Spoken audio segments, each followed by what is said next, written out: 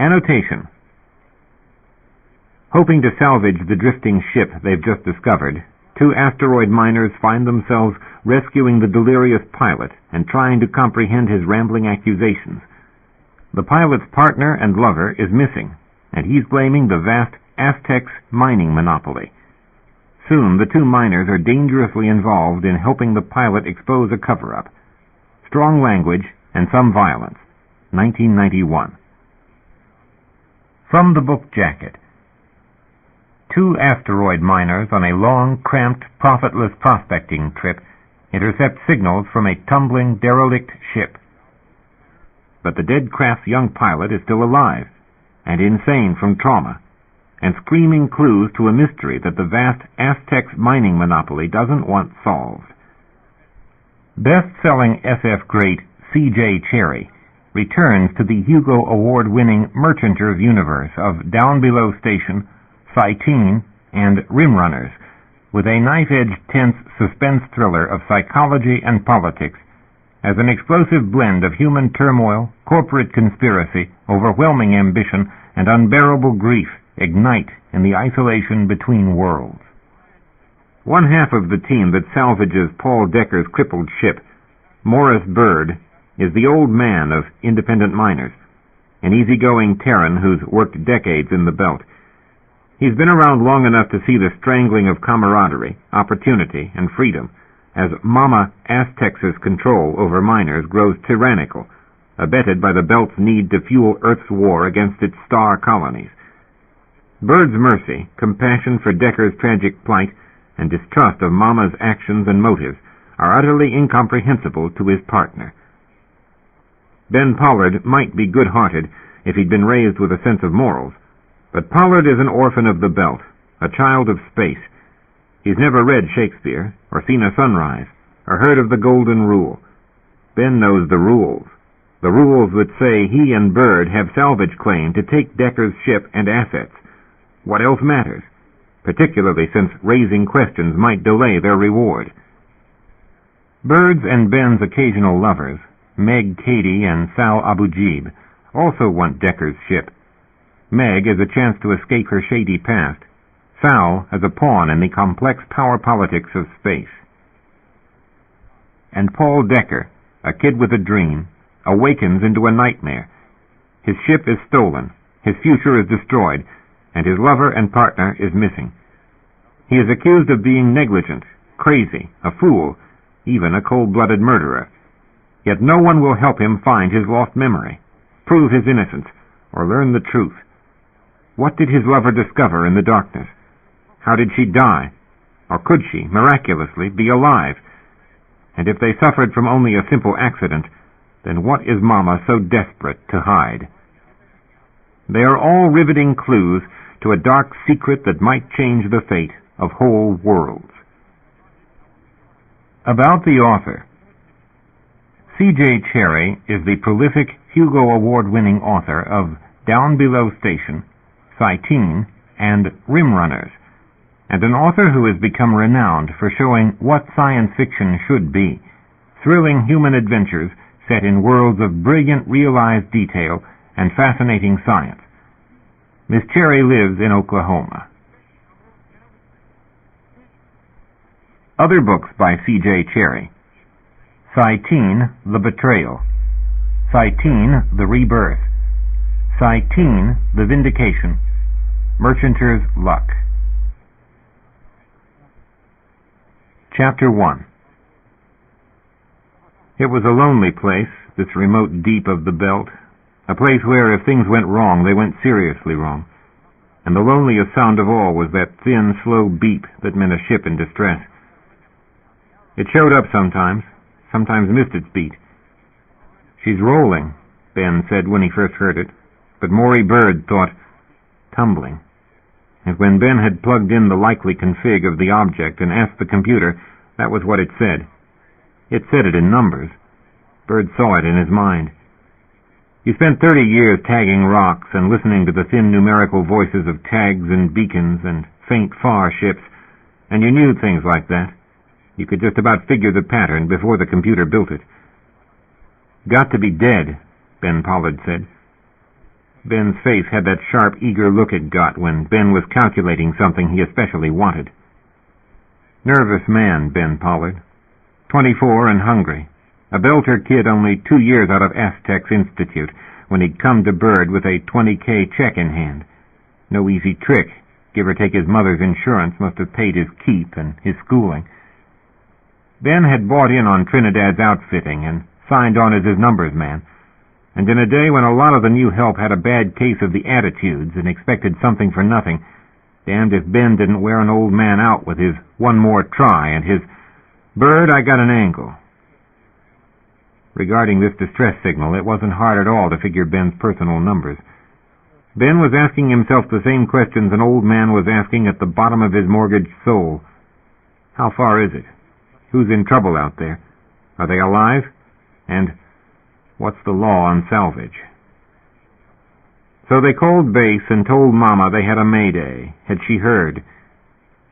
Base hadn't heard it. That was moderately odd. Geosyncs over the well hadn't heard it, and ECSAAM system hadn't picked it out of all the beeps and echoes of tags and ships in the belt. Base took a while to think, approved a course, and dumped them new sector charts, with which Mama was exceedingly stingy. Mama said cleared for radio use, and proceed with caution. Good luck, 229 Tango. Spooky that Base hadn't heard that signal, that she claimed that was a vacant sector, so somebody was way off course. You lay awake and thought of all the names you knew, people who could be out here right now, good friends among them, and you asked yourself what could have happened and when. Rocks could echo a signal. Lost ships could get very lost. That transmitter should be the standard 5 watts, but a dying one could trick you. And committed boosted up to a truly scary V, about which you could also have second thoughts. You had a lot of things on your mind. The rule was that Base kept track of everything that moved out here. If your radio died, you maydayed on your emergency beeper, and you waited till Mama gave you clear instructions how she was going to get you out of it. You didn't expect anybody to come in after you. Nowadays, nobody went any damn where out of his assigned sector without Mama confirming course, and nobody used a radio for long-distance chatter with friends. You get lost in the dark, spacer kids. You go strictly by the regulations, and you yell for Mama's attention. That ghostly signal was doing that all right, but Mama hadn't heard, and by all rights she should have. Mama said it could be a real weak signal. They were running calculations on the Dopplering to try to figure it. Mama claimed she didn't hear it except with their relay, and that argued for close. Or, Mama said, her reception could have a technical problem, which at a wild guess meant some glitch in the software on the big dishes. But Mama didn't talk about things like that with miners. Mama didn't talk about a lot else with poor sod miners. You remember those jackers? Ben asked, waking up in the middle of Bird's watch. Yep, Bird said, working maintenance on a servo motor. He tightened the screw and added then, I knew Carl Nouri. You're kidding. Only 20 years back. Hell, I drank with him. Nice guy. Him and his partner. That got Ben for sure. Ben slid back into his G1 spinner and started it up again. But after a while Ben stopped, got out, hauled on his stim suit and his coveralls, and had breakfast, unshaven and shadow-eyed. The man felt ashamed of himself, disturbing the young fellow's rest. But the remembrance of Nouri went on to upset Bird's sleep, too. No one was currently hijacking in the belt. The company had wiped out Nouri and his partners, blown 2 of them to the hell they deserved, luring help in with a fake distress signal, killing crews, stripping logs for valuable finds, and ships for usable parts. Nouri's operation had worked for a while, until people got suspicious and started asking how Nouri and his friends were so lucky, always coming in with a find, their equipment never breaking down, their ships real light on the fuel use. Careful maintenance, Nouri had insisted. They did their own. They were good at their work. But a suspicious company cop had checked part numbers on Nouri's ship and found a condenser, Bird recollected. A damn $50 condenser, with a serial number that traced it to poor Wally Leavitt's ship. They'd shipped Nouri and 5 of his alleged partners back to trial on Earth, with what they said, company rules, though there'd been a good many would have seen Nouri himself take a walk above the well. But worse than the fear in the deep belt in those days was the way everybody had looked at everybody else back at base, thinking, "Are you one of them? Or, do you think I could be?"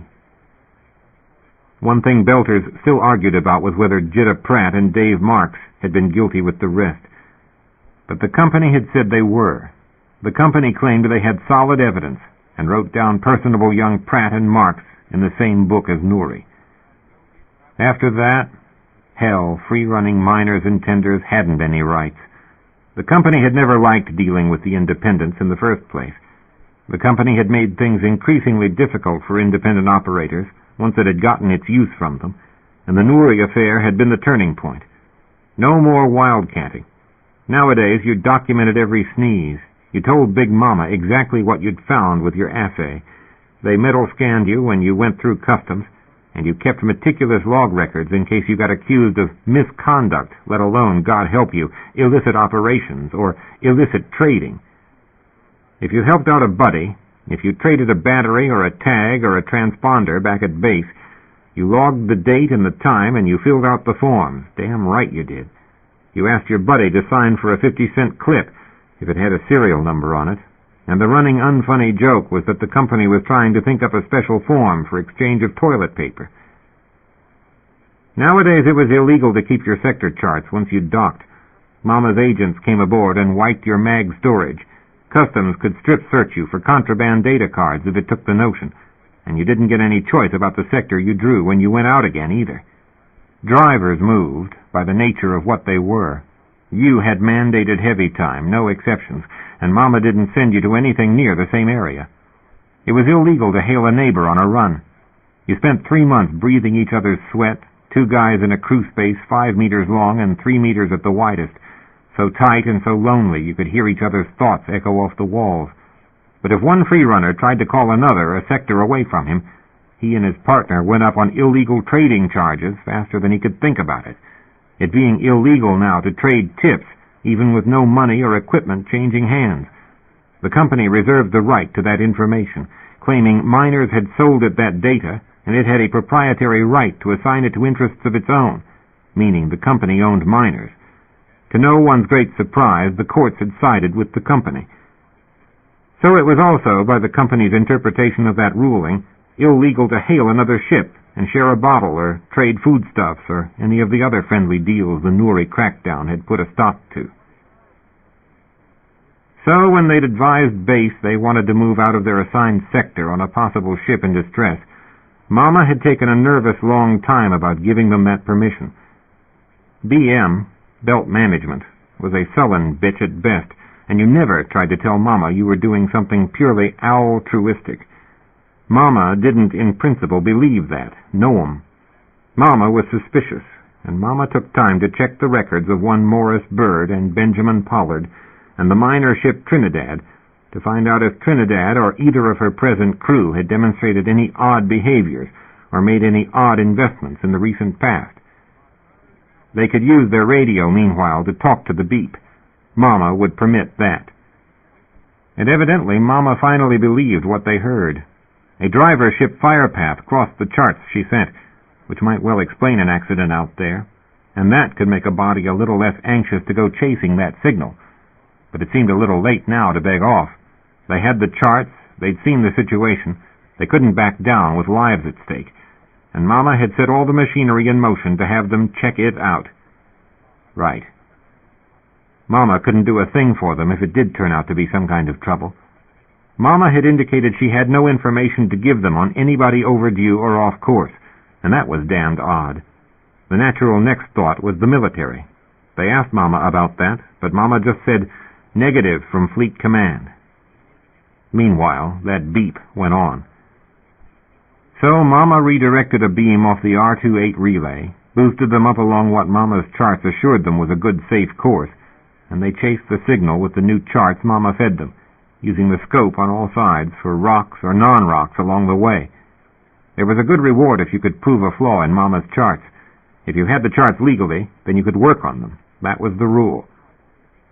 At this speed, you just prayed God the flaw didn't turn up directly in your path. But as the sectors went, it was the big empty out here. Nothing but a couple of company tags and one free runners for a long, long trip. Mama's charts were stultifyingly accurate, except the source of the beep, which seemed to be a weak signal. That was Mama's considered current opinion, meaning it was close. 14 nervous days of this, all the while knowing you could make a big, bright fireball with depressingly little warning. Naturally, in the middle of supper, breakfast, and shift change, the radar finally went blip on something not on its chart, and Bird scalded himself with coffee. The blip, when they saw it on the scope, did match the signal source. "Advise Mama?" Ben said. Bird bit his lip, thinking about lives, Mama's notoriously slow decisions, and mulling over the regulations that might apply. "Let's just get the optics sign down. No, we got no real news yet. We're doing what Mama told us to do. Looks like we can break without her help. No great differential. And I seriously don't want Mama's advice while we're working that mother. That's going to be a bitch as is." "You got it," Ben said with a nervous little exhalation. Ben set his fingers on the keys and started figuring. "Looks like it caught a rock," Bird said, pointing out that deep shadow in the middle of what ought to be the number one external tank. "Looks." Ben had been cheerful ever since optics had confirmed the shape of a minor craft. "Sure doesn't look healthy." "It sure doesn't look good. Let's try for another still, see if we can process up a serial number on that poor sod." "You got it," Ben said. They crept up on it. They put a steady hail on ship to ship, having that permission, and kept getting nothing but that tumble-modulated beep. It was no pretty picture when they finally had it lit up in their spots. "One hell of an impact," Ben muttered. "Maybe a high-V rock." "Could be." "God, both tanks are blown. Right there, see? That one's got it right along the side. Those guys had no luck. Sudden. Bad angle. Lot of G's. Bash on one side, explosion on the other. Maybe it threw them into a rock. Dunno. Either one alone, God help 'em. Maybe 10 real sudden G's. Real sudden acquaintance with the bulkhead. Rearrange your face real good. Wouldn't know what hit 'em. Suppose that driver did bump a pebble out? Could be. Cosmic bad luck and all this empty. Talk about having your name on it. What do they say the odds are? 100% for these guys. Another image capture. White glared across the cameras, a blur of reflected light, painted serial designation. Shit, that's a oneer number. Oneer 84 Zebra. Not from their base. Outside their zone. Strangers from across the line. The tumble carried the lock access toward their lights. Bird said, "Hatch looks all right." "You got no notion to be going in there?" "Yep." "Bird, love of God, there's no answer." "Maybe their receiver's out. Maybe they lost their radio altogether. Maybe they're too banged up to answer. Maybe they're dead. You don't need to go in there." "Yep, but I'm going to." "I'm not." "Salvage rights, Ben, me lad. I thought we were partners." "Shit." It was a routine operation for a miner to stop a spin, and most rocks did tumble, but the tumble of a spindle-shaped object their own size and, except the ruptured tanks, their own mass, was one real touchy bitch. It was out with the arm and the brusher, and just keep contacting the thing till you got one and the other motion off it, while the gyros handled the yaw and the pitch, bleeding money with every burst of the jets. But you did this uncounted times for 30-odd years, and you learned a certain touch. A trailing cable whacked them and scared Ben to hell, and it was a long, sweaty time later before they had the motion off the thing. A longer time yet till they had the white bullseye beside the stranger's hatch centered in their docking site. But after all the difficulty before, it was a gentle touch. Grapples clicked and banged. "That's it," Bird said. "That's got it." A long breath. Ben said reverently, "She's ours." "We don't know that." "Hell, she's salvage." "Right behind the bank." "Uh-huh. Even if it's pure company, we got a 50-50 split. Unless somebody's still in control over there. Well, hell, somebody sure doesn't look it. Won't know till we check it out, will we? Come on, Bird. Shit, we don't have to go in there, do we? This is damn stupid. Yep, and yep. Bird unbelted, shoved himself gently out of his station, touched a toe on the turn pad, and sailed back to the locker. Coming? Ben sullenly unclipped and drifted over while Bird hauled the suits out and started dressing. Ben kept bitching under his breath. Bird concentrated on his equipment. Bird always concentrated on his equipment, not where he was going, not the unpleasant thing he was likely to find the other side of that airlock. And most of all, he didn't let himself think what the salvage would bring on the market. 5 on 10, she's a dead ship, Ben said. Bets? Could have knocked their transmission out. Could be a whole lot of things, Ben. Just put a small hold on that enthusiasm. Don't go spending any money before it's ours. It's going to be a damn mess in there. God knows how old it is. It could even be one of the Nuri wrecks. The transmitter's still going. Transmitters can go that long. Not if the life support's drawing. 6 months, tops. Besides, power cells and fuel were what Nuri stripped for sure. Ben's helmet drifted between them. Ben snagged it. I'm taking the pry bar. We're going to need it getting in. Lay you bets? Bird picked his helmet out of the air beside him and put it on. Smell of old plastics and disinfectant. Smell of a lot of hours and a lot of nasty cold moments. This might be the start of one, the two of them squeezing into the wider-than-deep airlock, which was claustrophobic enough for the one occupant it was designed for. It truly didn't make sense, maybe, insisting both of them get rigged up. It might even be dangerous, putting shut locks between them both and operable systems. But you chased a ghost signal through the belt for days on end. You had nightmares about some poor lost sods you'd no idea who, and you remembered all your own close calls. Well then, you had to see it with your own eyes, to exercise your ghosts. If you were going to be telling it to your friends back at base, and you would, then you wanted the feel of it, and you wanted your partner able to swear to it. Most of all, maybe you got a little nervous when your partner started getting that excited about money and insisting they owned that ship. Most especially since Nuri and the crackdown, and since the company had gotten so nitpicking touchy. You wanted witnesses able to swear in court what you'd touched and what you'd done aboard somebody else's ship. Bird shut the inside hatch and pushed the buttons that started the lock cycling. The red light came on, saying depressurization, and the readout started spieling down toward 0. Salvage, Ben said, tinny sounding over the suit comm. Maybe she'll still pitch, do you think? If those tanks are the most of the damage, hell, they're cans is all. Can't be that expensive. We could put a mortgage on her, fix her up.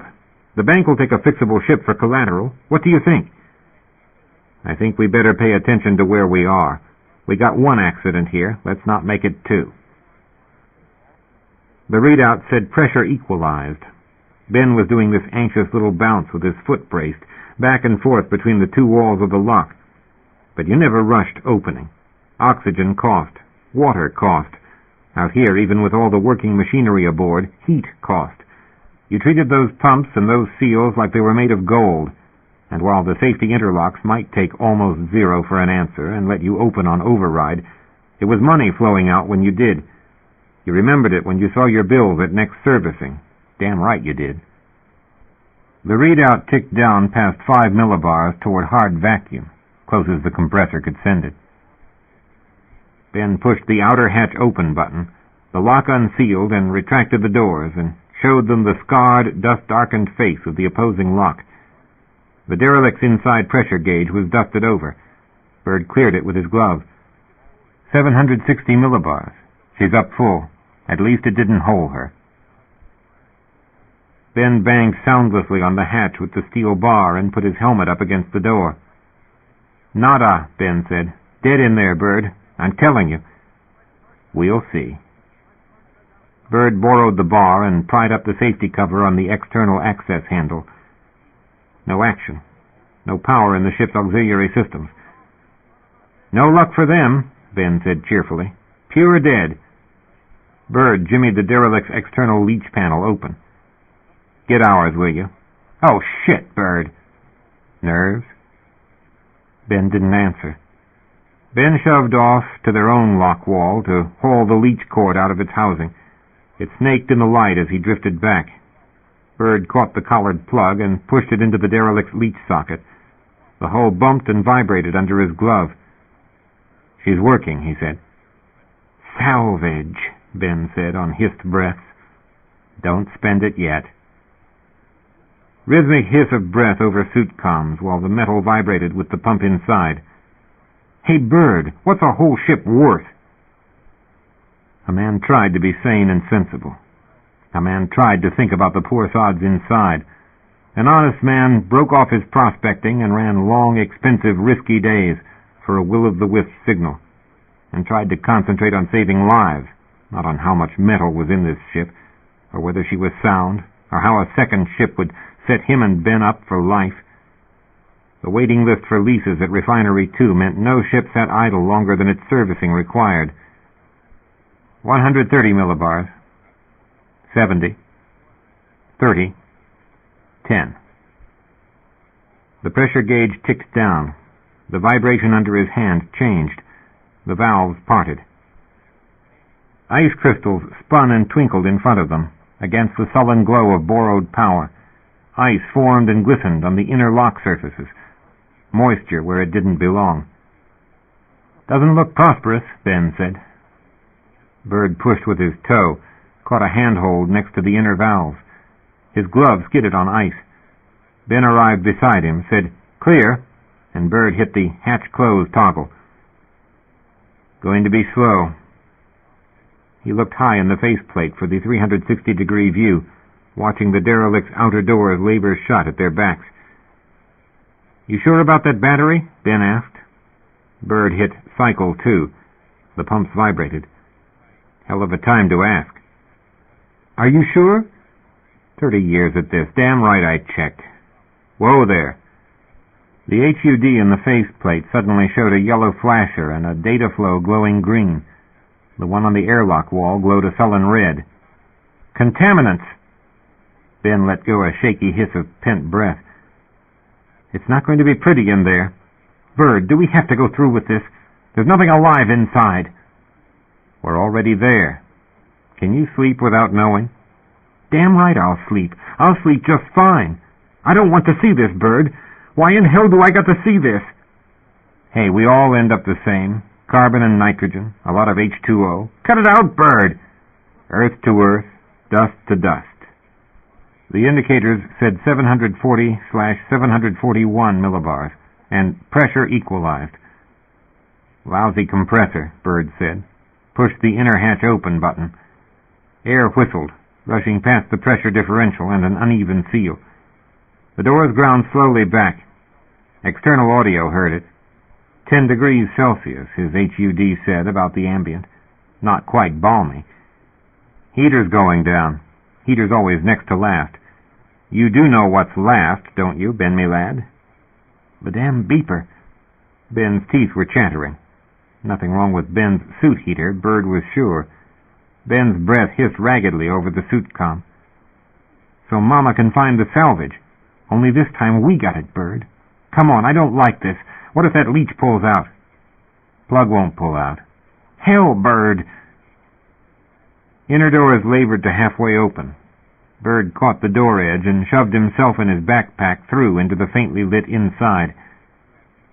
A helmetless hard suit, trailing cables and hose, drifted slowly in front of them, spinning in a loose cocoon of its attachments.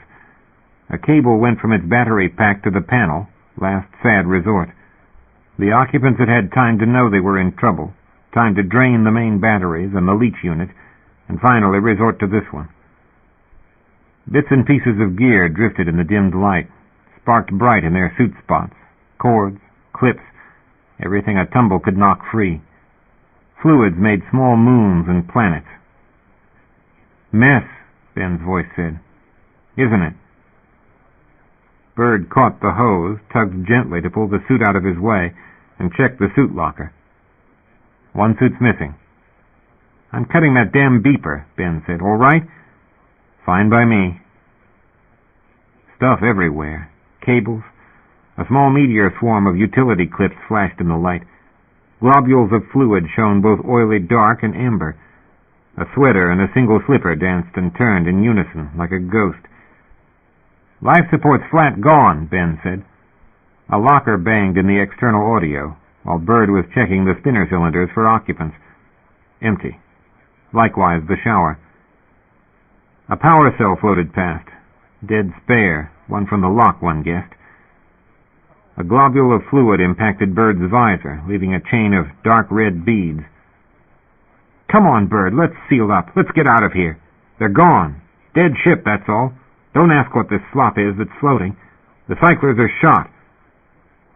Drifting hose, more clips, a lump of blankets under the number 2 workstation, spotted in Bird's chest light. "Looks like here's one of them," Bird said. "God, let it be! Bird!" Carbon and water. Just carbon and water. Bird held the counter edge and snagged the blanket. The body drifted past the chair, rolled free as the blanket floated on to dance with the sweater. Young man in filthy coveralls. Straight dark hair and loose limbs drifted in the slow spin the turnout gave him. Not much beard. Bird caught a sleeve, stopped the spin, saw a dirty face, shut eyes, open mouth. Dehydration shrank the skin, cracked the lips. "Don't touch him," Ben objected. "God, don't touch him." Beard's been shaved, maybe 3 days. "God knows how long ago. He's dead, Bird. That's a dead body." Bird nudged the chin lever over to sensor array, said, "Left. Hand." The HUD showed far warmer than the 10-degree ambient. Pliable flesh. "Isn't a body, Ben. This guy's alive." "Shit," Ben said. Then, "But he's not in control of this ship. Is he?" Long, long door closing, with an unconscious man crowding them 3 to the lock, and the underpowered motors going slow and threatening breakdown. Then they could Mode 2 override their own airlock, mixing air supplies and keeping pressure up for their passengers' sake. "Go ahead and seal it behind us," Bird said. "Keep it just the way it was, in case Mama asks questions." "God, we got a contaminant splashing in our lock now. Why the hell don't we have a transfer bag? God, this guy's all over crud." "We'll think of that next time. Come on, do it." Ben swore, made the numbingly slow seal of the wreck's doors, then pulled their leech free and hit hatch close on their own panel, sending 184 Zebra toward an electronic sleep, still docked with them, her last battery on the edge of failure. "Man was a total fool," Ben muttered. "He should have hooked the ship in to feed that suit, not the other way around. Should have let her go all the way down." "Would have made sense," Bird said. "So where's the partner?" "God only. Push cycle. I can't reach it."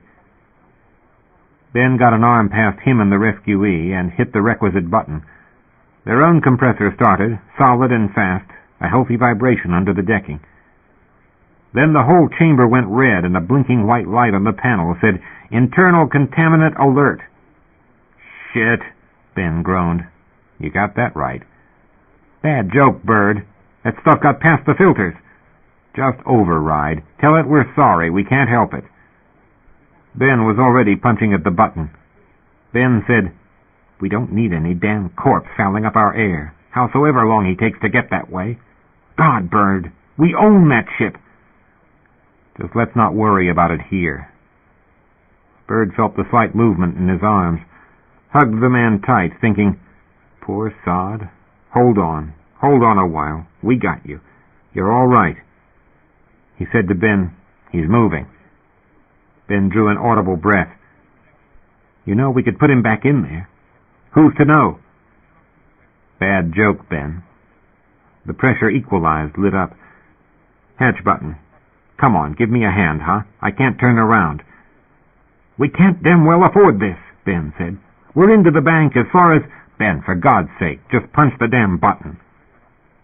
Ben punched it. The hatch opened, relieved the pressure at Bird's back, gave him room to turn and haul their rescuee inside. He carefully let the man go and let him drift while he sailed back into the lock and secured the leech into its housing. Then he drifted back through and shut the inside hatch. Ben was lifting his helmet off. Ben was making a disgusted face and swearing. Their air quality alarm had the warning siren going and the overhead lights flashing. It was that bad. Ben grabbed their guest by the collar and started peeling him out of his clothes. Bird got his own helmet off and let it float, stripped off his gloves, and helped Ben peel the unconscious man to the skin, trying not to breathe, bunching the coveralls and stim suit continually as they peeled them off, trying not to let them touch the air. He hesitated whether to go for a contaminant bag or shove them in the washer and maybe foul the cleaning fluid for the rest of the trip. The washer was closer. He crammed them in, slippers and all, levered the small door shut, and pushed the button. The stench clung to his bare hands. His suit was splotched with yellow and red stains. He heard a faint voice, not Ben's, protesting incoherently, turned and saw Ben pulling the shower door open, the young man trying to resist Ben's pulling him around. Ben pushed the man inside and pulled the door to. A knee was in the way, and Ben shoved it, while their uninvited passenger, drifting behind clear plastic, slammed a weak fist against the clear plex door. "Be a little damn careful, Ben." Ben pulled the outside seal lever down, flung up the service panel beside the door, pushed the test cycle button, holding the shower door shut the while. The shower started. Their guest slammed the door with his fist again, drifted back against the wall as the water hit him. "What's the water temp?" "Whatever you left it." "I don't remember what I left it." "Cut it, Ben. He's passed out." "He's all right, damn it. We've spent enough on this fool. I'm not living with that stink. It's my money too, Bird, in case you forget. It's my money right along with yours we spent running after this guy. It's my money pays for those filters, and that smell makes me sick to my stomach, Bird." All right. Take it easy." "It's all over us." "Ben, shut up. Just shut up, hear me?" The air quality siren was still going. It was enough to drive a man crazy. They were having a zero run, hardly anything in the sling. They'd spent nerve-wracking hours getting the ship linked, and now Ben had gotten so close to money he could taste it. Ben got a little breath, looked as if control was still coming hard for him, as if he was somewhere between breaking down and breaking something. Bird shoved over to the life support control panel and cut the siren. The silence after was deafening, just the shower going and their own hard breathing. Ben was a hard worker, sometimes too hard. Bird told himself that, told himself Ben was a damned fine partner, and the belt was lonely and tempers got raw. Two men jammed into a 5x3 can for months on end, had to give each other room. Had to, that was all. Ben said, thin-lipped but sanely, "Bird, we got to wipe down these suits. We have to get this stink off. It's going to break down our filters, damn it." "It won't break down our filters," Bird assured him quietly.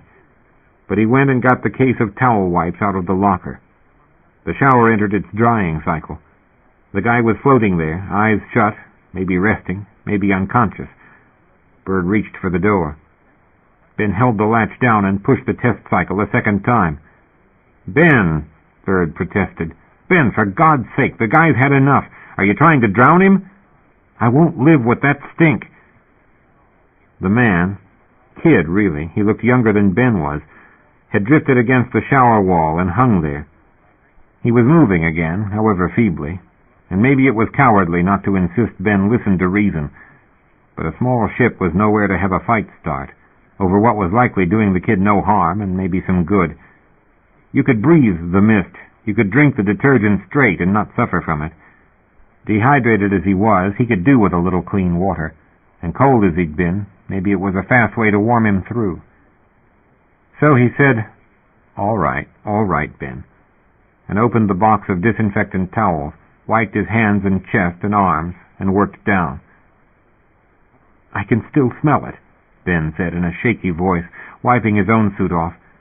"Even after you scrub it, I can still smell it." "That's just the disinfectant." "Hell if it is." Ben was not doing well, Bird thought. He had insisted Ben go over there with him, and maybe that had been a mistake. Ben wasn't far into his 20s himself. and Ben might never have been in a truly lonely, scary situation in his whole station-bound life. Ben had spooked himself about this business for days, with all this talk about hijackers. On the other hand, maybe an old dirt-sider from Earth and a belter brat 4 years out of school weren't ever going to understand each other on all levels. They shed the suits. They'd used up 3/4 of their supply of wipes. "Just as well our guy stays in the shower," Bird said, now that he thought calmly about it, "until we have something to put him in. His clothes will be dry in a bit." He cycled the shower again himself, stowed his suit, and floated over to the dryer as it finished its cycle. The clothes were a little damp about the seams and smelled of disinfectant. The dryer's humidity sensor needed replacing, among a dozen other things at the bottom of his round-to-it list. He read the stenciled tag on the coveralls. "Our guy's got a name. Tag says Decker, P. That's fine. So he's got a name. What happened to his partner? That's what I want to know." Maybe that was, after all, what was bothering Ben. Too many stories about Nouri and the hijackers. He wasn't doing so well himself, was he? Decker, P., was drifting in the shower compartment, occasionally moving, not much. Bird opened the door, without interference from Ben this time, and said quietly before he took the man's arm, "Decker, my name's Bird, Maury Bird. My partner's Ben. You're all right. We're going to get you dressed now. Don't want you to chill." Decker half opened his eyes, maybe at the cold air, maybe at the voice. He jerked his arm when Bird pulled him toward the outside. "Corey?" he asked, and in panic, bracing a knee and a hand against the shower door rim. "Corey?" "Watch him," Ben cried. But it was Ben who caught a loose backhand in the face. Decker jabbed with his elbow on the recoil, made a move to shove past them, but he had nothing left, neither leverage nor strength. Bird blocked his escape and threw an arm around him, after which Decker seemed to gray out, all but limp, saying, "Corey." "Must be the partner," Bird said. "God only. I want a shower, Bird." Ben snatched the half-dry coveralls from him and grabbed Decker's arm. "Hell with the stim suit. Let's just wrap this guy up before he bashes a panel or something." "Just hold on to him," Bird said. Bird caught the stim suit that was drifting nearby, shook the elastic out, got the legs and sleeves untangled, and got hold of Decker's arm. "Left leg. Come on, son. Clean clothes. Come on, give us some help here. Left leg." Decker tried to help then, much as a man could who kept passing out on them. His skin had been heated from the shower. It was rapidly cooling in the cabin air, and Ben was right. It was hard enough to get a stim suit on oneself, nearly impossible to put one on a fainting man. He was chilling too fast. They gave that up. By the time they got him into the coveralls and zipped him up, he was moving only feebly, half-conscious. "Not doing real well, is he?" Ben said. "Damn waste of effort. The guy's going to sign off." "He's all right," Bird said. "God, Ben, mind your mouth." "I just want my bath. Let's just get this guy to bed, all right? We get a shower, we call Mama, and tell her we got ourselves a ship." "Shut up about the ship, Ben."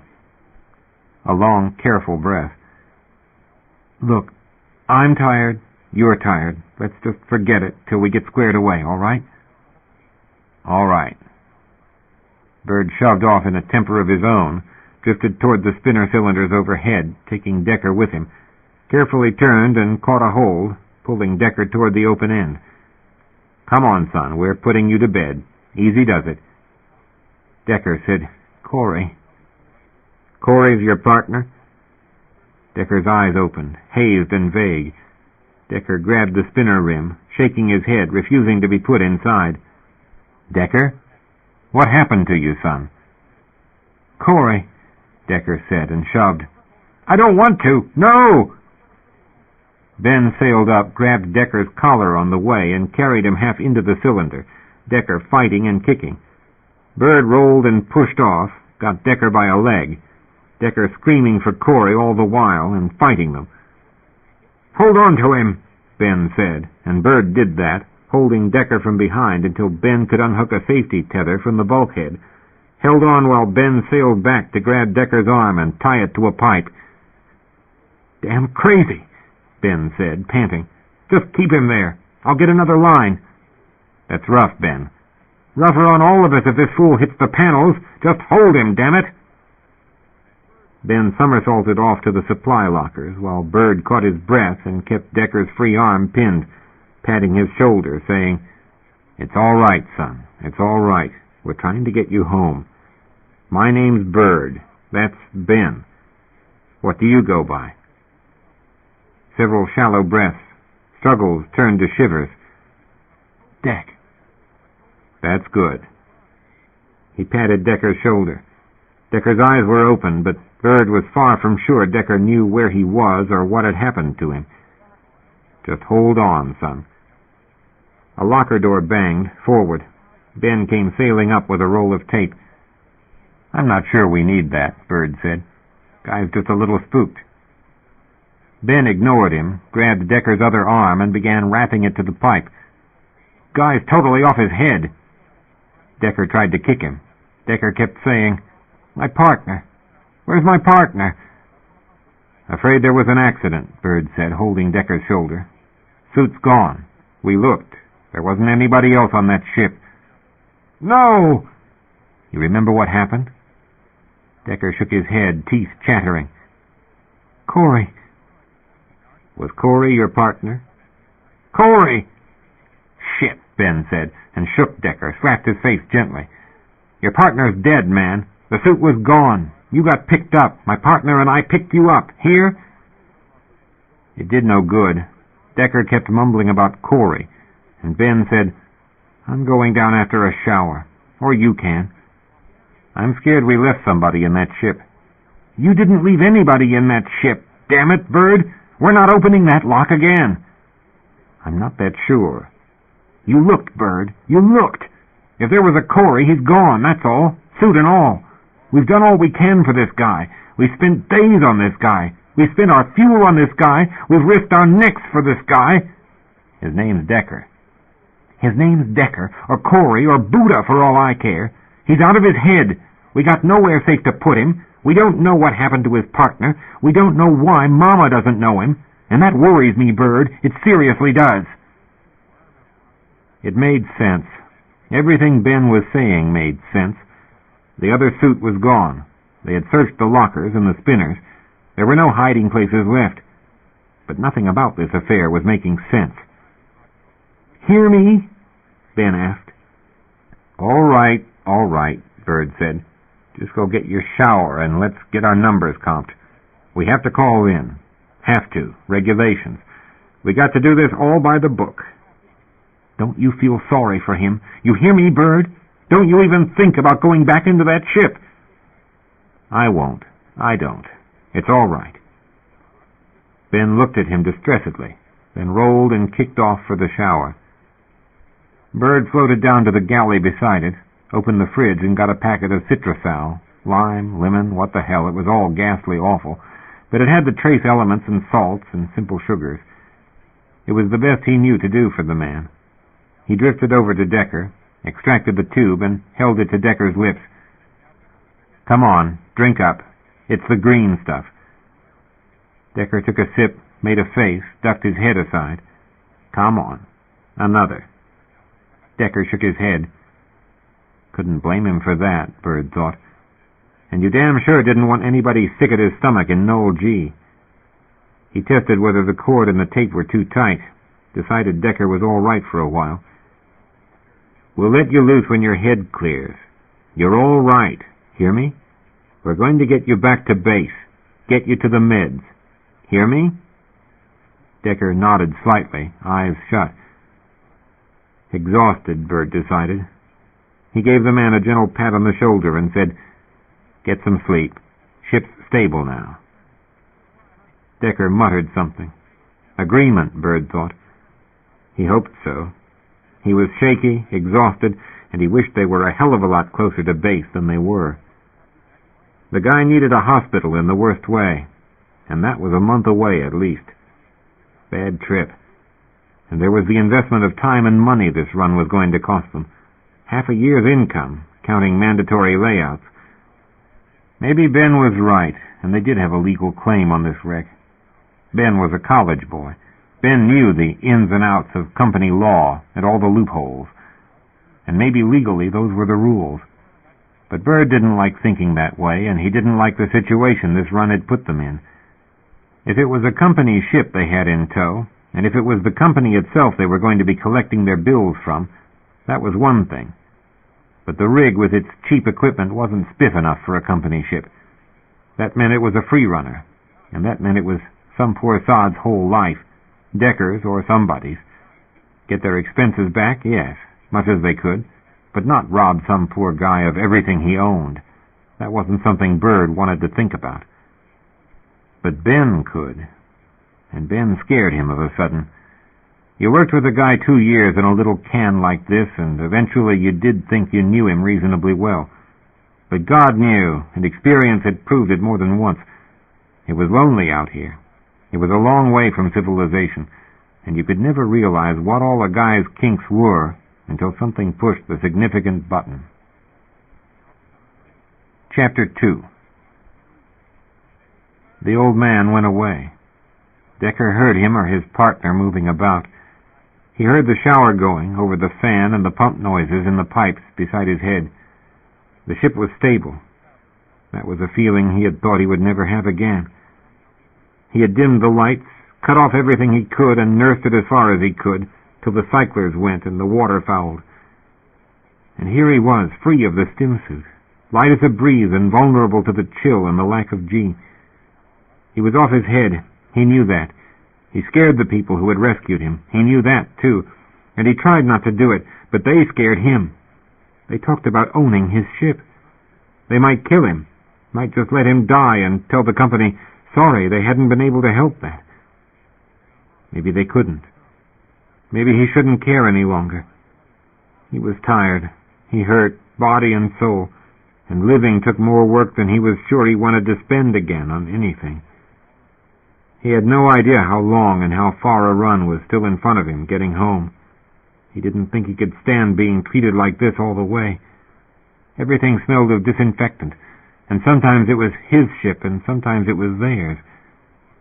But Corey never answered him wherever he was, and at times he knew she wouldn't. The old man drifted up into his sight again, put a straw in his mouth, and told him to drink. He did. It tasted of copper. The old man asked him what had happened to his partner. Then he remembered. How could he have forgotten? That she was out there, and that ship was. He could see it coming. No! He cried, and winced when it hit. He knew it was going to hit. The collision alert was screaming. He yelled into the mic, "My partner's out there!" because it was the last thing he could think of to tell them. "Your partner's dead," somebody yelled at him. And another voice, angry, yelled, "Shut up, damn it, Ben. You got no damn feelings. Give the guy a chance. God!" He was still alive, and he did not understand how he had survived. He hauled himself to the radio. He held on against the spin as long as he had strength. "Corey!" he called on the suitcom frequency over and over again while the ship tumbled. Maybe she answered. His ears rang so he couldn't hear the fans or the pumps, but he kept calling her name, so she would know he was alive and looking for her, that he'd get help to her somehow, as soon as he could get the damned engines to fire, or as soon as he could get hold of base and make that ship out there answer him. Ben said, "We're due salvage rights, whether he's company or a free runner. No legal difference. It's right in the company rules. I'll show you." Bird said carefully, because he wanted Ben to understand him, "We'll get compensated. Maritime law, since..." "There's the law, and there's what's right, Ben." "Right is we own that ship, Bird. He wasn't in control of it. That's what right says." Ben was short of breath. He was yelling.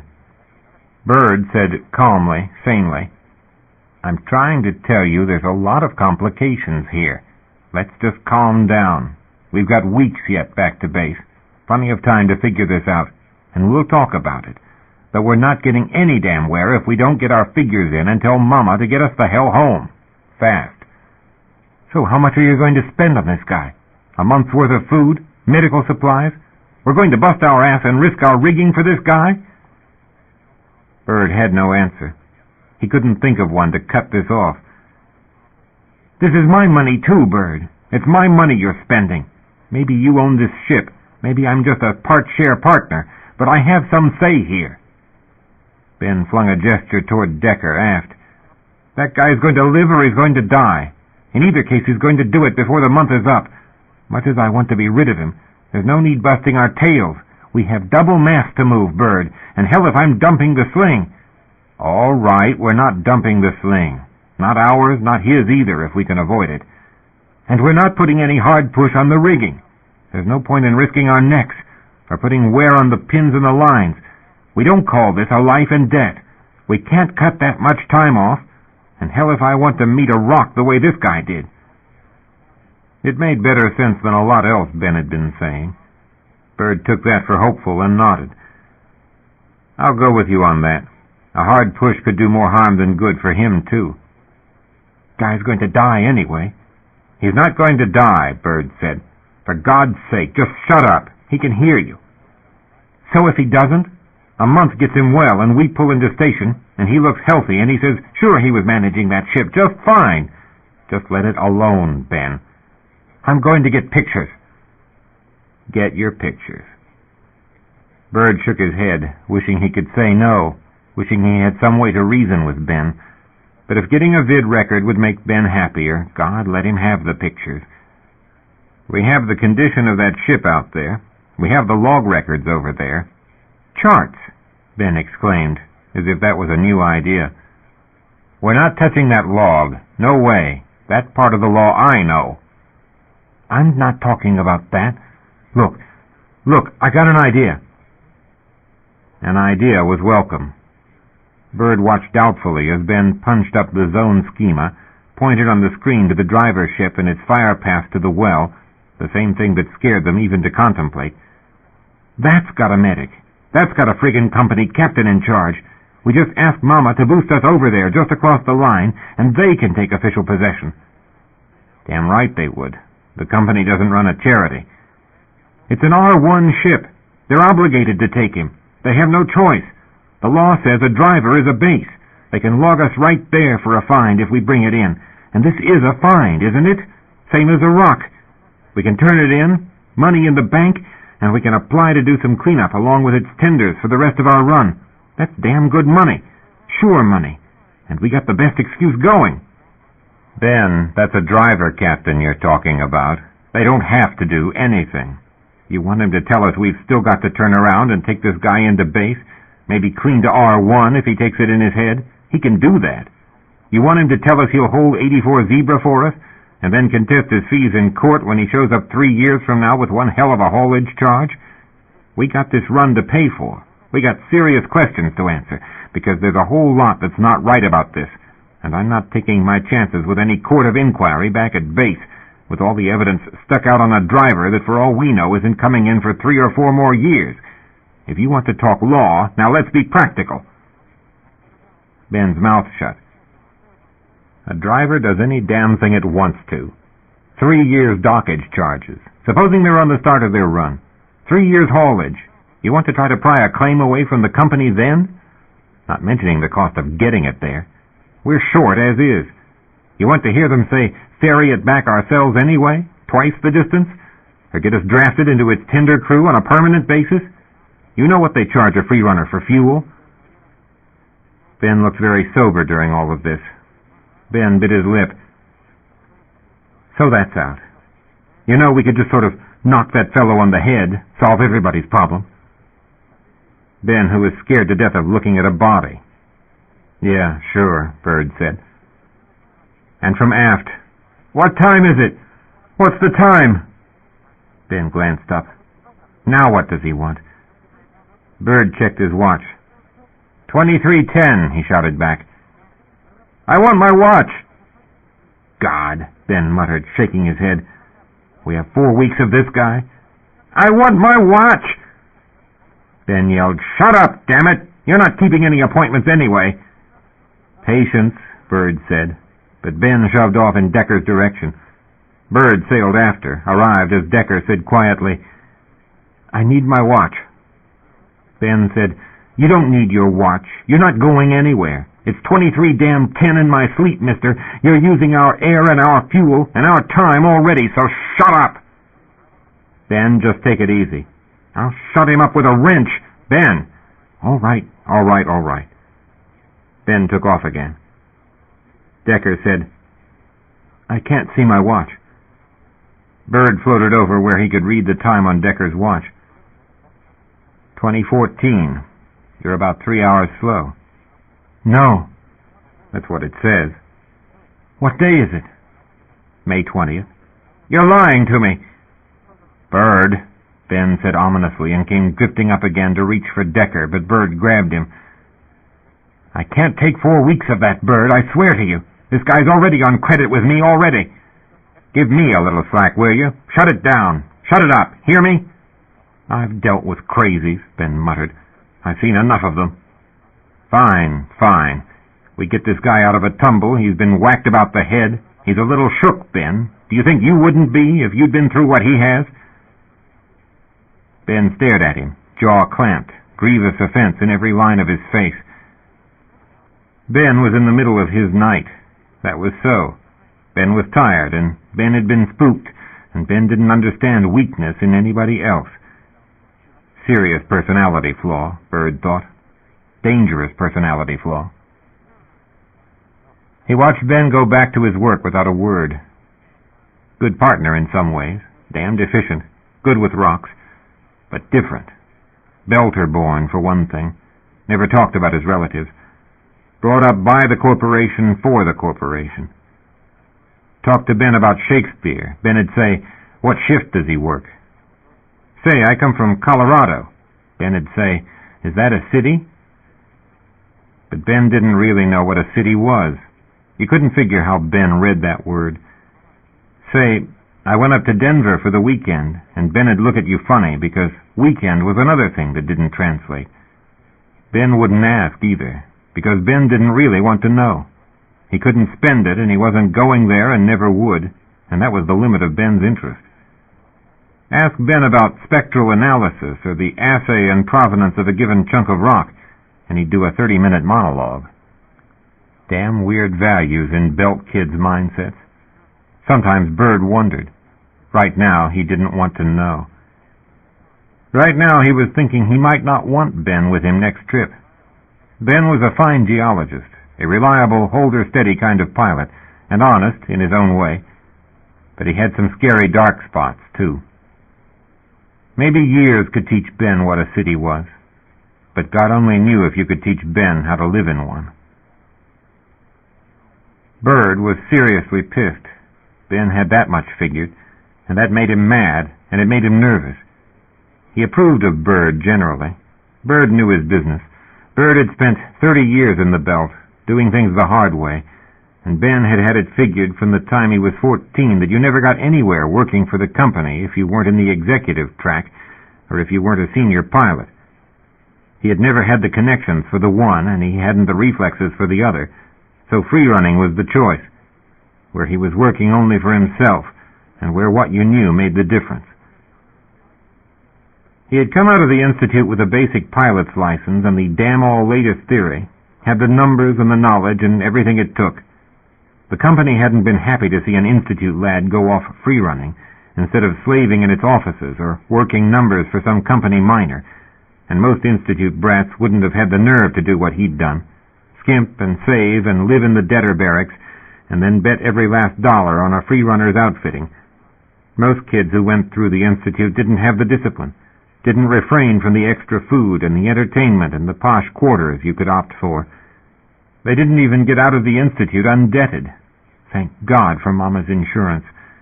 And even granted they did all that, most wouldn't have had the practical sense to know, if they did decide to go mining and not take a job key pushing in some office, that the game was not to sign up with some shiny new company pilot in Corp Rab who had perks out to here. Hell no. The smart thing was to hunt the records for the old independent who had made ends meet for 30 years, lean times and otherwise, namely Morris Bird. Free-running was the only wide gamble left in the Belt, and free-runners, being from what they were, didn't have the advantage of expert, up-to-date knowledge from the Institute. plus the assay office. But with Maury Bird's 30 years of running the belt, his old charted pieces were bigger than you got nowadays, distributed all along the orbital track, and he got chart fees on those every month. The company didn't argue with his requests to tag, and those old charted pieces kept coming round again, in the way of rocks that looped the sun fast and slow. Sometimes those 24- and 12-year-old pieces might have been perturbed, and if somebody tried to argue about the claim, your numbers had to be solid after all those years. Besides which, to find the good chaff that might remain to be found, you had to have more than guesswork. That was the pitch he had to offer, along with $20,000 interest-free to finance some equipment Bird badly needed. That was why Bird should take a greenie for a numbers man in a time when experienced miners went begging. Company training, the science and the math, and the complete belt charts that Assay got to see, and they had done damned well as a team. Damned well, till they'd got one of those absolutely miserable draws Mama sometimes handed you, a sector where there just wasn't much left to find but a handful of company-directed tags on some company-owned rocks. So right now they were in a financial slump. Bird was under a strain, and Bird had odd touchy spots Ben never had been able to figure, all of which this Decker had evidently hit on with his crazy behavior and his pretty boy looks. Decker was up there in their sleeping nook, mumbling about losing his partner. Damned careless of him. And now Bird was mad at him, acting as if it was his fault the guy was alive, and the find that might have been their big break turned out complicated. Maybe he thought Bird did want that ship as much as he did. Maybe Bird was equally upset that this fellow was alive, Bird having this ethic about helping people. Bird might well be confused about what he was feeling. Dangerous attitude to spread around, Ben thought, this charity business. And unfair, when Bird even thought about forgoing that ship for somebody who owed him and not the other way around, at his own partner's expense. It was a way for Bird to get had, and a man as free-handed as Bird was needed help from a partner with a lasting reason to keep him in one piece. "Bird," he called out from the workstation, "I got your prelim calc. No complications but that driver and our math." Bird came over to him. Bird said he'd finish it up and call Mama. Bird touched him on the shoulder in a confusingly friendly way and said, "Get some sleep." Ben said, because he thought it might make Bird happier, "I'm wired." At the bottom of his motives was the thought that a little time next to Decker's constant mumbling about Corey and his watch might make Bird a little less charitable to strangers. But Bird said, You're the one needs it most." "What's that supposed to mean?" "It means what it means. You're tired. You've worked your ass off. Get some rest." "I don't think I'll sleep right off. That guy makes me nervous. This whole situation makes me nervous." Bad day. Hard day. He decided Bird was being sane again. He was relieved. He said, "we might just ought to get a statement out of this guy. Besides pictures. I'm going to get a tape of this whole damn what time is it routine. Show what we got to cope with. Might just prove our case." Bird shook his head. "Bird, for God's sake!" "Ben," he said firmly. Ben did not understand. He flatly did not understand. "Just go easy on him," Bird said. "So what's he to us?" "A human being." "That's no damn recommendation," Ben muttered. But it was definitely a mistake to argue with Bird in his present mood. Bird owned the ship. Ben shook his head. "I'll just get the pictures." "You don't understand, do you?" "Understand what?" "What if it was you out there?" "I wouldn't be in that damn mess, Bird. You wouldn't be." "You're that sure?" "I'm sure." "Ben, you mind my asking, whatever happened to your folks?" "What's that to do with it?" "Did they ever make a mistake?" "My mama wasn't the pilot. That ship's not going to be booked mass with that tank rupture. Center of mass is going to be off, too. Need to do a test burn in a little while, all right? I don't want to leave anything to guesswork." "Yeah, fine. Nothing rough. Remember, we have a passenger." Ben frowned at him and kept his mouth shut. Bird said, pulling closer, I got to tell you, Ben, right up front, we're not robbing this poor sod. He's got enough troubles. Hear me? Don't you even be thinking about it. It's not robbing. It's perfectly legal. It's your rights, Bird, same as he has his. The same as he'd take his if things were the other way around. That's the way the system is set up to work. There's rights and there's what is right. He's not your friend.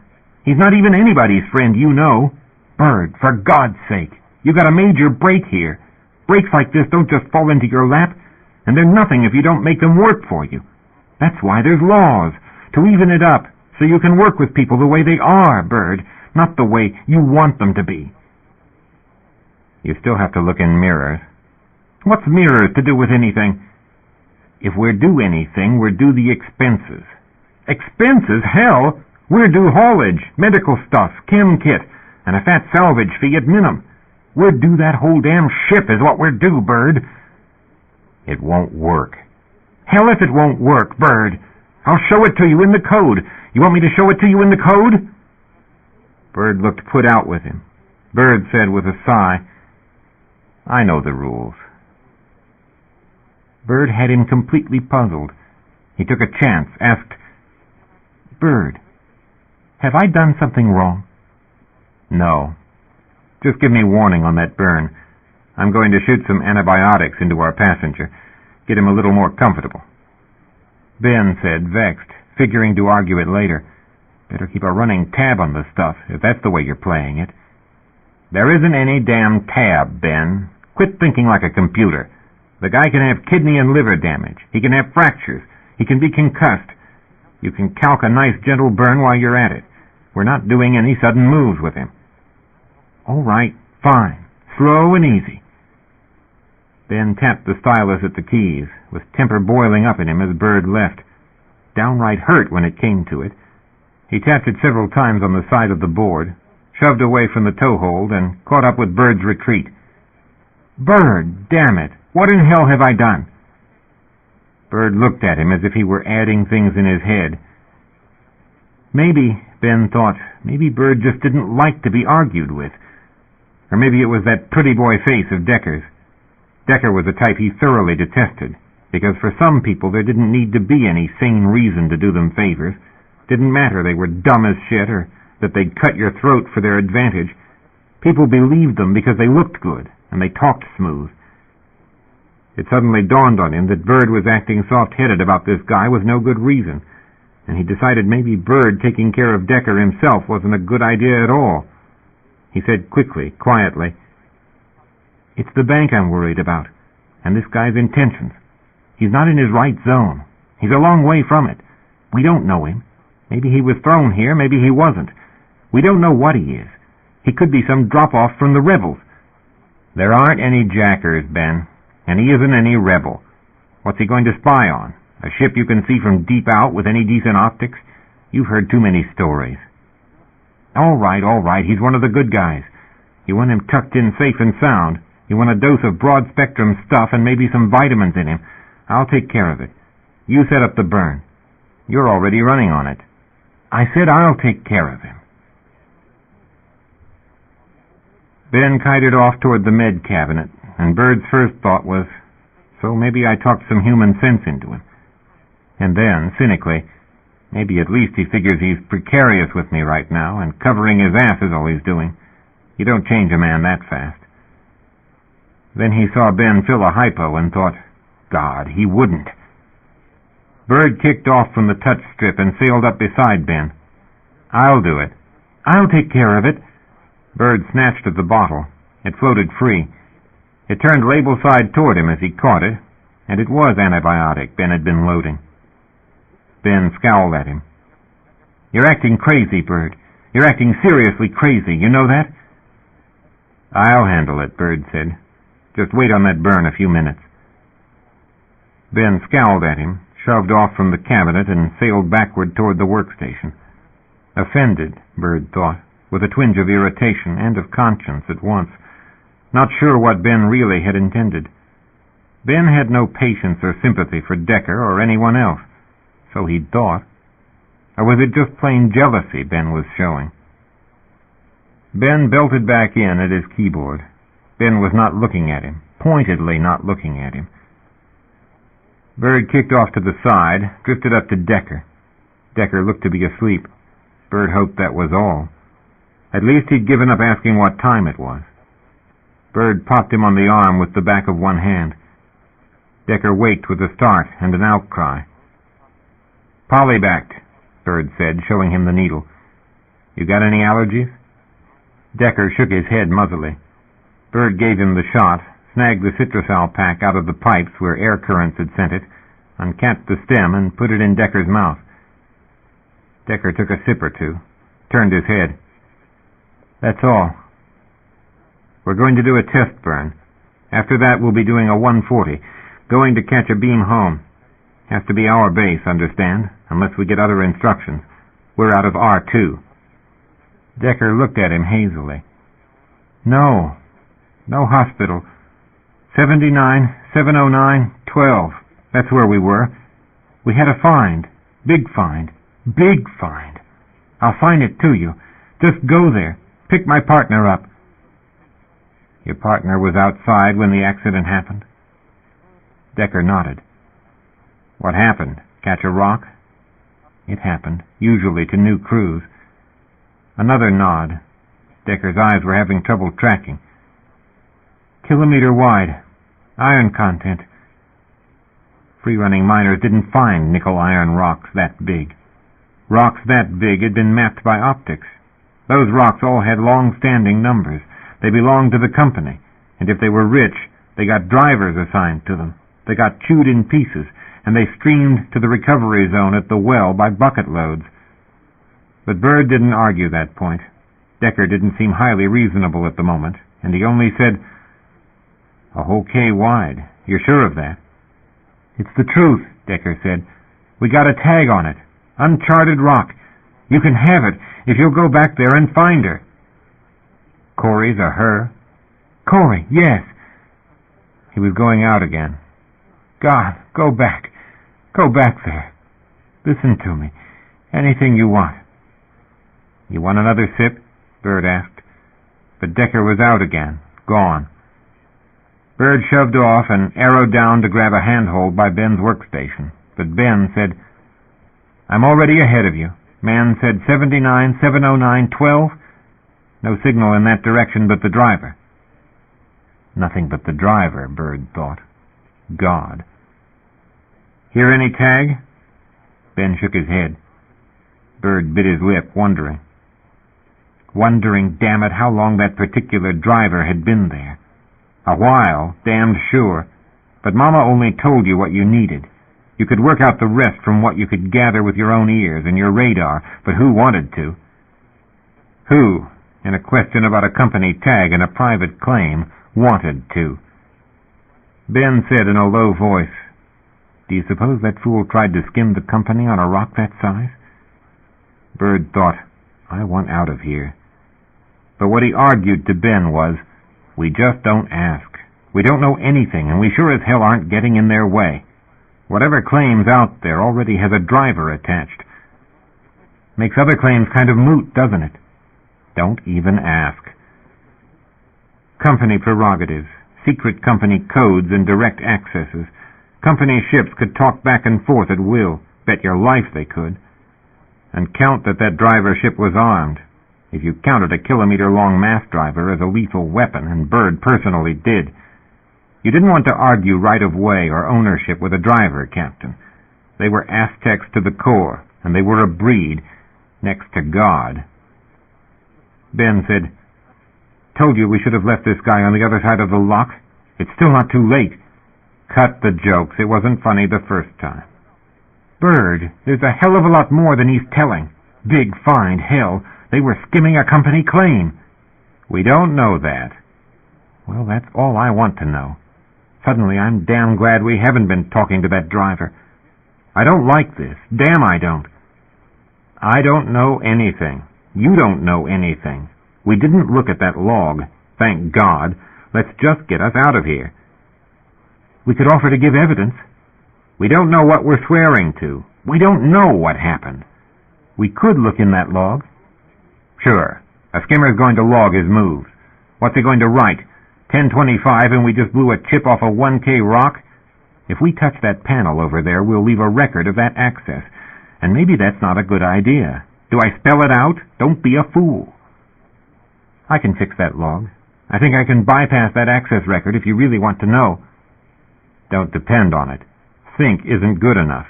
No. We don't run that risk. Best claim we've got is that we haven't seen those records and we don't know a thing. We don't have a problem if we just keep clean. No shady stuff. Nothing. Clean, Ben.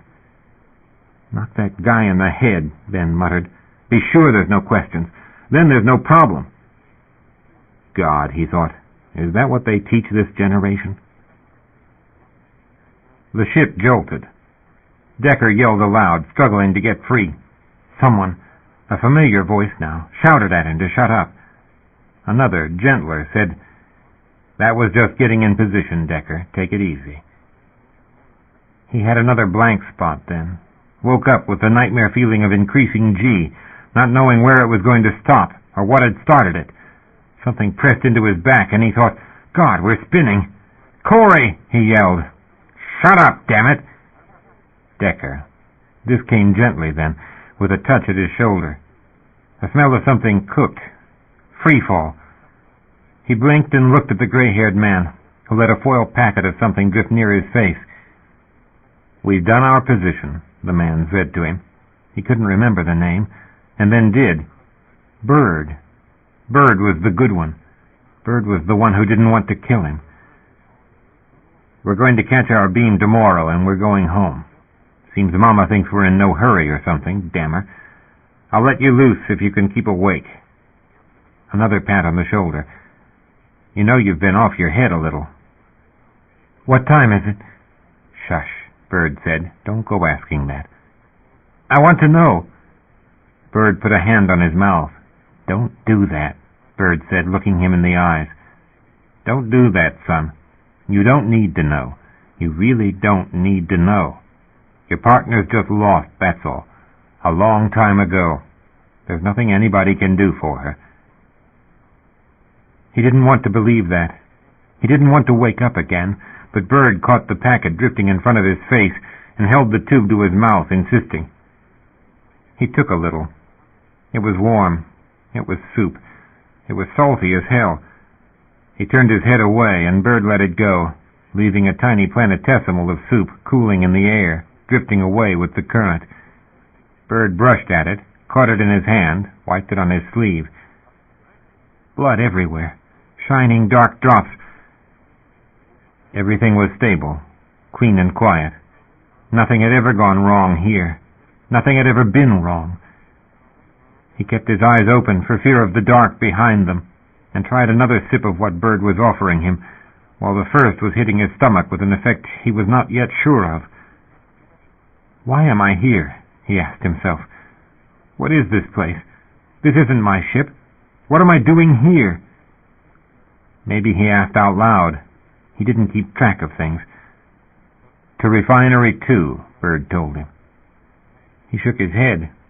He got a breath and thought, Corey's still in the ship. They've left Corey back in the ship. He reminded himself he could do it now with only a cold, strange calm. No, Corey's dead. Not that he could remember. He kept telling himself that over and over, but he could not remember. She was still there. She was wondering what had happened to him. She was trusting him to do the right thing, the smart thing. She was waiting for him to pick her up. The dark-headed one, the young one, Ben, rose into his vision, carrying a length of thin cable and a Davies clip. Ben hung in front of his face and reached behind his neck with the cable. "Hell!" he yelled and used a knee, but Ben grabbed a handful of his coveralls and it missed its target.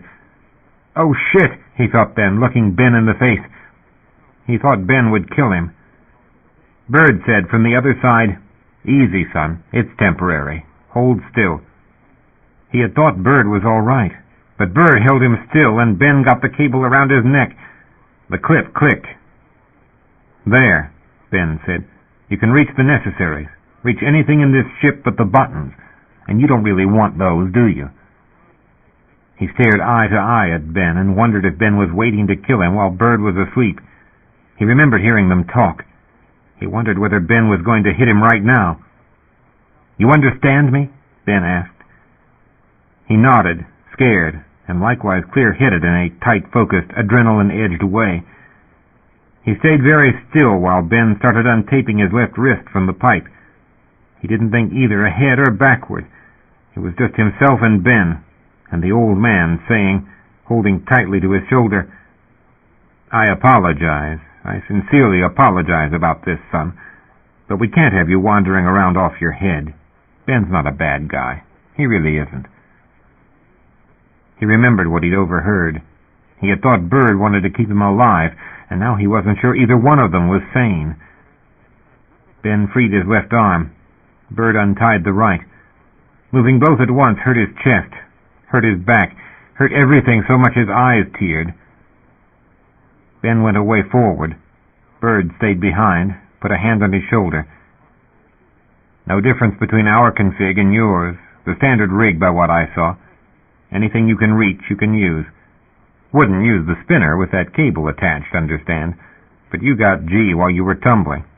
God knows, probably more than enough. Your stim suit's clean, but you'd as glad be free of it a day or so, wouldn't you? You're probably sore as hell, right? Just don't try to use the shower. Cable won't let it seal. We'll have water everywhere. Anything else you got free run of. Copy that?" "Yeah." Bird gathered up the trailing cable, put it in his hand, closed his fist on it. "When you're moving about the cabin, do kind of keep a grip on that. We don't want you hurt. Hear? Don't want that cable to pull you up short. We're not going to do a burn without we warn you, but all the same, you keep a hand to that. Hold on to it."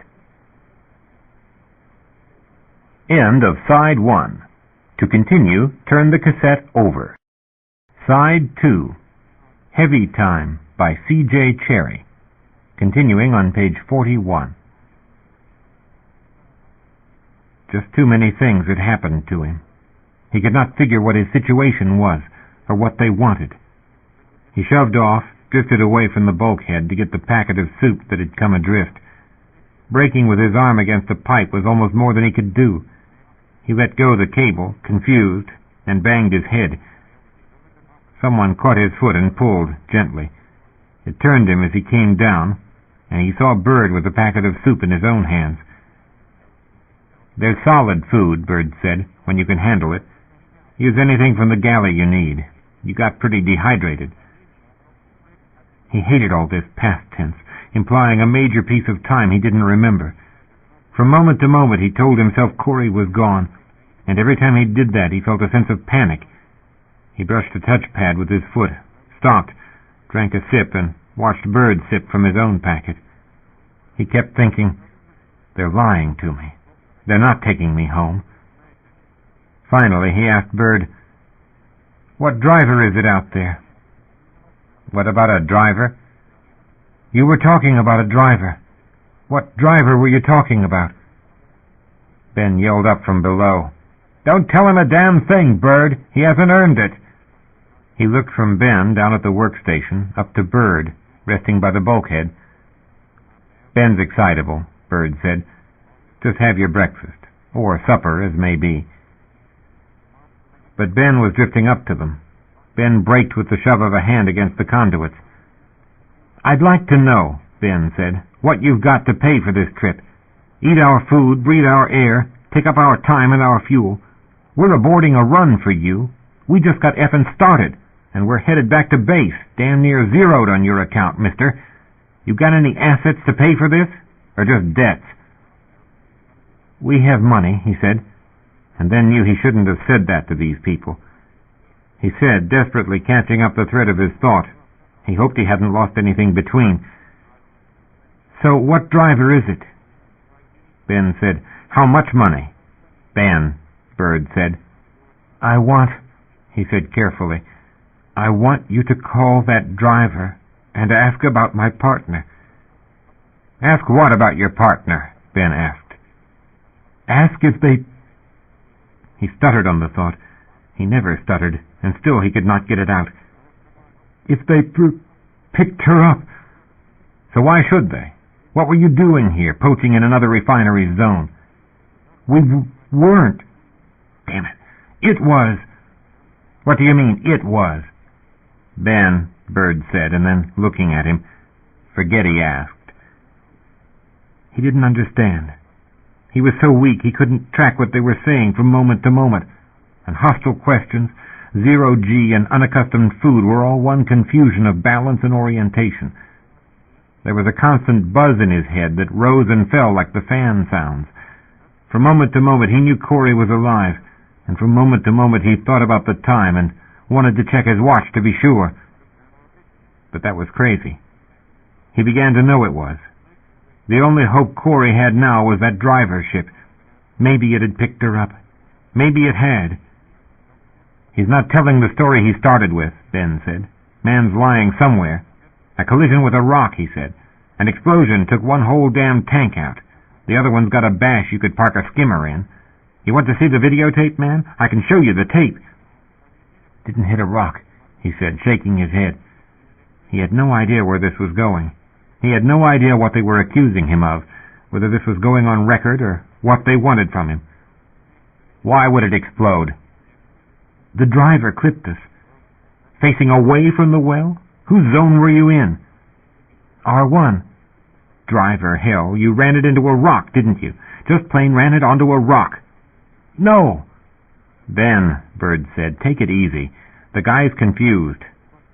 Take it easy. Some people with trouble deserve it, you know. We don't know anything, Bird said. His memory isn't going to be all that good, with what he's been through. Looks healthy enough. Looks damned well healthy enough on our air and our food. Looks like he's making real good progress. Ben talked about claiming the ship. He recollected that.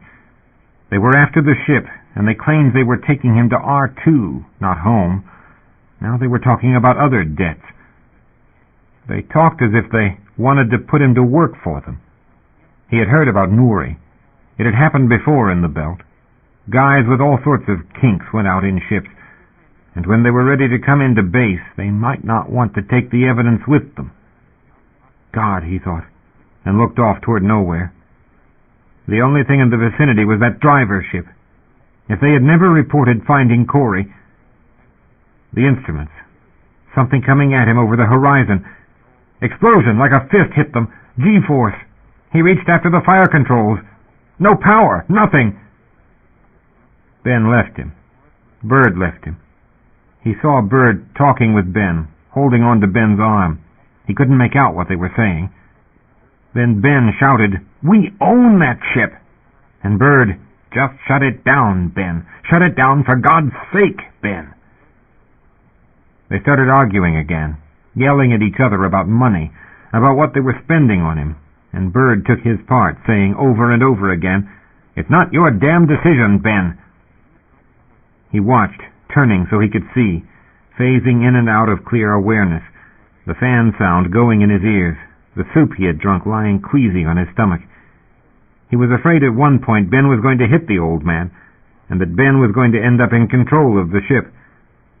The argument broke up. He grayed out a while. He came to with something near him and looked into a cyclopic glass lens, a camera pointed at his face, Ben's face behind it. That scared him. He stared back, wondering whether Ben had a real kink or whether Ben was just a hobbyist. He was afraid to object. He just stared back and tried not to throw up. Then Ben cut the camera off and said, "Got you, you son of a bitch," and drifted off. He thought, this guy's crazy. He's absolutely crazy. Ben wanted his ship. Ben wanted him dead. He had this cable around his neck that Ben had put there. He was afraid to sleep after that, afraid Ben was going to do something stranger still, and adrenaline kept him focused for a while. But things started going away from him again. He was back in the dark with the tumbling and the pressure building in his head, and then he was back again with that lens in his face and Ben going crazier and crazier. He had no idea how long those times were, or whether he had dreamed the business with the camera. When he looked, Bird was sleeping in a makeshift net rigged down toward the bow. and Ben was back at the workstation keyboard, as if he had never moved, never had done anything in the least odd.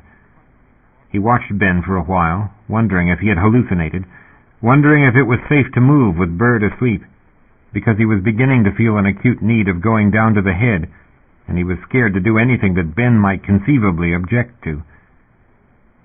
Finally, he shoved off very slowly and drifted down feet first toward the shower toilet. Ben looked around at him. He touched the other wall and caught the shower door, and Ben seemed not to care. Don't use the shower. He remembered that.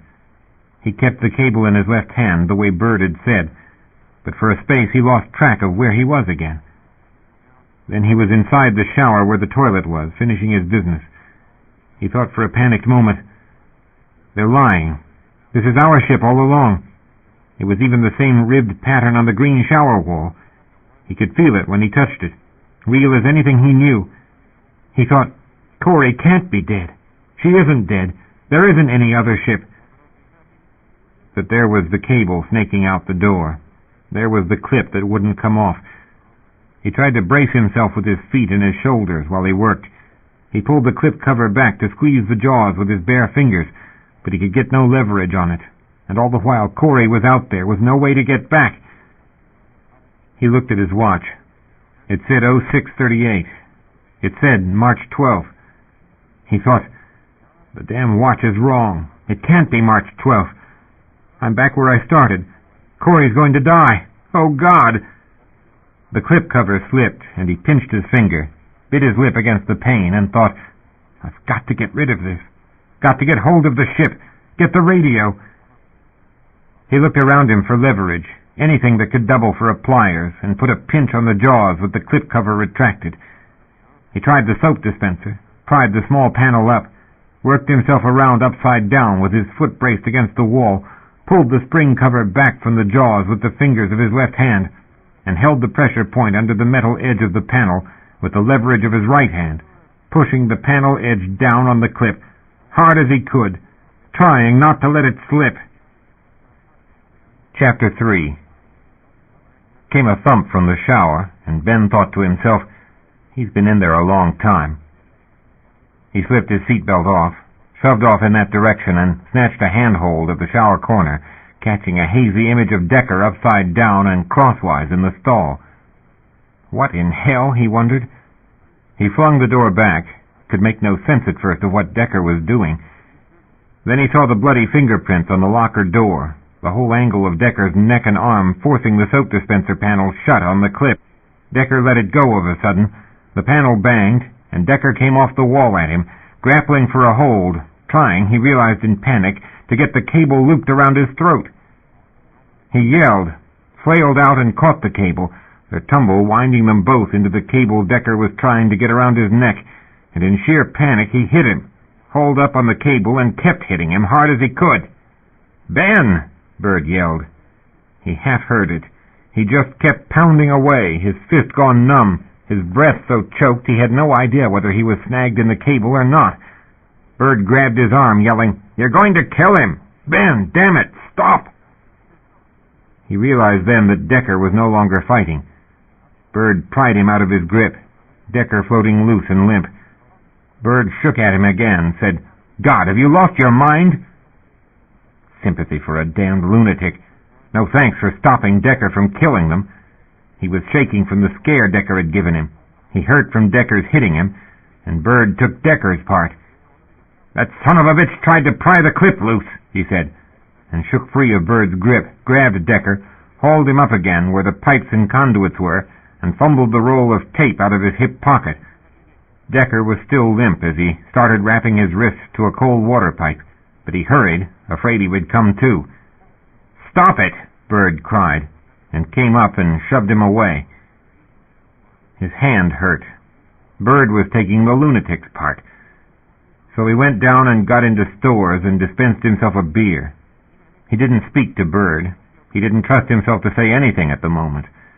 His jaw was sore. A tooth felt loose. His lip was cut. He had never had a fight in school, and it had not been his idea to have one this late in his life, except a guy wanted to kill him. He yelled up at Bird, "Don't you let that son of a bitch loose! Don't you do it, Bird! He took a gulp of beer, still shaking, his legs and arms jerking spasmodically, his breath so erratic he had trouble drinking. Not scared. Mad, that was all. Damned mad. The guy tried to kill him, and Bird shoved him off and started making sympathetic noises at the guy that had meant to do them both in. Bird owned the ship. Bird gave the orders, and Bird thought they could trust this son of a bitch. "Toss me up a cold pack," Bird yelled down. He did that. He opened up medical and sent it up to Bird, and Bird didn't even look at him. Bird cut the penlight. At least Decker's pupils were the same size, and they both reacted, which was about all he knew to look for. Decker was bleeding from the nose in little droplets.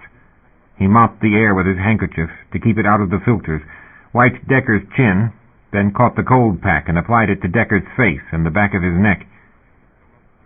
Decker began to show signs of life, confused, struggling with the tape for a moment before he reached over with his free hand and started tearing at it. Bird grabbed that hand, restrained it, saying, so only Decker could hear, "Easy, easy. Just stay quiet. It's all right. Just take it easy. You're not doing any good that way. Cut it out, hear?" Decker was breathing hard, staring at him or through him. He had no idea. Decker wanted loose. Couldn't fault him for that. Couldn't be sure he was sane either. And God only knew what was going on with Ben. Decker gave a jerk at the wrist he was holding. He said. "Just stay still. You leave that tape alone for a while. Hear? Just let it be." Decker said, "Liar." "Yeah, right. You went to sleep and things were halfway under control, and you woke up with two guys trying to kill each other, and it wasn't highly likely to make sense.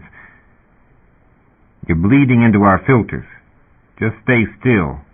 "Damn!" as Decker choked and sneezed beads of blood. He snagged them with the handkerchief, one-handed, pressed it against Decker's face. "I don't know what you did, son. Did you do something to piss Ben off?" Decker only shook his head, denial, refusal. He had no idea. Decker blew blood into the handkerchief, gasped a bubbly breath, and mumbled, "Corey. Call Corey." Not likely she's answering.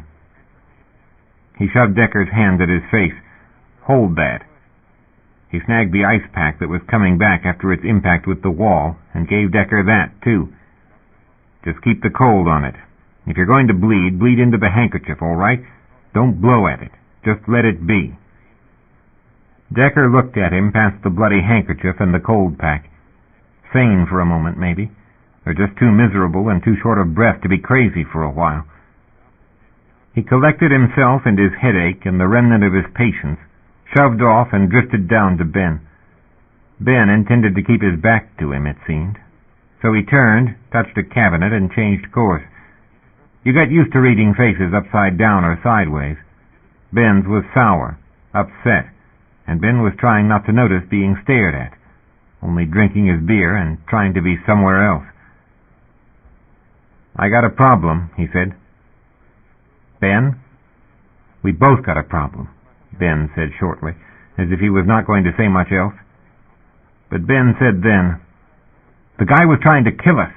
He damn near had that clip undone, with a panel edge for a pliers. What was he going to do then, huh, Bird? You reckon that?" "God only. Just go easy. We got a long way back."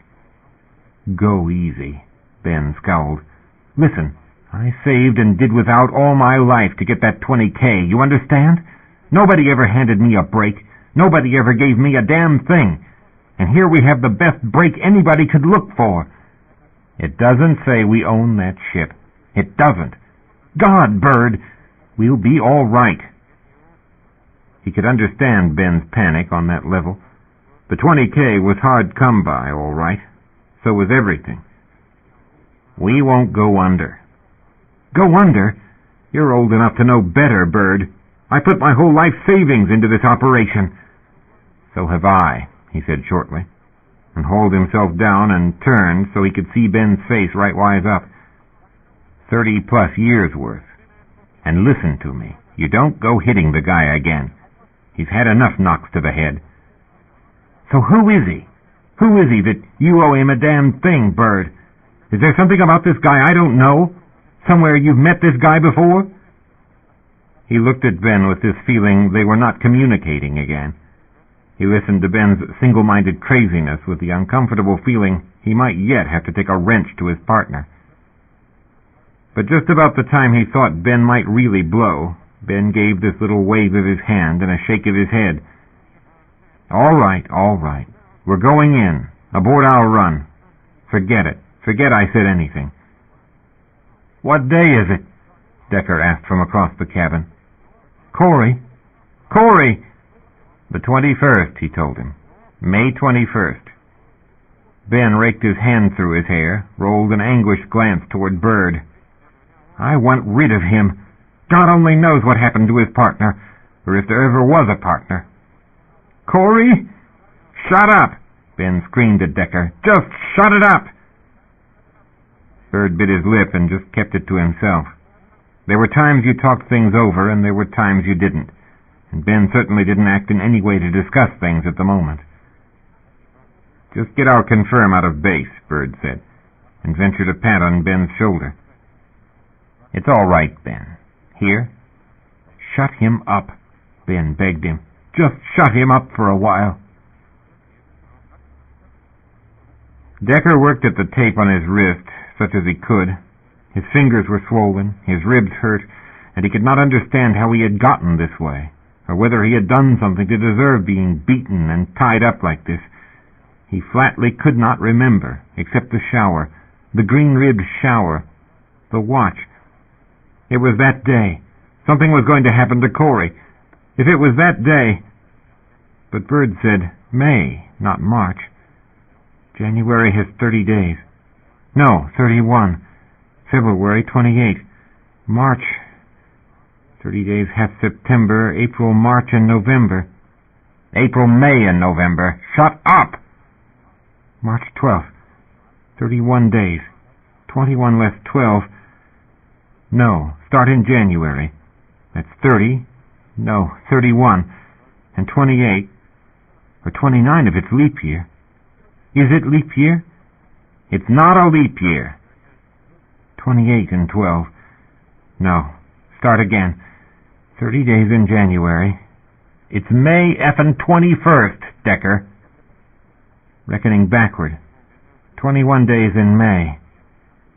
Couldn't happen. Couldn't be then. You reset my watch, damn you.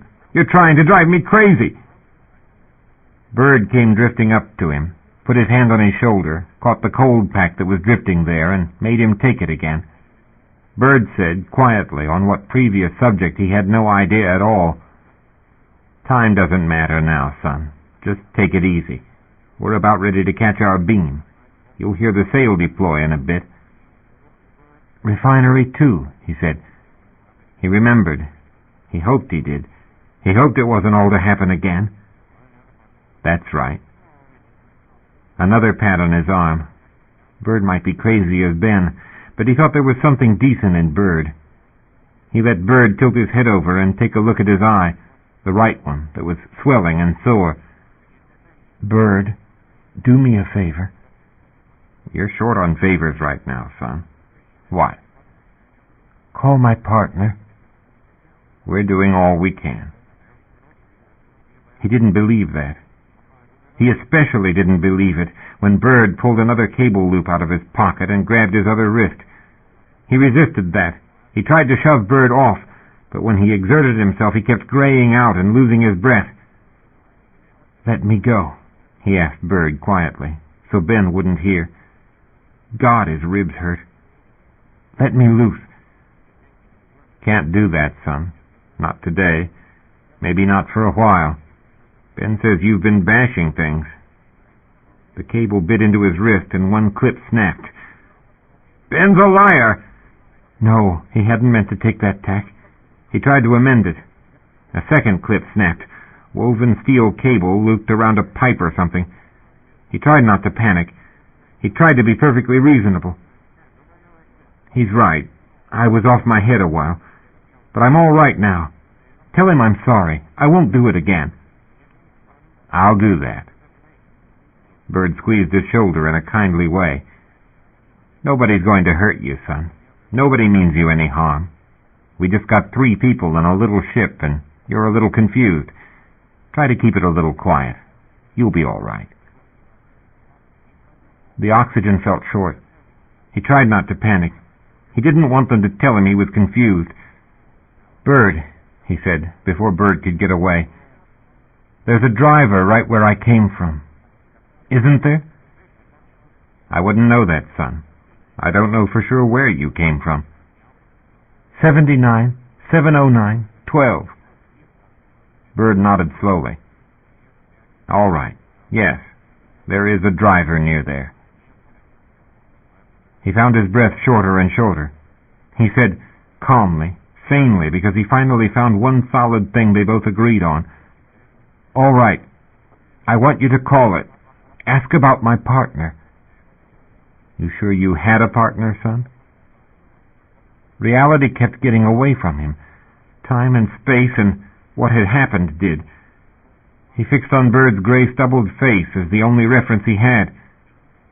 "Just call the driver. Just ask them if they picked up my partner. That's all I ask." "Son, I honestly don't know what you might have been doing out there in a driver's assigned territory. You understand me?" He didn't. He shook his head. "How long have you been in the belt, son?" "Couple years." He wasn't sure of that number any longer either. He was sure of nothing in regard to time. He thought again. Look at my watch. Got to know. Which direction to reckon? "Free runner?" "Yeah." "You ever make any money at mining?" Ben asked those kinds of questions. "Maybe." "Haven't ever done any skimming, have you?" His heart jumped. He shook his head emphatically, wanting Bird to believe him. "No." He couldn't remember what conversation they were in, what they had just said, why Bird was asking him a thing like that. Bird said, "We're just damn close to that driver's fire path, understand? And if we got one accident, we sure don't need another. You read me?" Things were dark a while. Bird gave him more of the soup, told him it was breakfast and they were all right.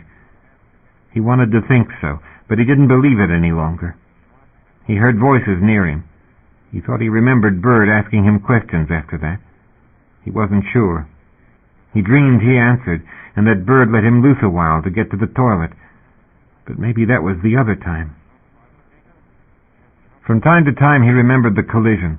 His muscles jumped, and then he would realize that was long past, and he was still alive. "What time is it?" he asked, and Bird caught him by the side of the jaw, made him focus, eye to eye. "Son, don't cross Ben again. Don't ask him the time. Don't ask me. Your friend's dead. She's dead. You understand me?" Bird's grip hurt. Bird was angry, and he didn't know why. "We got the confirm from base," Ben shouted up. "Yeah," Bird called back, and patted Decker's face. "Got a draft coming from that vent. I'll get you a blanket, tuck you in. We're about to catch the beam." "Yeah," he said. He was confused again. He thought that Bird had said that would be some time yet, but he'd given up knowing where they were. He hung there, nowhere for a while, listening to Bird move around. He heard hydraulics working, heard that series of sounds that meant a sail deploying. He thought, so we're going in. He didn't really believe it. It wasn't going to happen. It wasn't possible any longer. He couldn't come back from this. He just kept seeing the shower wall, the watch on his arm, perpetual loop, maybe because he was dead. Bird came back with an armful of blankets and jammed one between his head and the pipes, one at the small of his back. "Don't lose that," Bird said, and took a bit of webbing and tied it around him and the blankets and the conduits, telling him he had to. It was for his safety, but he had stopped believing Bird. He thought about Saul Station, Mama coming home from work, Corey meeting him at Refinery 1 dock. "Hi there," she'd say, "I'm Corey." And a person who'd been a lot of letters and a lot of postage would be flesh and blood. If he could get to Dockside, if they brought him that far, she'd be there. If he could get to the 12th, he could get there again. He'd run out on his mother. Corey had run away from hers. His mother just let him go. Corey'd sent those letters that would always be stacked up in her mail file and waiting for her. He'd say, "Don't read them," but Corey would. Then she'd be down with a guilt attack for days, and go off by herself and spend hours at a rented comp writing some damn letter home. But he wouldn't. There was a lot he should have said when he'd had the chance, but it was Corey that didn't get any more chances, and that wasn't fair. "Stand by," Bird yelled up at him. "Decker? Hear me? We're about to catch the beam. You all right up there?" He thought he answered. He was thinking, we're not going home. We're not ever going home again. There's going to be all these letters stacked up and waiting for Corey, and Corey won't ever read them. They'll just tell her mother, and she'll kill me. "Decker, damn it, pay attention," Ben's voice. "Answer." "Yeah," he said. "Decker!" He said it louder. The acceleration pressed his body against the blankets Bird had tucked between him and the pipes. The tape cut off circulation, and his fingers on that hand went numb. He began to be dizzy. The ship was going unstable. All of it came back. The explosion, and the ship tumbling, things flying loose. "Corey!" he yelled. Or maybe that was then. He had no more idea. Someone told him to shut up, and he remembered that he had been rescued. But he had no idea where they were going, or whether he was going to live. Finally, the pressure let up, and he hung there with his head throbbing and the feeling slowly returning to his hands. Pressure in his sinuses and behind his eyes built to a blinding headache when he tried to wonder what was happening, or where he was. "What time is it?" he asked, but no one paid attention to him. He asked again, his voice cracking, "What time is it?" And Ben sailed up into his vision, grabbed him by the knee, grabbed him by his collar, and hit him across the face. "Shut up!" Ben yelled at him. He tried to use his knee and turn his face to protect himself. Ben hit him again and again, until Bird came in from below and pulled Ben off him, yelling at Ben to stop it. Bird said, "Go back to sleep, Ben." And Ben yelled back, "How can I sleep with what time is it? What time is it? God, I'm going to strangle him before the hour's out. I'm going to fucking kill him." "Ben," Bird said quietly, taking Ben by the shoulder. "Ben, easy.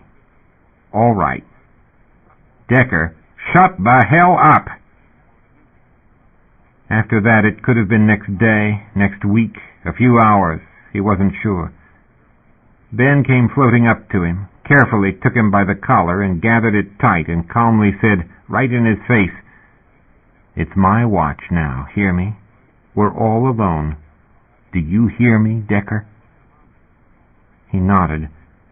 He looked Ben in his close-set eyes and said yes again, in case Ben hadn't understood him. "You want to know what time it is, Decker?" He shook his head. He remembered that made Ben crazy.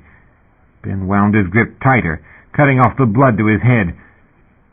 "If you ask the time just one damn more time, I'm going to break your neck. You understand me, Decker?" He nodded. The edges of his vision were going. Ben went on looking at him with murder in his eyes.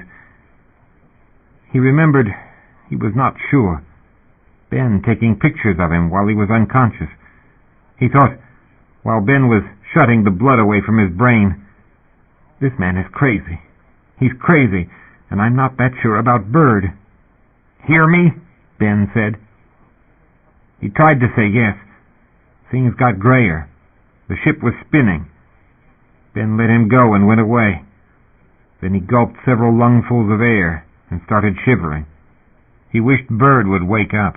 He wished he knew where he was going now, and whether Corey would be waiting on the dock.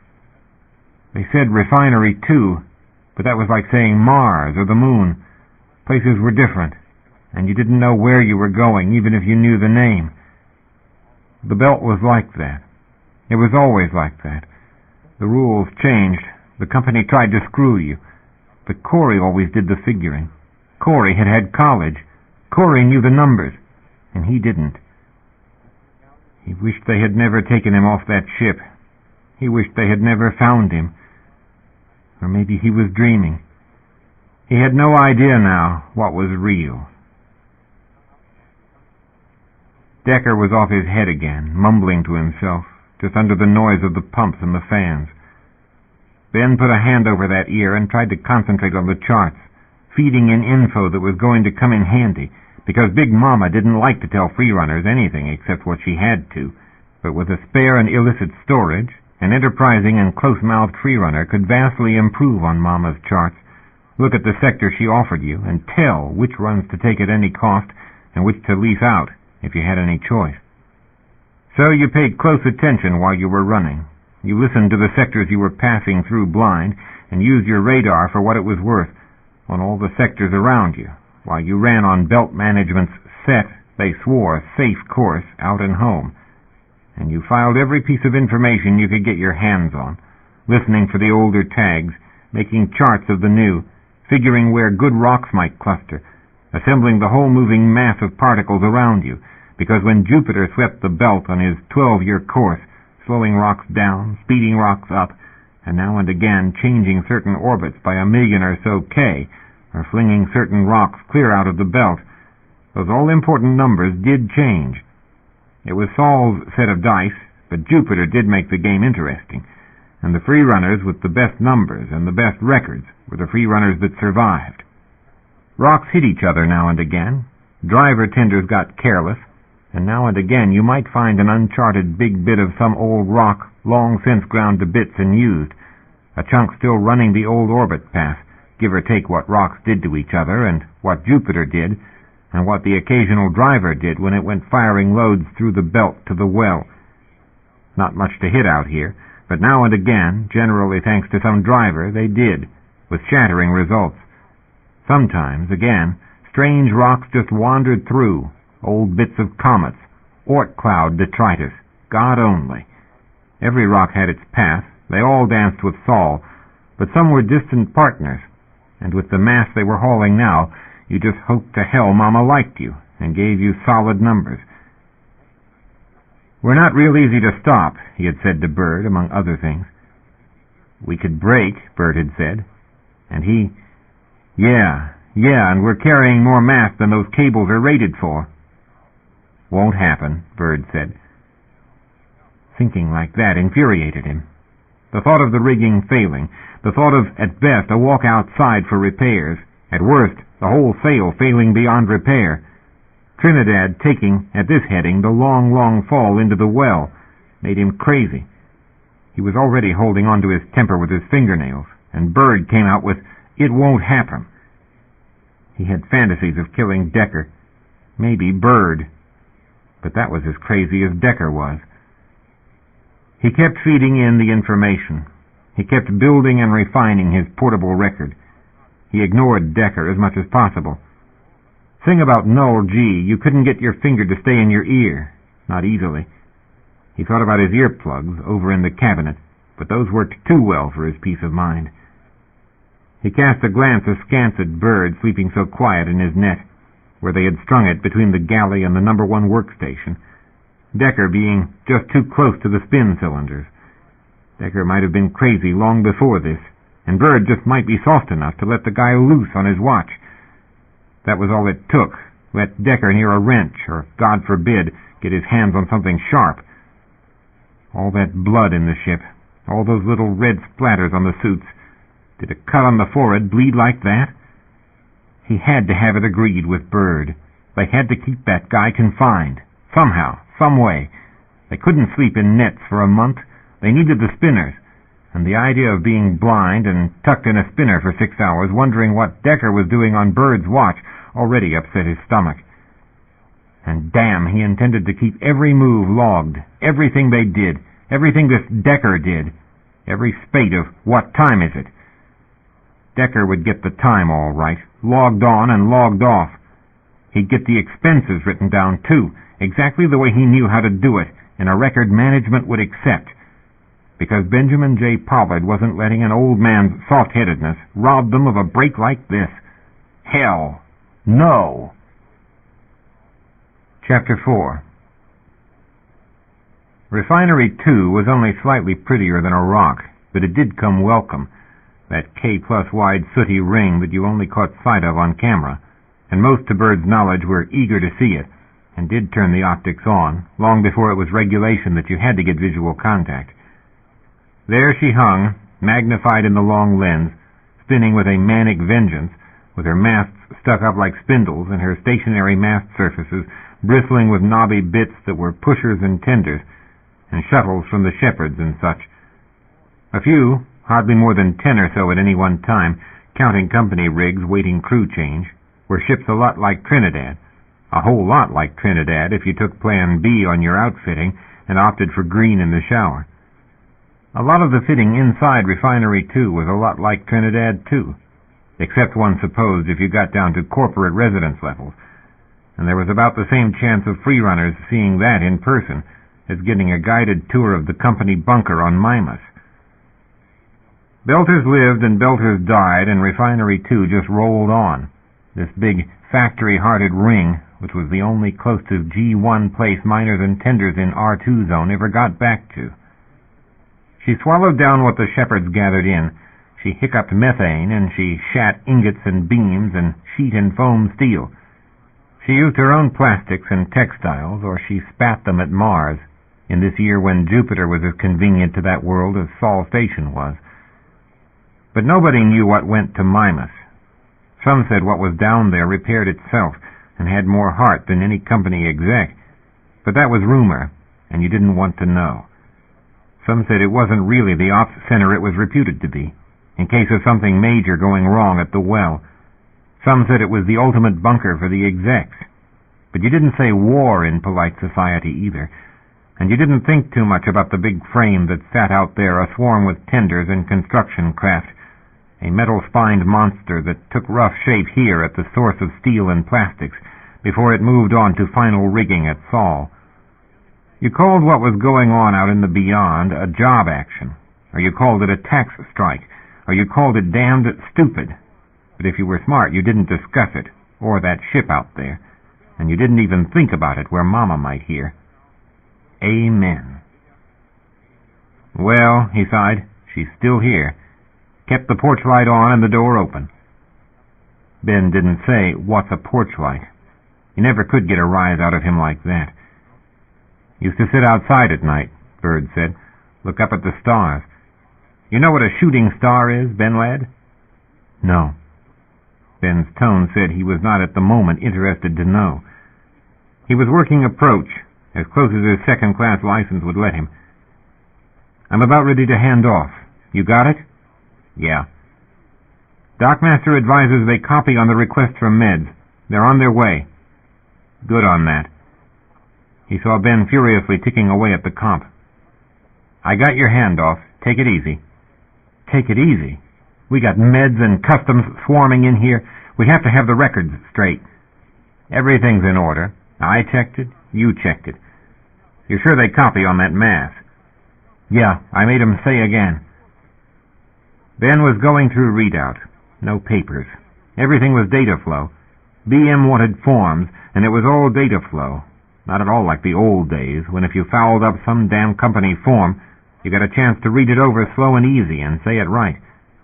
Now, in this paperless society, the data link grabbed stuff and shoved new blanks at you so fast you didn't have time to be sure all your answers made sense. You got all that stuff, Bird said, and welcome to it. Damn, I hate forms. No worry. Ben had a sure instinct for right answers. Ben swore it was a way of thinking. Ben input something and said, Shit, shut him up! He only then realized Decker was talking, mumbling something in that low, constant drone of his. I can't half hear him. He's all right. I can hear him. I can damn well hear him. Where are we? Where are we? What time is it? I tell you. Easy. I've been easy. I'm going to kill him before we make dock. I swear I am. No, you're not. He's being quiet. Just let him alone. You're losing your hearing. You can't hear that? Not that loud. The guy's crazy. Completely out of it. Only good thing in this business. Ben, Just drop it, Ben.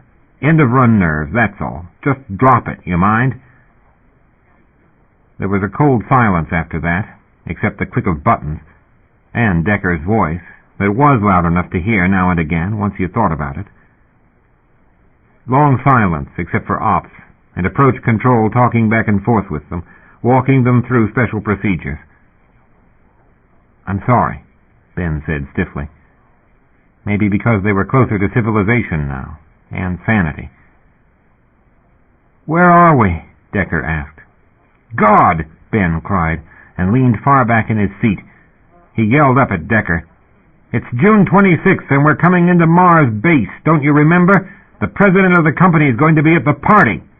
"Don't do that," Bird said. "Just leave the poor guy alone." "He's alone, all right. He's damn well alone. Another week and we'd be as skits as he is." Another call from base. 229 Tango, Trinidad. This is Aztec's approach control. Tugs are on intercept. Stand by the secondary decel. Approach control, this is 229 Tango. We copy that decel. We're go. He shut down his mic, yelled, "Decker, stand by the decel. Hear me?" "Break his damn neck," Ben muttered. There was no time for debate. They had a beam taking aim. Approach control advised them and fired. Pressure hit the sail and bodies hit the restraints. They weren't in optimum attitude, thanks to that ship coupled to them, and it was a hard shove. Decker yelled aloud. Hurt, maybe. They had him padded in and tied down with everything soft they could find, but it was no substitute. It went on and on. Eventually Decker got quiet. Hope to hell that persistent nosebleed didn't break loose again. 229 Tango, Trinidad. This is Aztec's approach control. Do a simple uncouple with that tow. Approach control, this is 229 Tango. We copy that uncouple. Fix at 29240K to final at 1015 MPS closing. Omega. Bird uncapped the button, pushed it.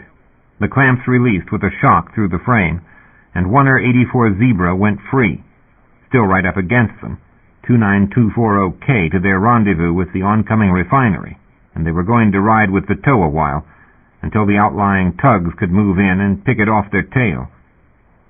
Ben muttered, I got everything Customs can ask on that ship. Got all the charges figured, too. Just leave it, Ben. I want that ship, Bird. I want that ship. God, we got the proof. I got all the proof they need. Ben, look, they do their official investigation. But this guy's incompetent.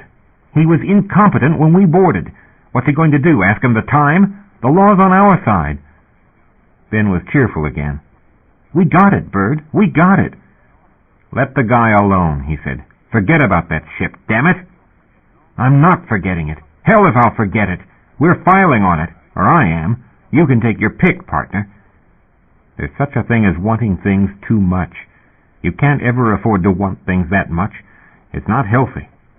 Healthy, hell. I'll take care of us. All you have to do is sit back and watch me go, partner. I know the law. There's things other than law, Ben. Just stow the charts, hear me? I'm not stowing the charts. We're going to get searched, damn it.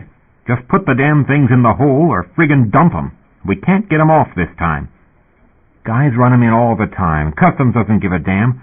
Just say they're vid games. They don't even boot to check. Ben, damn it. I haven't spent all this work to give up those charts.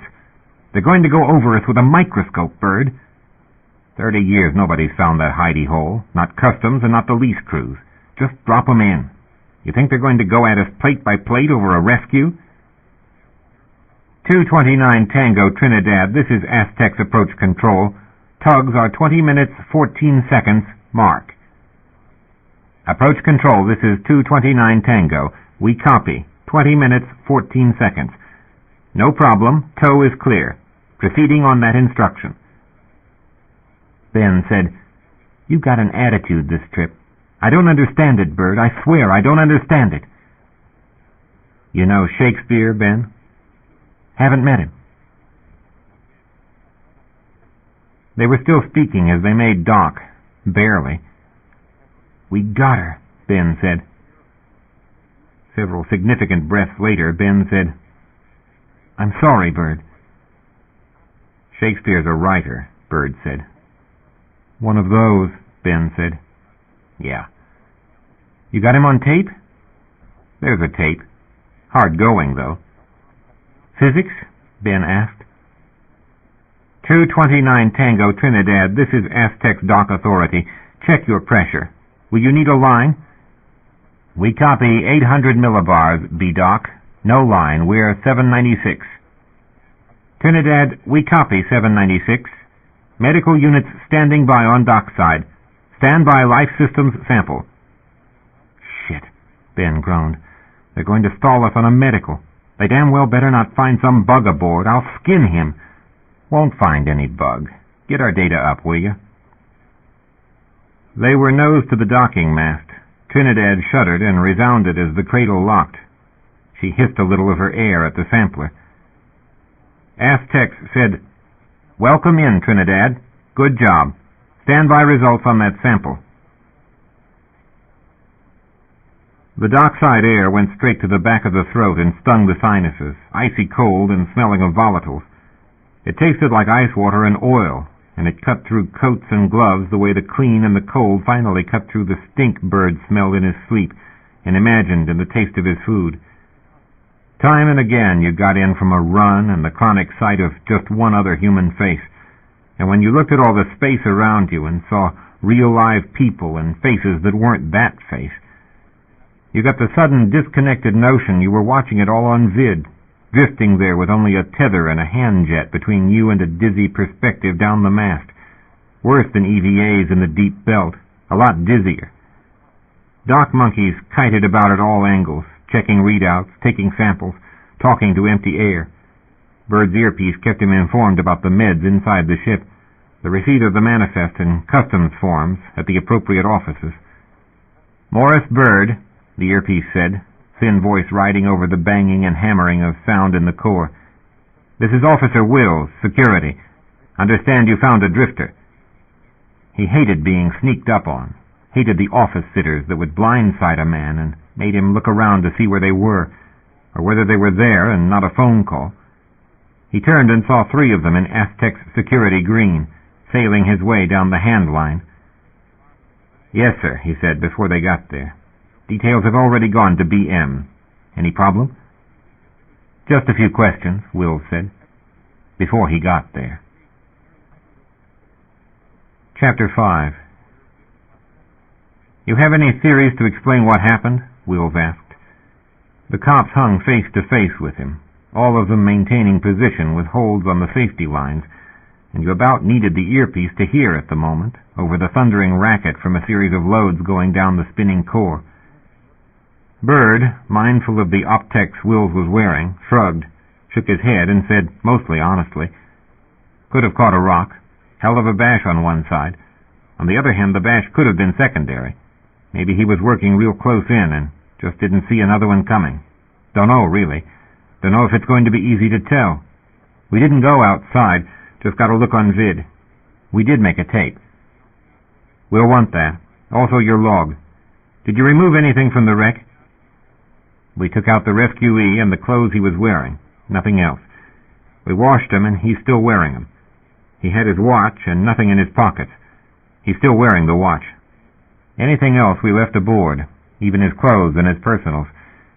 You wouldn't want to open up without a decon squad. It's a real mess in that ship." "Any idea where the partner is?" "Evidently she was outside when the accident happened. He kept trying to call her. Kept trying when he was off his head. I guess he tried till he couldn't think of anything else. They're from R1. Her name was Corey. That's all we ever figured out. His life systems were near gone. Ship was tumbling pretty bad. He'd taken a lot of knocks." He hoped to hell that would cover Ben's ass about the bruises. He felt dirty doing it, but he would have felt dirtier not to. Kid was pretty sick from breathing that stuff. Kept hallucinating about having to call his partner. Evidently did everything he could to find her, sick as he was. He tried to put Decker in the best light he could, too, fair being fair. When we got to him, I guess he just finally realized she was gone. Fever set in. He's been off his head a lot. Just keeps asking over and over for his partner, that's all. What would he say? Just her name. Sometimes he'd yell, "Look out," like he was warning someone. Kid's exhausted, like when you give up and then the adrenaline runs out. Yeah, Will said. Didn't happen to say why they were out of their zone. He didn't know they were out of their zone. So he did say something else. We had to explain we were taking him to R2. It upset him. He was lost, disoriented. The accident must have happened the other side of the line. Cops never told you a thing. Wills grunted, monkeyed along the lines toward the hatch, as if he was going inside. The other officers followed, but one of the blue-suited meds was outbound, towing a stretcher with Decker aboard, and the other meds were close behind. The cops stopped them at the lines just outside the hatch, delayed to look Decker over, talked to the meds, evidently asked Decker something. There was a lot of machinery noise on the dock. They must be loading or offloading, and he couldn't hear what they said or what Decker answered. They only let the meds take him away, and that course came past him. They had wrapped Decker up in blankets, had him strapped into the stretcher, and Decker looked wasted and sick as hell, but his eyes were open, looking around. The meds brought the stretcher to a drifting stop and said, "You want to say goodbye?" It was one of those faces that could haunt a man, Decker's lost, distracted expression, but Decker seemed to track on him then.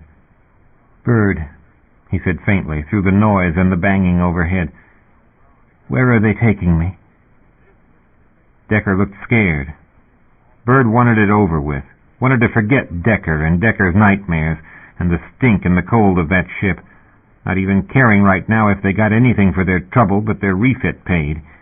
He sure didn't want an ongoing attachment.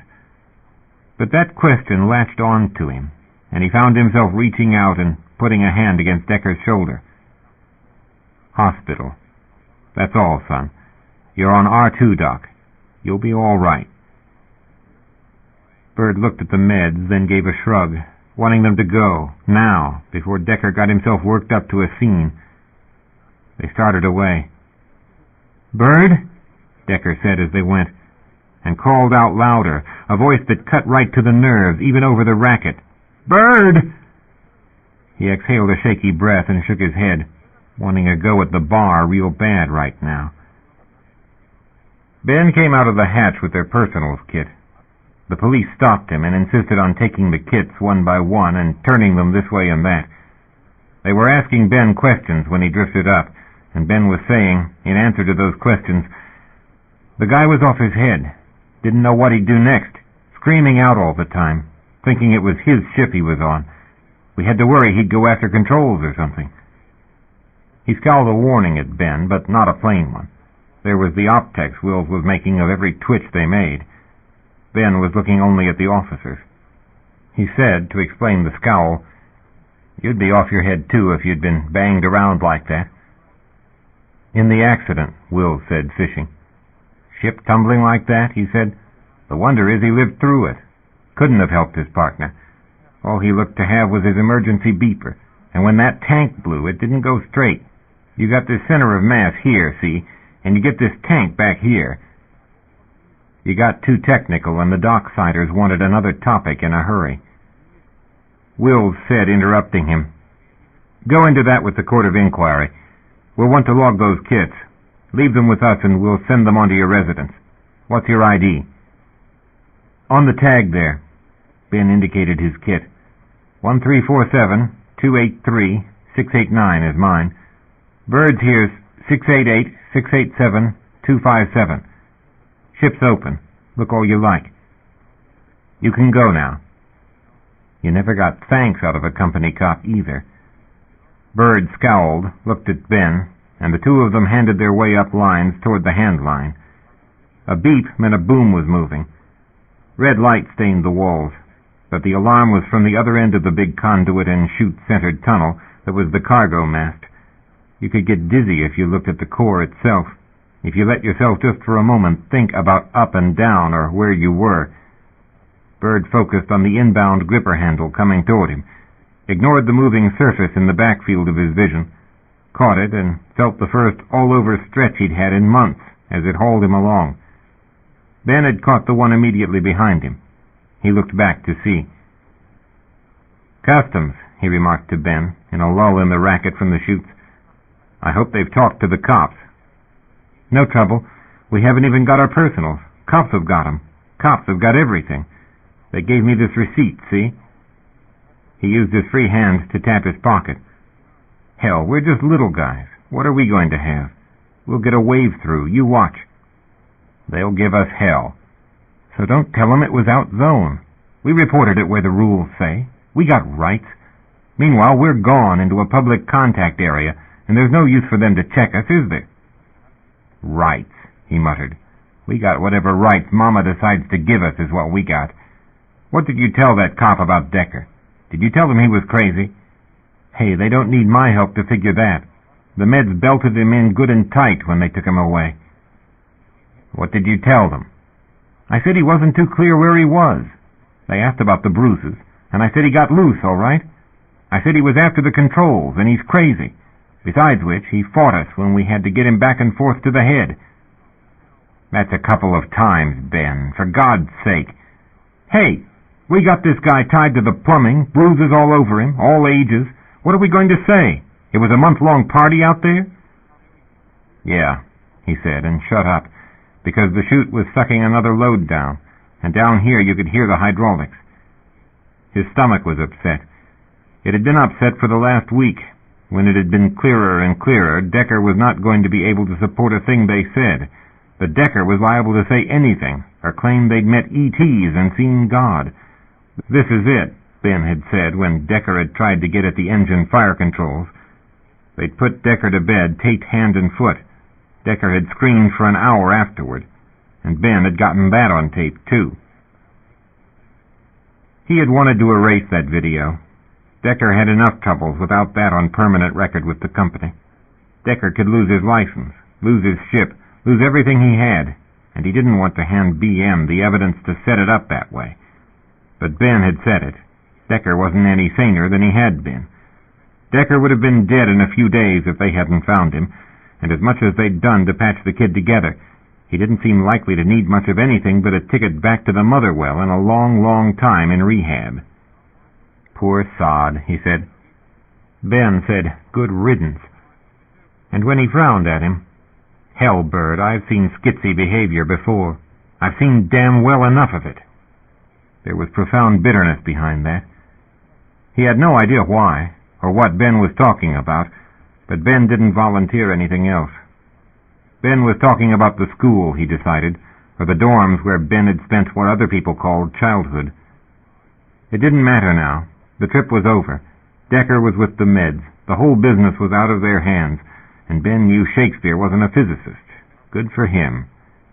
They'd patch up their partnership and take their heavy time while somebody else leased Trinidad out, and paid them 15 and 20 plus repairs and refit.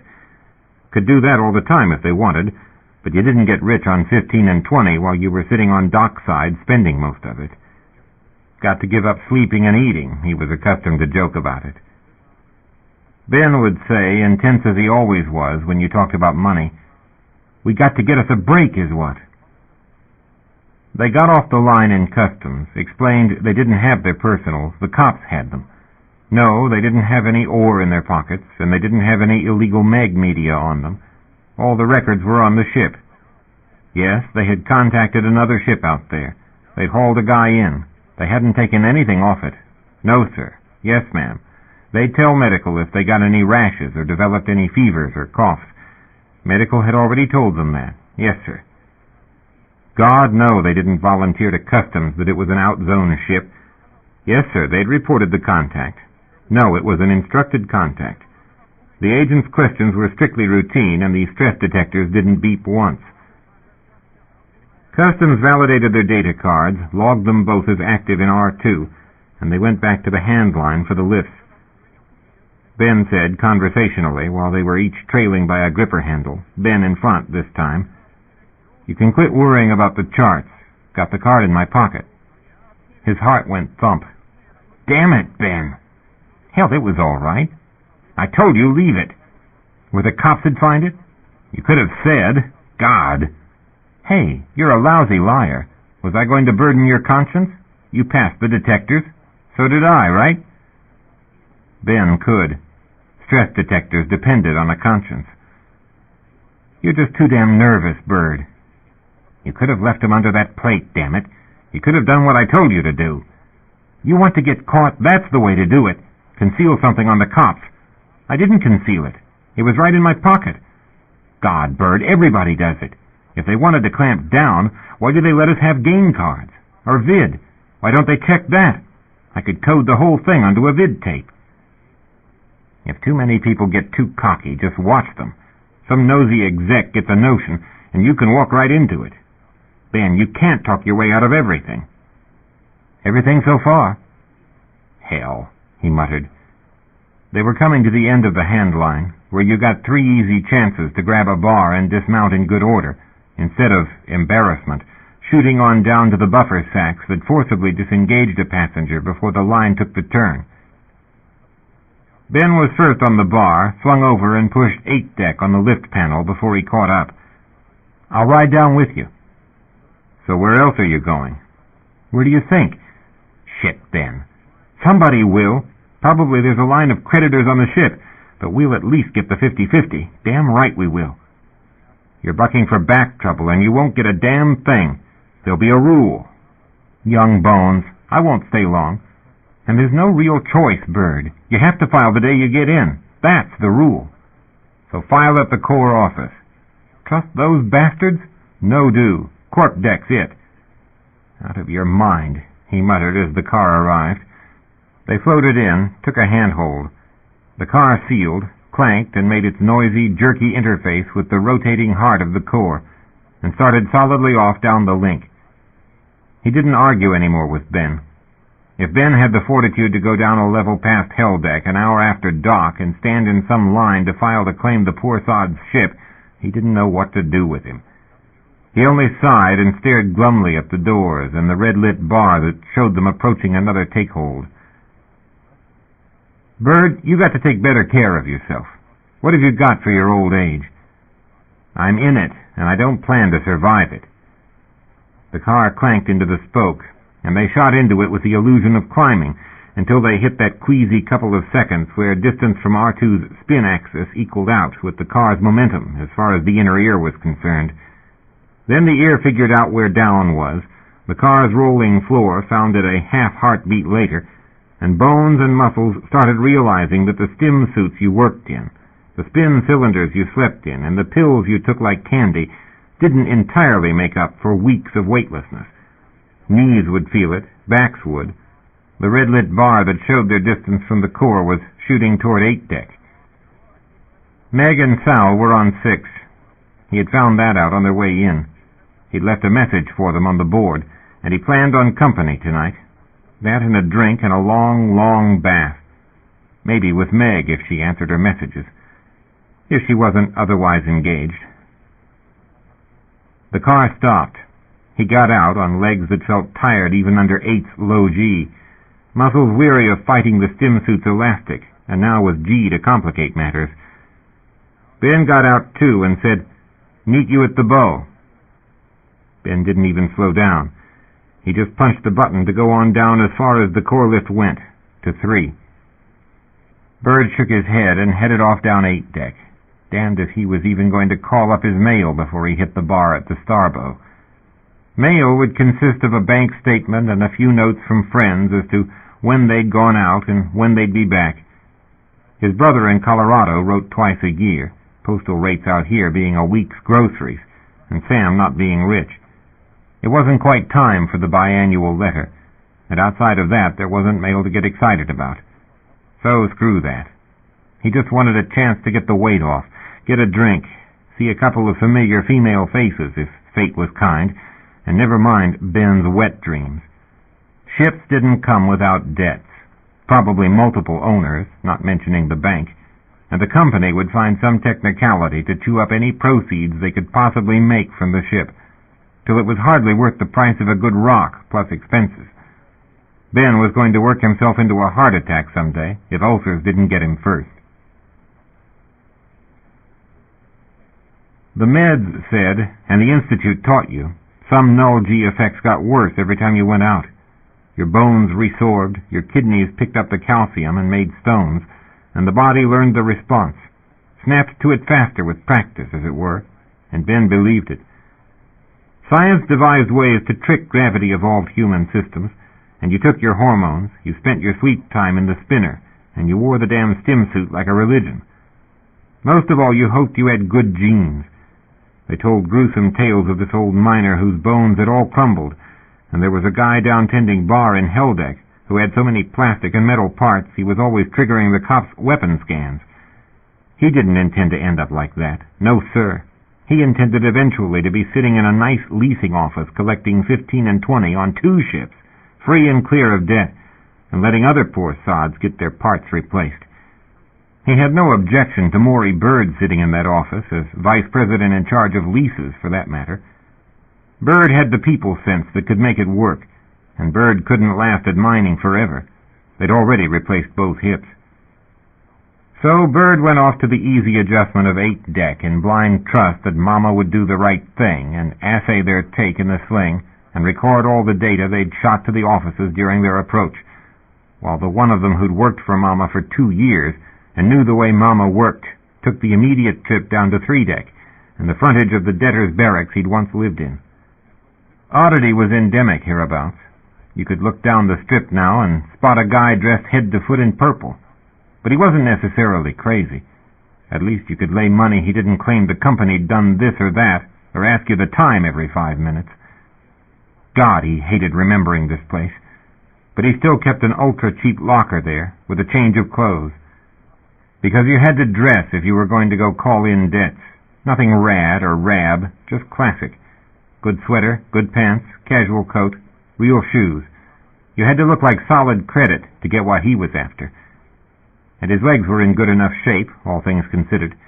He'd foreseen this, and taken his pills, and worked out all the way back, burning off the desire to strangle Decker, Bird had probably thought, regarding those unusually long sessions on the cycle and the bounce pads. But he could walk at least. He could peel out of the coveralls and the stim suit, shower in the public gym, dress himself in stationer style, and go down past Helldeck to 1, where he weighed Earth normal, walking like an old man, it might be, but he'd taken a painkiller while they were coming in, and it was just a matter of taking it easy. Going where Mama knew damned well a spacer directly back from a run wasn't comfortable going, which was why so many tricky little company rules said you had to sign the forms in person on the day you docked, at the core office if you wanted Mama to take her time, or in the main offices if you wanted expedition. The inner decks being notoriously short of lawyers, a lot of spacers never even realized expedition was possible. You could put in a company-backed claim on salvage, for instance, go to the general office, file to have the company run procedures, and wait it out.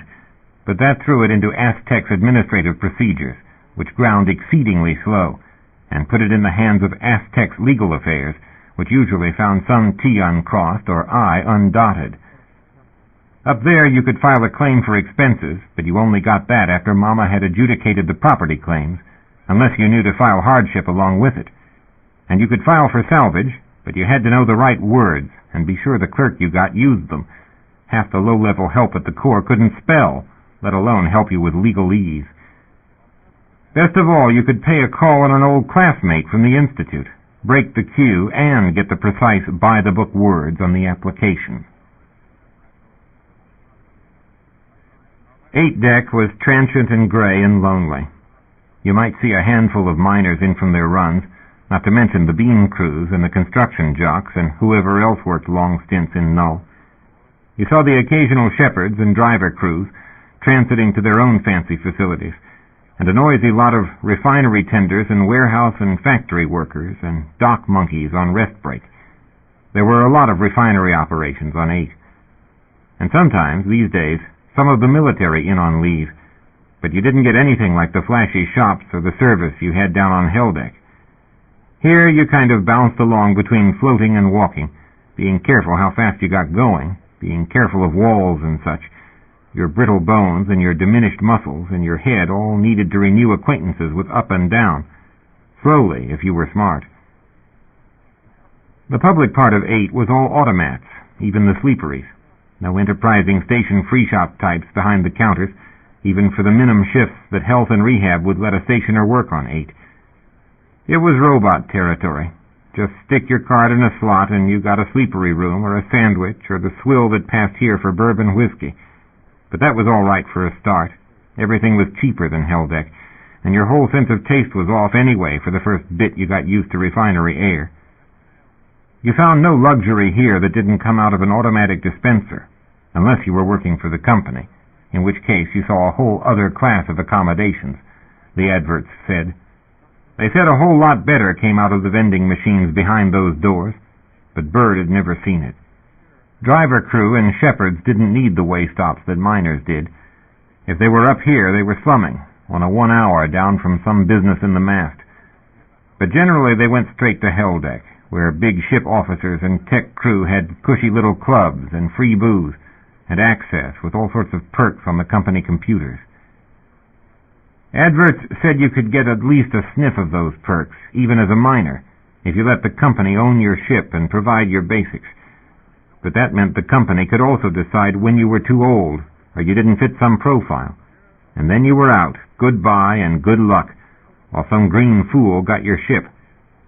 God help you, too, if Mama decided you weren't prime crew on that ship, and some company-assigned prime crew got shunted out to work tender duty for 3 years at a driver's site, which effectively dumped all the relief crews back at the refinery onto the no-perks basics to do timeshare in a plastics factory.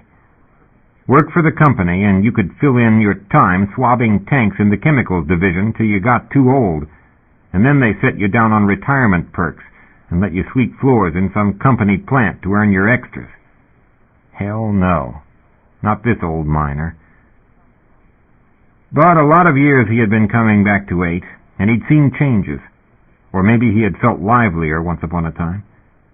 8 these days echoed to footsteps, not to music and voices.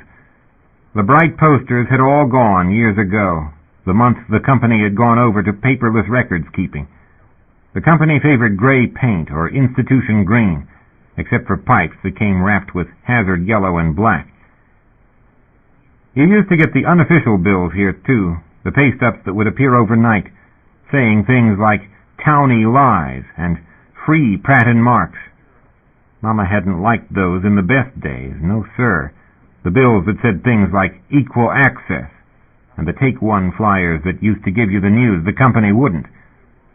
They'd all gone. No paper.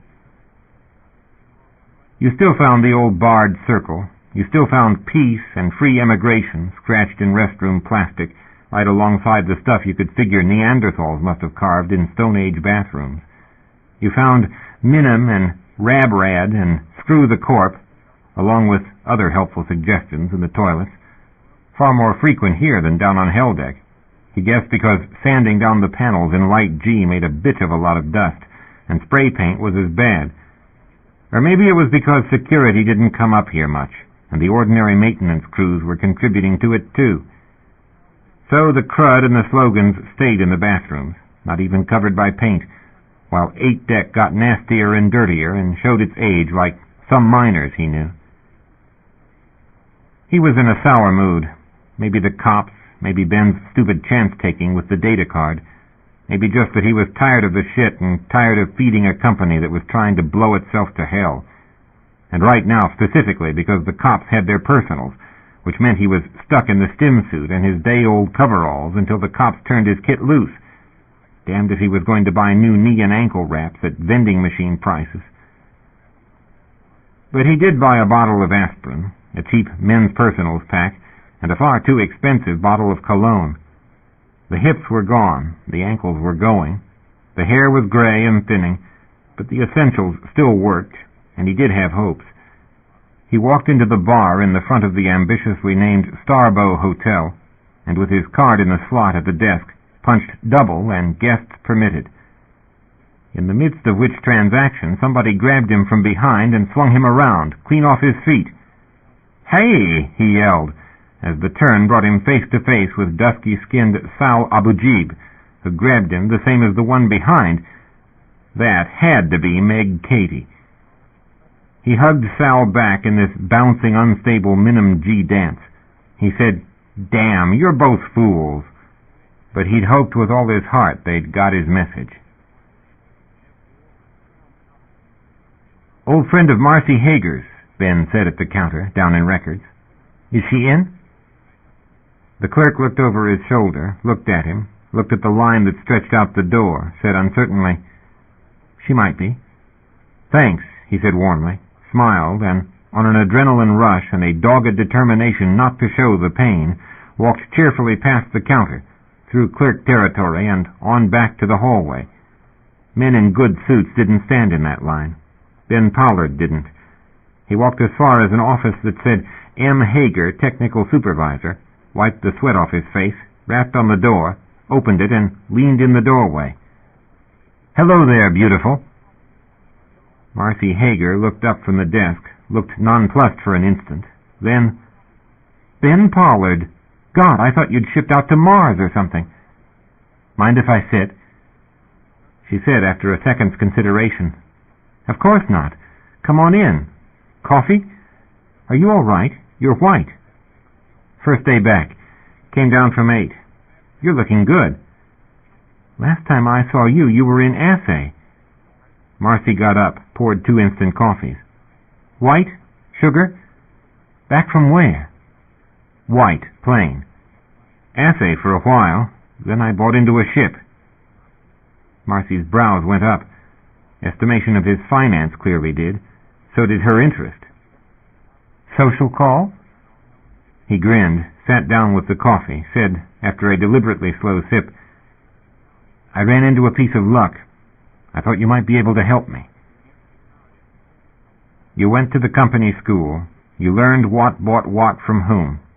Some were cheap, and some cost more than a free runner could possibly pay, but you always kept track of your old classmates. And on call you did favors such as Marcy Hager was about to, because favors got you favors, and that, for one thing, meant he didn't have to stand in that line.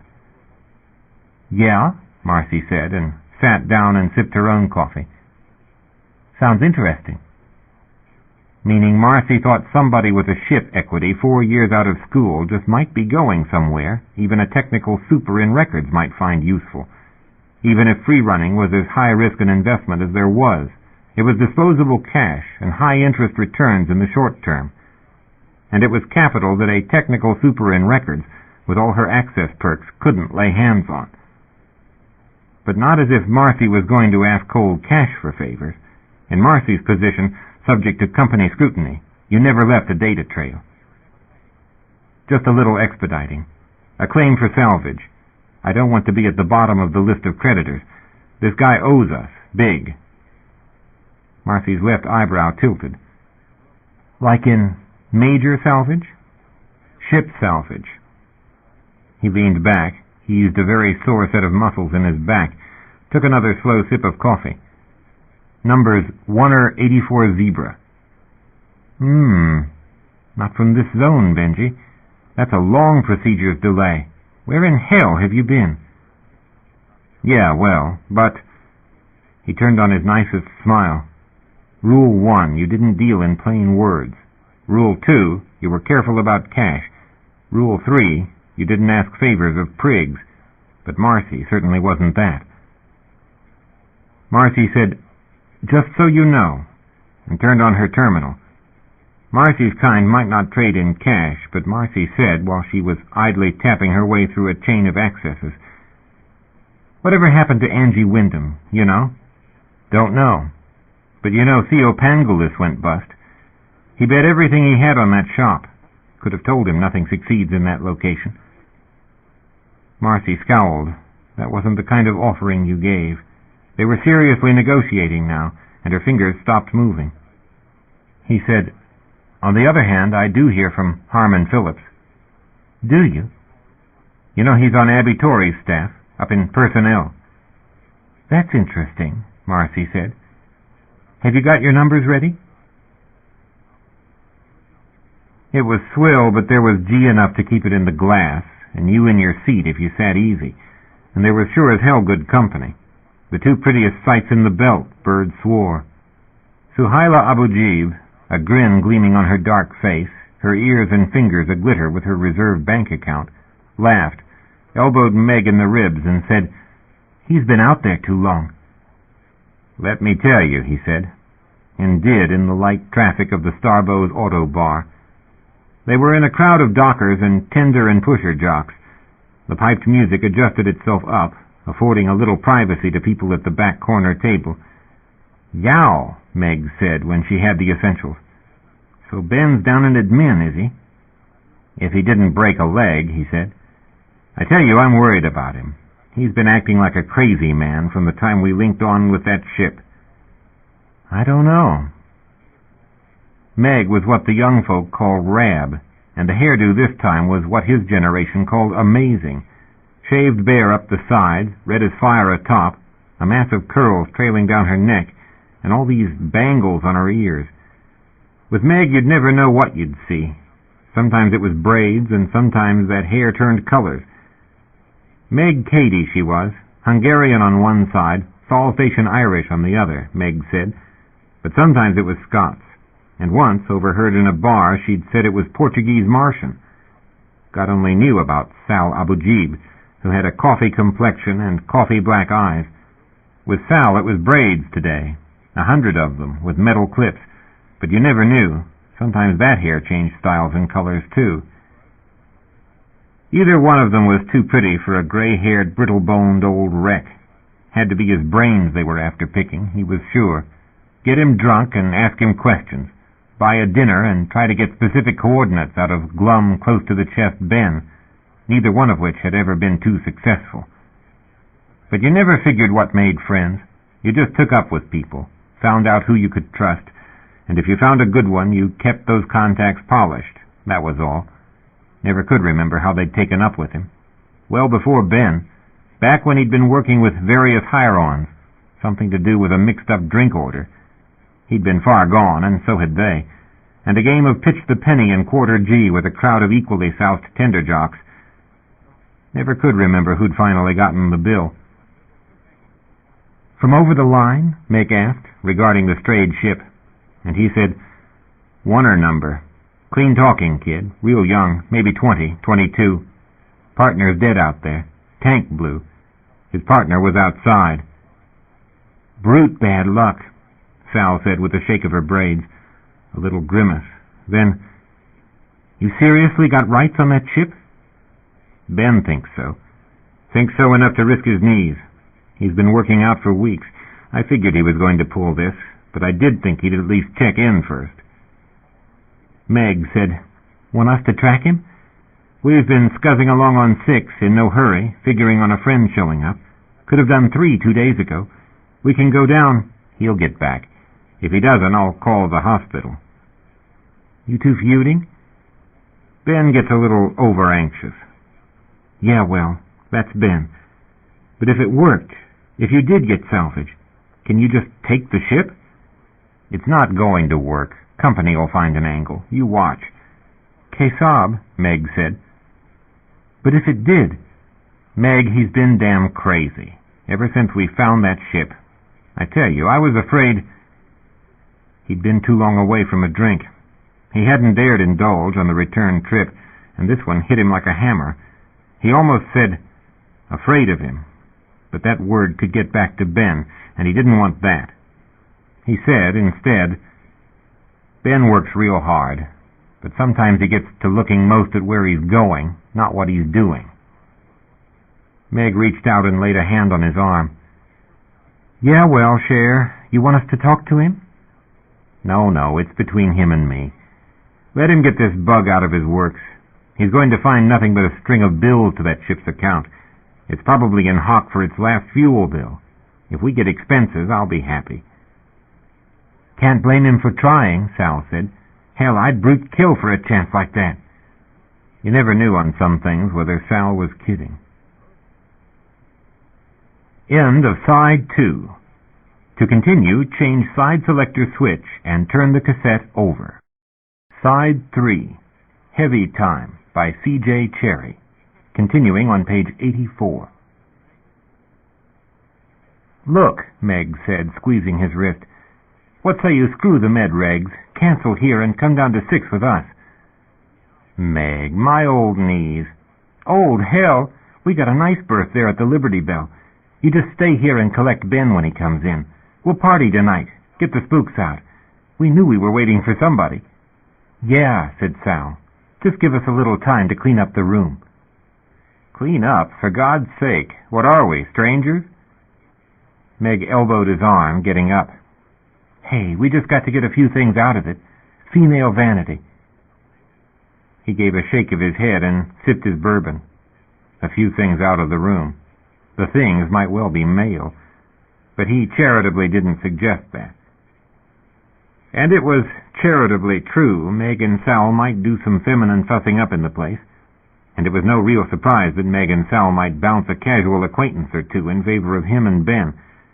They were simpatico for some reason God only knew. They were also on Trinidad's lease list, though they were just in themselves and in no position to take a ship out for another month or 3. "See you below," they said, and went. Pretty woman like that could have talked him down to hell deck tonight if she'd insisted. Pretty woman like that, who lied like a company lawyer. Meg was an ex-shuttle pilot, native to Sol Station, or Mars, accused at Sol Station of political agitation, or arrested for smuggling, depending on how many Meg had had. Either one, in fact, could have gotten her deported down to the mother well if they'd gotten the evidence she'd evidently managed to dump. In either case, the company had, she said, invited her to leave places conveniently close to sources of luxuries. Meg had taken up with Sal when she got here. Sal herself had gotten bounced out of Institute pilot training. Sal never had said why, but it didn't matter. There were a number of things Sal would have done, and you could take your pick. Sal was smart. She'd had at least her Class 3 license, and by his reckoning, she had what the good numbers men had. She went past the numbers to see the belt in her head. It was formal schooling and experience Sal lacked, and the way Sal had been getting it, in the school of last resort, he just hoped to live long enough. He was sure the pair skimmed occasionally, just clipped a little off another free-runner's tag if they didn't know him personally. But not from their friends, or if they had, he figured they'd pay it back when they had it to pay, and never tell you they stole it. That was the kind they were, even Sal, who was real loose about a lot of things, and he counted that honest. Everybody got desperate enough sometime. He'd done it himself once or twice or 3, and paid it back to the guys he'd done it to, without ever telling them he'd done it. He understood that kind of morality. So he'd lease Trinidad to Meg and Sal now and again, a classier ship than they could generally get, with equipment other rigs didn't have. They were learning. They took advice. He'd lease to them this time if they'd been ready to go. He liked them. That was reason enough. But all of a sudden there was this other ship.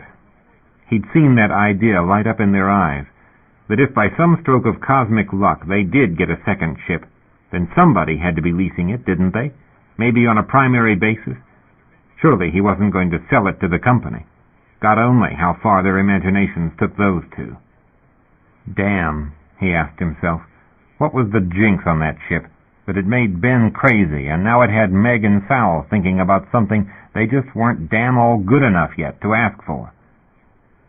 While nobody gave 2 thoughts to the poor sod in hospital who was screwed out of everything he had, not to mention the owners and the lease crews over at R1 who might be screwed. Sometimes he thought he was too old and too far from his beginnings. Sometimes he dreamed about pine trees and sagebrush and sunsets. But he dreamed very realistically about poverty, too. Recalled what it was to scrape and save to get up to space for schooling. Then, by desperation and some fast talking, to make it out to Asteroid Exploration Incorporated, to a program that let you lease purchase. They'd been that desperate for minor pilots then, desperately looking, in the startup of the current push. Most of them that had come out then were probably dead now. He knew about the ones on R2, and he was the last of that lot. The plain station labor that had gone into refinery jobs and processing, God only. Maybe a lot of them were dead, too. He remembered young faces. He remembered the talk about what they were going to find, how they were all going to get rich on company wages. Yeah. And now that the mapping was mostly done and the company had its drivers working real smoothly, the company didn't want the free runners anymore.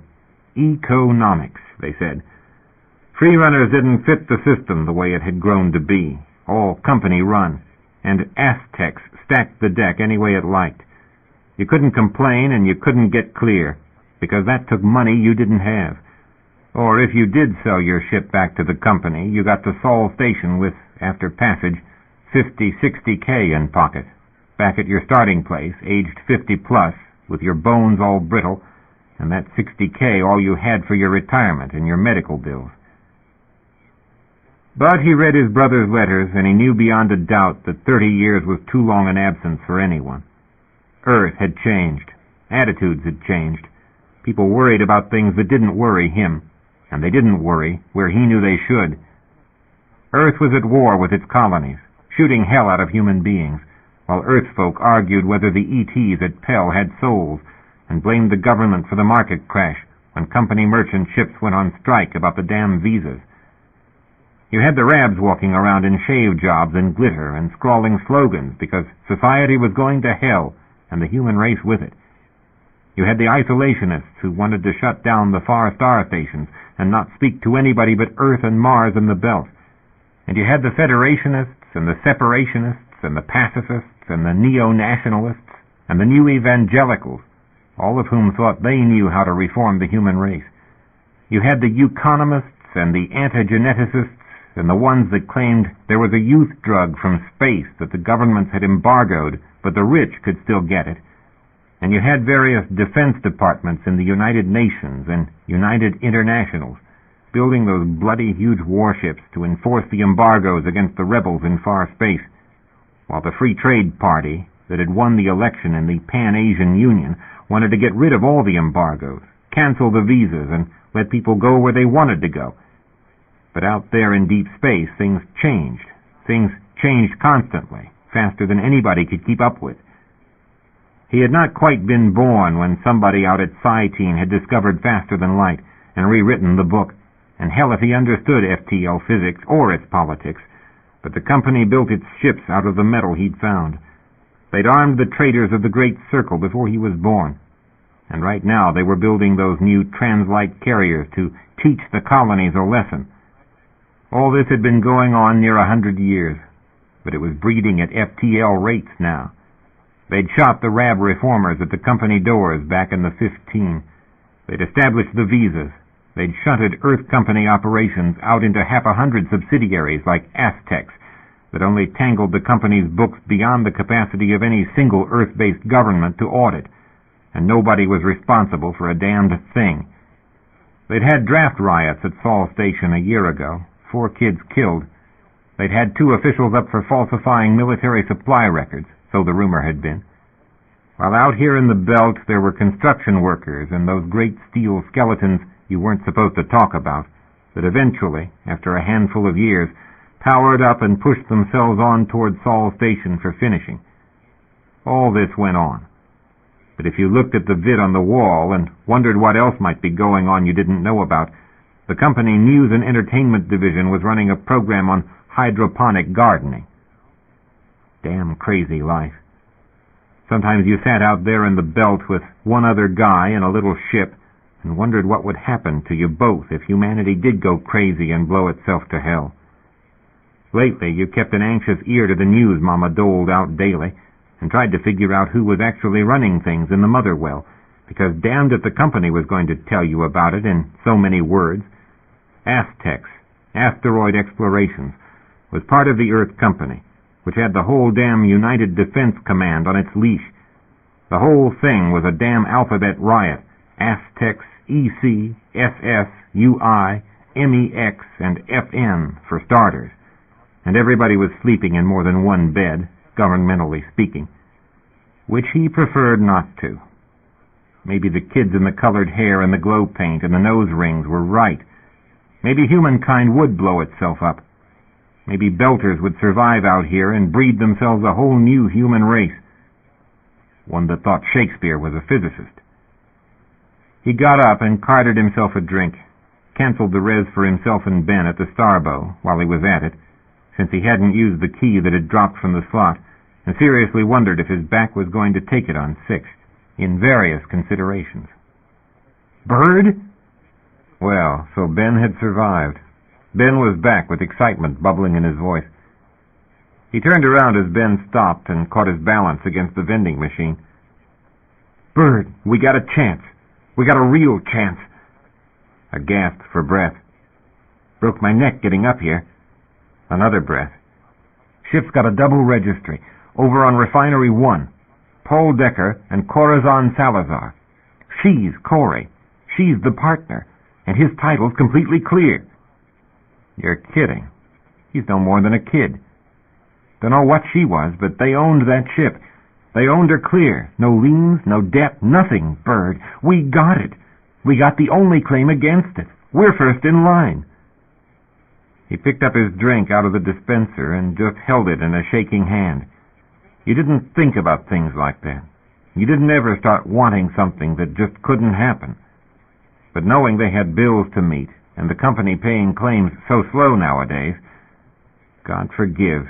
He started thinking then, if Decker was crazy, if they really were due that ship.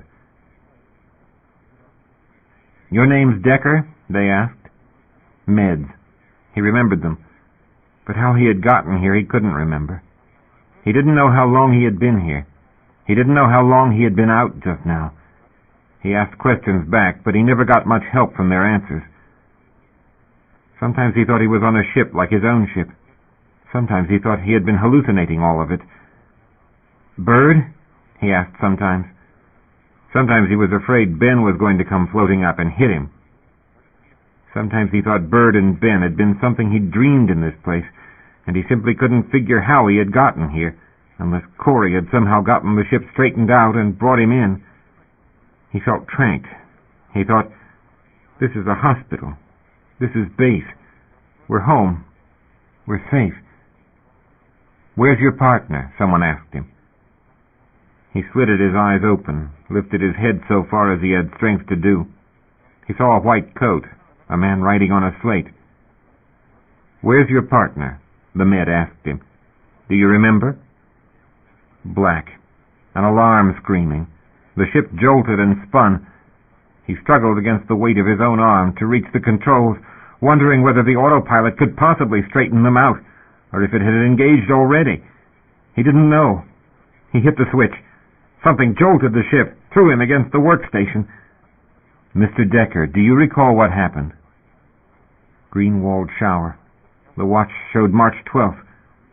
What day is it? He asked. But they didn't answer him. He tried to see his watch, but he couldn't move his arms. Bird, what time is it? For God's sake, what time? The man in white wrote on his slate and said, What time do you think it is? Give me my watch. Where's my watch? It wasn't on his wrist. It had lied to him, or it was his only way back. Where's my watch, damn it? I want my watch! The man left. Others came in and shot something into his arm. After that, he could hear his heart beating heavier and heavier, and he was slipping into dark. Bird? He asked, thinking Ben must have something to do with this. Bird, wake up. Bird, help me. Bird, wake up and help me. Chapter 6. Glass touched glass in the Liberty Bell on 6. Here's to friends, Sal said, and Bird, telling himself it was far too soon to plan on anything, had made up his mind not to tell Meg and Sal a thing.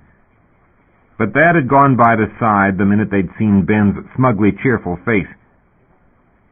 You got it, Meg said, before they even got their drink orders in. We're at least tracking, Ben said. We're gaining on it. They're going to expedite the claim. For the life of him, Bird couldn't figure how Ben managed to get around people in offices. But he did. So here they were, on their way to feeling no pain at all. 0.7G be damned. It wasn't as if Meg and Sal would leave them cold tomorrow if the deal fell through.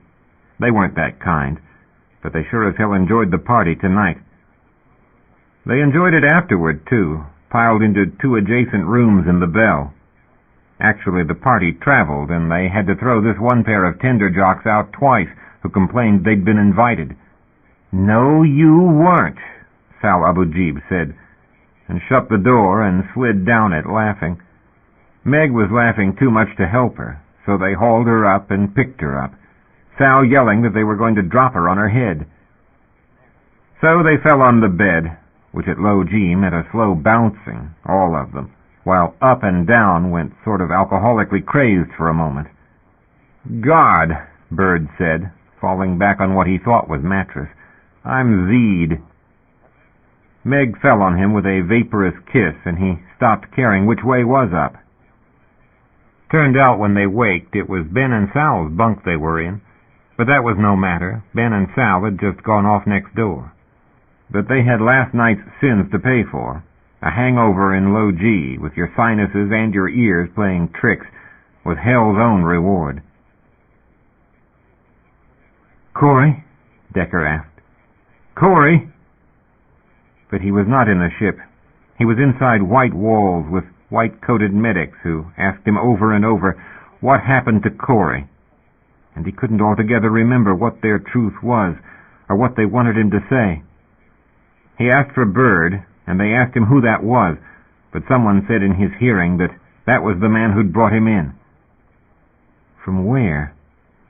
He tried to remember where he had left Bird, or what had happened, but it always went back to that shower stall, the watch showing him the time, March 12th, and it was his choice what would happen that day. He slept again. He was more comfortable when he waked. His hands were free, and they let him sit up and gave him fruit drink. A man came and sat down by his bed with a slate and started asking him questions. "How old are you? Have you any relatives?" All rapid fire. It was the sort of thing they asked if you'd had an accident, something about next of kin. It scared him. The shower in this room wasn't the shower he remembered. He could see the white walls through the door. He'd jumped ahead. Corey wasn't with him, and he was in a hospital having to go through these questions like some actor in a vid. It couldn't be real. God, he didn't want his mother to hear he was lying in a hospital somewhere she couldn't help. He'd screwed up enough. He just said he was from Saul Station and shut up. "What was your relationship with Corazon Salazar?" they asked him then, cold and impersonal. He said, going through the ritual, "She's my partner." But if he went on answering, they'd write it down as true, and he'd be here. He couldn't go back to the shower. He'd be out of the loop, and he'd have no chance to fix it. Corey would be dead then. No way back. The man asked, "Did you have relations with her?" That made him mad. "That's not your business." The man asked, "Did you ever quarrel?" "No." The man made a mark on his slate. "What did you invest in that ship?" He didn't understand that question. He shook his head. "Did you put any money into it?" He shook his head again. "That wasn't the way it worked. Corey was the money." Corey was the brains, too, but he didn't admit that to a stranger. Corey was the one who had no question what she wanted, but the man didn't ask that. The man said, "What happened out there?" He couldn't go back to the shower now. No green walls. White. He thought, what should I tell them? And the man said, "Does that upset you? You said Ms. Salazar was working outside the ship. Why?" He said, not sure what he might have changed, "We were working a tag." "Did Ms. Salazar regularly do the outside work?" "I'm the pilot." Two answers right. He felt surer now. "I see. So she hired you and gave you half interest in her ship. For nothing." He nodded. "Where did you meet?" "We wrote letters back and forth. We'd been writing a long time. Since we were kids." Another note on the slate. "Then it was more than a business relationship." "Friends." "You didn't have a falling out, did you?" He looked at his watch, but it wasn't there. They'd taken it. The man said, "Did you quarrel?" We never quarreled. She always did what you wanted? Or didn't she this time? He didn't understand. He shook his head.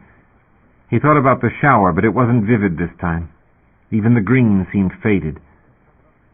The man asked, "Why did you cross the line? To cover what you'd done?"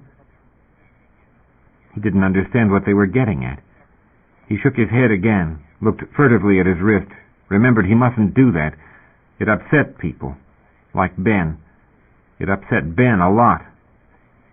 "Tell me the truth," the man said. "What were you doing out there?" "We had a tag," he said. "We were working it."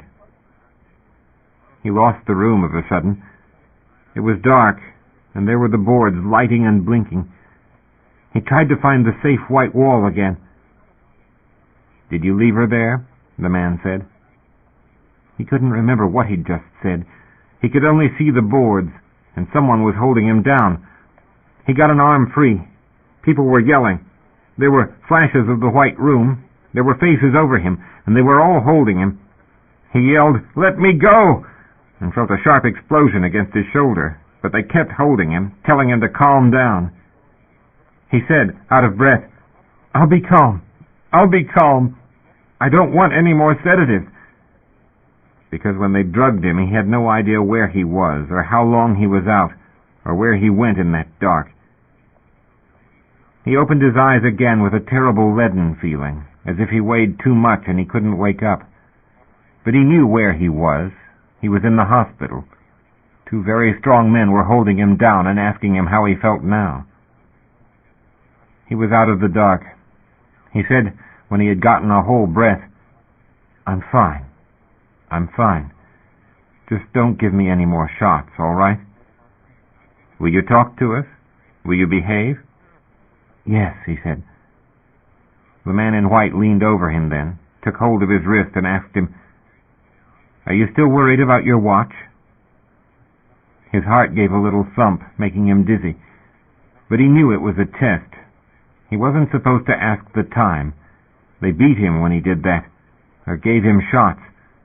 He shook his head, wanting to stay awake now. The doctor said, "We're going to take some readings while we talk. Is that all right?" Another test. He made up his mind then. It didn't matter what the truth was. If he didn't say exactly the right thing, they'd give him shots. He'd been in trouble in his life, but this was serious. This was a hospital, and they thought he was crazy. The doctor asked him, "Are you still worried about your watch?" Black. The siren going. He heard something beeping wildly. A timer was going off, and he didn't remember setting it.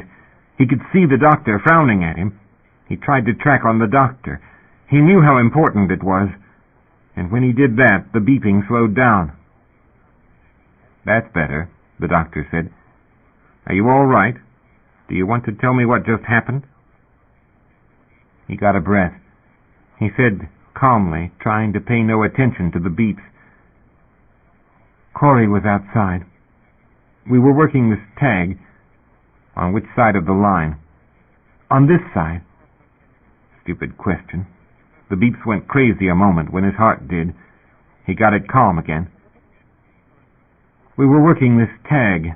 A big claim. Big. Kilometer wide." "Are you sure, Mr. Decker?" "It was that big. And we were out there. We'd shot our tag, but it wasn't a good take. Corey said..." The beep sped up again, and he slowed it down, staring at the wall, remembering Corey saying, "We're not letting those sons of bitches..." "We had to fix it, and she was going to go in. You couldn't handle a rock that size." "It was stable. Not that bad." Again the beep. He said, before it could get away from him, "But this damn driver, he wasn't on the charts. He wasn't slowing down. I said, Corey, get in here. Corey, he's still not answering me. Corey, get inside." "Get the trank," the doctor said. The beep became a steady scream, like the collision alert.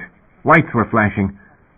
I kept saying, 'You son of a bitch, my partner's out there. My partner's outside. I can't pull off.'" They hit him with the trank. Two of them were holding him, but he kept screaming, "I can't pull off, you son of a bitch!" "It's not working," somebody said. The doctor pushed his eyelid up, leaning close, said, looking elsewhere, "Get the chief," while breath came short and the monitor was beeping a steady panic. "They didn't list it," he said. "It wasn't broadcasting." The doctor said, "Make up another dose, 50 cc's. "It wasn't on the damn charts." "Easy," the doctor said. "We understand you. Cut that racket." The beeper stopped. He took an easier breath. Good. Good.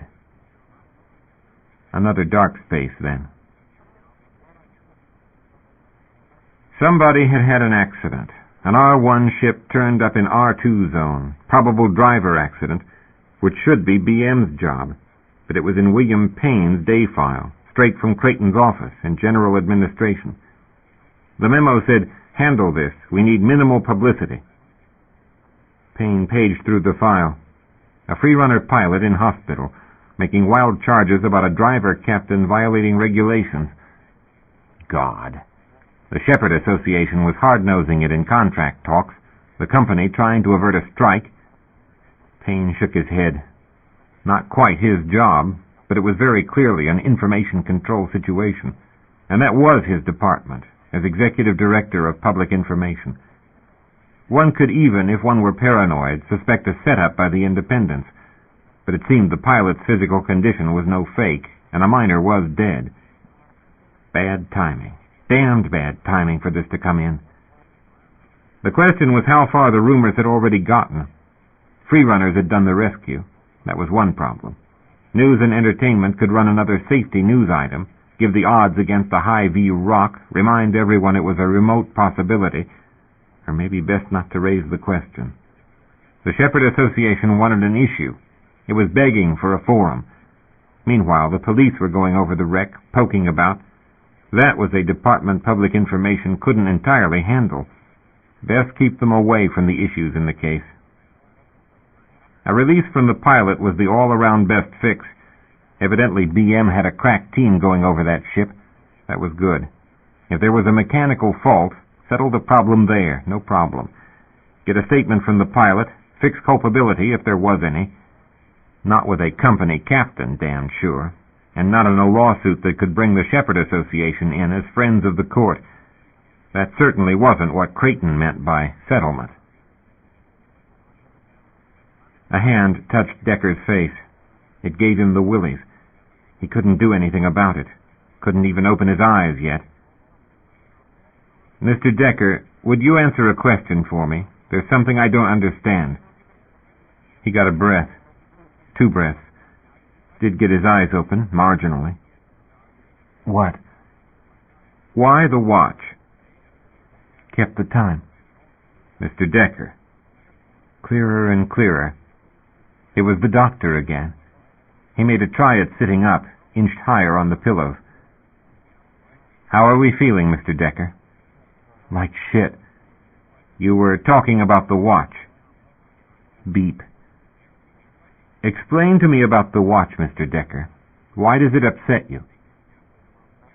He wished he knew the answers to that one. The doctor stood there a long time. Finally, he thought, maybe this one's going to listen.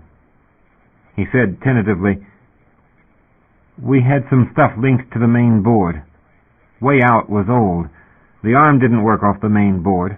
It was supposed to be a 3-man, you know, the way some of the ships used to be." "Go on, Mr. Decker. The watch." "You couldn't work the arm and see the log chrono. Real easy to lose track of time when you're working. And we didn't trust her suit indicators, so we used my watch." His voice shook. He was scared the doctor was going to interrupt him and order him sedated if he lost it. And he wasn't sure if he was making sense to the man. "It only timed an hour, you know. The alarm was a bitch to set, so we'd set it to January 1st. What day is it?" "July 15th, Mr. Decker." He despised crying. He didn't. He wouldn't. The doctor was getting impatient. He took deep breaths to help him. "Don't give me any shots. I need to figure. How far is it?" Don't distress yourself, Mr. Decker. January has 31 days. February is 28. March, 12. 71. Out there in space. 71 days. She'd have been out of air in 4 hours. Oh, God. Mr. Decker. March has 30 days. Or 31. 31. 12 from 31 is 19. 19 days in March. April is 30 days has September, April, June, and November. The doctor patted his shoulder. One of the orderlies came back. No, he yelled. I've almost got it, damn it. They shot him with it anyway. Be still, they said. Be still. Don't try to talk now. 49. They found me on the 21st. 49 and 21. Do you count the 12th twice? I'm losing it. Start again. Or can I trust my memory? It was still 6th deck and still a waiting game. Every day Ben went down and checked the lists. Every day it turned up nothing but pending. Trinidad herself was still hung up in the investigation. There was no way they could lease her, no matter that there were a dozen teams applying. There was no way they could even start her charge up, and every day she sat at dock she was costing money instead of earning it. Bird haunted the supply shops, pricing the few small parts she needed, but they couldn't even get access to her, the way Bird put it, to fix the damned clothes dryer. You can't hurry the police, Ben said, trying to put a reasonable face on things. It can't be much longer. And Sal, between sit-ups, they were working out in the gym. I thought you could fix anything. Not in my range of contacts, he said, frustrated himself. Nudging security was asking for more investigation. Hell, Bird said, mopping his face, leaning on the frame of a weight machine. I sincerely hope they just get something decided. My heart can't stand much more of this prosperity. Meg didn't say anything but, easy, Bird. Payne said, no, damn it, just don't answer. Tell Salvatore. No, don't tell Salvatore. I'll talk to him. Hell of a day. A shepherd crew and a tender crew mixed into it in a bar, and a bystander was in hospital. And this. Some clerk in R1 had sent the Salazar kid's mail as deceased, returned to sender, and the sender in question, Salazar's mother, had hit the phone asking for information on her daughter. The operator in ASCOM, knowing nothing about it, had sent the call to personnel.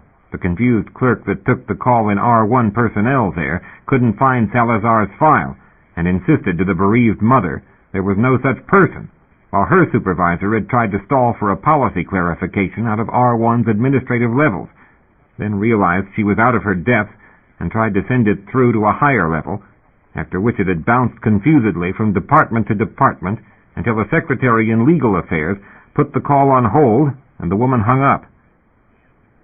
Salazar's mother was on the Mars Corp board, for God's sake. Nobody had told him. Nobody had told Towney. Nobody had flagged the dead miner as a problem. Alice Salazar's next phone call had hit the president's desk.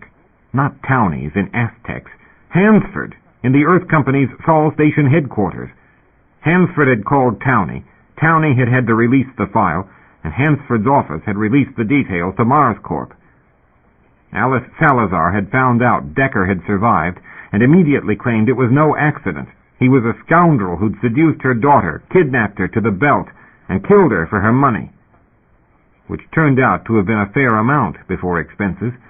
There was a binding surviving partner clause. But Alice Salazar was an angry woman, one damned angry woman, and lawyers were talking to lawyers at very expensive phone rates. Mr. Creighton is on the line, Payne's secretary said. God. Mr. Creighton, sir. Creighton said, have you got the letter? Yes, I have it up now. One went to security. Oh, my God. I'm sorry, sir. I certainly didn't. Not from your office. From Ms. Salazar. She wants that boy's head. You understand the implications. We need this mess cleared up. We don't want him in court. I want you to patch this up. Get the facts straight. We've got to have an answer for this one. Still no police clearance, and on a certain afternoon in the Bell, when Ben was in the bar doing some technical reading, Meg slipped into the chair across the table, leaned both arms on the table, and said, "Benji, Cher, let's go do talks." He thought at first Meg was just bored, Bird being out of sorts for the last couple of days, and he wasn't totally surprised, back in her room, to end up in bed in mid-shift. Not the first time for him and Meg, but it was all the same unusual, even if he was entirely sure, and he was, that Bird wouldn't take exception. The side shaving was a turn-on. The mop on top and down the back was several shades brighter than elsewhere, but it was beyond a doubt Meg's right color, and she had some kind of creature tattooed around one leg. Snake, Meg had told him once, early on in their acquaintance. Bird had told him what kind it was, and said if it bit you, you were dead in 3 minutes. He thought that might well fit Meg if you got on her bad side. But he wasn't on her bad side. He had it figured by then that Meg had ulterior motives, though Meg wasn't the sort to hold a man off while his brains scrambled. He swore he couldn't do anything until she'd told him what was going on, but she proved that wrong. She had him truly gone before she started asking him about the ship, about Decker, about the way Bird was stewing and fretting. "Bird's severely upset," Meg said. "You think there's a chance on that ship? Because if there isn't, you got to talk to him." "Decker's brain's gone, no question. Yeah, there's a solid chance on that ship. There's a good chance. Bird says if you get anything, it'll have to be in court. Bird's saying you won't win, that it's all just a waste. But he doesn't act it. Is there anything the company can turn up?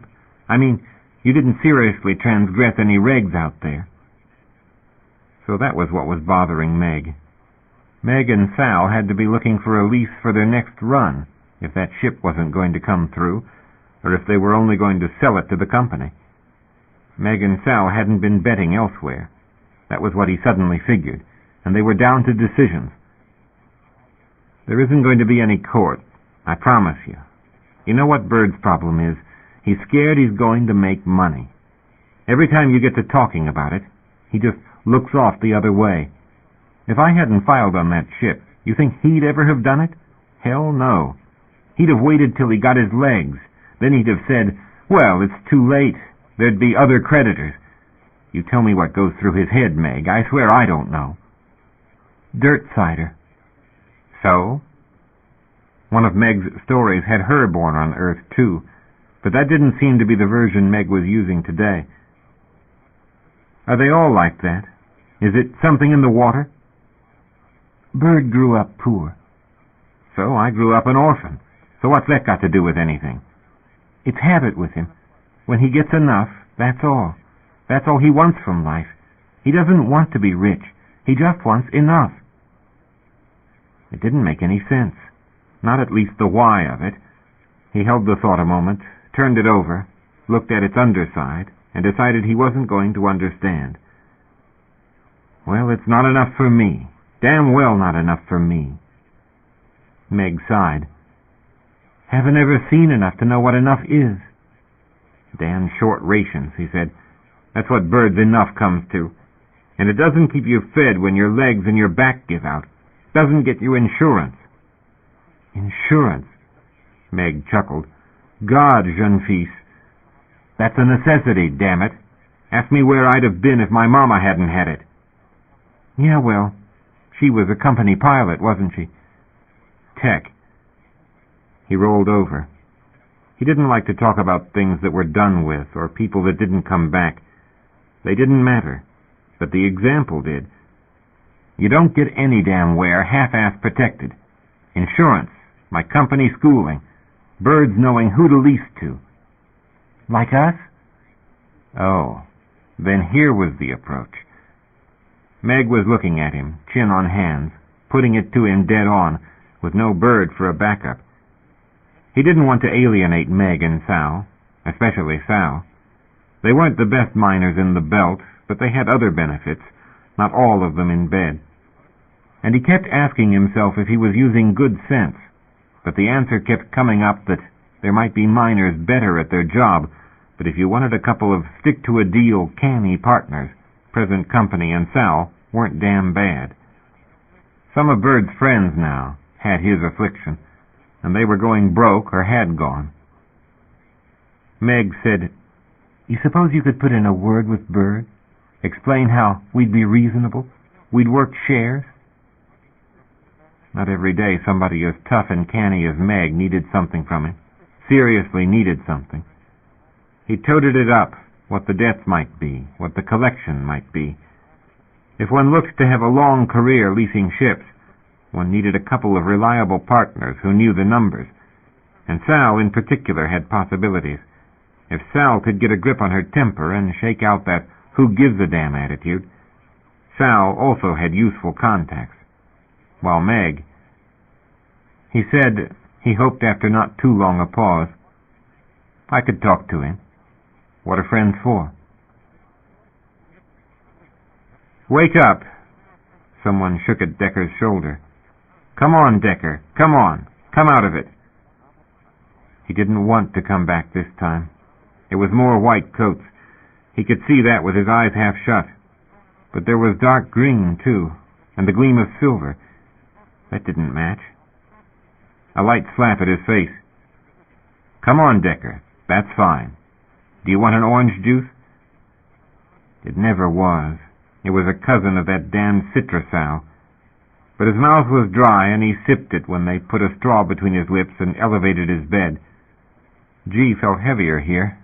He thought, this isn't the same place. We're deeper in. "How are you feeling?" his doctor asked him. But he was looking suddenly at the company police, realizing what that uniform was. "Paul Decker," the head cop said, "we want to ask you a few questions." He heard that beep again. That was him. That was the cops listening to his heartbeat, and it was scared and rapid. "Have you found her?" he asked. Cops always came with bad news. He didn't want to hear what they might have to say to him. But one of them sat down on the side of his bed. That man said, "What did you do with the body?" "Whose body?" For a moment he honestly didn't know what they were talking about, and the monitor stayed relatively quiet. Then his pulse picked up. "Whose body?" "Your partner's." The beeps became hysterical. He hauled the rake back down again, saying calmly, "I couldn't find her. They hit us. I couldn't find her afterward." "Mr. Decker, don't play us for fools. We'll level with you. Don't you think it's time you leveled with us?" "This ship ran us down." "And it wasn't on the charts. Come now, Mr. Decker. You know and I know you had a motive. College girl comes out here with her whole life savings, and here you are. Not a steady job in your life, no schooling, not a cent to your name. How'd you get here? How'd you get passage?" "Corey and I were friends, from way back." "So she puts up the equity. She just insists the ship go down as joint ownership, with a death provision in there." "No." "Or was that your idea?" "I don't even know what you're talking about." "You signed it. We've got your signature right at the bottom." "I didn't read it. Corey said sign. I just signed it." The officer had reached for a slate the other cop had. He pressed buttons. "We have here a deposition from your port of origin, from one Natalie R. Fry, to the effect that you and Ms. Salazar quarreled over finances the week you left." "Hell if we did." Quote, "Corey was mad about a bill for a jacket or something." "I bought a jacket. She thought I paid too much. Corey'd wear a thing till it fell apart." "So you quarreled over money?" "Over a jacket. A damn $38 jacket. We fought. All right, we fought. Doesn't everybody?" Miss Fry continues, "Corey had been sleeping around. Deck didn't like that." "Screw Natalie. She wasn't a friend of ours. Corey wouldn't spit on her." "Did Miss Salazar sleep around?" "She slept where she wanted to. So did I. What the hell?" "Well, that wouldn't matter to anyone, Mr. Decker, except that she never got back." The beeps accelerated, not from shock. A fool could see where this was going. He was shaking. He was so mad. and if he went for the bastard's throat, they'd trank him and write that down, too. "Corey's lost out there," he said doggedly. "A ship ran us down." "Mr. Decker, there was no other ship in that sector." "That's a lie. That's a damn lie." He reached frantically for things they couldn't deny. "Bird knew it was there. Ben knew. We talked about it. It was a driver, was what it was. It wasn't on my charts." The officer said, dead calm, "Bird and Ben?" "The guys that picked me up." He was scared they were going to tell him that never happened either. But someone had brought him in. "I called that son of a bitch. I told it we were there. I told it my partner was outside." "Are you sure the rock didn't block the signal?" "No. Yes, I'm sure. I had it on radar. Why in hell didn't it see me?" "We don't know, Mr. Decker. We're just asking. So you did see it coming. And did you advise your partner?" "They made him crazy, changing the rules on him. One moment they accused him, then they believed him. Sometimes he seemed to lose things." "Didn't you say you'd hit a rock? Wasn't that your story at one point?" "He was lost and sick, and the drugs still had him hazed. The beats increased in tempo. He wasn't sure whether it was his heart or something on comm." "So where did you manufacture this ship, Mr. Decker?" "It was out there." "Of course it was out there," the officer said. "You had it on your charts. Your log showed that. How could we doubt that?" He was totally confused. He put his hands over his ears. He tried to see if the alarm going was his heart or something in his head. "Call the driver, for God's sake. See if they picked Corey up." "Didn't you call?" the cop asked. "Yes, damn it, I called. I called and it didn't answer. Maybe my antenna got hit. I don't know. I called for help. Did anybody hear it?" "A ship heard you. A ship picked you up." "Different." He was tired. He didn't want to explain comm systems and emergency locators to company cops. "Just call the driver out there." "If there is a driver out there," the cop said, "we'll ask. But if they had picked up your partner, wouldn't they have notified their base? Don't you think they'd have called that in?" He thought about that answer. He thought about the way that ship had ignored warnings. He thought about it not answering his hails. He thought, "It's not hours, is it? It's months. It's been months out there." The alarm sounded again. He wanted it calm, because when he didn't do that within a certain time, they sedated him, and he was trying to be sane for the police. "I don't know they heard me. Just call them." "We're going to be calling a lot of people, Mr. Decker." The cop got up from his bed. "We're going to be asking around." They walked to the door. The doctor went with them. He lay there just trying to keep the monitor steady and quiet, on the edge of hysteria, but a good deal saner than he wanted to be right now. He remembered Bird. He remembered Ben. He was relatively sure he had come here on their ship. But sometimes he even feared Corey might not have existed, that he had always been in this place, that he was irrevocably crazy. Chapter 7. If 8 was gray and automated, 6 was green paint and a few live service restaurants and shops, but the time still dragged.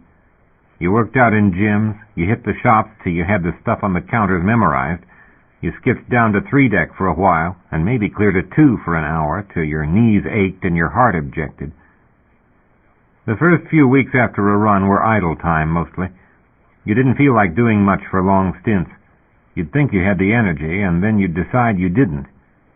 You sat around, you talked, you filled your time with vid and card games, and when you found your legs, an occasional grudge match in the ball course, or sitting through one of the company team games in the big gym on 3-deck was about it. But mostly you worked out till you were about to drop, if you had to wrap your knees in bandages and pop pills like there was no tomorrow. And that was what Bird did, because the younger set was chafing to get down to heavy time that counted, down in the neon lights and fast life of Hell Deck, down in the .9 G on 2, that was as heavy as spacers lived. Specifically to the black hole that was the accommodation they favored. And the hour Mike Arezzo called and said he had 2 rooms clear, adjacent no less, they threw their stuff in the bags and they were gone. Checking in at the hole felt like coming home. Old acquaintances, a steady traffic of familiar faces. Mike, who owned the place and ran the bar out front, kept the noise level reasonable and didn't hold with fights, pocket knives, or illegal substances. Quiet place, all told. Helldeck might have shrunk from its glory days. Worker barracks and company facilities had gnawed it down to a strip about a K.5 long, give or take the fashionable tail end the corporates used. That was another 10 or 15 establishments, but you wouldn't find any corporate decor in the hole. No clericals having supper, not even factory labor looking for a beer. The hole was free-faller territory. Dock monkeys and loaders, tenders, pushers, free-runners, construction crew from the shipyard, and the occasional shepherd. Not that other types didn't stray in, but they didn't stay. The ambient went just a bit cooler, heads turned, and the noise level fell. It went the other way when lost sheep turned up. "Hey, Bird!" Alvarez called out, and heads turned when they walked in. Guys made rude remarks and whistles as Meg sauntered up to the bar and said, "Hello, Mike." Mike said accurately, "Vodka, bourbon, vodka and lime, gin and bubbly," and had them on the bar just about that fast. Home again, for sure, close as it came. "How's it going?" Mike asked. "Persky says you got a distress call out there. Pulled some guy in." "Yeah, young kid. Partner dead. Real shame." Alvarez said, "What's this with Trinidad hanging off the list? The cops impounding her?" God, the other thing Helldeck was good for was gossip. "Nothing we did," Ben said fast. "But Mama's got her procedures. You contact a ship from across the line." "Across the line?" "Some parts of a story you saved for effect. They were worth drinks, maybe supper." Wait, Alvarez said. "Mahmoud and Lal are over at the Pacific. I'll phone them. Wait on that." "You got one grounded bird here," Bird had used to joke, when it came to getting about in .9 G. Hard as 0 G was on the body, you got so frustrated with walking on Helldeck, it took so long to get anywhere, and the trans was always packed. Food and drink didn't have to be chased, that was the plus. But when you first got in, you always felt as if you'd forgotten your clothes. You got so used to the stim suit moving with you and fighting every stretch, you kept checking to make sure you were dressed. Air moved over your skin when you walked. And how did you spot a spacer in a fancy restaurant? Easy. He was the fool who kept shaking the liquid in his spoon just to watch it stay put. Or who set something in midair and looked stupid when it didn't stay there. He was also the poor sod always in line at the bank, checking his balance to see if assay or mining operations had dropped anything into his account. Or, in this case, down at the security office to see if, please God, the technicalities had been cleared up, and some damned desk pilot might just kindly sign the orders to get his ship out of port. No, and no. The 28th of July, for God's sake, and the cops hadn't finished their search. And when he decided to stop by the bank and check the balance to see if the last of the 6-deck bills had come in, damn it, the bank account showed a large deduct. So, the aforesaid spacer hiked the slow long way to the claims office and stood in line in this scrubby poor office to find out the state of affairs with Trinidad's claims pending and its tags. Ben had gotten into his nice office worker suit and gone clear around the rim to say hello to friends in assay who just might hurry up the analysis, and you'd sincerely hope it wouldn't run in reverse. 229 Tango, he told the clerk, who said, "Trinidad, yeah, Bird and Pollard, right?" "Right."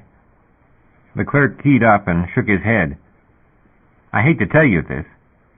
Don't tell me we got a loss. You don't want to tell me that." "Yeah. You got a pen? I'll give you the number." "I got my list," he said, and fished his card out of his pocket and stuck it in the reader on the counter. "That's number T29890. "Shit," he said, and bit his lip. On principle, he didn't cuss with friendly clerks, but it was the second-best tag they had. A big rock for these days, iron, and he had been careful with it. He raked his hand through his hair and said, "Sorry, but that one hurts on principle. Maybe better news tomorrow. They do turn up again." "Yeah," he said. "Thanks." So they'd lost a tag. It happened. You sampled a rock, you took a sample in and ran your on-site tests, and if you liked it and thought Mama would, you called and told her you had potential driver work here. You got your big bounty when your second official assay report confirmed your work, and you got a certain monthly fee just for having it on the charts. But you didn't get paid percentage on the mineral content until some driver finally got around to chucking it back in bucket loads, until the shepherds got it in, and the refinery reported what it really had, which happened on the company's priorities, not yours. And if you had a loss of signal, that meant Mama had to do the bookkeeping on it, and Mama had to re-tag it, pick it up on a priority, or let it go until another pass. All that was shit work Mama didn't like to do, when a nice neat tag that stayed on was what you got that bonus for. And back it came unless you personally could firm up those numbers and keep track of it. If it got perturbed out, as did happen, you could lose it altogether, or have to fight it in claims court. So, well, this one was too good to let slip or leave to chance. Maybe a little computer work could find it. There was a remote chance it could just be occulted for a while, something in the way that wasn't on the charts. A loss could sometimes put recoveries onto another find, in which case you got that credit. It had happened in the long ago. But generally a rock just, in the well-known perversity of rocks, got to turning wrong, and managed to turn in some way that the strip transmitter was aimed to the 3% of the immediate universe Mama's ears didn't cover. Or the transmitter could have died. They didn't live forever, especially the junk they got nowadays. So it was hike over to recoveries and pay a couple more C's out of the account for the technicians to pull up a file and figure probable position, and talk to it and listen with a little more care, first off, in the hope of getting contact, before they went to the other procedures. Meanwhile, the bank didn't pay interest on what Mama had taken out. That was why they did immediate withdrawals these days, every damn penny they could gouge. Odd-shaped rock, he typed on the form, and invoked the data up out of Mama's storage, photos, and mass reckoning, and the assay report on the pieces they'd knocked off it. The recoveries clerk took the dump, looked at it, and lifted an eyebrow. "Thorough. Makes our job a lot easier. We might have a real chance of waking this baby, or getting a driver on it before it gets out of reach. Real nice piece, that." That made him feel better, at least. You kept the people in recoveries happy, and they maybe paid a little more attention to getting you found, or a little more urgency to getting you picked up, unlike the guys who took only one sample, and that from the only good spot on the rock. A lot of novice miners had gone bust that way. Talk Mama into a whole lot of expensive tags on junk, just collect the bounties and puff up the bank account and buy fancier analysis gear. And a few took the real risk and outright falsified the samples. It paid off in a few instances, but the sloppy work that usually went along with that kind of operation sooner or later started showing up in reprimands and fines, and a crew got back to base some trip to find out their bank account had been holed while they were gone. Mama didn't ask you to write a check these days. Under the new rules, she just took it, and you could sue if you thought you'd been screwed, if you could afford to hire the company's own lawyers. And you'd never say that drivers ever cheated in reckoning the mass they'd thrown. And you'd never ever say that a refinery would short their receipts. Driver captains and refinery bosses never ever did things like that. But you did do real well to get a reputation for being meticulous, taking multiple samples, being clean with your records, making it so drivers and tenders knew your tags were worth going after, knowing your mass, photographing all the sides, including after the tag was on. Most of all, knowing the content, rocks being their individual selves and damned near able to testify in court who their parents were. No skimmer liked to mess with his claims, no sir, because Morris Bird was real friendly. He was on hailing terms with most of Heldeck, and when he got a few under his belt, he told everybody far and wide how he kept accidents from befalling his claims, and how suspicious it was if it came in short. There had only been one or two uncharitable enough over the years to remark that sleeping with the two most likely to do the skimming couldn't hurt. But he had stood up for Meg and Sal, and so had no few others. It made him happier just thinking about it. Made him outright laugh, thinking how that had probably done more to reform Meg Cady than all the evangelicals and the Islamic reformeds who handed out their little cards on Hell Deck. Sal now, he thought. Reforming Sal was a whole different proposition. You got all kinds on Hell Deck, except you didn't walk it in any business suit, not if you didn't want to get laughed out of the hole. So Ben shedded at the locker he kept on 3 Deck, put on his casuals and his boots, after which it was safe to go home. Change of clothes, change of style. Ben Pollard went most anywhere he cared to go on R2, and nobody would find him out of place. But fact was, Hell Deck was where he most liked being, down in the hammering noise and the neon lights. He'd been scared as any company clerk when he'd first laid eyes on it, at 14, even if his mama had belonged here. But even at that age, he'd known sure as sure that Ben Pollard was never going to have the pull to get out of the company's lower tiers. He'd learned how it really was. The ideal the company preached might be class-blind, but funny thing, kids without money ended up like Marcy Hager, in the middle tiers, where you had certain cheap perks, but you'd never get a dime of cash and you'd never get further, and aptitudes and institute grades had damned little to do with it. President Towney's son, for an example, was about as stupid an ass as had ever graduated from the institute, and they put him in a vice presidency up in the methane recovery plant, while Ben Pollard, a shepherd's kid, got a stint at pilot training, at which he was indifferent, and geology, at which he was good, and a major in math, thank God. But he couldn't get into business administration, not at least tracked for the plum jobs. They went to relatives of company managers. They went to company career types, who had paid their dues, or whose parents had, or who tested high in, so he had heard, company conformity. Shit with that. He took a little jig step on his way back from the assay office, and on Hell Deck nobody took exception to a little exuberance. If a guy was happy, that guy must have reason. In a society that lived on luck, you wanted to brush close to whoever looked to have it, because that guy might lead you to it. What he had was a card in his pocket that said they had a couple of nice pieces, and that money was going into the bank, dead certain. You tagged things, and you didn't know how long it was going to be till the driver got there, but what you had in your sling was money, and in this case, a good chunk of it. Yeah. Meg or Sal in? He asked Mike at the bar when he got to the hole. He knew where Bird probably was, where Bird had been this time of day for the last week. Mike said, "They aren't, but the cops were." He looked at Mike a moment. It was hard to change feet that fast. Cops? They weren't in uniform, but they had badges. Anything I should know? He sighed, said, because, hell, you needed the local witness on your side if it came to trouble. All right, Mike. The guy we rescued, out in the belt. We got a claim in on the ship. He owned it. Sole survivor. The guy's crazy. God only knows what he said. Police are probably checking us out to be sure we're on the straight. Mike looked a shade friendlier at that, and interested. Claim on the ship, is it? He tapped his key on the bar. More of a long, long story, but that part's black-holed. You, we trust. Let me go check this out.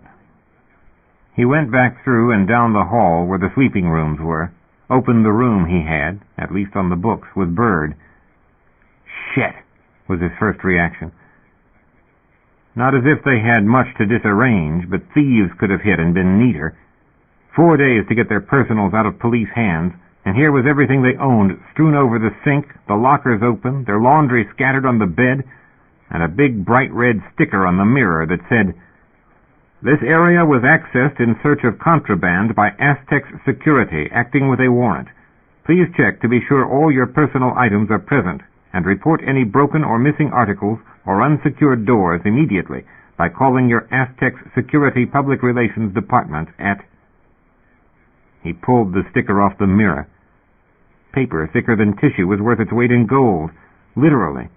You could fold the thing and write important secret notes on the edges if you could find a pencil, which was equally frigging scarce. Shit, shit, shit!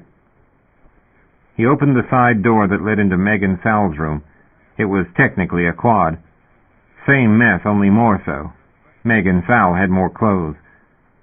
Meg and Sal were going to kill them. That was one thought going through his head.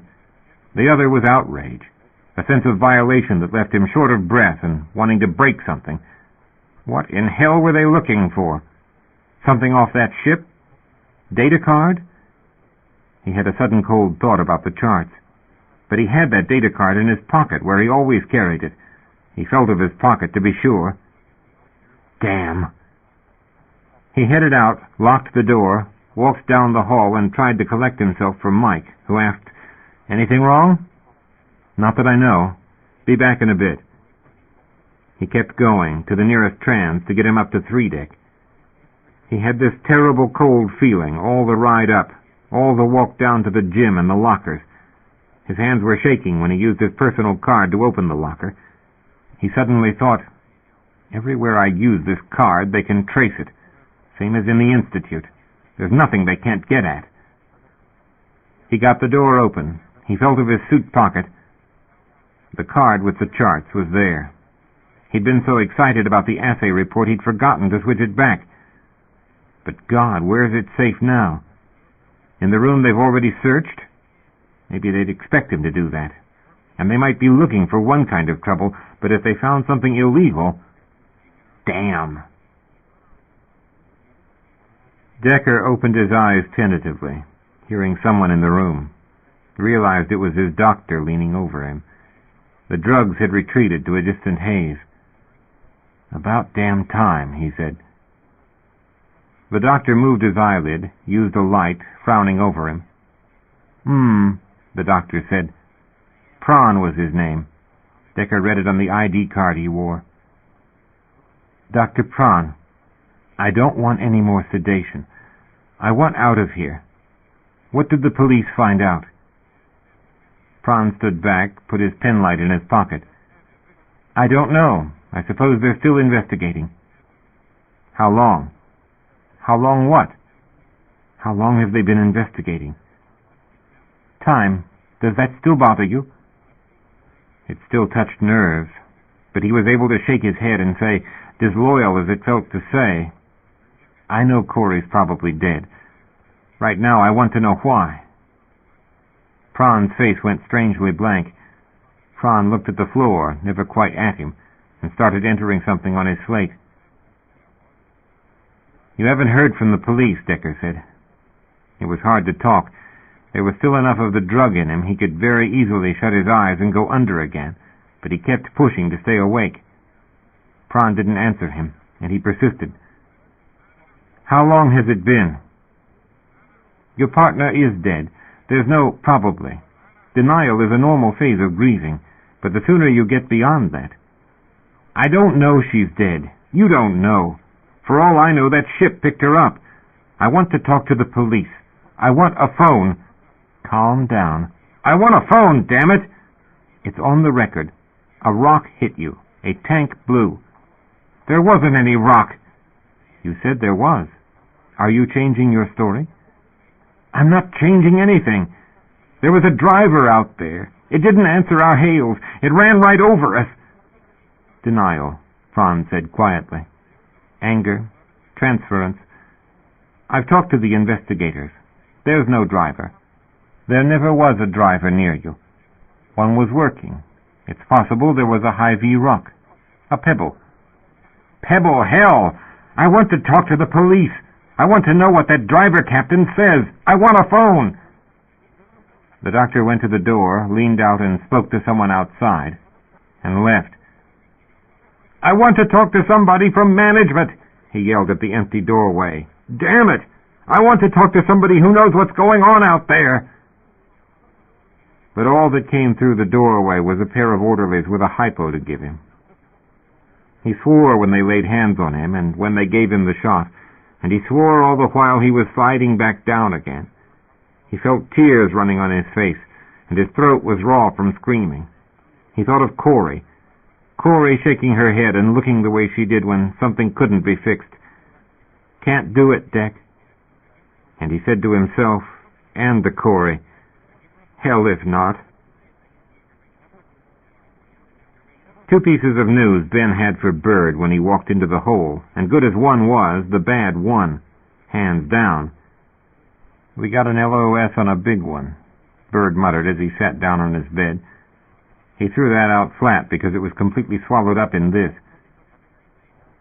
"Sure it was cops?" "They left a note. A sticker." Ben showed it to him, folded from his pocket. "It was worse than this. I straightened up some. Folded Sal and Meg's stuff." Got them too." "Damn." He shook his head. It was all he could think to say. "Maybe," Ben said, "maybe they're just checking us out. I mean, legally they can search anything they want, and we have this claim in." "Legally, I'm not sure they can," he said, tight-jawed. "But the complaints desk is hellen away from R2. Then he thought about Bugs, signed Ben to hush, got up and took him out and down the hall to a table in the bar. By that time he figured Ben knew why. Ben looked worried as he sat down. "2 beers," he said to Mike Arezzo, and brought them back and sat down. He said to Ben, "They could have bugged the place, but if we ask to move, they'll be asking why, and they'll get interested." "I don't know why they're on us in the first place," Ben said. "It's that damn Decker. I know it is. No telling what story he's telling them." "We don't know that." "Well, it would be damn useful to know. I can talk to somebody in..." He laid a hand on Ben's arm. "Don't try to fix this one. I don't care who you know. It's too dangerous." "Dangerous? Hell! We haven't done anything but save that guy's neck." Ben really believed in some things, like the system and the rules he regularly flouted. "You remember you asked me about Nouri and his lot, and I said that wasn't that long ago. Police can do any damn thing they want to. They did then. They still can. Your company education tell you that?" "There are regulations they have to follow." "That's fine. There's regulations they sometimes don't follow. Remember Nouri? Wasn't anything they didn't search on these docks, and you didn't say, 'I got my rights.' The company has its easy times and it has its crackdowns, and both of us can remember when toilet paper didn't have stuff in it to break it down so you can't make press paper anymore. You got to use those damn cards you stick into these damn readers that we don't know where the hell they connect to. I can remember when ships could kind of work in and out of the sectors and you could link up and share a bottle. Now they'll slap a fine on you you'll never see the top of. I can remember when they didn't care about this stupid war with people clear the hell and gone away from here, that they say now can just come in here and blow us to hell. And once upon a time we didn't have the company bank taking LOSs out of your account if you paid for a search, not until recovery turned up an absolute no-can-do. I've seen a hell of a lot change, friend. I've heard about how the company has to do this and the company has to do that, and if we organize and everybody stands together, the company is going to give in. Hell, we're not the shepherds. The company doesn't have to give in. The company can replace us. The company's aching to replace us, and if it wasn't for the charter that says they have to deal with independence on a fair and equitable basis, they'd have screwed us all right out of existence. They teach you that in company school? There are still rules. They are still accountable to higher management. Yeah, they're accountable. The only accounting that matters is the balance sheet. We shouldn't have filed on that ship, Ben. We shouldn't have done it. You're not making sense. It's the company's rules. They set up the salvage rules. You're saying they're not going to follow them? Ben, the rules aren't supposed to cost the company money. That's the rule behind the rules. I've had a bad feeling about this whole business from the beginning. You don't win big. You never win big. If you don't take the breaks you have, you damn sure don't win anything. You're all shiny new and bright polished. I was that a long time ago. He took a mouthful of the beer and swallowed. "I remember when they started making this stuff, too. You don't want to see the vats this came from." "Yeah, well, maybe everything you remember was better. Maybe everything now is shit. Or maybe it was always like this." "We didn't always have the company on our necks. We didn't always have them gouging every penny they can get their hands on. We didn't always have a friggin' military shipyard next door making us a target. We haven't always had all this damn happy stuff on the vid all the time, when we know nothing happy is going on back home, Ben." It was too much to say, even out in the bar, where bugs weren't likely. It was too much even to think about. Ben looked confused. "Here's home, Bird. This is home." "Yeah," he said. "It's mine, too. But sometimes I'd like to kick its ass." Meg and Sal came in the door. They had to explain to them how it was. Sal said, "Sons of bitches," meaning he hoped the cops. But Meg and Sal were smarter than Ben in some ways. They shut right up and said a dinner would patch things. Funny, he thought then, that they had never even once thought that the cops could have been searching after something Meg and Sal had done, and them almost certainly skimmers, and just back from a run. But the company never minded skimming much, though he had never minded how Sal took money from guys. Sal just didn't do favors for free, unless she was your partner. And truth be known, she got a bit out of Ben, the way they'd just gotten their dinner paid for. Company brats understood each other. The gals didn't even look much upset, just kind of shrugged it off and shook their heads, as if two guys who got into somebody else's trouble could expect police. Or maybe they were just trying to keep everybody level-headed. You never knew with women. They might be madder than hell and thinking how they'd like to break certain guys' necks, but they'd think about it a while and figure they were owed for this, more than a couple of beers. So they said they'd go straighten up, and they left. Ben lingered a minute, finishing his beer, and then said he'd go check the bank and make sure the money got logged right, which was an excuse. God only knew where Ben was really going.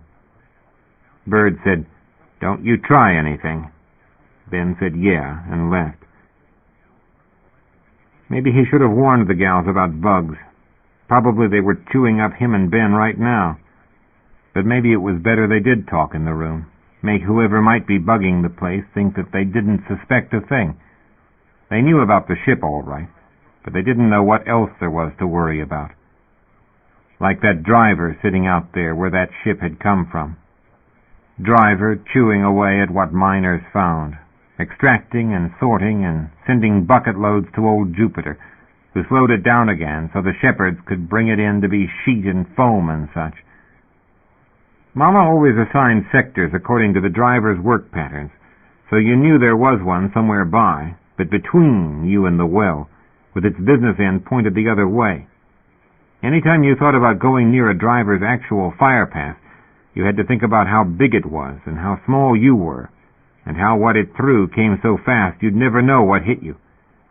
Driver paths were the one item of information Mama gave out for 5 or so sectors away, not even regarding the line that divided R1 work zone from R2. Every firing of the drivers had to be logged and reported to Mama as to exact time. You couldn't move a driver without Mama's permission. You sure couldn't hide one. So, Mama just forgot to put a driver on Decker's charts. It had been on the ones Mama dumped to Trinidad, right where Decker had given them the coordinates for the accident. Damn, you didn't want to have thoughts like that. A lot of pressure on Mama lately. A lot of crazy behaviors out of Aztex's upper echelons. Like mandatory overtime in the factories.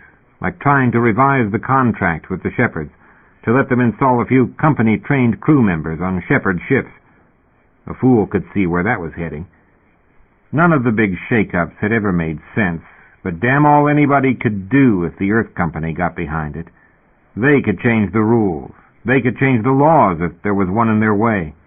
The EC had so many senators in its pocket, and the EC was so many people's meal ticket in one way or another, especially with this ship construction boom, and there were so many blue skiers bone ignorant about space and politics, living down at the bottom of the mother well like his own brother did, writing him once a year about the wife and the kids, and 2 pages at Earth-to-Belt mail rates about how he was putting in green beans this spring.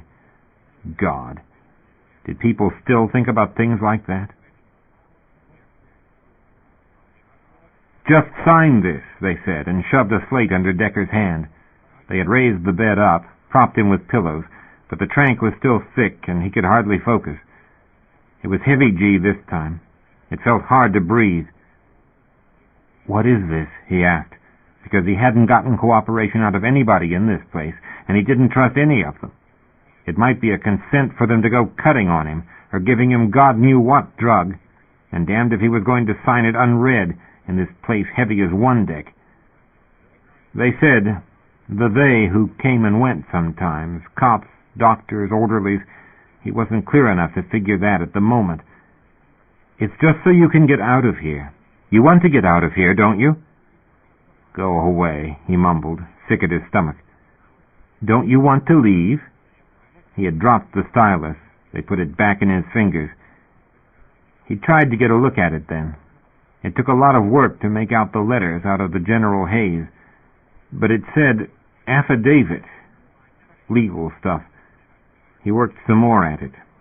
Finally he saw it was an accident report. Accident? Hell! He threw the thing. Maybe he broke it. It hit the wall and fell with a clatter like broken plastic. He thought, it wouldn't do that upstairs.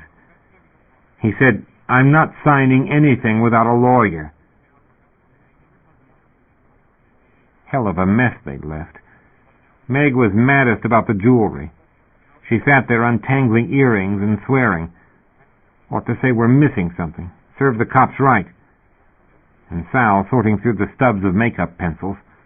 Blunted every damn point. Corp-rat pigs. We haven't done anything. It took some thinking, but that was the case. Meg unwound tiny chains and felt an upset at the pit of her stomach. Sons of bitches! Why the hell'd they toss everything together? Sal came over and leaned on her fist on the bed. Signed, fast and sharp, careful, which didn't help the feeling in Meg's stomach at all. If they were bugged, and the way things were going, she'd believe it. They could make those bugs vid as well as audio. They didn't need this trouble. They wanted a chance at that ship, but they sure didn't need this trouble. And trouble for the guys was what it smelled like. They could move out. There were sleeperies besides the hole. They could kiss Ben and Bird off and go find another lease after all. But if that second ship did come Bird's way, then they'd want to cut their throats was what. Bird and Ben were the best operation they had a chance with.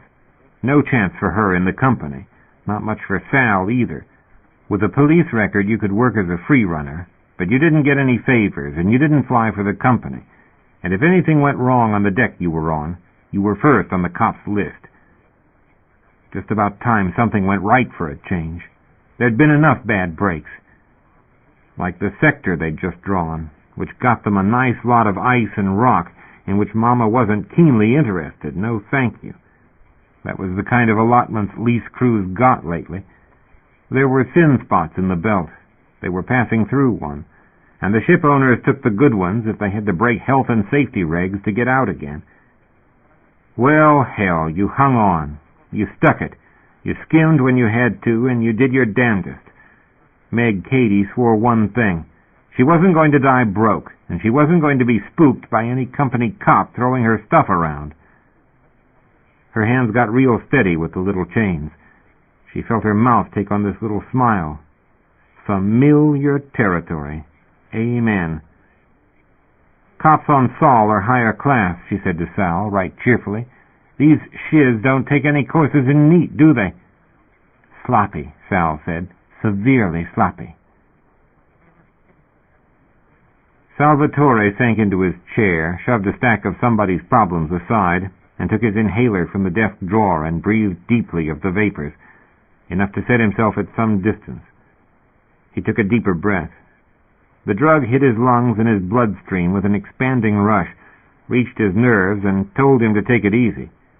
He hated scenes, hated them, hated young fools handing security more problems, and doctors who invoked privilege, Most of all, he hated finding out that there was more to a case than administration had been telling him. The phone beeped. He took another deep breath, let it go. His secretary would get it, and he hoped to hell. "Mr. Salvatore," his secretary said via the intercom. "Mr. Payne." Third call from PI that day. This was not one Salvatore wanted, and he knew what Payne had heard. God, he wasn't ready for this. He punched in, said, "Mr. Payne, sir." "I'm told we have a problem," the young voice on his phone said.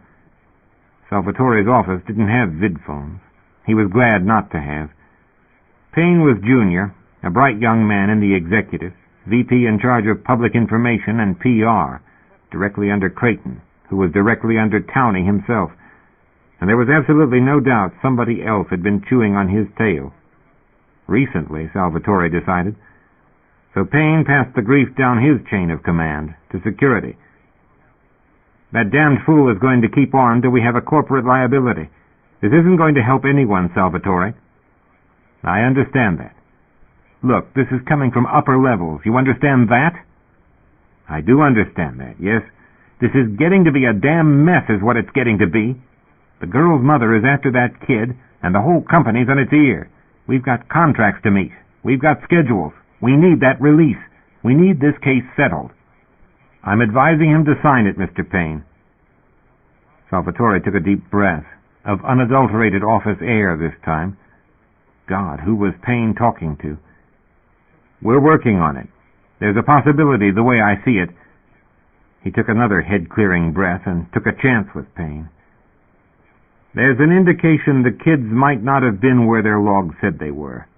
It could have been a mistake. It could have been deliberate. I think they may have been skimming." There was a long silence on the other end. God, he hoped he'd not made a major mistake in saying that. End of Side 3.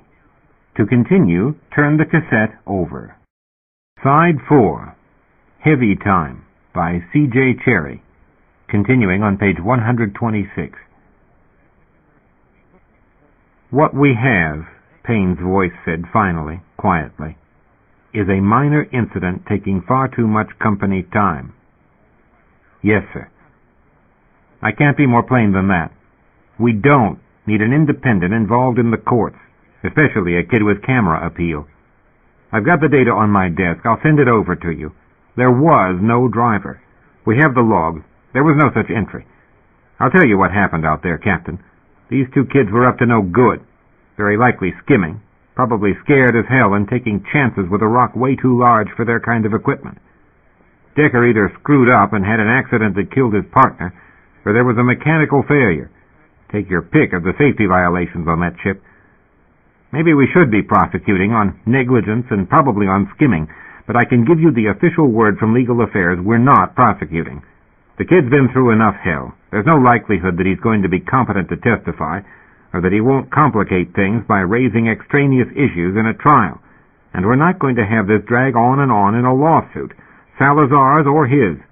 There's people on this station would love that. You understand me, Captain?" "I do, sir." "So get this damn mess cleared up. You hear me? I want that release. I'm sending you the accident report. You understand me? We have elements here perfectly willing to use somebody like Decker. I don't want this blown out of proportion. I want it stopped." He thought about the recorder on his desk. His finger hesitated over the button. He thought better of that move, but he wanted to make Payne say it. "Stop the investigation?" "Put out the fire, Mr. Salvatore. We have a damage control situation here. I want this resolved. I want this problem neutralized. Hear me?" "Yes, sir," Salvatore said, which was pointless because Payne had hung up. He punched in a number, the outer office. He said to his aide, "Get me Wills on the phone, now!" Damn it, if the kids were skimming, charge them. You skim from the company, you get busted. Period. But the girl's mother insisted not. The girl's mother insisted her daughter wouldn't involve herself in a shady operation. Beyond a doubt, Decker had murdered her daughter for the bank account. Good point, except it was one doggedly determined killer who'd wrecked his ship and sent himself off the middle edge for an alibi. He'd seen miners do crazy things. He'd investigated one case that still gave him nightmares. But nobody had held Corazon Salazar here at gunpoint, and nobody had any indication Decker was after money. By what his investigation had turned up, the girl had quit college, taken money from a trust fund, paid Decker's way out here, and laid down everything she had for an outdated ship and an outfitting. A mortal wonder they'd gotten back alive the first time. And if anybody'd been kidnapped out here, it sounded more like Decker, who was just damned lucky to have been found. Physics had been in charge of that ship the second those tanks ruptured. Damn sure the kid hadn't. And God and the computers knew why it had stayed in the ecliptic. But it didn't sound like good planning to him. Hell, Deck didn't handle money, one of the interviewees had said in the investigation on R1. He just flew the ship, always tinkering around with it. Social? Yeah, he'd be with Corey, but he'd be doing vid games or something. He used to win bar tabs that way. Real easygoing. Sometimes you'd get a little rise out of him, showing off, that sort of thing, but he always struck me as downright shy. The games were his outlet. He'd be off in the corner in the middle of a crowd. Corey'd be at the table talking physics and rocks. Yeah, they were a real odd pair, different. But it was like Corey did the head work and Deck was all real time. Yeah, Deck had a temper, but so did Corey. You never pushed her. Yeah, they slept together, but they weren't exclusive, minded their own business, didn't get real close to anybody. People tried to take advantage of them being kids. They'd stand their ground. Corey more than Deck, actually. She'd draw the line and he'd back her up. Not a big guy. Older guys used to try to hit on him. He'd stand for about so much, that was all. They'd find it out. Honest? I don't know. They weren't in anything crooked I ever heard. There was a driver out there. He had the up-to-date charts. Company records had it arriving March 24th, and the accident is March 12th. But the ship's logs were tied up in BM regulations, and the mag storage had been dumped. A panel-by-panel search of the two ships hadn't turned up any illicit storage, and Wills hadn't found any data cards in the miners' rooms. Which didn't mean no data cards had gotten off the ship. Hell of a case for customs to wave past. Administration could come blazing in demanding answers on that. But no one had told him early on there was any question about the charts, and he consequently hadn't told Wills. And now the evidence was God knew where, or if it still existed. He tried to do some justice in this job.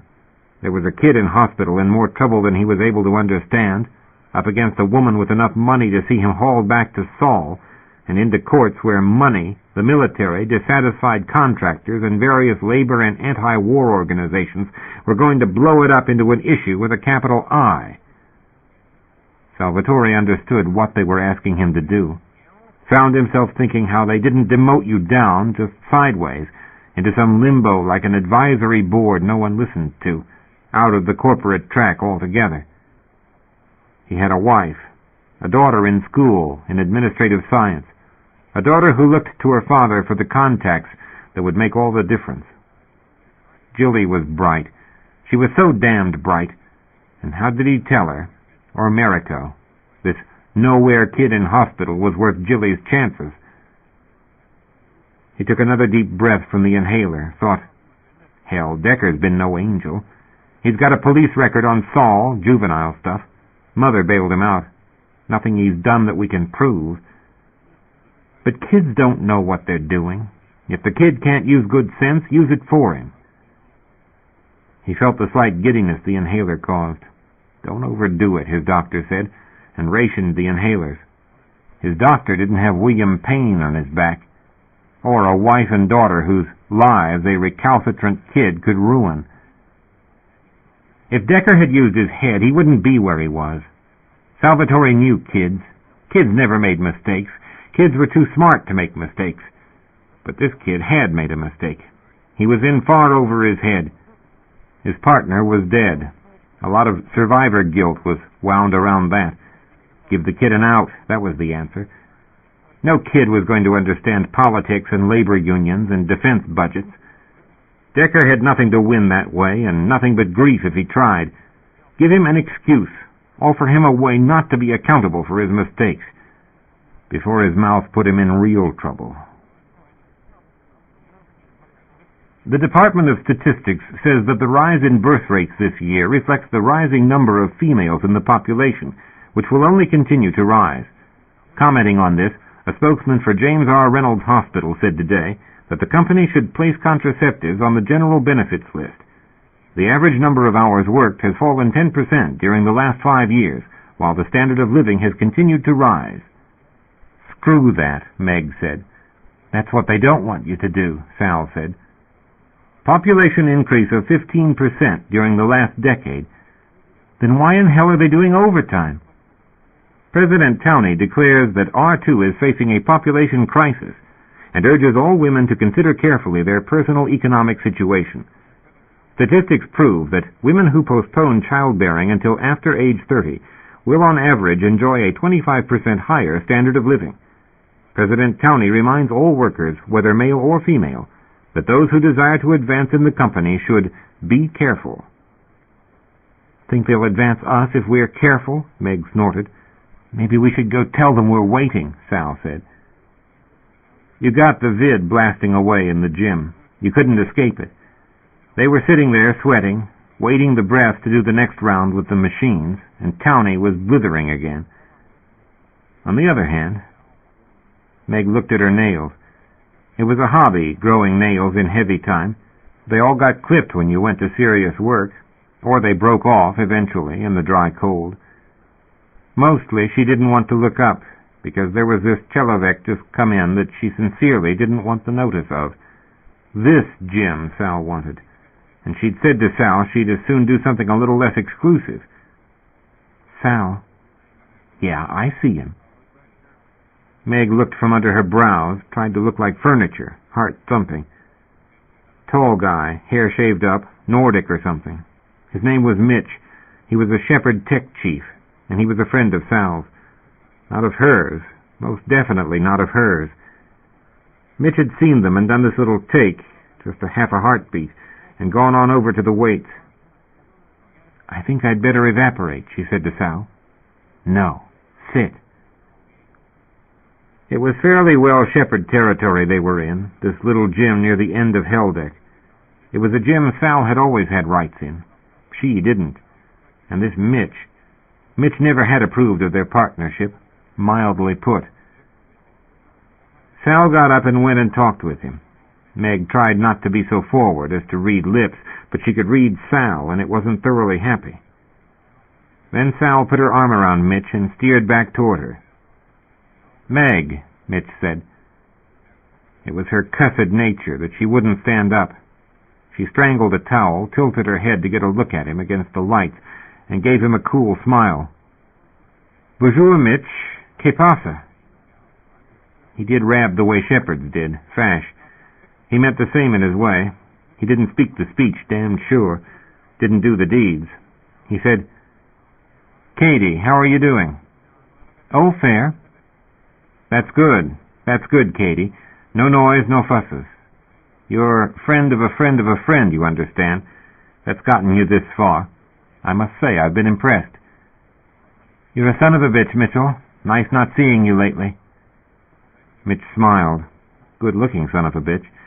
And having the authority to toss her out of here, and out of Sal's life. Don't screw up, Katie. You're on tolerance. You've run the line damned well so far. I've told Sal, there's a real chance on you. Take it and screw with it. I'm not on your tolerance. Mitch's brows went up. Then he got this down-his-nose look, shrugged, and walked away. Meg rubbed the bridge of her nose, not wanting to look at Sal. She didn't know why she'd done that. Honestly, didn't know why. It wasn't outstanding good sense. Sorry, Abujib. Yeah, well. Sal dropped down to her heels, arms on knees. He asked, he got. He knew he was pushing. He's all right. Yeah, I know how all right he is. Some bitch. Little G God. Shit all he's done for you. Silence from Sal a moment. She'd gone too far with that one. Finally, Sal said, They've heard about the upset in our room. Mitch wants us out. Says lease and go. Get out. They're worried. Hell if, Meg said. We're close, damn it. What's he bloody care? Sal's dark face was all frown. We do got a warning. Yeah, well, Abujib. Severe warning. Wants me out of here, too, let's be honest. You get a lease. I'll stay here and hold us a spot on the ship. Didn't say that. I'm not saying split, damn it. I'm saying I stay here and hold us a spot, and you keep your friends happy. He's advising both of us. She took a tag end of the towel, mopped her forehead, an excuse to gather her composure. We're that close. Damn it, Sal. You don't get that many breaks. There won't be another. Sal didn't say anything for a moment. Meg sat there thinking, Sal's break's with them. Her real break is with them if she toes the line. Damn sons of bitches. Couldn't help her. Couldn't take her in. Toss a kid out like that. Make her turn spirals till she's proved herself. Hell if, Mitchell.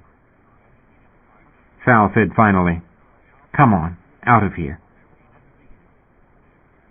On the walk, out in the noise and the traffic of the deck, I don't think there's a bug there. Mitch wouldn't talk else.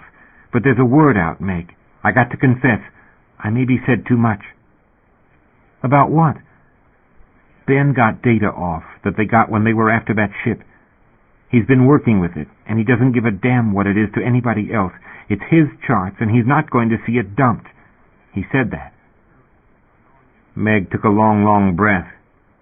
Merd. That's what you told Mitch? Mitch came to me.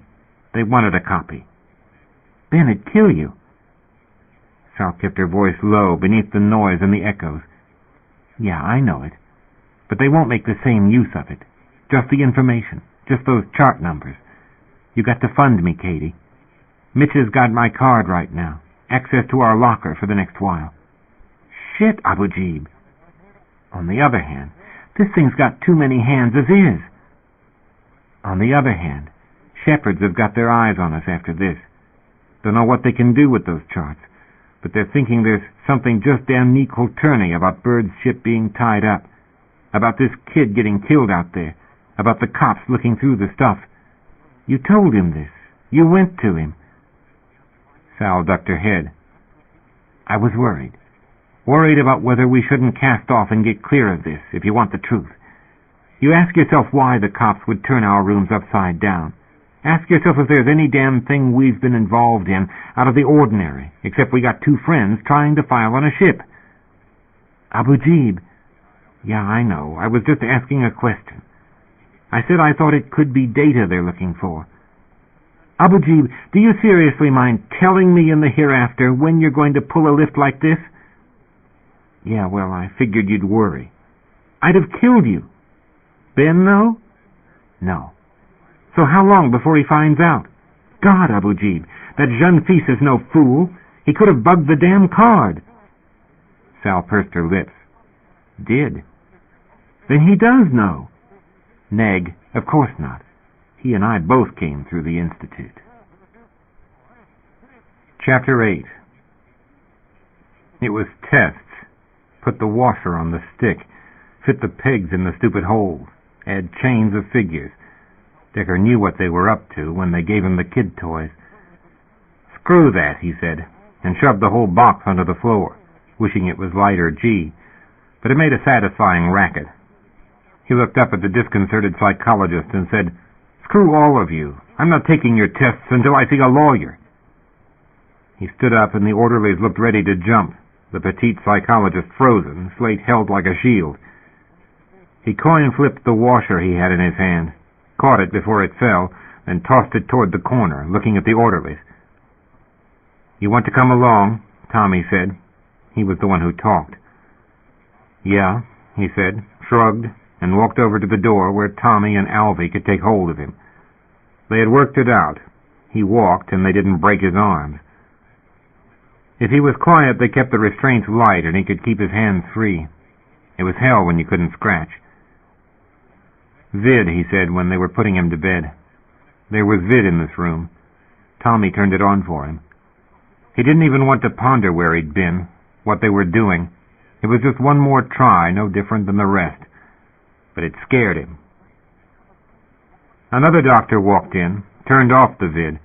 He'd never seen this man before, but it was a doctor.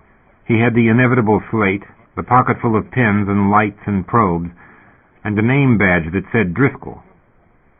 Driscoll walked over, sat down on the edge of the bed. "Don't get friendly," Decker said. "I'm not in the mood." He enjoyed seeing the bastard sit back and take on an offended surliness.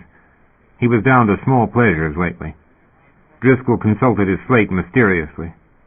Or Driscoll was the one who had the memory problems. "I understand your impatience," Driscoll said. "I'll talk to a lawyer." "We have your test results."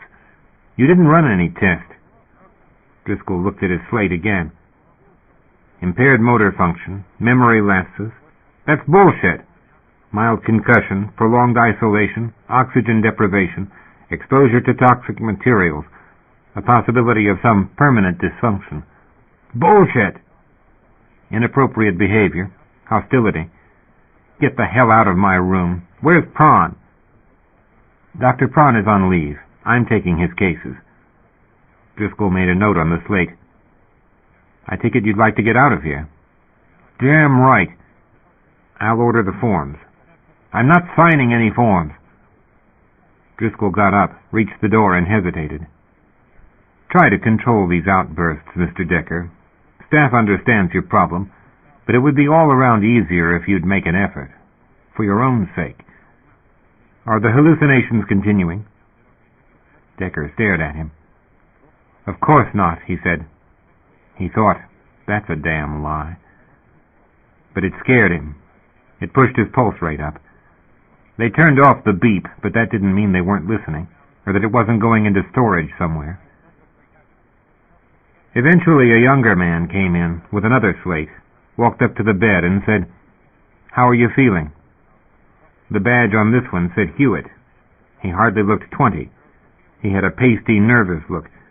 Maybe they'd told him he was crazy. Decker didn't answer him. He stared, and the young man said, "I've got your release forms." He offered the slate. "You sign at the bottom."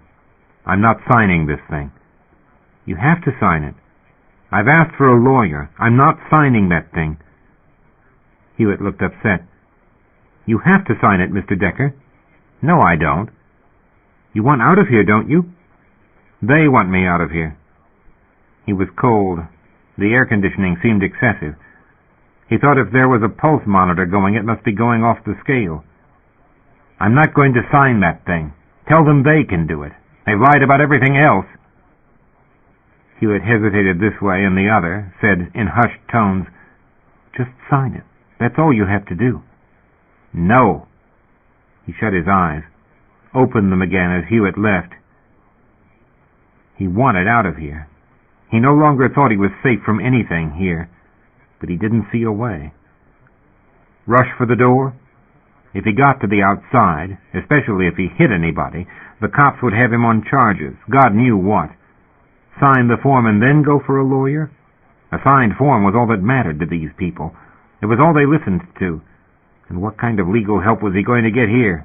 A company lawyer? Company witnesses? He'd had a brush with the law on Saul Station. Kid stuff. He'd learned about lawyers. He'd learned about hearings. Judges went in with their minds made up. Another white coat came in, with a slate.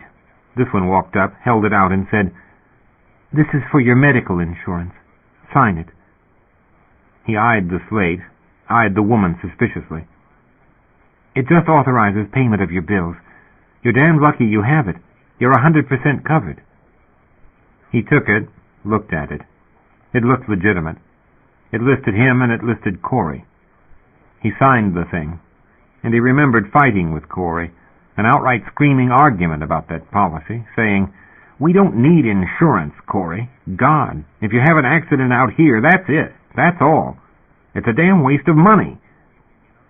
And Corey had said, the college girl from just a different way of life than his, "I've never been without insurance. We're at least having medical. I don't care what it costs. If we need it, it'll always be there." in the crazy way Corey did things. Argue about a damn jacket and spend $1,000 a year on a company policy that wasn't going to do them a damn bit of good. He started crying. He didn't even know why. The medic stood there staring at him a moment, and he put his arm over his face and turned as far over as he could. She left, but he couldn't stop. Tommy came in and said, "Do you want a shot, Mr. Decker?" He grabbed his pillow and buried his face in it. So Tommy went away. "Got something for you," Marcy Hager said in her office in records, with that peculiar smugness that Ben remembered. He came away from the door frame. He had come to the records office on a cryptic drop-by from Marcy. This after a nice bottle of wine that showed up with a buzz at Marcy's door some days past. You never paid Marcy's kind in funds, but you did want to be remembered. Marcy said, a very faint whisper, "Got a little flag on your claims case. Seems Decker's license has just been pulled." He pursed his lips. "Grounds?" "Doesn't say. Just turned up on the flag." He said. He winked at Marcy, said, "Thanks," with a little lift of his brows. "Big thanks." Marcy looked self-satisfied. "I did enjoy that." Meaning the wine, he was sure, but it didn't mean the wine paid everything. Marcy had her sights set on promotion, something to do with personnel. He didn't forget that. So, Decker's license was being pulled. He walked out of the records, hands in pockets, reckoning what he knew and who he knew, and finally decided to stroll over to a certain small office in admin. Nothing much. Records. But Fergie Tucker worked there. Fergie was just plain bribable. "Hello, Fergie," he said, leaning on the counter. "How about lunch?" "The guy's got no license now," Ben said over a sandwich in I.O.'s flashing neon decor. "You never could tell what you were eating in here. Everything flashed red and orange and green, and the music made the wine shake in the glasses, but Tucker liked it. He's out on a medical. Psych, if you ask me. He was crazy, out of his head all the way back. No way in hell he was in control of that ship." Tucker took a drink. Strobe light turned the wine black, then flashed red on Tucker's face as he set the glass down. A jerky movement synced with the bass flutter down the scale. The wine shook. The air quivered. Tucker said, more loudly than he liked, "What exactly do you want?" "Expedition," he said, leaning close. "Huh?" Tucker said. Tucker's hearing had to be going. "Expedite," he said over the bass line. "There's no damn way he was in control. That's the law. He has to be in control or we own that ship." "I know the law." "Well?" Tucker shrugged and took a big bite of his sandwich, which left him sitting there while he disposed of it. Tucker had been a pig in school, and he was still a pig, but he was a high-ranking pig, and he could move data along if he wanted to. "Everything in order?" Tucker asked finally, when the mouthful was down. "That application's so clean it squeaks. Vid, before, after, and during. Clean bill from the cops." "Court of inquiry?" This around a mouthful. "We haven't gotten any complaints. Nothing filed on us. On him, maybe. But I know that title's clear. It's his. The partner's dead. Died out there. Sole title's with the guy. There aren't any other liens on it. We're it." Tucker's face was orange now, with moving shadows. Sitar run. Clash of cymbals. Bass in syncopation. "So what are we talking about?" "Just slip it ahead in the queue." Tucker swallowed. Said slowly, "Has to have a grounds. Give me one." He said carefully, "What's grounds?" and inclined his head as far across the table as he could get it. The music was on a loud stretch. "Where is this ship? What's its status?" "At dock. Life support's a mess. Tanks are blown, filthy as hell, and the cops have it." "Chance of ongoing damage?" Could be. Depends. Have we got a better one? Hardship. On who? The claimant? Have you suffered damage? God, it was so close he could taste it. Financial? Any kind of damage. Can you document it? Yes. He winced. The music vibrated through the tabletop. He held the explanation a moment, then shouted, "We spent our reserve getting that mother in. We're short at the bank.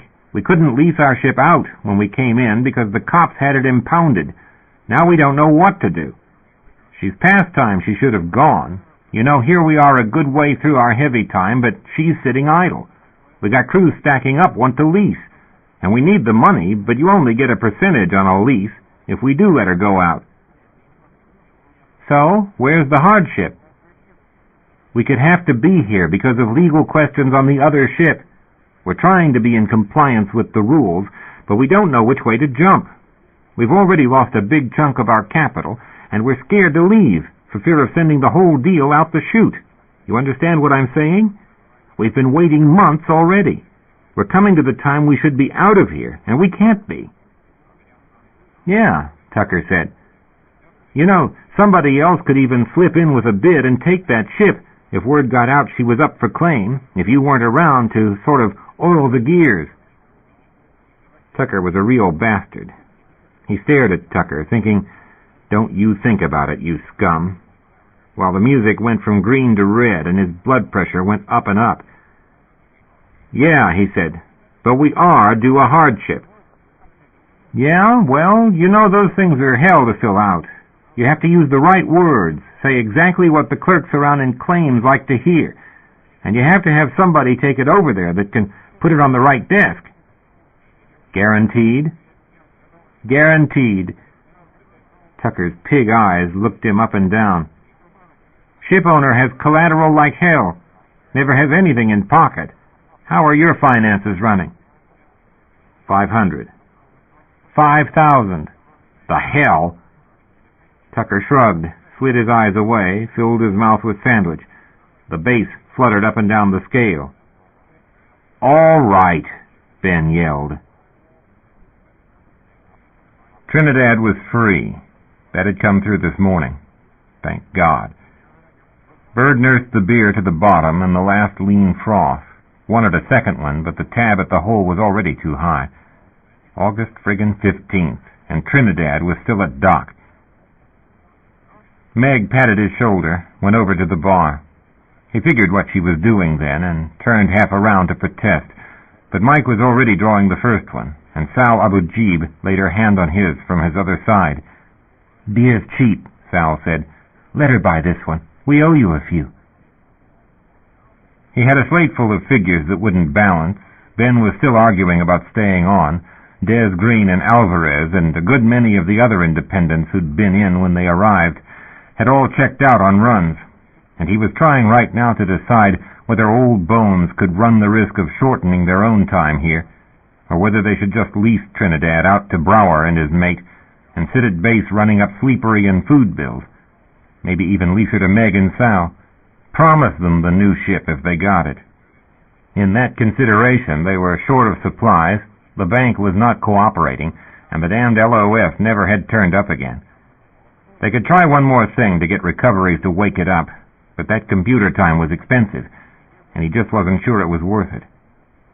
They'd had another minor LOS yesterday, not on one of their own, but on one they had a 15 and 20 on Peterson's lease, and he wished to hell he knew whether it was just bad luck, Peterson's fault, or whether there'd been any assignment in that sector when the thing went dead. The company just didn't like to hand out that kind of information. There were hotheads on Helldeck that'd go for somebody if they got the wrongful or rightful notion they'd been robbed. Couldn't blame Mama on that one. Fights with chains and bottles were hell on the cops. So they took the second LOS, and they were going to have to tighten belts, that was all. And he knew why Meg and Sal were moping around with him and Ben instead of outrunning down a lease or even hitting on them for Trinidad, when that would have been the logical thing. Hard at this point to tell them they weren't good enough to make enough to rate any prime lease, and they'd better go court somebody else, when Meg and Sal were courting them with all the finance they had, and they were, damn it, day by day letting them do it, standing by them when anybody else would have called them fools. You know, he told them more than once, at the first, I got to be honest with you. I don't think that ship of Ben's going to come through. Did that drive them off? Hell no. He should have said, plain and cold, Meg, I hear you're one hell of a pilot, and Sal, you're not bad at the numbers, but you just haven't got the years, haven't got the math, haven't got the sense of how things work. Should have said a long time ago, you two shouldn't ever have made a team. Two greenies in the same ship is never going to get better fast enough for what you want. But he knew what kind of slime spots they'd already shipped with before they proved on Trinidad that they could go it alone and started getting leases. And Meg had courted him real hard just before Ben showed up, with the cash and the schooling. He still flinched when he recalled having to tell Meg that, and Meg taking it real well, though she looked as if she'd got it in the gut. Maybe Sal even knew, and she and Sal had stayed team even so. They'd take good mechanical care of the ship and bring her back sound and clean. Last lease he'd had with Hall and Brower, you couldn't say that. And they might do better with decent charts and a little help from Ben. Sal and Ben were a close pair lately. Those who knew Ben might snicker, and those who knew Sal would never in a million years win a bet on what really went on for some of those hours in the room, which was Ben talking numbers and Sohaila Abu Jeeb ticking away with her rented comp, with her lip caught in her teeth and this frown that would break glass. Sal could look madder than any individual he knew except crazy Bob Crawford. Ben was hard to shake when he got an idea, but when it came to plain determination to make it, Abu Jeeb and Meg Cady both were right up there with the cussedest. We could do worse, Ben kept saying, when who to lease to had never been Ben's department, just which draws to lease and which to work. But he couldn't say Ben was wrong, except today it came to him that they'd blown near 2 months here, and they only now got Trinidad free.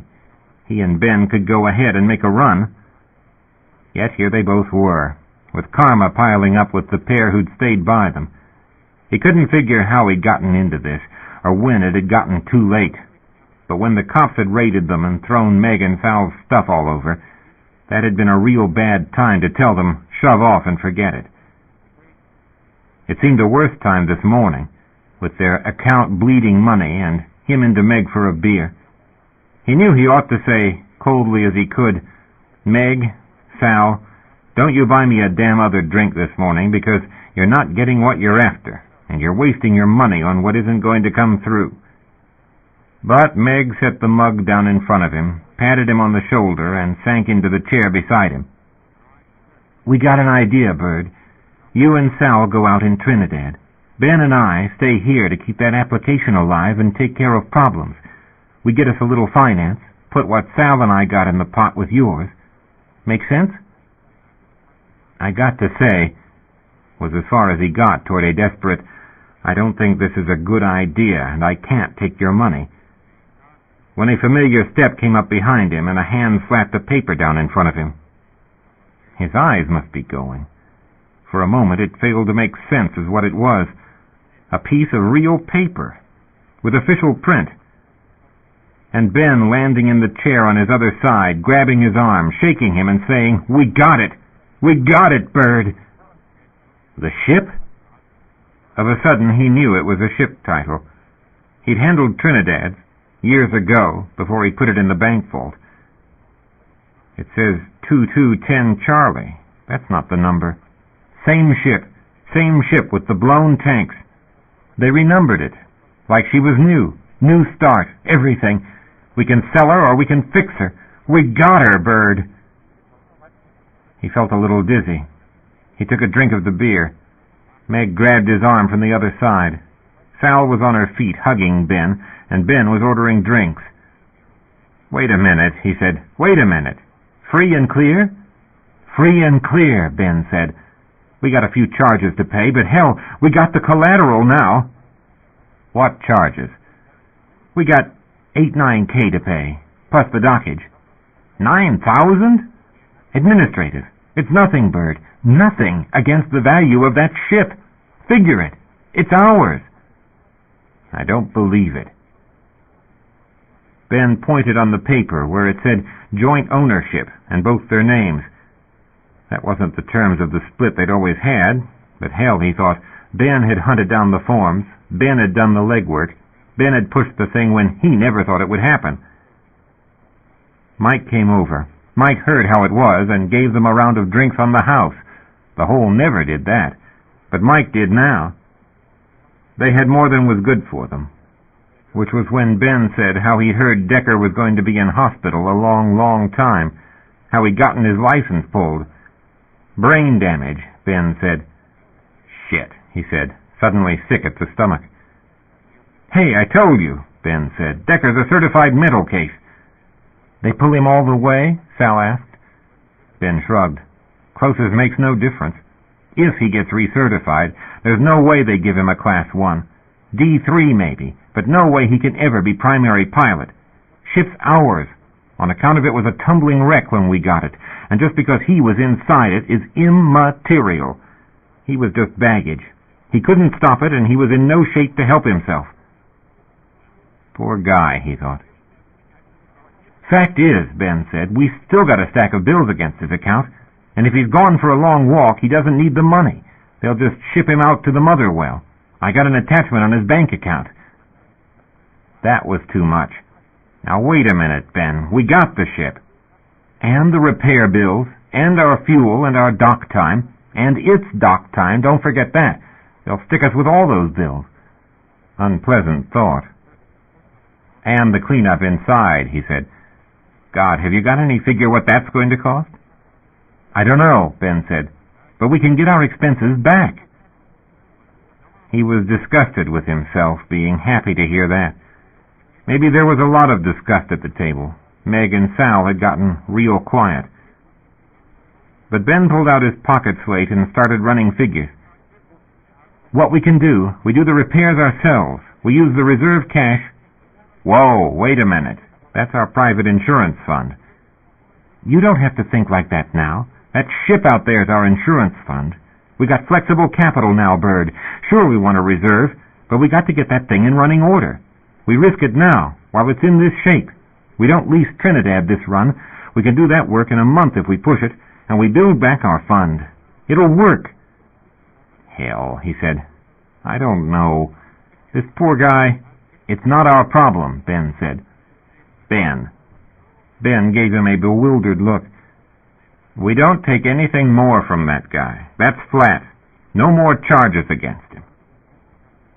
Ben didn't say anything for a moment. Ben looked as if he were worried about the objection or confused. Finally, yeah, well, all right. But we're talking about a guy that may not make it out of the psych ward. If he does. Yeah, if he does, fine. So we're all right. So we collect it. And if he gets out, we can stand him a stake. If not, who cares? Excitement got the better of him. He broke out in a grin and slapped Bird on the shoulder. We got it, Bird. We got it. We got it made. The guys went off to somewhere, talking about checking out prices on tanks. Happy, mostly. They all should be. Everything had worked. But Meg sat there with Sal, turning her glass in a pointless circle, and scared for a moment that didn't clearly make sense. She wasn't superstitious, as a rule. Maybe she'd gotten to distrust a winning hand. It always seemed to be the big breaks that stung you, the ones that made you lose your sense of reality and pushed you to commit to big mistakes, like the break that had her believing that some bitch back at Saul. No damn luck at all, she said. Poor bastard's had all up and down, isn't he? Good old man-bitch. Screwed him good. Yeah, Sal said. Didn't Mitch say? Suppose he is crazy. Ben swears he is. Brute bad luck for him. Company'd only get that ship. That's who we're screwing. That's the truth. That man-bitch passes a reg real fast, says this can't happen again. That man-bitch never severely figured somebody'd get through the shit work and file all those forms. They don't count on us knowing how. Ah, but they paid off. That proves ma'am bitch is honest, doesn't it? Then she'll pass her rule." Sal gnawed her lip, tilted her head to one side, a clash of metal-clipped braids. "That gives Mama credit for brains. That's never been proved. That's the truth. True here, true everywhere." Clink of glasses. "Here's to one more poor bastard," Sal said. "Up the corpse." "Yo," Meg said. "Here's to regulations." "Stupidity," Sal said. "Inefficiency." "Venality." "Is that a division?" "Right under the corp rat president." Clink.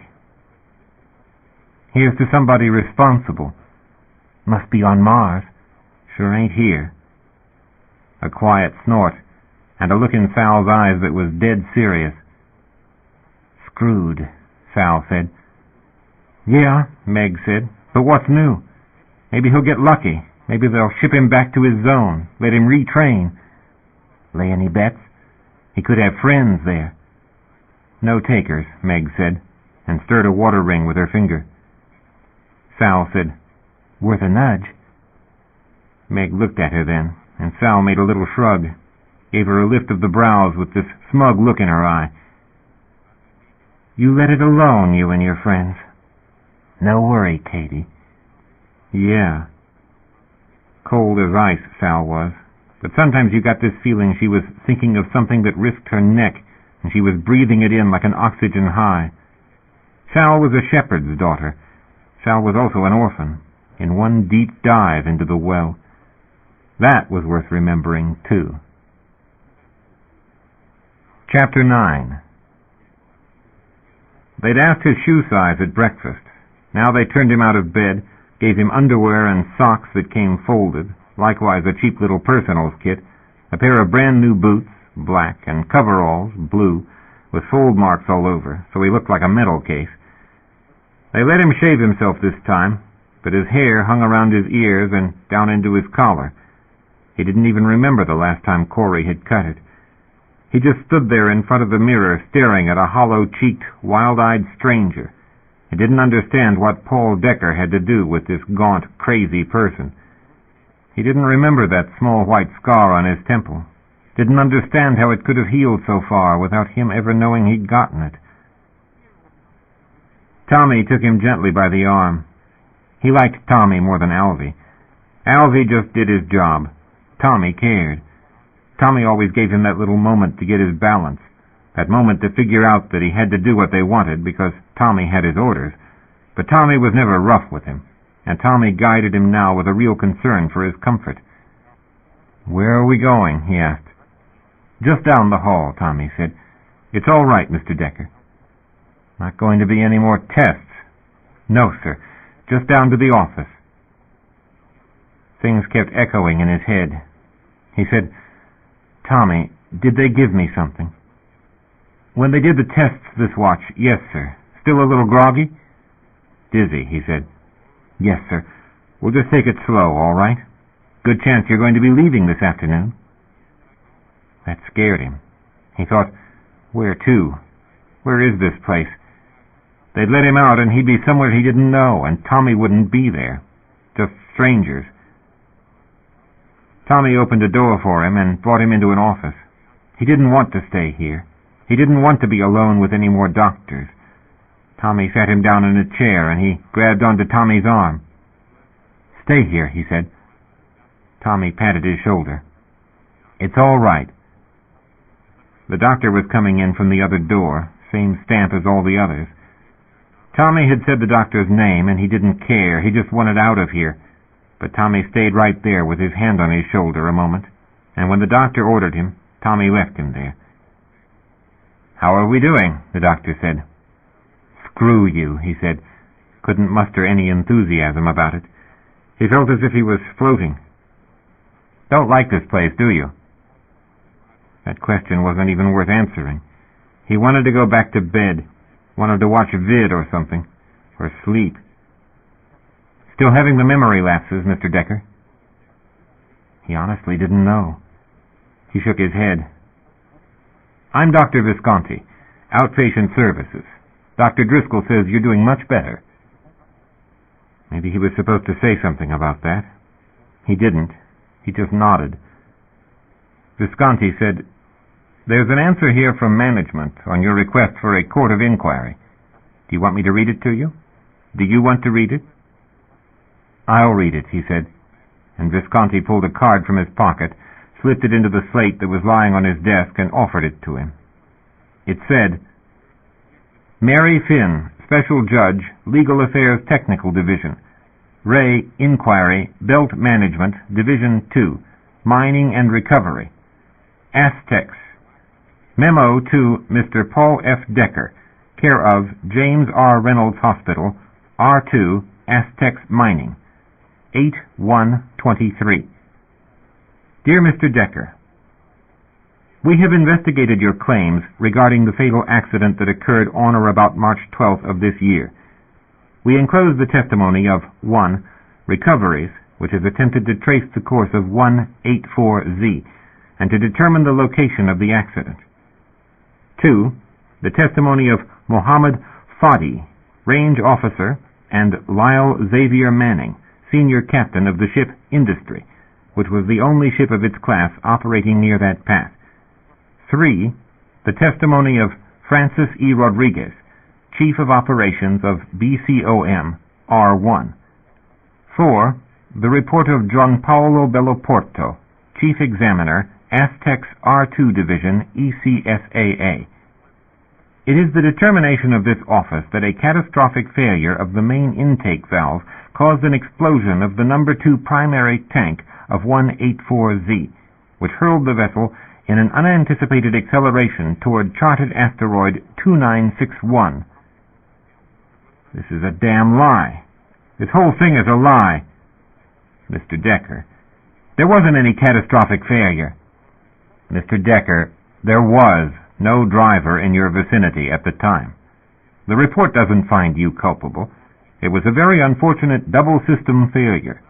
The pressure in that tank was building up during your maneuvering while your partner was outside. The valve had failed. The warning should have sounded. There's no evidence it did. The blow-off apparently didn't function. That part of the tank is missing, and there's no way to check. What are you, a psych or a mechanic? It's part of our job, Mr. Decker, to determine what did happen before we offer advice. The investigators don't find any evidence of negligence, and they don't blame you in any wise for the accident. He shut up, just stared at the wall. Useless to argue, absolutely useless. It simply wasn't your fault, you understand?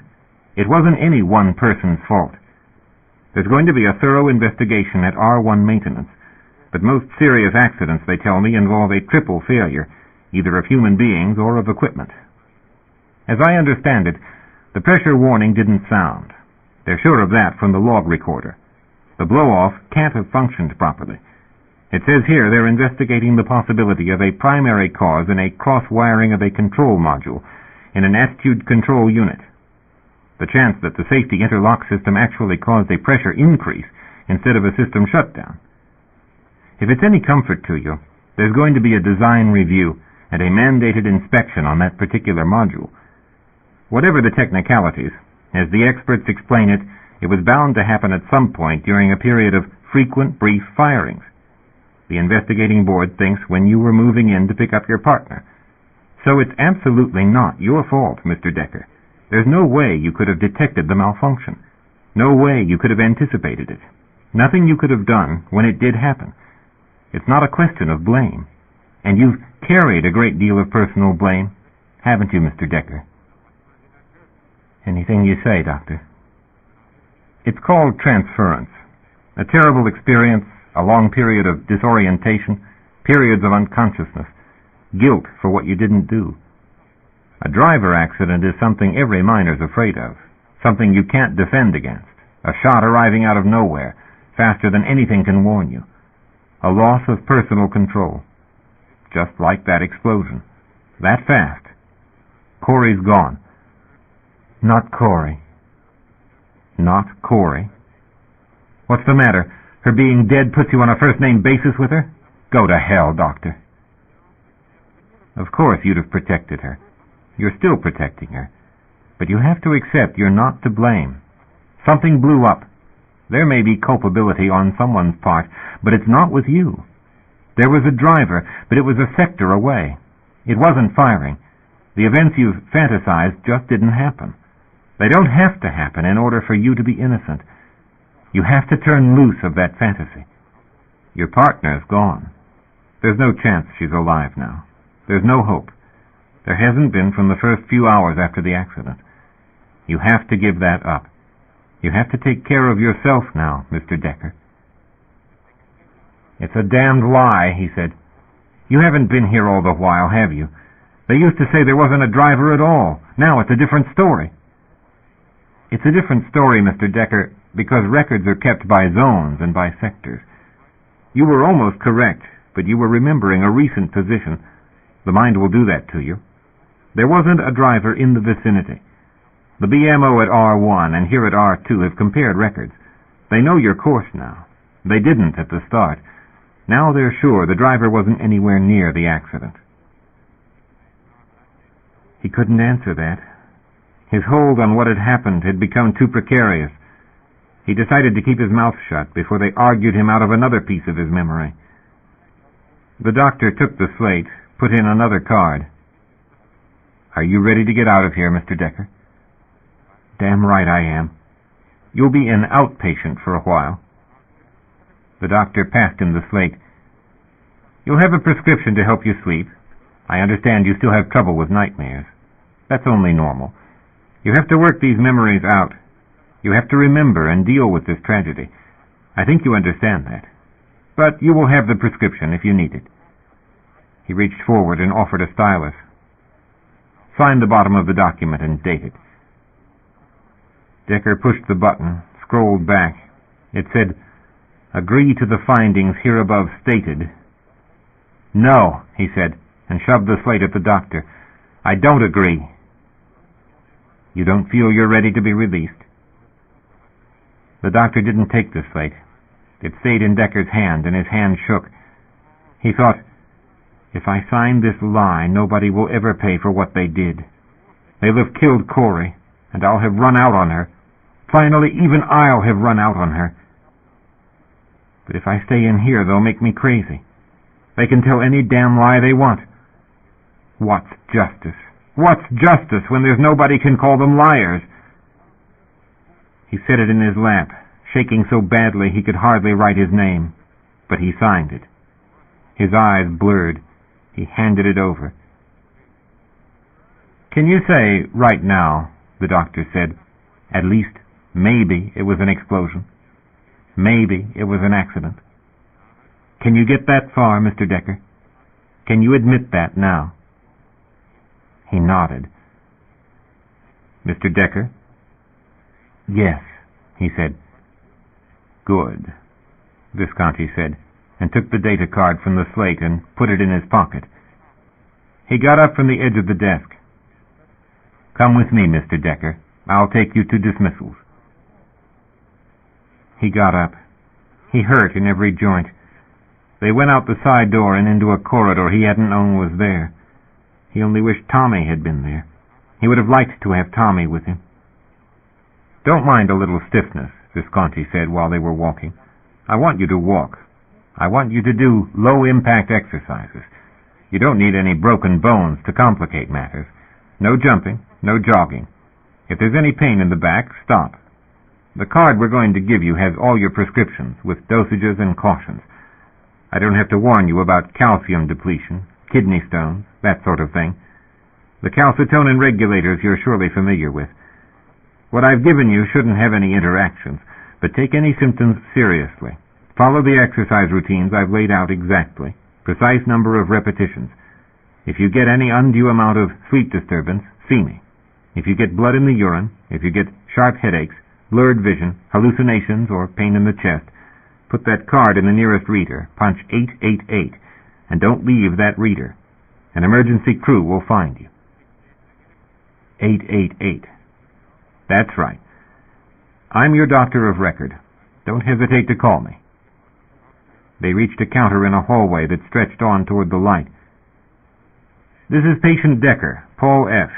Would you find his file and his belongings?" Visconti put out his hand. Good luck, Mr. Decker. Maybe it would have been braver to have told Visconti, go to hell, but it might have landed him back in the other hall again, with more stuff being shot into him, and the doctors saying, "Are you still having those memory lapses?" He shook Visconti's hand and waited at the counter alone when Visconti went away. His legs were shaking. His ears were buzzing. He was afraid he was going to fall, and they were going to put him back to bed, so he sat down on a molded bench that made his back hurt and waited until someone at the window called his name. They gave him his data card and wanted him to sign another release, that he'd received his personals and his card and his prescriptions. They handed him a bag of prescription bottles and another sack that had his watch and his old coveralls and stim suit.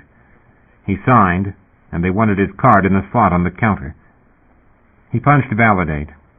He punched Read to know what it would show him, and the reader screen showed two things valid: the Ask Bank account number and his insurance.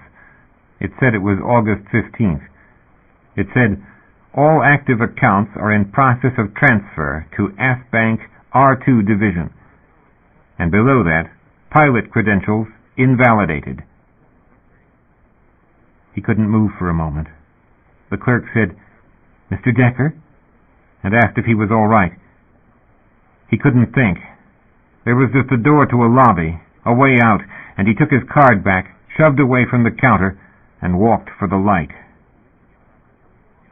He had no idea where he was when he left the hospital. He only walked for a while down wide beige hallways with no clear thought in his head, except that he was out of the hospital, and nobody had stopped him. But a cop did. The cop blocked his path and asked for his ID card, and he stood there scared they were going to take him back, while people in business suits walked past, ignoring the situation. The cop inserted the card in his pocket slate, with that expression that said he had to be a thief at best, and that if there was anything wrong on this whole deck, he had to be a prime suspect. Then the cop, still with that dead expression, stared off down the way and said to no one he could see, "Yeah? Yeah, copy that. Thanks." Then the cop gave the card back with marginally less chill and pocketed his slate. "Just out of hospital, is it?" "Yes, sir." "You need any help, Mr. Decker?" "No, sir. I'm all right." "Where will you be staying?" "Don't know. Helldeck. Trans is down the way, about 100 meters. You'll want the last car. About your fourth, fifth stop." "Thank you," he said, and walked on in the direction the cop had pointed. Aztecs didn't want a spacer walking on their clean deck, fingerprinting their beige-paneled walls. He understood the rules. He didn't even spit on the floor. He made it to the trans station, leaned on the wall, and waited till the trans showed up and the doors opened. People in suits got off. He stepped aboard, into an empty car, and sat down. One woman got on, sat down opposite, didn't look at him, even if there was nothing else to look at. The trans started up, whipped along to its next stop on the rim. Somebody else got in. Eventually all the business types got off, and spacer and worker types got on. The screen said, "Next stop 2, as the trans started off in the other direction and climbed. It would help if he could ask his way, but people didn't do that. People kept their mouths shut in the trans, the same here as at R1. Ads lit the info screen, advertising upcoming facilities. Music blared. The first stop listed mostly BM service offices. The second was commercial. The third listed sleeperies, gyms, and bars, and that was where he got off, into the echoing noise of Helldeck. He wobbled a bit when he walked, but that wasn't unusual here for one reason or another. He looked like a lunatic and carried plastic sacks full of everything he owned, and that wasn't unusual here either. Ordinary Helldeck traffic. Some religious type jostled him, a religious type who yelled something about God and judgment and aliens and wanted him to come and hear a tape. But he didn't.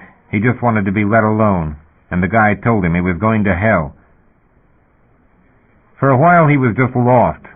He could believe there had never been a hospital. There had never been a wreck. Everything around him sounded and felt like home base for the last 2 years, but the names were all different.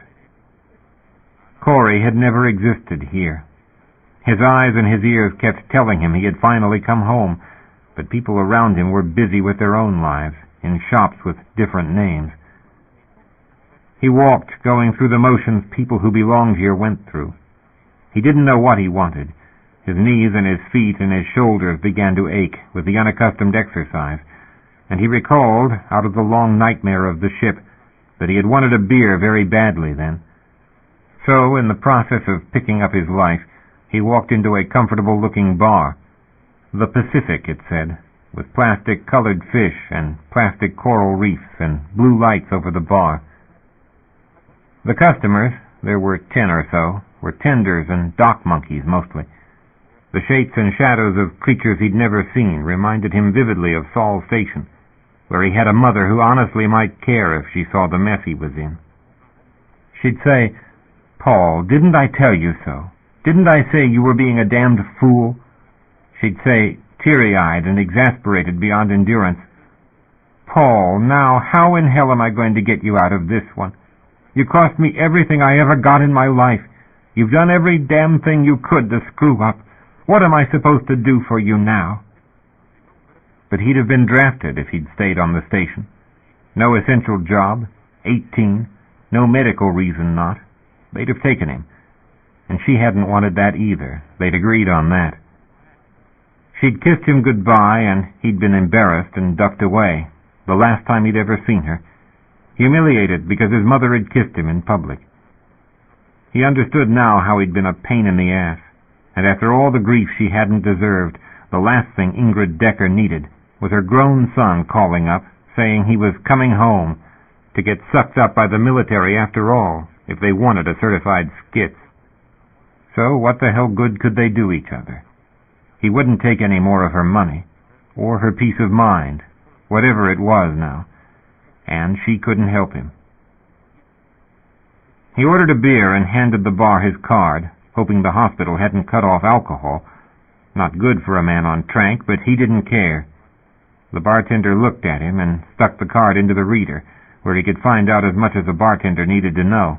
Namely, could he pay for what he'd just ordered, and had he any active police record. A medical showed up. He could see the screen from where he was supporting himself on the bar. But the guy didn't argue about the beer, just drew one and gave it to him. And he found himself a vacant booth and fell into it, sipped his beer, shut his eyes, and sat there a while in relative null before his brain started to conjure pictures he didn't want to recall.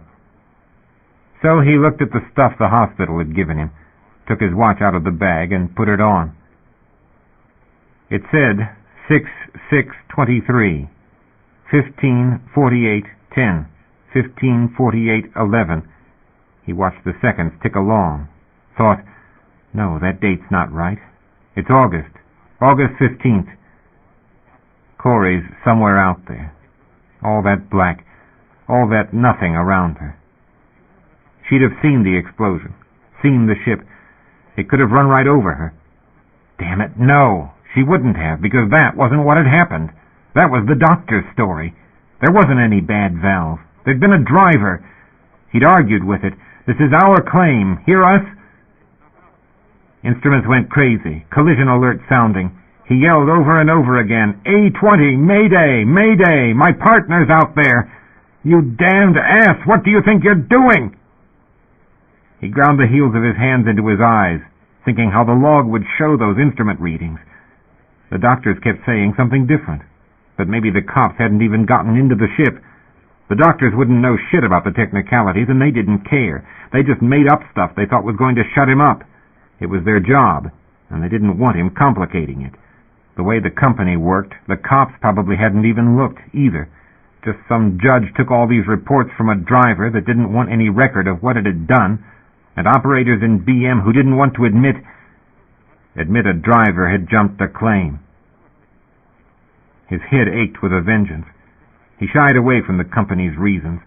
He thought about the pills and sorted through the lot, reading labels. But beyond that, he looked at the time again. August 15th. The accident? No accident, damn it. That was the 12th of March. March 12th to March 31st is 20 days. 20 plus 30 in April is 50. 50 plus 21 in May is 71. January 1st to March 12th. 31 days in January. 28 in February. They said it wasn't a leap year. 12 in March. 31 and 28 and 12 makes 71 days. 71 days till they found me. 71 days from January 1st to the accident. No. From the accident, that was why the watch read out the 12th. The numbers are a match, that's all. And between then and now, is it coincidence? Or do months always do that? What do 30s and 31s have to do with anything sane? He couldn't think. His mind slid off any long track it tried to take. It made his head ache. He took his data card and used its edge to reset his watch. August, the 15th. That was it. It said August 15th, and Corey was out there somewhere, while he was sitting in an R2 bar. Half a year was gone. Part of it lost in the dark, part of it on the ship, part of it in hospital. The 15th of August, and his card was active here, on R2, and they hadn't said a word about sending him home. He supposed they didn't want the expense, or they didn't want him talking. Screw that. If he knew anyone to tell anything to on Heldeck, if they'd gotten his ship in, if he had anything to live on.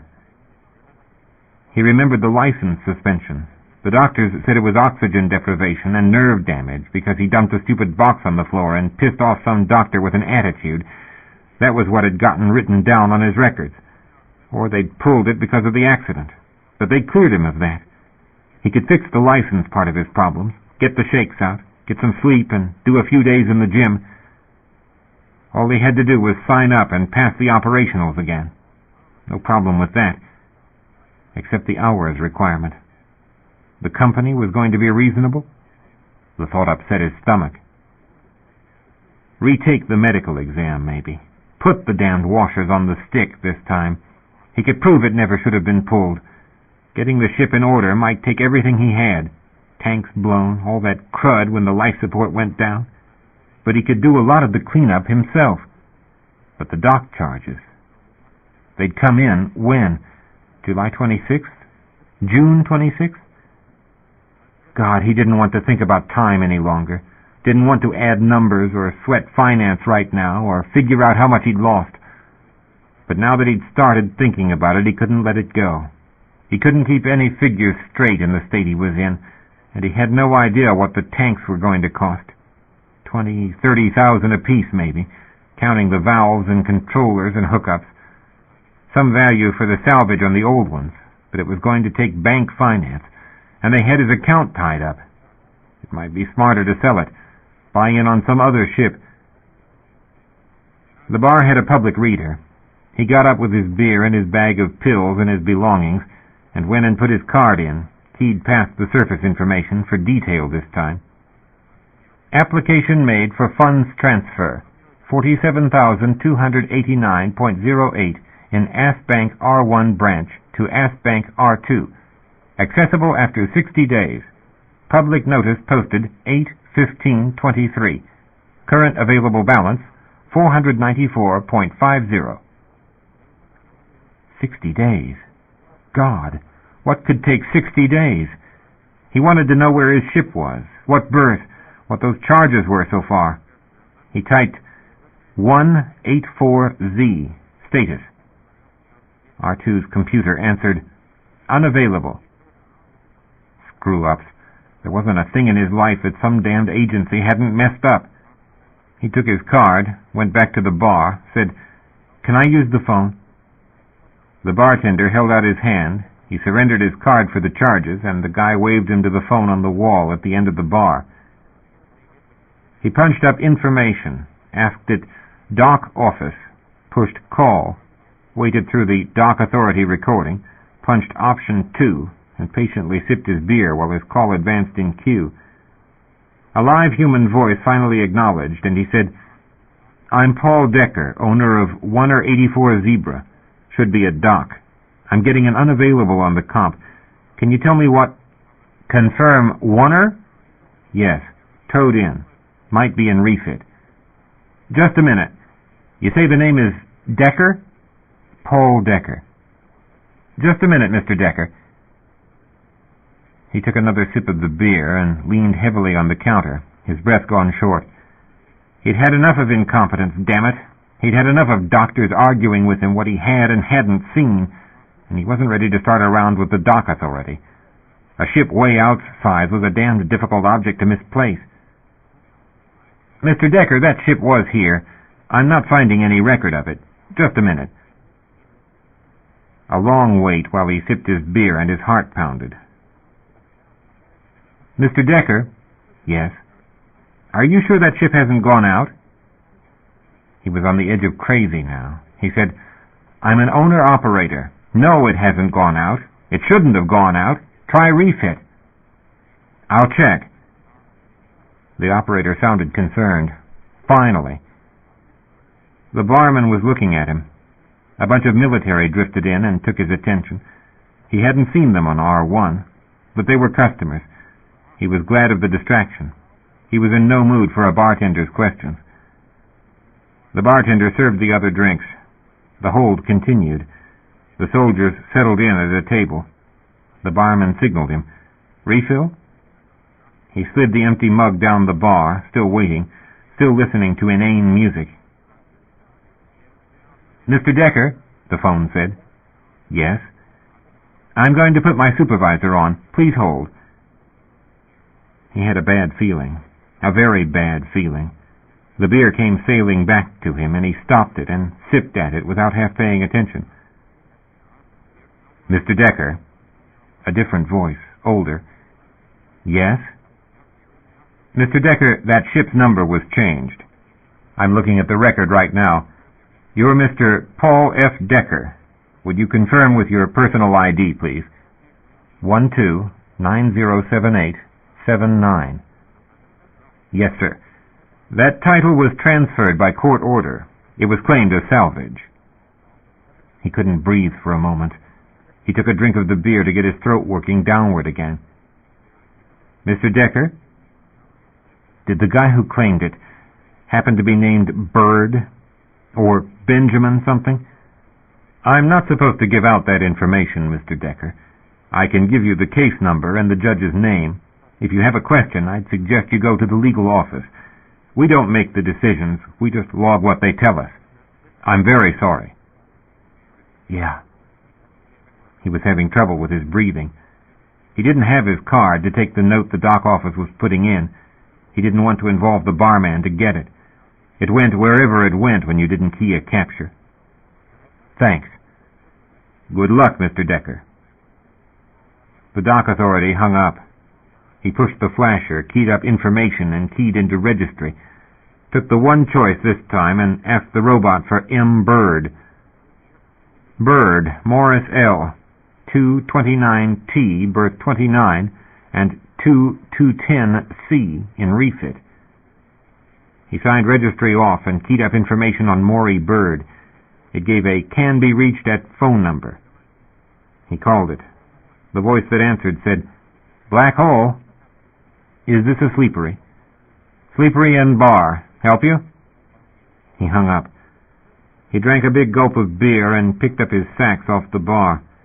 He asked the barman, Where's the Black Hole? About 3 doors down. Something the matter, mister? Yeah, he said, and left. Chapter 10.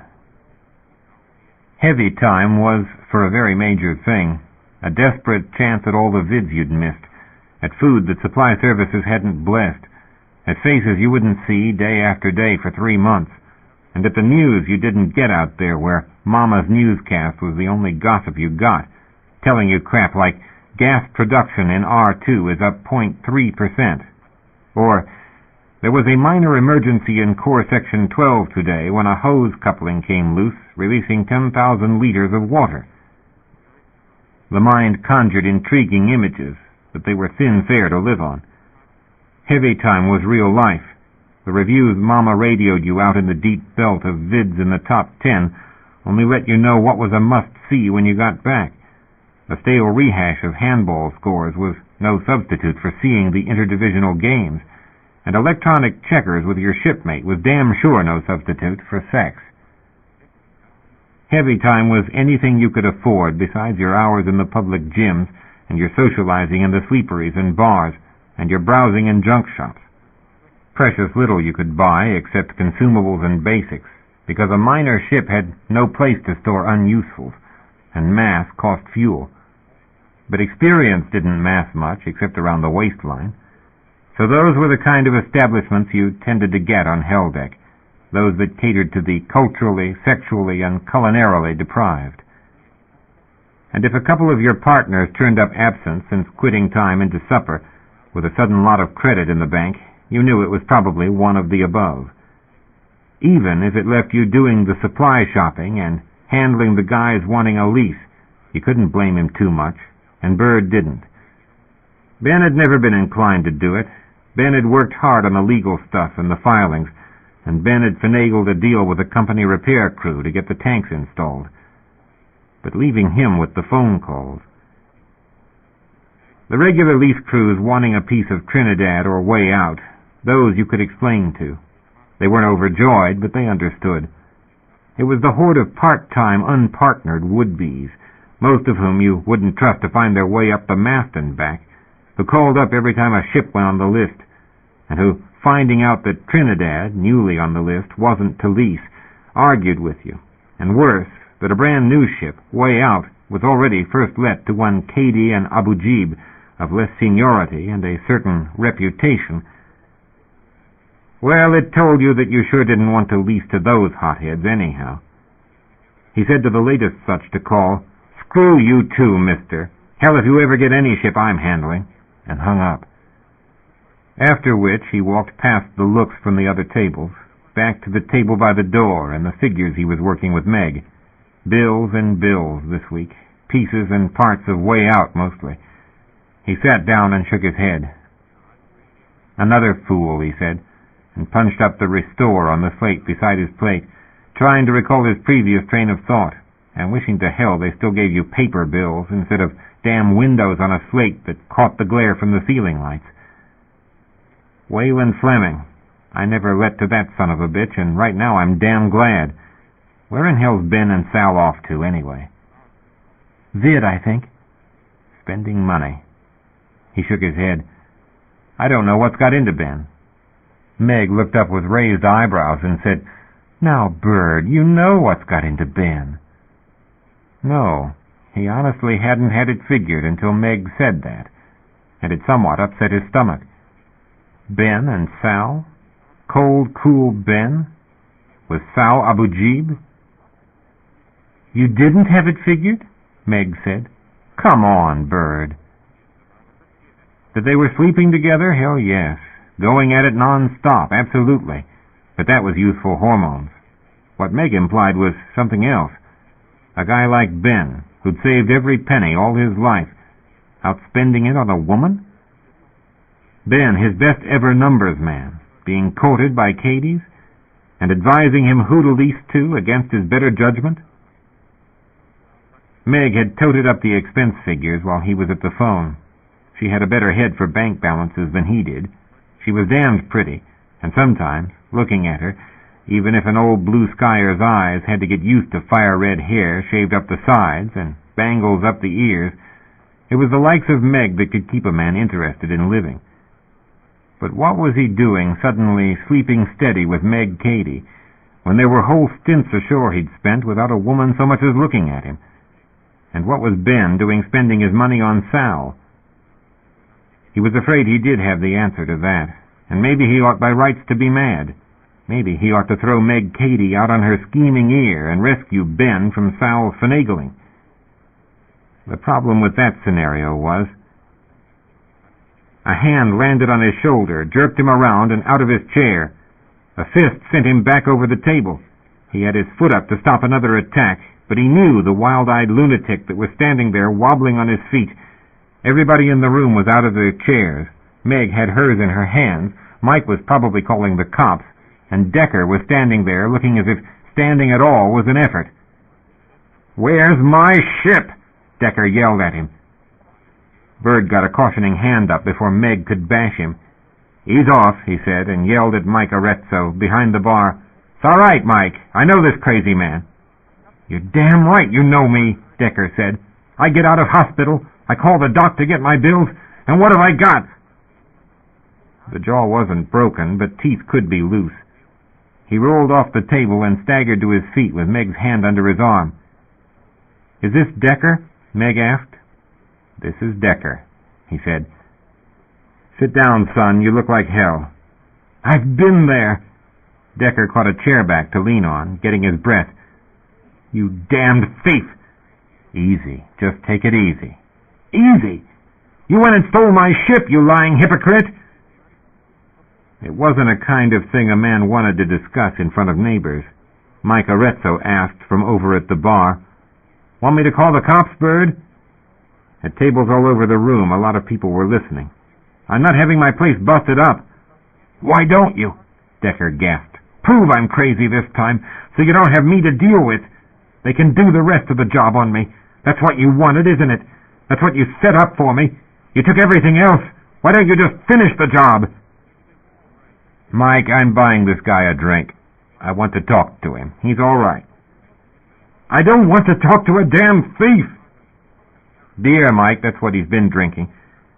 "Sit down, Decker. Sit." Decker breathed, still leaning on the chair. "I need those log records. Just give me the log records. That's what I want." "I don't have them," he said.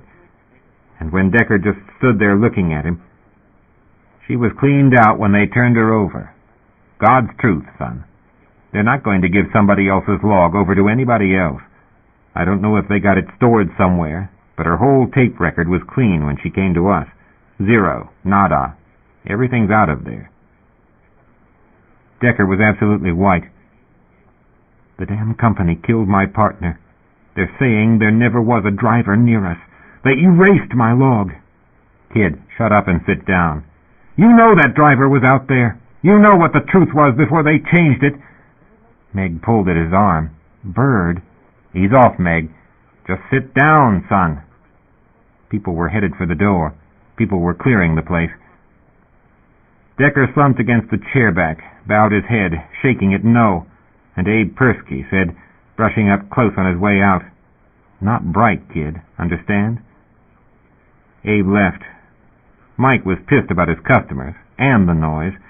He brought the drink over and said, "Shut this guy up. We don't need this kind of trouble in here." "We got him," Meg said, got Decker by the shoulder and steered him for the chair. "You just calm down here. Bird's not a thief." "The company's the thief. You just—" Meg said, "Shut it down. Just shut it down, jeune fils. We hear you. Listen to me. Sit fucking down." Decker fell into the chair, caught his head against his hands, in an ambient quiet even the Hole's music couldn't drown. "Dunno if he ought to have this," Mike said. "I give you guys a break, and you give me a crazy?" Decker said, looking up. "I'm not crazy." "Them's the ones to watch," Mike said, and set the beer down. Decker was honestly sorry he'd hit Bird. It was Ben he wished he'd found, before the cops came and got him. He might have killed Ben, and that might have satisfied him. But Bird had told the bartender not to call the cops, for what good that would do. The red-haired woman had made him sit down at their table, and they gave him a beer he didn't need. God, his head was pounding. His eyes ached. The two of them, Bird and this woman with the red hair, who might be a shepherd, sat at the table with him and told him how the company would have taken everything he owned anyway, how he had to be smart and keep his mouth shut, because he was only making trouble for people who didn't have any choice. "So what have I got?" he asked. "Hush." Bird grabbed his wrist, squeezed hard, the way Bird had done on the ship, telling him shut up to keep Ben from killing him, and his nerves reacted to that. He believed in Bird's danger. He believed in Bird's advice, the same helpless, stupid way he'd found himself from one moment to the next, believing what the doctors told him, and he knew then he was lost. End of Side 4. Change side selector switch. This book is continued on the next cassette. Side 5. Heavy Time by C.J. Cherryh. Continuing on page 168. He said, pleading with Bird for help, "They're lying to me."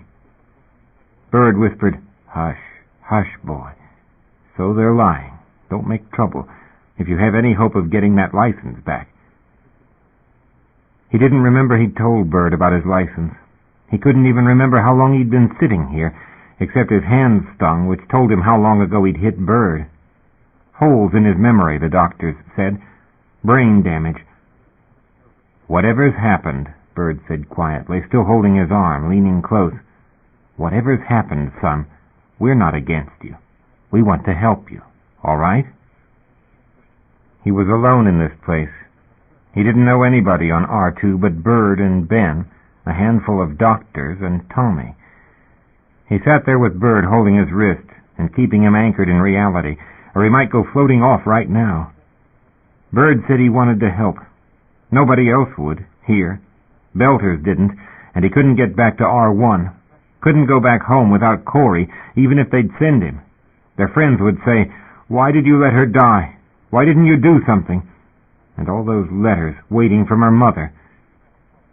"Guy's gone," the woman's voice said. "He's on something." Bird shook his arm. "Decker, you on drugs?" "Hospital," he said. He was staring at something. He could see a haze. He had no idea why he was staring or how he was going to come unlocked and move again, except if Bird would realize he was in trouble and bring him back. Bird said, "Decker?" "Yeah?" "Look, where are you staying?" That question required some thinking. It brought the room a little clearer. "I don't know," he said, asking himself if it mattered at all. But Bird shook at his arm, saying, "Listen, you're pretty fuzzed. How are you set? You got any funds?" He tried to think about that, too. Recalled the 60-day delay, when he'd been on R2 longer than that, damn it, and he didn't know why the bank had waited till he got out of hospital to start transferring his account. He had no idea how he'd even bought the beers a while back. He had no idea how $500-odd had arrived in his account, whether it was his or whether he just didn't remember. Bird said, "We could put you up a few days. Not that we owe you, understand. Let's be clear on that. But I don't really blame you for coming in here mad, either. Maybe we can work something out. Put the arm on a few guys that might help. You understand what I'm saying?" It sounded better than Prawn or the rest of them had offered, better than the cops had given him. Bird had always seemed decent. Bird was the one who'd told him about the driver. "Out there," he whispered, trying to turn his head and look Bird in the eyes to gauge his reaction, but he couldn't manage the movement. "Out there. You saw. You remember what happened." Bird closed down harder on his wrist, numbing his fingers, hurting his arm, reminding him Bird had another face. "Better you concentrate on where you're going, son, and not think about anything else. You can't help your partner now. She's gone. Best you can do is get yourself clear. You think about it. Your Corey would want you to use your head, wouldn't she? She'd want you to be all right. Isn't that what she'd say?" That made him mad. Nobody had a right to put words in Corey's mouth. She'd hate it like hell. But he couldn't get back from where he was. He said, staring off into nowhere, "Screw you, Bird." "Yeah, well," Bird said, "try to help a guy." Another hand landed on his arm, pulled him around until he was looking at brown eyes, shaved head, dark red crest, Rab, Red Rab, Shepherd or whatever she was. He didn't know. He was fascinated, wary too. He'd been Rab once, but Corey hadn't approved. Corey was too frugal, too Martian to waste money, she'd say, or to waste effort on the system, even screwing it. That senator, Broden, saying, when they'd opened fire on the immigration riots, "No deals with the lawless rabble." News flashes, when he'd been, 10, 12? First real political consciousness he'd ever had, seeing people shot down, blood smeared on glass doors. Rab style and Rab fad was one thing. Shepherds wore it modified, he guessed because it annoyed the exec, and they would. But this one, extreme as she was, with marks of age around her eyes. "You're from Saul Station," the woman said, "right?" "Yeah." She stared at him a long time. It felt like a long time. She might be thinking of trouble. Finally she said, her hand having replaced Bird's on his wrist without his realizing, "Severely young, severely stupid, cher jeune fils. Company'll chew you up. Bird's all right. If Bird's telling you, you do. Or are you looking for ma'am bitch to save you? That's fool. That's sincerely prime fool, petty cher." Rab speak, from years ago, from before Corey, from a whole different life. Rab fad had turned into respectable fast fad, except if you didn't get it out of the trend shops, except if you were truly one of the troublemakers. Dress like that on Hell Deck was a statement, a code he couldn't cipher anymore, not what the colors were, what the earrings said, what the shave job tied you to. Like this woman, who looked him in the eyes and talked to him, as if she saw what he had been before Corey. A damned fool wearing colors and politics he hadn't then known the meaning of. A stupid kid, scuzzing around the station, no aims, nothing but mad and trouble on his mind. Screw the system, make trouble, get high on the outside chance of getting caught. He'd been so smart then. He'd known everything, known so much he'd gotten himself arrested, tracked into the system as a juvie, out of parental control. Himself and his mother tagged for deportation to the well, till his mother paid everything she'd saved to get them both bailed out. God, Paul, you've been nothing but a disaster to me. You've done nothing but cost me from the time I knew I was carrying you. They'd put him in a youth program, special studies, writing letters to kids on Mars. "My name is Corey. I live at Mars Base. Hear me, Jean Rab. Do you read?" He said, "Yeah, I hear you." "Good," Meg said, patted his face and looked away at someone else. "Kid's gone out. Beer's not a good idea." Someone else came up close beside him. He could hear the footsteps. "Not doing real well, is he?" He didn't know that voice. "Kid's a little buzzed." That was Bird. Something hit his face, jolted him. "Deck, me lad, pay attention. This here's Mike Arezzo, owns the hole. Kid's had a bad break, just out of hospital." "This is the guy, huh?" He could see this Mike when Mike moved back past Meg's shoulder, but he couldn't recognize him. He was only sure of Bird. Then there was another voice he knew. "What in hell's going on here?" His heart turned over. He couldn't move. He couldn't think. Ben was on him, saying, "Call the cops. Get this guy out of here." And Bird said, "Calm down, Ben. Just calm down." Ben was going to kill him. He still couldn't move. Another voice said, clear and female, "Decker, huh?" Dark-skinned face, hand holding his jaw, turning his head, making him look her in the eyes. "Scuzzed out," the dark woman said. She had 1,000 braids, clipped with metal. She was right. He was entirely scuzzed out. He said, "Dim last try at sanity. Trank. Hospital. Beer." She said, "Fool." Jack Malinsky had grabbed Ben's arm, him and Sal out shopping the deck, just walking home. Malinsky had said, "Ben, some guy just pasted your partner down at the hole, talking wild about that ship you got." He'd run. He'd outright run getting here, Sal racing along with him. Gotten here out of breath. He'd thought it was some guy mad about the lease list, but they got to the door of the hole, and it was Decker, no question. Decker sitting in a chair at their regular table, and Bird getting up to grab his arm and pull him aside before he hit the bastard. "I got to talk to you," Bird said. And when he said it that way, Ben had this sinking feeling he knew exactly what Bird was going to say in private. Bird with his damned stupid guilt about that ship.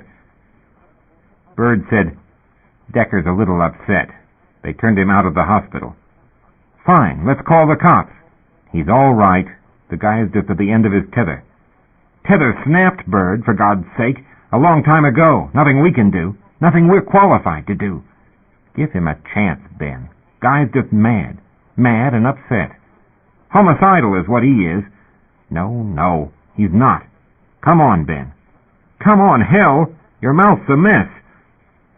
Bird blotted his lip with the back of his hand, looked for traces. Can't say I blame him. Guy's lost his partner, lost his ship, lost his license. It's not our fault. Then I got to look at myself in mirrors. You understand? It's not our fault, but it's not like we didn't get something from him either. That's life. Ben. Bird looked utterly exasperated with him. With him, as if it was his fault. Bird just closed off from him again. He had no idea why, and it upset him. He knew he wasn't likable. There weren't a lot of people who had ever liked him, while other people got what they wanted just by the way they looked. Decker was one of those people, the sort that scared him when they got anywhere near somebody he liked. Damn it, he had everything he owned and everything he wanted tied up in Bird, and in Sal, and he was willing to fight for it if he could figure out how to do that. Go along with it, or pull strings and admin, use whatever points he had to get the guy back in hospital. Bird had his shoulder to him, looking mad, watching the table where Meg and Sal were both making over Pretty Boy. You could figure. Women would, though he'd remotely hoped Sal had better sense. He gritted his teeth and said, "Bird, what do you want to do?" "Just..." Bird was still upset, but Bird did look at him. "We got a chance to help the guy. Doesn't cost us much. Give him a chance to get his bearings and get his records in shape. You can pull those strings. You know how." It hit too close to what he was already thinking, in a completely opposite direction. "Look at him," he cried. "The guy's gone. He's off the scope. You're thinking about financing him? My God, Bird!" "Not finance. Just get him introduced around. Get him a start. Maybe get him partnered up with somebody decent." "We don't know what happened to the last one. Nobody damn well knows, Bird." Bird caught his arm and leaned close, saying half under his breath, "Cut it. We know it wasn't his fault." He said under his, "We know what he said, but he hasn't made a whole lot of sense. That's the trouble, isn't it? For God's sake, Ben, give the kid a chance. You said yourself, if we got the finance, give the guy a stake. I don't know why you want to hand this guy the keys to everything we own and say help yourself. What about me? What about the guy that's tossed all his funds into this well, huh? This guy could be a slash killer for all we know, and you're wanting to use our credit on him? Shut up, Ben." He shut up. Bird turned him loose and went over to talk to Mike at the bar. Mike stood there, scowling. Decker was still sitting there with his mind bent, staring off into deep space. Meg was in the next chair talking to him. Sal was leaning over him, showing cleavage. He walked over to Decker, laid a hand on his shoulder, ready to jump if Decker wanted to throw a punch.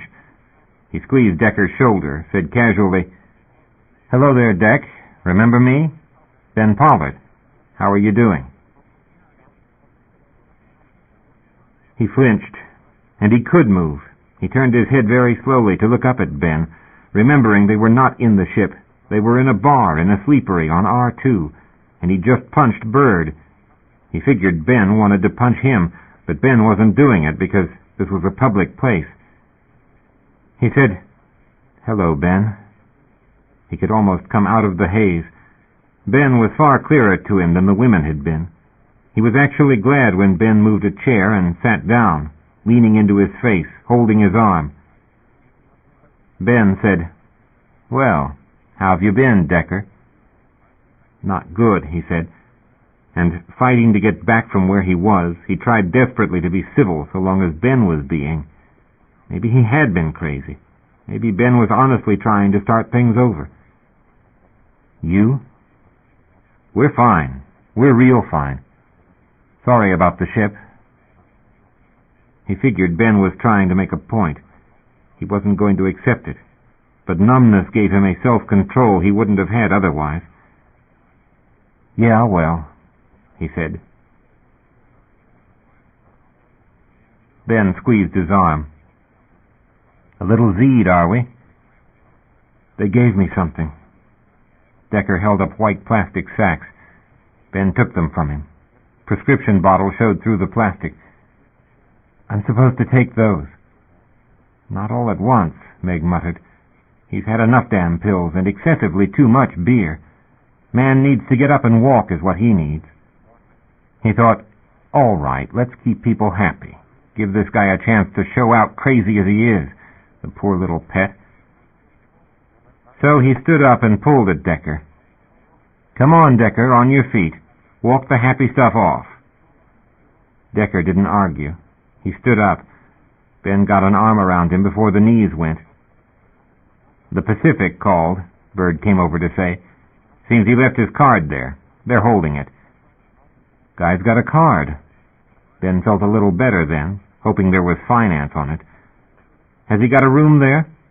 No, I worked something out with Mike. Ben stopped with his arms around Decker. He thought, shit. Chapter 11. Decker waked, eyes open on dark, G holding him steady. But it wasn't the hospital. It didn't smell like the hospital. It didn't sound like the hospital. It sounded like Helldeck before they'd left. His heart beat faster and faster, everything out of control. Nothing might be real. Nothing he remembered might be real. Corey, he yelled. Corey? And waited for her to answer somewhere out of the dark. Yeah, what's the matter? But there was no sound, except some stirring beyond the wall next to his bed. He lay still then, one hand on the covers across his chest. He could feel the fabric. He wasn't in a stim suit. He wasn't wearing anything except the sheets and a blanket. He lay there trying to pick up the pieces, and there were so many of them. R1, Saul, Mars, the wreck, the hospital, the hole. His whole life was in pieces, and he didn't know which one to pick up first. They had no order, no structure. He could be anywhere. Everything was still to happen, or had. He didn't know. A door opened somewhere. Someone came down the hall. Then his opened, the ominous click of a key, and light showed two silhouettes before the overhead light flared and blinded him. Bird's voice said, "You all right, son?" "Yeah." His heart was still doing double time. He put his arm up to shade his eyes. Time rolled forward and back and forward again. He began to figure out for certain it was a sleepery, and he remembered being in the bar with Bird and Ben. It was Bird and the red-haired woman in the doorway. Bird in a towel, the woman, Meg, in a sheet. Ben showed up behind them in the doorway, likewise in a sheet, looking mad. Justifiably, he told himself, and said, "I'm sorry." "Clearer-headed?" Bird asked. "Yeah." Things were still going around. He recalled walking up and down the hall behind the bar, up and down with Ben and Meg and a black woman. Remembered eating part of a sandwich because Ben threatened to hit him if he didn't stay awake. But he didn't remember going to bed at all, or how he'd gotten out of his clothes. He had hit Bird in the mouth. Bruised knuckles reminded him of that. "Sorry. I'm all right. Just didn't know where I was for a second." "Doing a little better," Bird said. "Yeah." He hitched himself up on his elbows, still squinting against the overhead light. "I'm all right." He was embarrassed and scared. The doctors said he had lapses. He didn't know how large this one might have been, or how many days he had been here since he last remembered. "Thanks." Bird walked all the way in. "You're sounding better." "Feeling better. Honestly. I'm sorry about the fuss." Ben edged in behind Bird, scowling at him. "Beer and pills will do that, you know." "Yeah," he said. He earnestly didn't want to fight with Ben. His head was starting to ache. "Thanks for the rescue." "Good God," Ben said. "Sorry and thank you all in 1 hour. Must be off his head." "I've got it coming," he said. "I know." He slipped back against the pillow, wanting time to remember where he was. "Leave the light on, would you?" Ben said, "Hell, if it keeps him quiet." They left then, except Bird. Bird walked closer, loomed between him and the single ceiling light, a faceless shape. "You had a rough time," Bird said. "You got a few friends here if you play it straight with us. Watch those pills. Try to keep it quiet. Owner's a real nice guy. Didn't call the cops. Just took our word you're on the straight. All right?" He recalled what he'd done. He knew he had maybe a chance with Bird, maybe even with Ben if he could keep from fighting with him. "Tell Ben I wasn't thinking real clear. Didn't know what ship I was on." "You got it straight now?" "I hope I do." His head was throbbing. He wanted desperately for them to believe him. He didn't know whether he believed them, but no other way out offered itself. He put his arms over his eyes.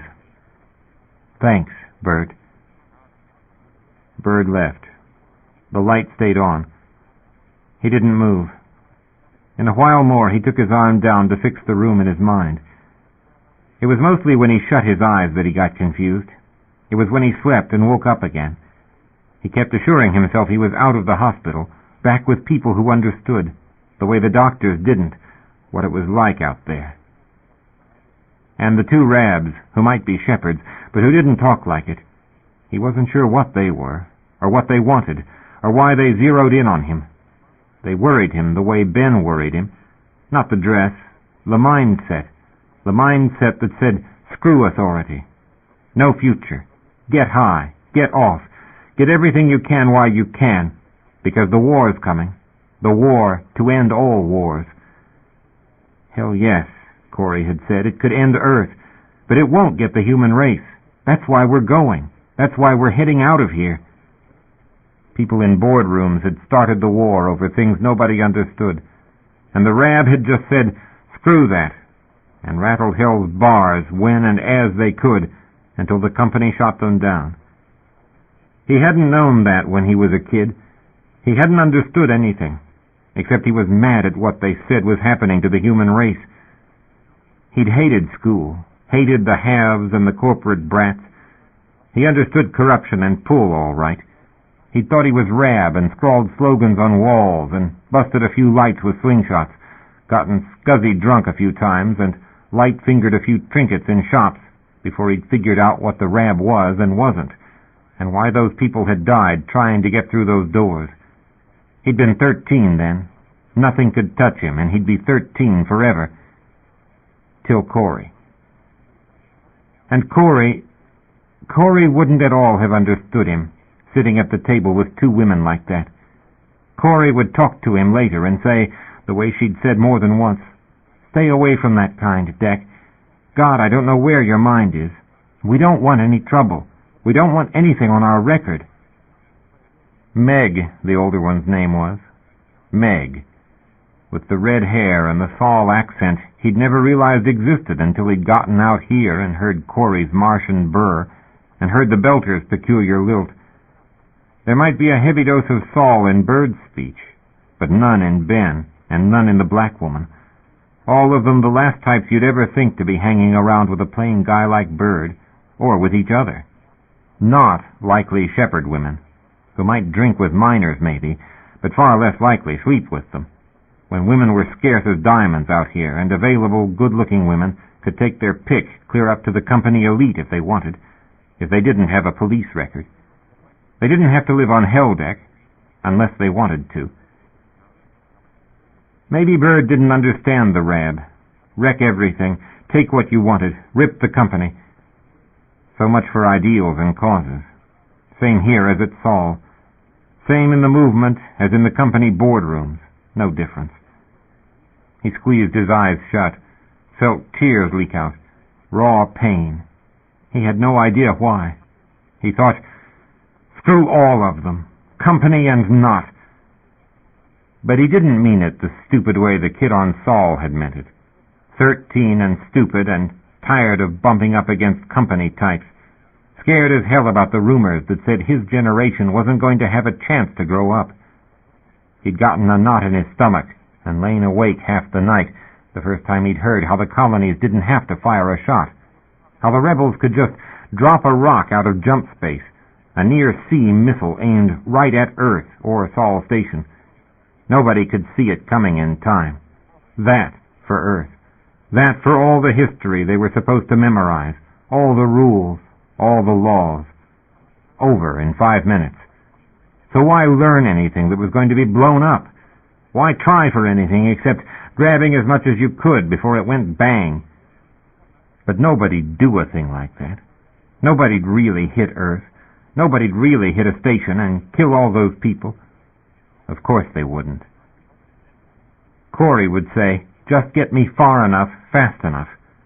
Corey had told him about places he'd never cared about until she made it sound like there was an honest chance of getting there, if you had the funds, if you could get the visa, if the cops didn't stop you at the last minute and say, "Wait a minute, Decker, you have a record." The Earth Company said no more free rides, and you had to pay off your tax debt before you could get a visa.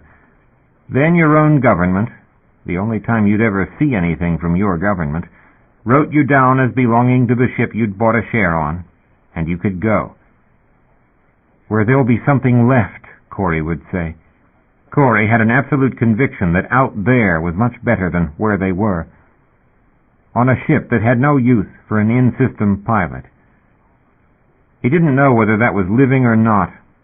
Truth be known, he had never had any idea what he was going to do then. Keep balancing on one foot, he supposed, saying yes and meaning no, going with Corey because Corey was going somewhere. And he didn't trust the draft wouldn't take the miners, too, once those ships were built. Haul him off to live in a warship's gut and get killed for the company. Blown to hell for the company. Step at a time, Tommy had used to tell him when he was too Z'd to walk. Step at a time, Mr. Decker. Damn it, he wanted to fly, that was all. Just get that back. Get his hands back on the controls again. The last few moments he'd thought clear and cold, not at all afraid, that he could still pull it out, that he could still make that son of a bitch pay attention to his comm. Wake somebody up on that damn ship, rattle their collision alerts if that was what it took.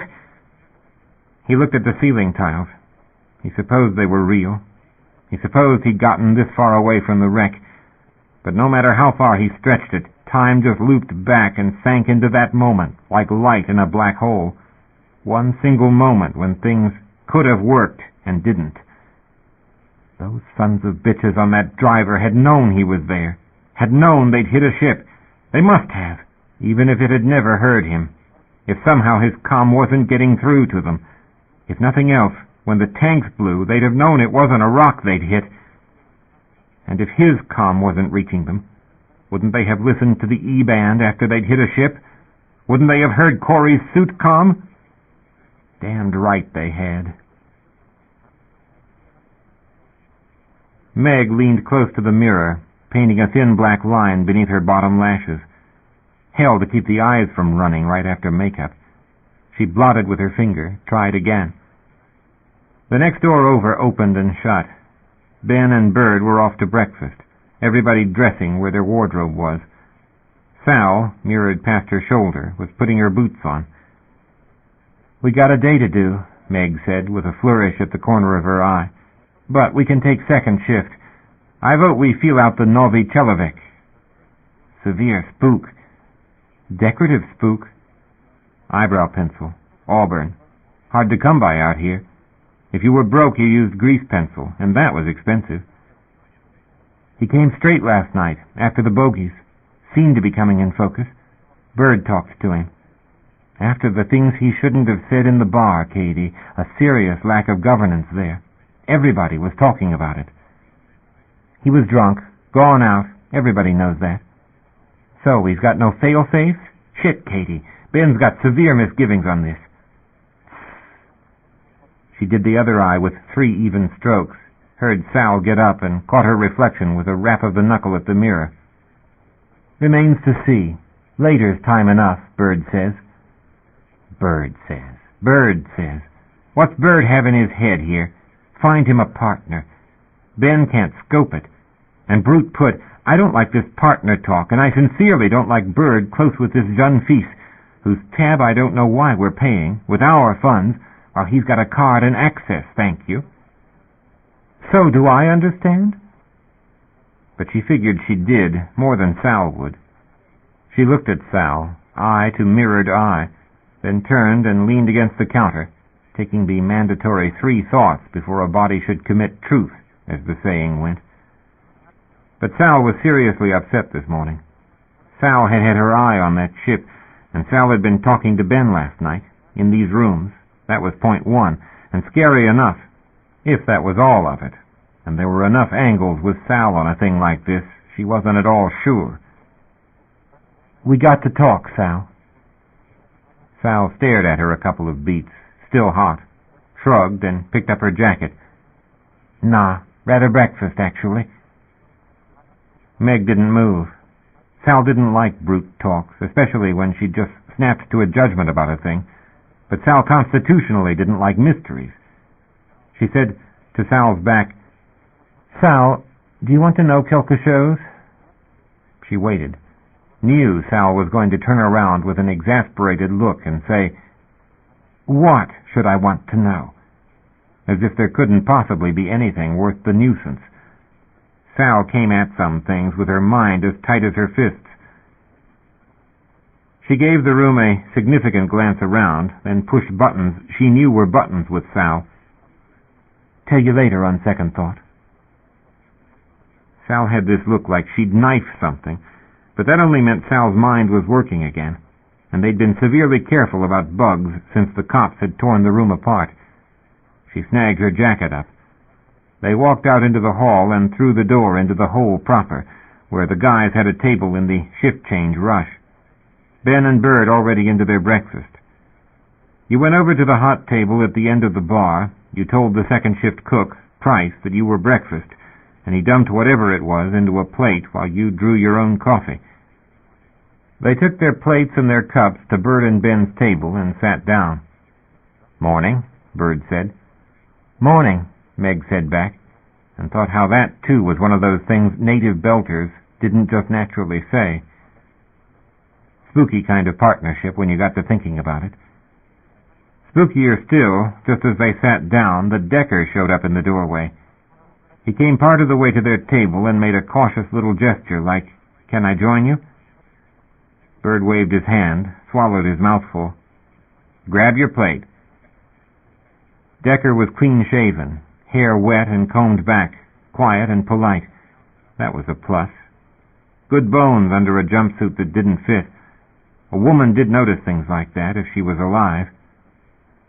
Could do with feeding, Bird said. Ben made a surly shrug. Meg tried to think of something cheerful, took a forkful of the hole's best stand-in for sausage and eggs, and a sip of not bad coffee, while they were all waiting for a lunatic to come and sit down with them. Want to bet he'll ask the time? Ben asked. Don't you open your mouth, Bird said sternly. Did I say a thing?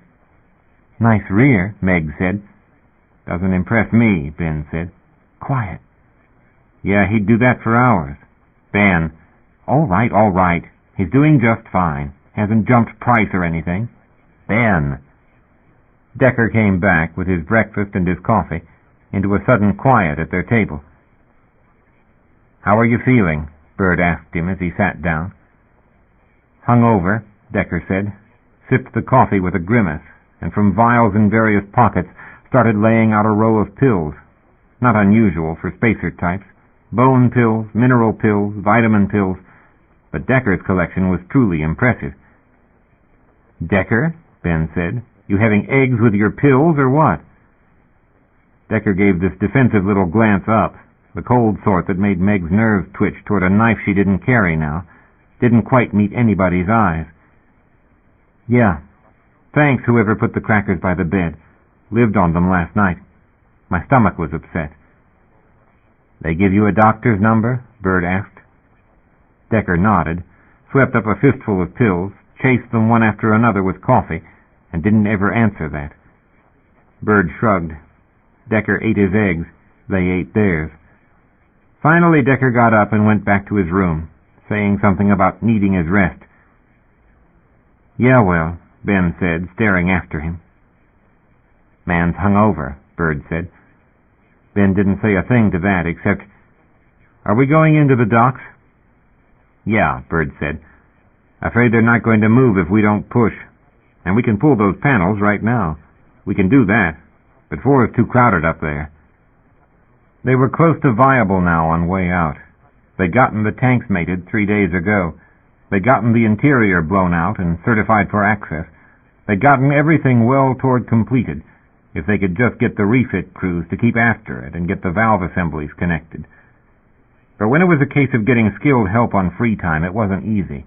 It took inducements and constant look-ins to make tired crews on overtime look sharp and do it right. We'll be back about supper time, Bird said, and if you two wouldn't mind to be staying here. Hey, Sal held up a hand.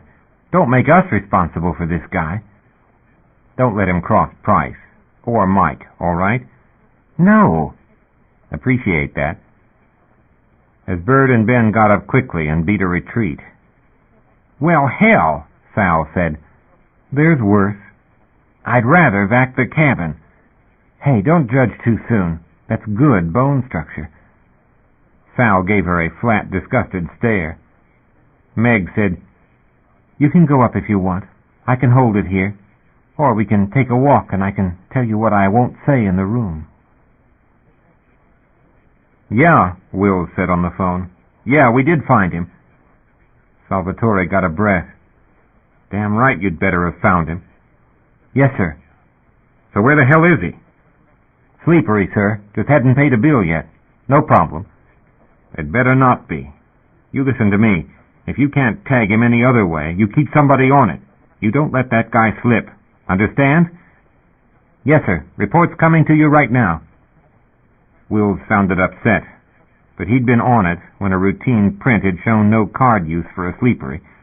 Couldn't particularly fault Wills. Decker wasn't the only case Wills had on his lap. A couple of them felonies, while Decker was minimal surveillance. But Human Services had dropped 5 whole C's onto that card for the sole purpose of making sure Decker stayed traceable, and it was embarrassing to the department to have him slip in the first couple of hours, in a place where he had no friends, no contacts, no credit, and no way to get it. Wills asked, You want Browning to ask a few questions? Salvatore scanned the report. How Decker had spent $5 odd in a Hell-Deck bar, $5.50 on beer and phone calls, and nothing else. Browning had talked to the Pacific, who'd referred Decker down the row to the Black Hole, and sent his card there when the management at the Hole had called for it. Browning had had the sense to query Wills before any next step, and Wills had told Browning not to follow that lead too closely. Decker was apparently still there. The Hole was a quiet place with no apparent reason to lie to the Pacific, but Decker hadn't used the card at the Hole after he'd gotten it, which indicated Decker must have some acquaintance there, or that he'd found some means of support, meaning hiring out for something, ditching the card for a while, not an uncommon dodge for a man evading the cops. Prostitution was the ordinary way for somebody with reason to duck the system, or if not that, he had to have friends. Wills said, Bird and Pollard are staying there. We checked them earlier. Bird and Pollard. Salvatore searched his recent memory. The ones that claimed his ship, Wills said. The ones that brought him in. Ship claim went through. The company paid. But Bird and Pollard saved his life. My guess is he looked them up. With what idea, I don't know. But evidently it wasn't war. He's staying there, evidently on one of their cards. Not necessarily looking for trouble, then. Searching out the only 2 people he knew made perfect sense. Healthy sense, even. Salvatore sipped at a cooling cup of coffee, thought about it, and said, All right. The boy's got himself settled. Long as he's quiet, understand? Just get a list of the current residents. Run backgrounds, that sort of thing. Copy that, Wills said. We can do it on a tax check. Do it. They'd gotten the lawsuit dropped. The report had convinced the EC board, a closer call than the kid knew about, but he'd signed the accident report. He was out of hospital, and if he just for God's sake got a job and settled, he was fine. Visconti said rehab might not be productive right now. There was a lot of hostility. So let him run through the Human Services money. Let him settle and think about surviving. There wasn't any negligence. There wasn't any charge to file. and Decker didn't go to trial, however much Alice Salazar wanted his head. Salazar was threatening civil suit now to tie up the bank account and the insurance, but Creighton's office said don't worry about it. The daughter was over 18, the partnership was signed and legal with a survivor's clause, and the account was jointly acquired anyway. Decker was safe. There was no legal way Salazar was going to get at him. That card could go in the pending settlement stack. Strolling along the frontage, spinward of the hole, Sal had things of her own to say. And for openers, since Meg wasn't getting started, "I'll tell you this, Katie. We got to get him out of there. God, of all places for him to come." "Natural enough." "Natural? He said it. They friggin' took every lovin' thing he owned. What's he going to do, forget it?"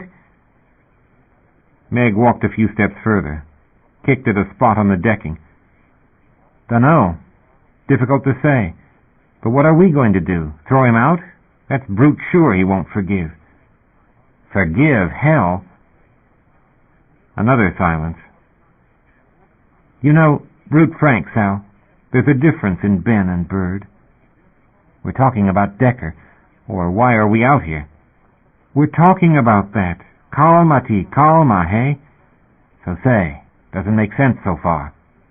I tell you, I never had any use for the Motherwell. You less."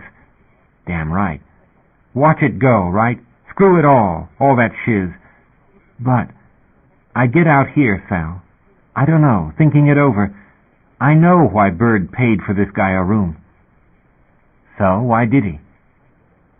"You know you don't say morning." "Of course I say morning. And what's that to Flaherty, anyhow?" "You say it because I say it. You didn't come saying it. Or evening. Brute different, Sal." "So? Different the way Bird's different from us. Never saw how the Motherwell matters till I figured that." "That's shit." Sal hated soppiness. This was getting soppy. It wasn't like Meg, and it was making her increasingly uncomfortable. "Maybe shit," Meg said, "but I know why Bird paid. Because the Motherwell makes you crazy. Decker's from the Motherwell, at least from Saul Station, which is close enough for mornings." "Accent tells you that." "Yeah, but we think in accents. That's what I'm talking about. Yours and mine. I can turn my back on the Motherwell. I can take what I want and leave the rest. Bird's not Rab. Bird's just Norm. But I know how his mind works. I dealt with there, remember? Are they all fools?" "Fools, peut-être, but not the only. You mind me saying, Sal, you're going to be a Scotch bizzed at me over this." Puzzles and puzzles. A body could be irritated at Motherwell attitudes, too. "All right, so we got this deep secret difference. It's worth 5. Go." "Head on, then. Ma'am bitch is scamming her kids." "Is that new?" "It is when you don't see it. You know, even the vids that get out here, they're pure shit, Abu Jeeb. They're company vids. They're slash vids, cop chasers, fool funnies, salute the logo shit. Intensely company, intensely censored. You understand me? Ma'am bitch has been robbing you all along, little bits and pieces. Robbing me, too. Those sods brute like what's Rab. Rab's no trouble to them. Hell, Rab's where they're going. Forget Earth. Forget what's old garbage. Only out here the company's going to pick what's Rab. Capish?" "Neg." She looked at Meg with the slight suspicion Meg was talking down a long Motherwell nose at her, a long 30-ish nose at that. But Meg hadn't made sense enough yet to make her mad. "This going somewhere significant eventually?" "It's the Institute, all over again. Understand? You didn't take the shit there, but you don't say morning." "For God's sake, Katie, good morning, then." "But Belters don't say it. Bird remarked it to me once. Belters don't, and Saul Station will. Belters don't give you a second cup of coffee without you pay for it. On Saul Station, you expect it. Belters don't give you re-chances. You screw up once, you're gone, done, rid off. Evolution. Don't let fools breed. Corp fad, Abu Jeeb. It wasn't always that way. Down a damned long Motherwell nose. You take a look at corporate executives the last couple of years, Abu Jeeb. Seen the clothes? Rab gone to suits. So, poor sods still got it wrong. No, they got it right. I don't say on purpose. I'm not sincerely sure they have that many neurons compatible, but they like the rab. In their little corp rat brains, shit, yeah, dump the past. Let the company say what's fad, what's rab, and what's gone. They don't ever like some blue sky lawyer citing charter law at 'em, so that's gone. Don't teach anybody about the issues. All us techie types and pilots need is slash vids and funnies, right? Techies don't need to know shit else but their job. Hell, the rab never said dump all the smarts. We said stop thinking Earth's it. Wake up and see what's really going on out there. But the stupid plastics said dump the past. We said access for the people, and the plastics say grab it while you can. Corp fad. Plastic is Abujib. Plastic sells. Plastic doesn't ask questions. Plastic's always dumber than the management. And hell no, management didn't plot with its brain how to take us over. They just wobble along looking for the easy way, and damned if we didn't give it to them. Corp fad made an ugly kind of sense. The Institute was without question Mom Corp's way of making little corp rat pilots. She'd seen that happening. She wouldn't salute the logo, and they'd found a way to can her right fast. I'm 35, Meg said after a moment or two of walking. I'm an old rab. 8-9 years ago, they shot us down at the doors, and the politicrats in the company's bed said that good old EC was within their rights. It was self-defense. The rab was breaking the law and endangering a strategic facility. Do you believe that? Corprat HQ is a strategic facility? Time the miners and the shepherds had the guts to tell the whole damn company go to hell. Turn the whole operation independent. But where are they, Sal? Where are they? Freerunners are mostly gone. Brute few coming out here now. The company's training the new generation, paying their bills and giving them the good sectors till they get it all in their pocket. The shepherds let the company handle their outfitting, and now they're fighting to hang on to the perks they have. The rab got themselves shot to hell in the 15, and here we got these damn synthetics swaggering around with the company label all over. The plastics don't know what we were. They turn us into clothes, into corp fad. Damn young synths make the music without the words. The movement's probably dead back at Saul. Old, antique. And where do I go? Brute cold, she said, and put her hands in her pockets, walking step for step with Meg. Meg seeming to have finished her say.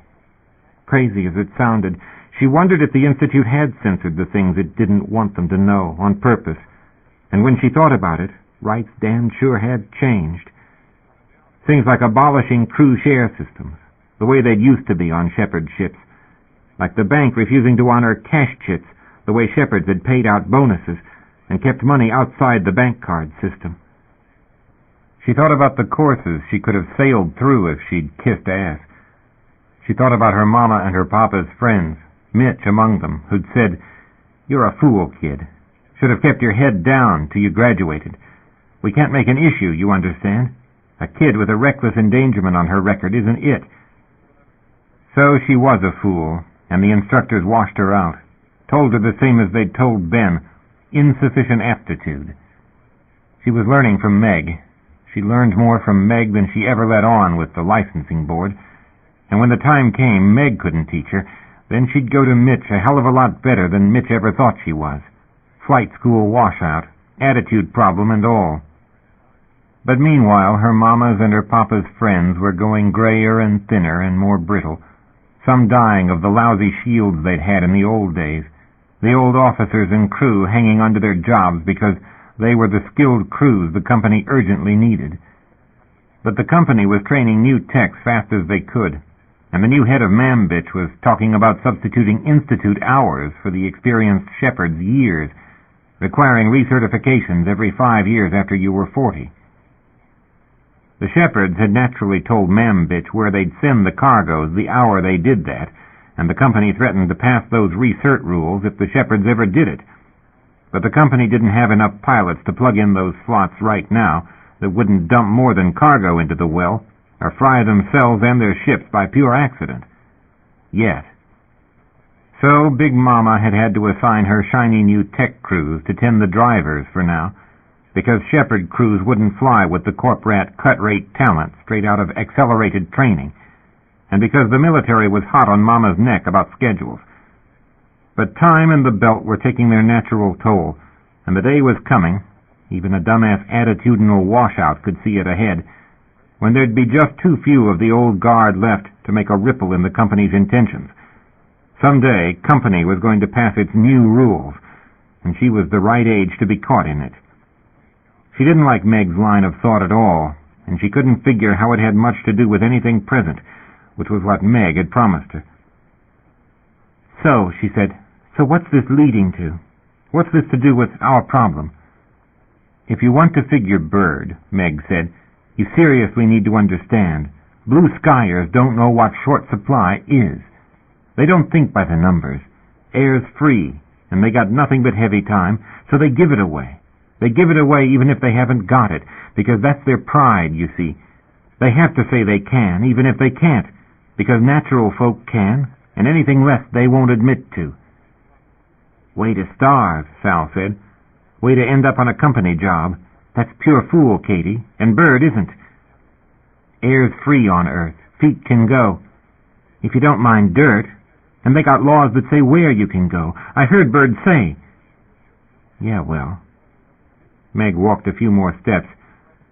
Sal remembered then that, old business at Saul Station notwithstanding, Meg was a whole lot closer to blue sky than she ever could be, and she worried that maybe she'd cut Meg off with that zap about dirt.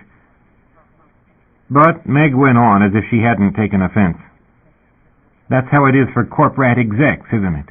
Air's free wherever they are. Short for them is when they run out of their Chardonnay 87. I know. Hell, I used to run that freight. I know what those sons of bitches are eating, them with their Venetian antiques and their mink bedspreads." "Venetian?" "Italiano. Очень expensive. Fragile. Minks are fuzzy live crits. You wear their skins." Sal looked at her. Sometimes Meg scammed you when she was in a mood. Hard to be sure. "No shit. I used to freight it. Pearls, fancy woods, stuff like that. If you skimmed that stuff, you could black market it to starships, or you could sell it right back to guess where." Sal lifted a brow. "I guess the corp-rat got his apartment furnished," Meg said, "or he got a cheaper source. Saul Corp didn't want me going to trial. Hell no. They told me I could come here and fly for myself, or I could pilot some pusher back and forth off Mars for good old EC if I sincerely didn't want to go do mining." That was half what Meg had said, and half what she'd never said, that she had been dealing black market with some exec, and it was that guy who'd blindsided her. Things you found out after this many years. She liked Meg hell and away better than she had those years ago, that was sure. Understood a good deal more of her thinking, but not all of it. Never all of it, and she wasn't entirely sure she wanted to know where Meg had been or what Meg had been trained to do. Dive into a planetary well or bring a ship out of one. The thought gave a shepherd's daughter the chills. So, well, Bird's got a little ahead at this guy's expense. He's short. Bird's not going to say no. Isn't going to make this guy ask either. Machismo. Something like. Fact is, I've been where this guy is, and it makes me a skosh mad, Sal. It sincerely does. Well, I'd agree with you. I don't like to see the guy screwed. Hell, I put it on Mitch, and they're bizzed about it. But they're going to do a real fast hands-off after what he did. I'll tell you the word I don't like, Katie. It's what I heard from Persky. The guy yelled out about Bird and Ben, knowing a driver was out there. Yeah, well, he was drunk. Doesn't matter if he was drunk, Katie, damn it. I got very scarce favor points with Mitch. Screw Mitch. Yeah, the hell with Mitch. Mitch will give me a choice. Get out and away from Bird. That's what he'll tell me. Would you do it? It's all over the damn deck what he said. They drugged him, stupid, Abujib. We got a live charge here, Katie. We can't afford this. They can't. All right. I'll tell you what Bird said to me. This is a confidence. Black hole it. Go. driver's sitting out there right where the accident happened. Decker gave him the coordinates. Said he and his partner had found a big rock, Class B. That's where that thing is sitting, chewing it up and spitting it at the well fast as it can. A few more months and it won't be there. Why in hell didn't you tell me? I am telling you. I found it out from Bird last night. That's what you can see on those charts you lifted. Shit. But that doesn't make sense. Something rolls in from out there. Yeah, rocks like that happen, but we don't get them. Those things show up on optics. So somebody slipped, assigned the kids to it. Man bitch can't make a payout like that to a free runner. You want to know how many'd be kiting out here? Buying passage out here? If it was iron, the way Decker claimed, that's a friggin' national debt. She let a breath go between her teeth. God. You know man bitches help. Some low-level fool in BM screws up, puts this free runner out there, and then his super finds out. And does any free runner call in till he's got his sample? Not the way you and I do it. We're not having the bitch say no, don't pursue, and then have her hand the good stuff to her lapdogs, and give the kids credit for some savvy about the system. They wouldn't trust the bitch. They'd go on and sample it. Get a solid assay on that thing. Dangerous as hell for a ship their size. Maybe it was the rock that got him. Maybe they were just rushed. Possible. I don't know. The jeune fils isn't thinking so. And a rock like that, untagged, where'd it come from? Thing had to have an orbit way the hell and gone. And iron? We don't know shit what it was. We do know one kid is dead and Mambitch wiped the log. But those loads are going to hit the well any day now. Drop that on Mitch.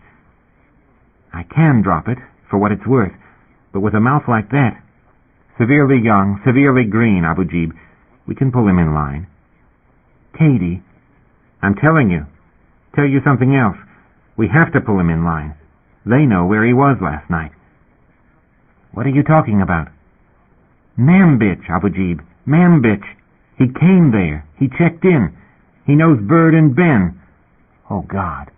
Yeah, oh, God. I've been through this. They've got a line on him. Not a short one, maybe, but that depends on what he gets into. And what are we going to tell Bird?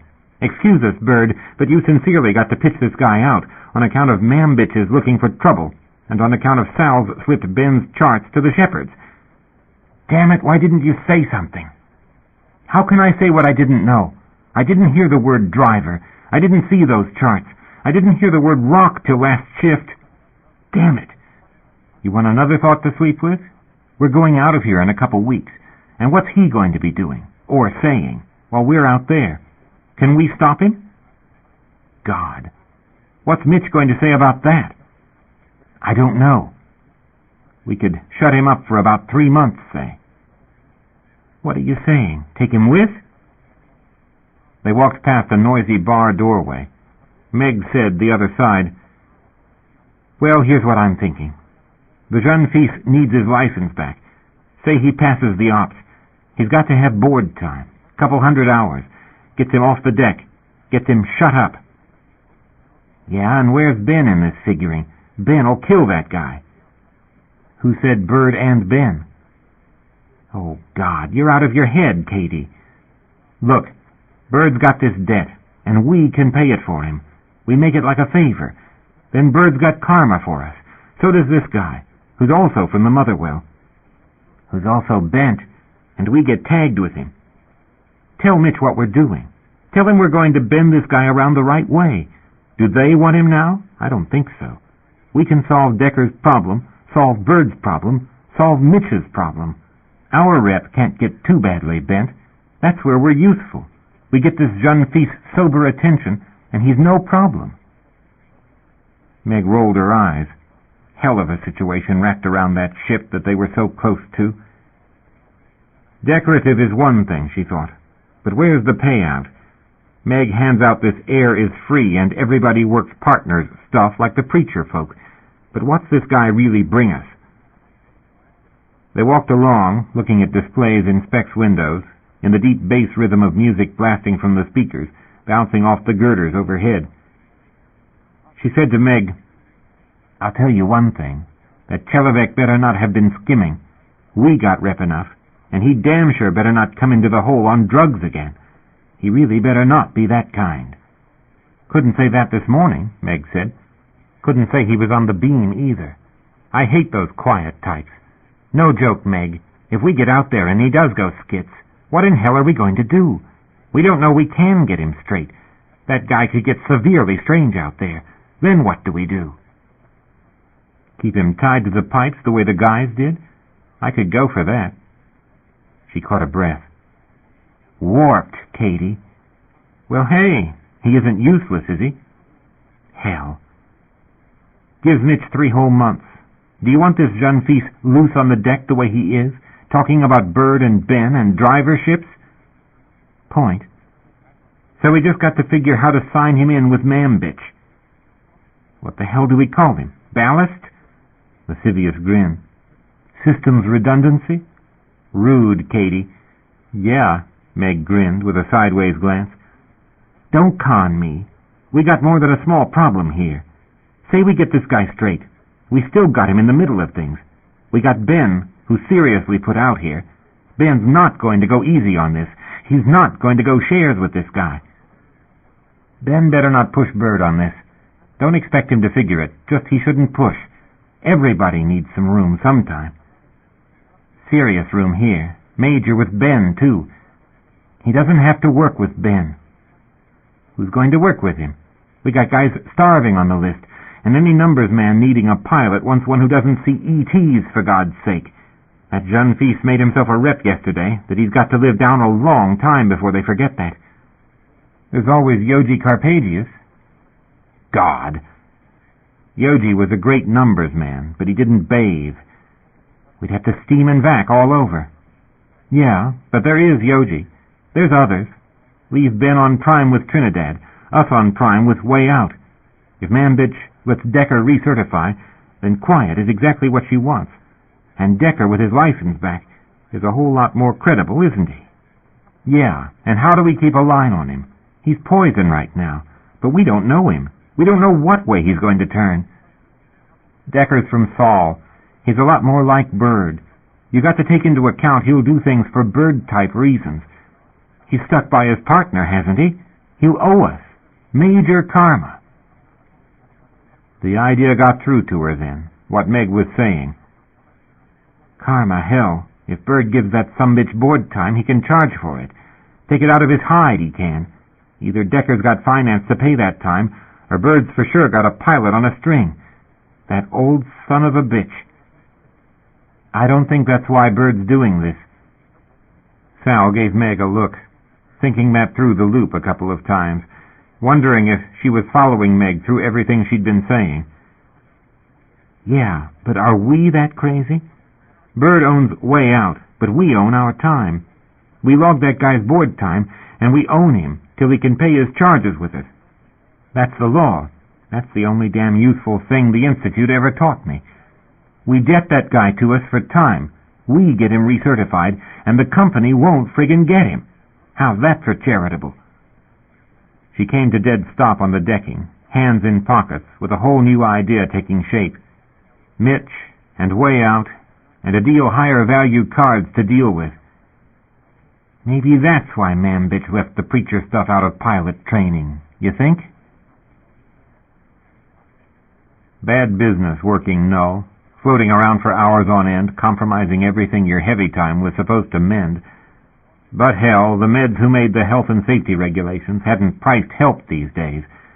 0 unemployment, the company claimed, or near enough as didn't count, and you could hire some real zeros to come up and scrub all right, but they'd play off on you and steal what wasn't bolted on.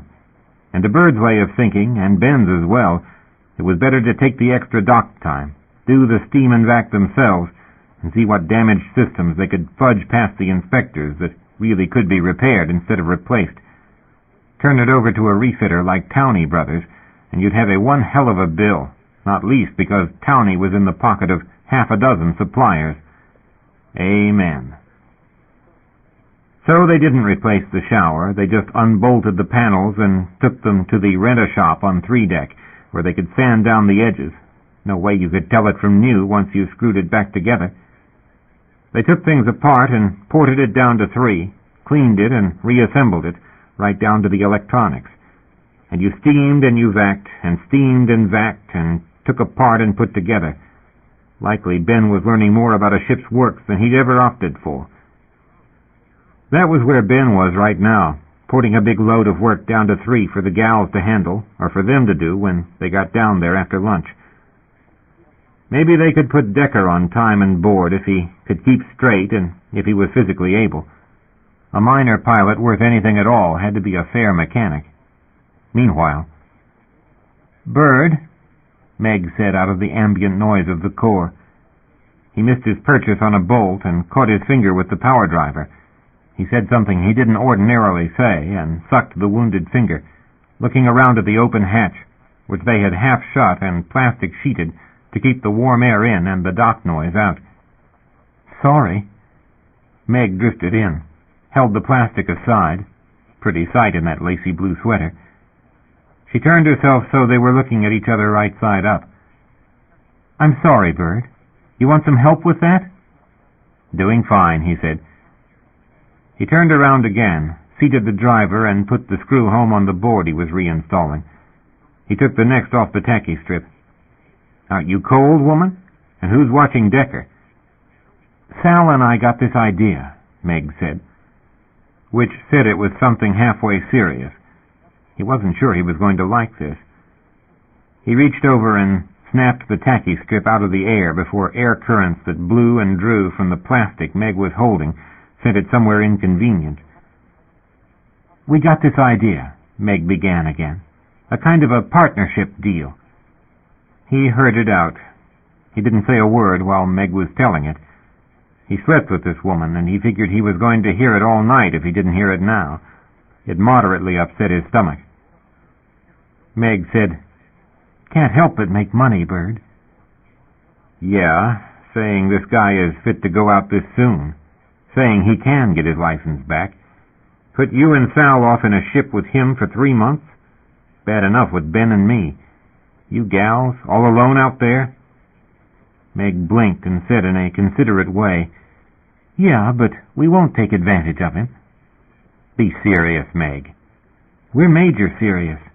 "You're letting out the heat, Meg." "Listen to me. We can make this contract with him. Sal says it's perfectly legal. We charge him his board time for training. He'll pay us in cash, or he'll pay us in time." "Indenture." "Huh?" "It's called indenture. I read about it. When we friggin' had paper, before they made the toilet tissue fall apart. You're talking about indenture. We got the guy's ship. Ben wanted to put a lien on his bank account. Now you want him? That stinks, Meg." Meg got quiet then. Offended, he was sure. He picked off another screw and drove it into the hole. "So what other chance has he got?" Meg asked. "Bird? Who but us gives a damn what happens to that guy?" He drove it in and looked around at Meg, suspicious now. It was worth suspicion when Meg Cady started talking about her fellow man. "What's this, us?" "Earthers." It was at least the 3rd time he'd heard Meg change her planet of origin. He was polite and didn't say that. Meg said, "Decker's out of the mother well too, isn't he? Same as us." Saul, the way he talks. "So you figure it, Bird. A greenie like him, paired up with another kid. She must have been. They never ever got it scoped out, what the rules were. Worst kind of pairing he could make. Nobody to show him the way. The guy didn't set out to screw up. He just didn't have any advice." There'd be soft music next. What there was the heater going and money bleeding out onto the cold dock. "You want to close that plastic, woman?" Meg ducked back and closed it. It gave him time to think there had to be something major in it for Meg and Sal. It didn't give him time to figure what it was. "All right," he said. "We've heard the hard sell. Now, what's the deal?" Meg hesitated, rolled her eyes in a pass-around that meant we'd better not talk here, and said, "Bird, what are you doing for lunch?" Chapter 12. Decker drowsed in the muted music noise of the bar outside. lay in a .9G bed, half awake, having convinced himself that there wasn't anybody going to come through the door with hypos or tests or accusations. That was all the ambition he had. He was safe in this place, and maybe if he just stayed very quiet, there wasn't going to be anybody interested in him for a while, including Bird and including Ben. Please God. He got hungry and hungrier. Breakfast hadn't been much. Finally, he looked at his watch. Just looked at it a while. Didn't know the right hour. Bird had told him it had been off. But it was August 16th. It stayed August 16th. He knew where he'd gone off, and how absolutely unhinged he'd come. Would never have thought he was capable of going off that far. Would have hoped better of himself, at least.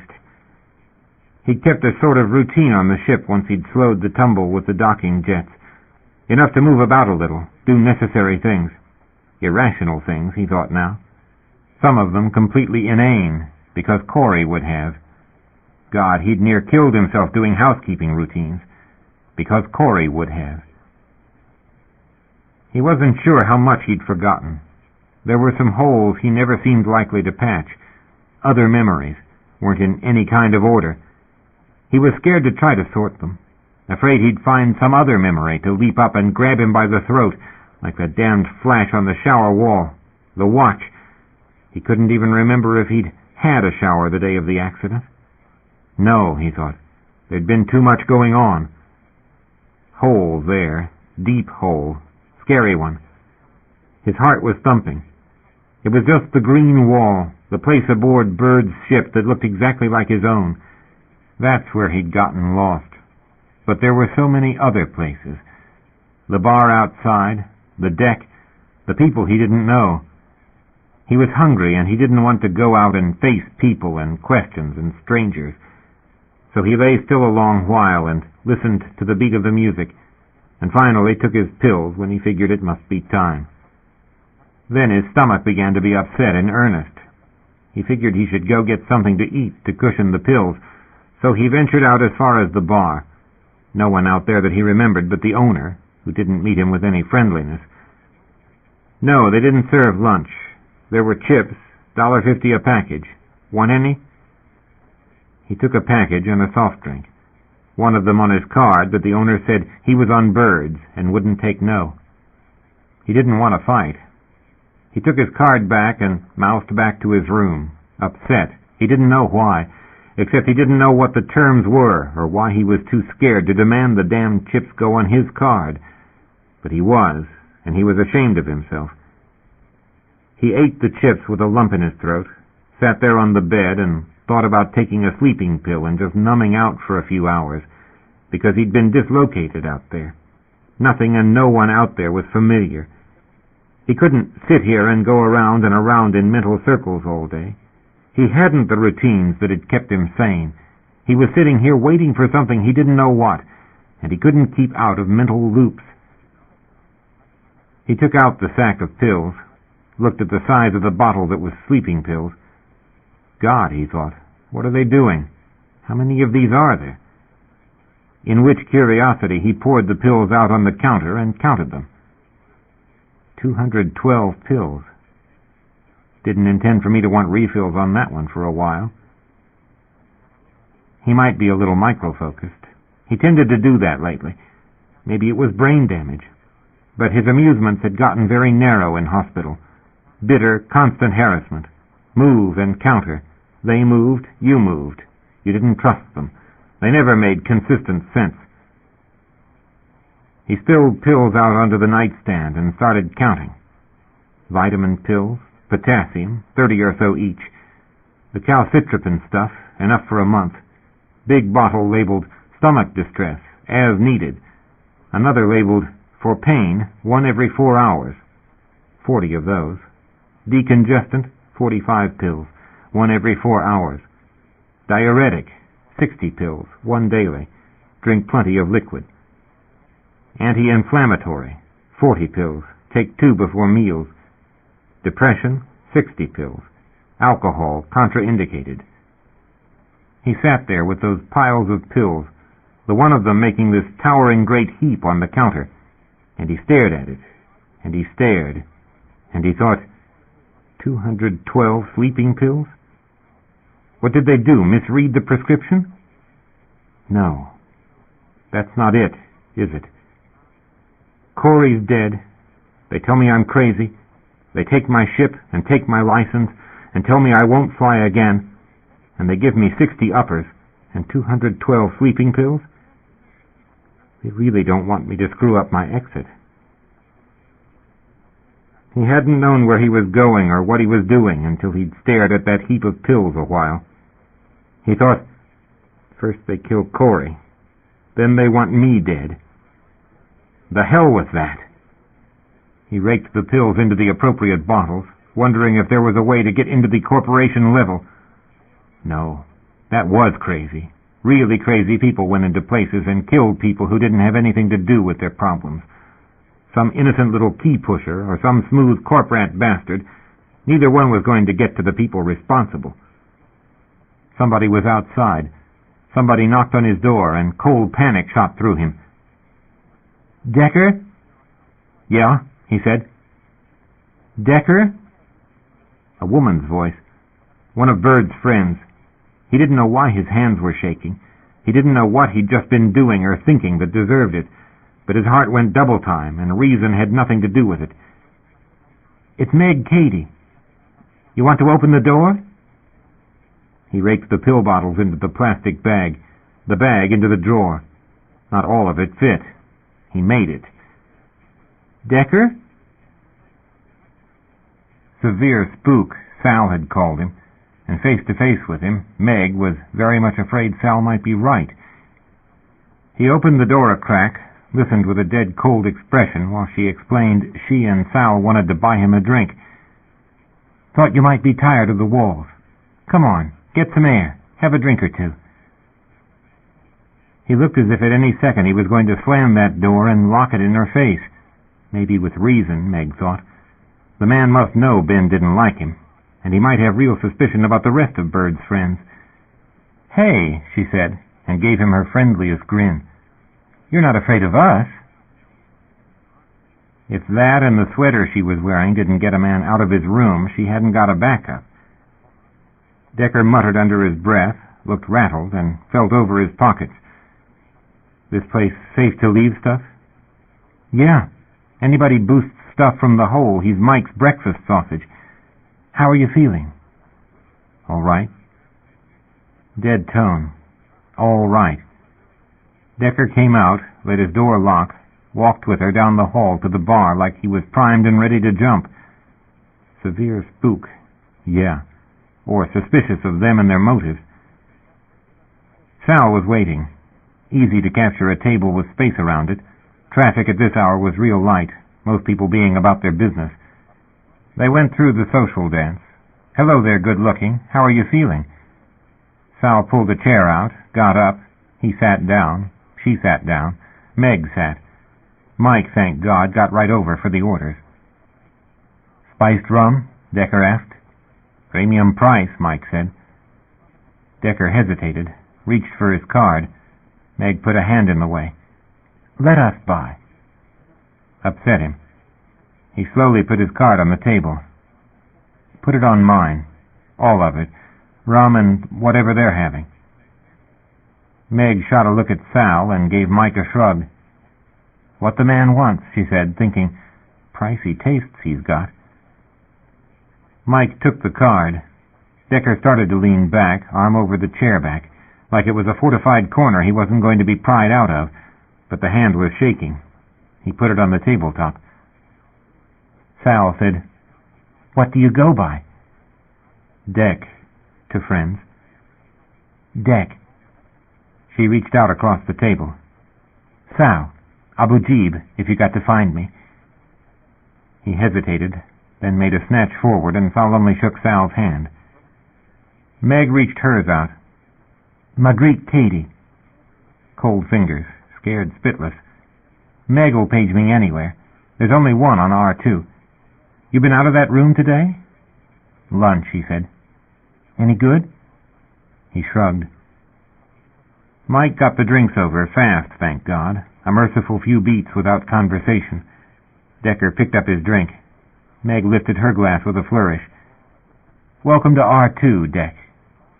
"Thanks," he said faintly. "Thanks for the drinks. You remember us at all?" He nodded. Sal said, "We'd better say before anything else, we're the ones that have way out least." He didn't react at all to that, just kept looking at Sal. "I'm the pilot," Meg said.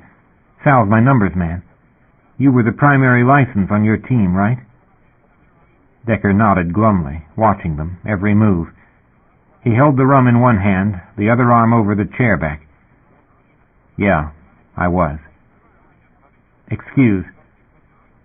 She leaned her elbows on the table and cut down the distance. "Let's be frank here.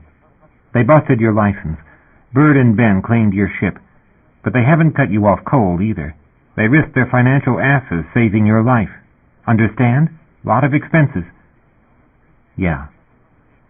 "So we got a lease on what used to be your ship, and probably you aren't real happy with us." Decker said tonelessly, "Yeah, well, not your fault. No hard feelings." "But," Sal butted in, "we got to thinking how we could do you and us both some good." Meg said quickly, "We figure you want your license reinstated, which you got to have board time for, which could be expensive if you had to get it from the company, and you still might need some help to get past the bureaucrats." Decker gave her a quick, plain, "what in hell are you up to?" stare. "Cherryh," she said quietly, because even in the bar, even with the music going, you had to worry about bugs lately, since the cops had searched the place. "You ran into real trouble. Got ground up in the gears entirely, you and your partner. Where are you from? Fall Station?" Decker nodded. "Neo out here?" 2 years. His jaw was set, not going to say a syllable more than he had to. Improvement on yesterday, she thought. "Brute put, Deck. You got yourself in one hell of a mess, and there's beaucoup guys on R2 who'd pick your pocket the rest of the way. But as it happens, we're not them, and Bird's a blue skyer, so he knows where you come from. Not that we owe you, mind, but Bird doesn't like to take advantage. There's some things we can't fix, but suppose we could. What's prime business on your mind right now? What can we do most for you?" He shook his head, staring elsewhere. "Mad. I don't blame you, jeune fils. But are you going to spite yourself? What can we do to even things up? Anything you need?" Another shake of the head. "Yeah, well, you know what the corporats want, don't you?" That got a look, a nasty one. "They want you all theirs, jeune fils. They really don't like the independents. Their charter makes them have to accept us, but they got you right down to signing with the company." "They won't sign me with the company. I haven't got a license." "Oh, they'll give it back to you, jeune fils, when you're theirs. Aztec's regulations screwing you over, and Bank ready to lend you money. What are you running on now? Mind my asking?" "Yeah, I mind." "Good. Do mind. But do you want to get that license without them?" A little reaction there. Not a word. "We got a deal for you. You get time at our boards. You take our help. You, me, Sal, Bird, and Ben. We all make our own little arrangement that gets you working again, gets you fed, boarded, and eventually reinstated. How's that?" Interest at last. Hostility. "Why? Goodness of your heart, Rab? You pay us cash for our time, if you can pay us, or you pay us a share plus lease after that. That's Bird's word on it, if you pass muster by Sal and me." He looked somewhere else. She let the silence hang there a moment, then said, "We're not hard to get along with, Dick. We're fair good company." "My partner's dead. Do you bloody mind?" Sal said, "She fond of you starving? Cold bitch, jeune Rab." Decker looked bloody death at her, but Sal sailed right on. "But I'll guess she wasn't a cold bitch at that. And she wouldn't like what you're doing to yourself if she was here, which she isn't, nor will be hereafter. She's signed off, man. We all do. Death's life, you know, and it keeps on. Shove off. Decker pushed his chair back and got up. Meg did, laid a hand on his arm. He slung it off. Mike, over at the bar, was probably reaching for the length of pipe he kept. She said quietly, lifting both hands, "Easy, easy. No cops here. No offense. Help here, that's all. You're an antique, you know it. You're a friggin' antique. Rab's gone. You're not in it anymore." She actually felt a painful spark of interest.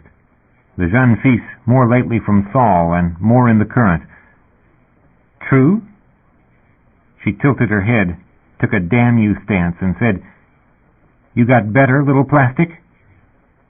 He was 20, maybe. You wouldn't tell it by the eyes, but the body, the way he let himself be jerked off course, scared as he was, that was all young fool. Maybe he didn't really even want to care about what she thought now. He'd only attacked blind, young fool-like, and for just a single unquiet moment, knew she'd just attacked him back. Come out of it. It's the 20s. So, what's the 20s got to offer us the 15 didn't? Corp rats in fancy suits? Here at R2's still the teens. Maybe I don't like your tomorrow, little corp rat. It's 2323 on Saul, and they're building warships to blow the human race to hell. Lot you changed. Whole fucking lot you changed. So what's the word, little plastic?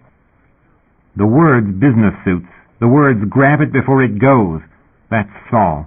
That's all the good you did. End of Side 5. To continue, turn the cassette over.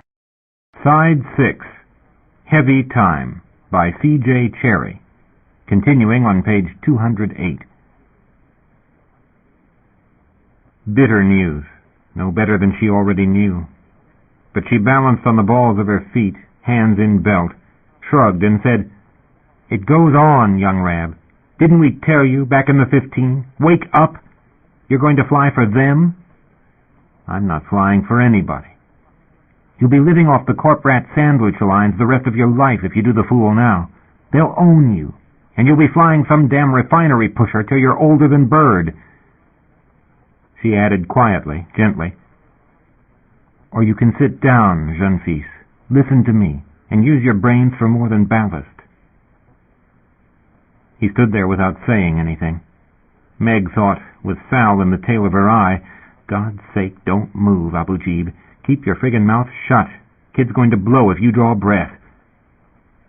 Decker looked away from her, then hooked a leg around his chair front and melted down into it. Meg heaved a sigh, sank into the chair next to him, where he had to look her in the eyes. "Let us make up, jeune Rab. Let's not do deal right now. Let's just take you out on the deck and show you the cheap shops." "I don't feel like it." "Not far. Relax. We're severely reprehensible, but we don't take advantage. Won't push you. Just a little walk." Kid was scared white, and he managed not to look her in the eyes. "Come on," she said. "You've seen too much of hospitals. Sal and I'd like to spend a little. See you get fixed up with a bit more in a friggin' plastic bag for a kit. Like to stand you a few personals, you copy? Even if you decide not to take the rest of our offer." She figured Sal was having a stomach attack right now, knowing Sal. "Meg," Sal would say, "you want to pass out tracts, too?" Decker's breathing grew calmer after a moment. He said, "Shove off." "You telling us you want to go with the company? We should leave you alone, just stay out of your life?" A few more breaths. He picked up the glass with a shaking hand, drained it, and set it down empty, except the ice. Then he nodded and seemed to fall in on himself a little. "Yeah, all right, whatever." Like they could chop him up in pieces if they wanted to. He didn't care. She put her hand on the back of his chair, stood up, and he stood up.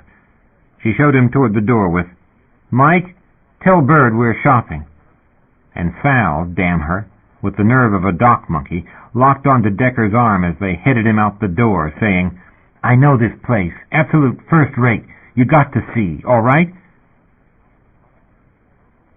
"Medium," he told the dealer, embarrassed by his company, exhausted by the walk, not sure he wasn't going to be had in various ways, some possibly dangerous, but he couldn't prove it.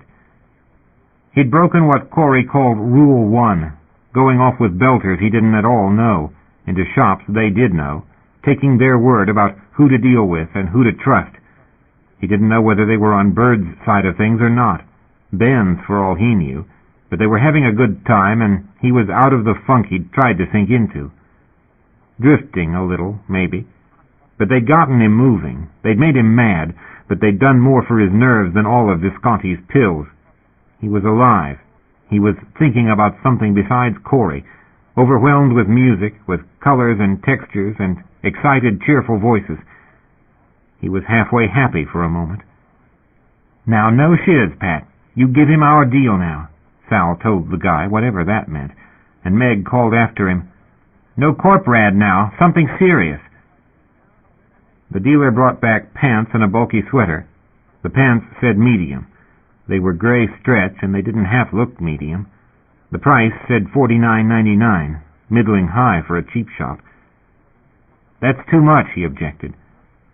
The dealer whisked out another pair of pants with diagonal stripes, black and red, that looked like a Rab's nightmare. Laid that out with a blue sweater. "God," Meg said, "not blue, red. Can you match?" "Let's try for coveralls," he said. "Blue or gray, something that fits." "Oh, work stuff," Meg said. "Dull, dull, no fun. Try the gray pants. Come on, Dick, you got the figure." "Starvation," he muttered. He told himself he should stop this, just get the coveralls traded for something that fit. But they were both set on him trying the gray. They shoved sweaters at him, and in their enthusiasm it was just easier to do it, make a fool of himself, and prove once for all it wasn't going to work. But the mirror showed him a walking rack of bones that actually didn't look bad in the pants, and that could use a sweater twice its useful size to hide his thin shoulders. He wasn't sure, though, about the big slashed stripes on the sweater. He stepped out of the changing booth to get the dark blue one, self-conscious as hell, and the women made appreciative sounds. "Rab sweater," Meg said. "Oh, I do like that." He suffered a crisis of judgment then, looking in the mirror outside the dressing booth, and before he could reorganize, Sal said, "Suppose he'd fit those metal gray boots? He's got small feet." He didn't really want a wide-striped sweater. He hadn't set out to get metal gray boots that belonged on a prostitute. He damn sure didn't need the bracelet Sal shoved on him, but "This is my treat," Sal said. "Man, you got to. Push the sleeves up." "I need work clothes worse. Blue. On my card." "He's trading in the coveralls," Meg said to the dealer. "Can you just size him down?" "Yeah," the dealer said, and hauled out a pair that said small. "If these don't fit, you can exchange. You're a real small medium." That wasn't what a man wanted to hear, who'd worked hard enough getting the size in the first place. But he decided he might be after the hospital. He got the bracelet. He bought some cheap underwear and a pair of thermals, a plain gray stimsuit, his old one having been washed to a rag. That was expensive. And he ended up with the blue sweater, too, along with a pair of black pants, stretched like the gray, and black Dockers boots, used. He was tired now, dizzy, and shaking in the knees. He was ready to go back to his room and collapse. The man was toting up the charge, and he felt a moment of cold panic as those numbers rolled up. He wasn't sure now what he'd just done. Wasn't even sure he dared wear what they'd talked him into. He'd had his turn with Rab when he was 13. But not here, where Rab was a statement he didn't know how to deal with, where it was corporate, or where it was a badge of things he didn't understand. "I'm a fool," he thought. He thought how Bird and Ben were going to look at him when he got back, and the rest of the boarders at the hole, some of whom might take serious exception to a show-off with no license. He'd forgotten his troubles. They'd made him forget for a few days' moments, and damned well set him up. "I think we'd better go back," he said, wanting time to think. His head was going around. But Meg said, Neg, you can't go shaggy. Let's get that hair trimmed." "Cut off that pretty hair," Sal said, the way he'd protested once himself, when he was 13. "No." "Not all of it," Meg said. "Come on, Dick. Let's go get you fixed up. It's on the way. Won't take 15 minutes. "No," he said, which ended him up in a barber's chair, dizzy and remembering he'd missed at least one batch of pills, with two women telling a hell-deck barber how he wasn't to take too much off. "Except the sides," Meg said. He'd given up. It was like the hospital. He was just too tired to fight on his own behalf. And they were right. The shoulder-length hair and the shadows under his eyes made him look like a mental case. If the cut was too extreme, he could trim the top himself with a packing knife or something. God, he didn't care right now. It was a place to sit down. Corey and he had cut each other's hair to save money. Conservative Martian trim, just practical. He watched what was happening in the mirror in front of him and kept thinking, in the strobe of the barbershop neon, Corey wouldn't like this. Corey would get that disgusted, high-class look on her face and say, "Really not your style, Deck." Corey's first letters had told him she didn't like the Rab. When she'd sent her picture and he'd realized he had to send his back, with the long hair and wild colors and, God, the gold earring, he'd forgotten that. But he'd been 13. He'd seen a serious, soft-eyed girl as sober and as kind as the letters. So in another crisis of judgment, he'd gone to a barber and borrowed a plain blue pullover, gotten a serious job. He'd forgotten that, too. Tried to hide it from his friends, but they found out and thought it was damned funny. He hadn't had those friends after that. Hadn't had many friends at all after that, except Corey, and he'd never met her face to face. Stupid way to be. He hadn't planned it. He hadn't been happy with his school, his work, with anything but flying. Worked the small pushers for the shipyard. He was supposed to be loading them. The health and safety regs didn't let kids outside the dock there. But he'd got his Class 3, and the super let him sub in until he was subbing in for a guy that ran a pusher into a load of plate steel. "Up the sides," Meg said. Yeah. Sal, with her metal-clipped braids, leaned to get a direct look at him, flashed a white grin, and said, "That's optimal." It didn't hurt a guy's feelings to have a couple of women saying he looked good, but what was developing in the mirror in front of him was someone he'd never met before. It was 23:15 again, but he wasn't 11, he was 20. It was the way the Deep Spacer had said, the one they'd gotten in to talk to the class back then. You live on wave fronts. You live on a station, you ride the local wave. The time you know. You go somewhere else, it's a different wave. Maybe a whole set of waves, coming from different places, different times. There's an information wave. There's fads. There's goods. There's ideas. They propagate at different rates. Some dumb kid had made a joke about propagation.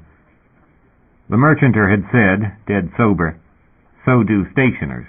Some shouldn't." And there'd been this scary 2 beats of hostile quiet and an upset teacher, because that was what Deep Spacers were notorious for on station call, and what stationers were fools to do, especially with Deep Spacers, who moved on and didn't care.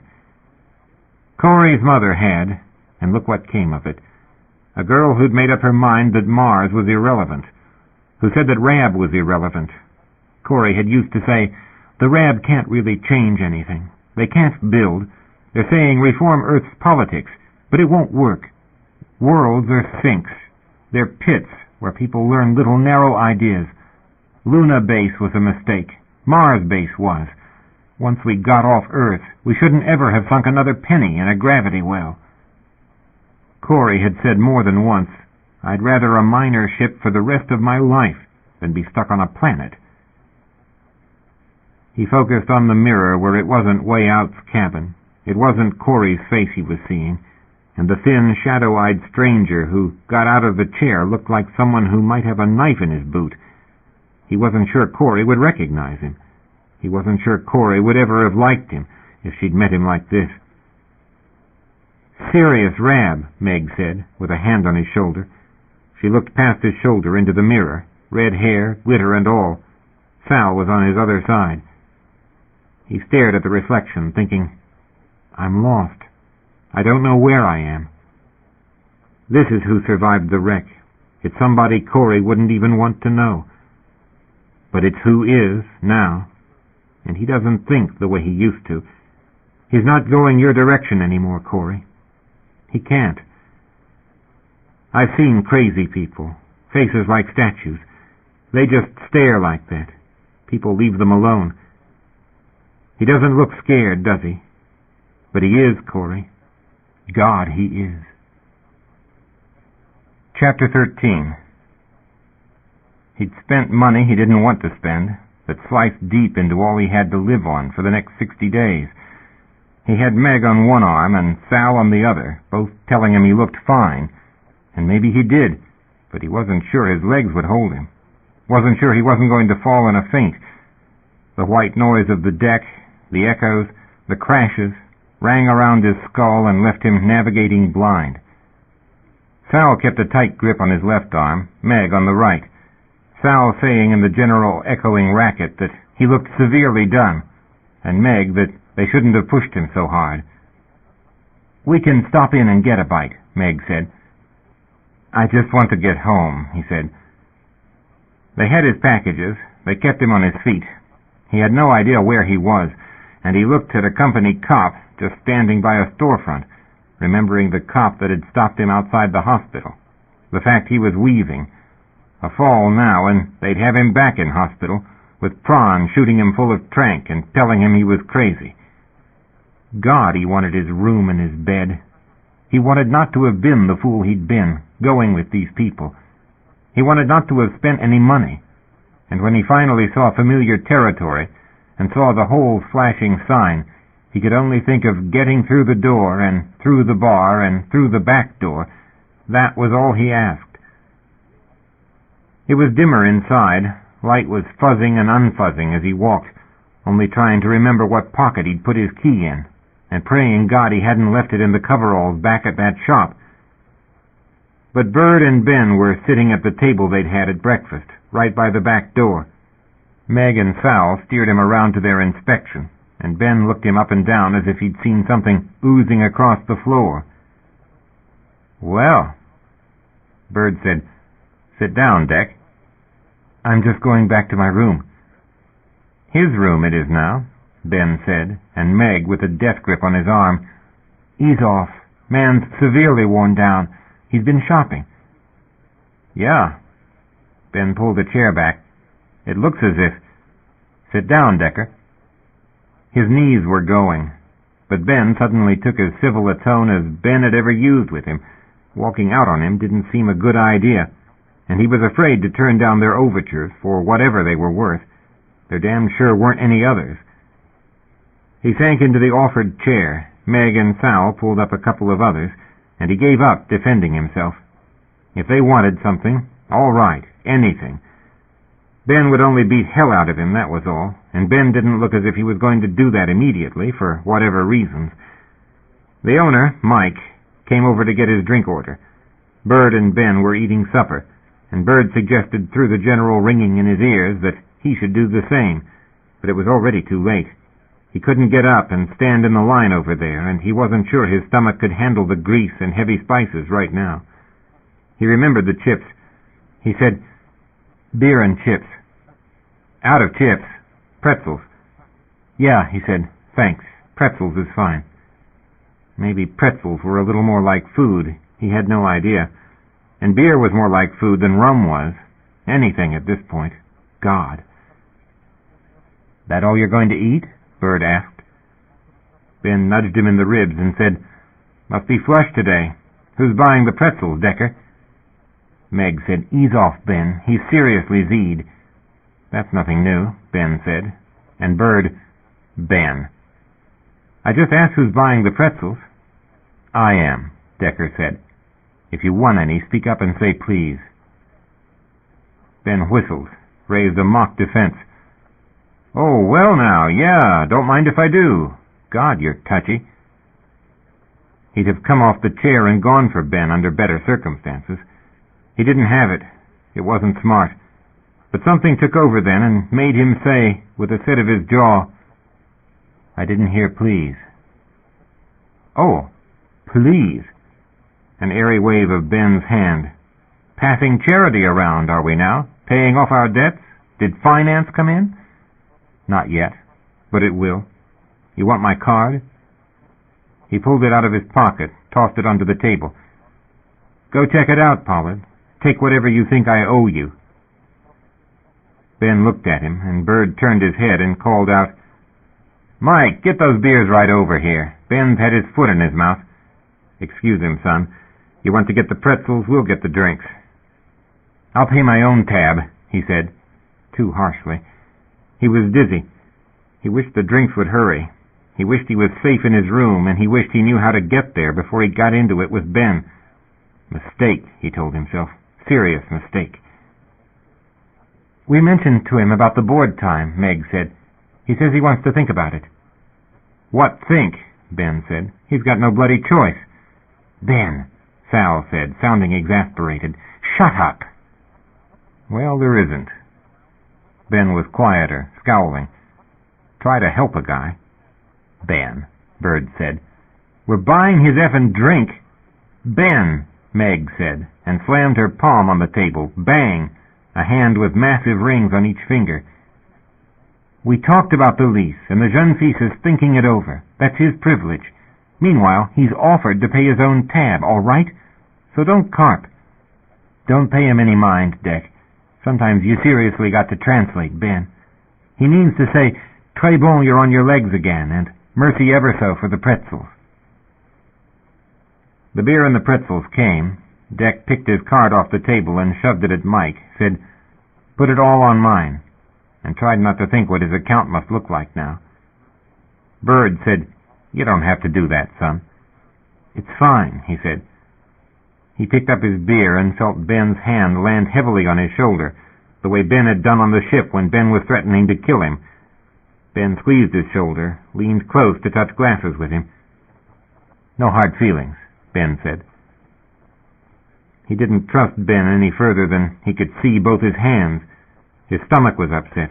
He was all but shaking as was, and the glass Ben had touched the rim of suddenly seemed like poison to him, but he sat still and took the requisite polite sip of his beer.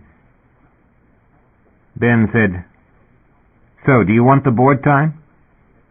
He looked at Bird, asking without saying anything whether this was Bird's idea too. Bird didn't deny it. "Yeah," he said. "So there's strings to be pulled," Ben said. "Short as the time is, we have to expedite, as is, or you won't get the ops test before we're out of here. And if you don't do those forms right, they're not going through. Now, as happens, I know the people you need. You do the work in the shop." "What work?" "Thought you'd talked to him," Bird said. "I said we'd mentioned it," Meg said. "We didn't exactly get down to that point." "Well, now we have," Ben said. "There's no other way to do it, deck boy. Only deal going. So you've agreed. We're waiting to hear how you're going to pay for it. Time or money? Or the pleasure of your company?" They were coming at him from all sides.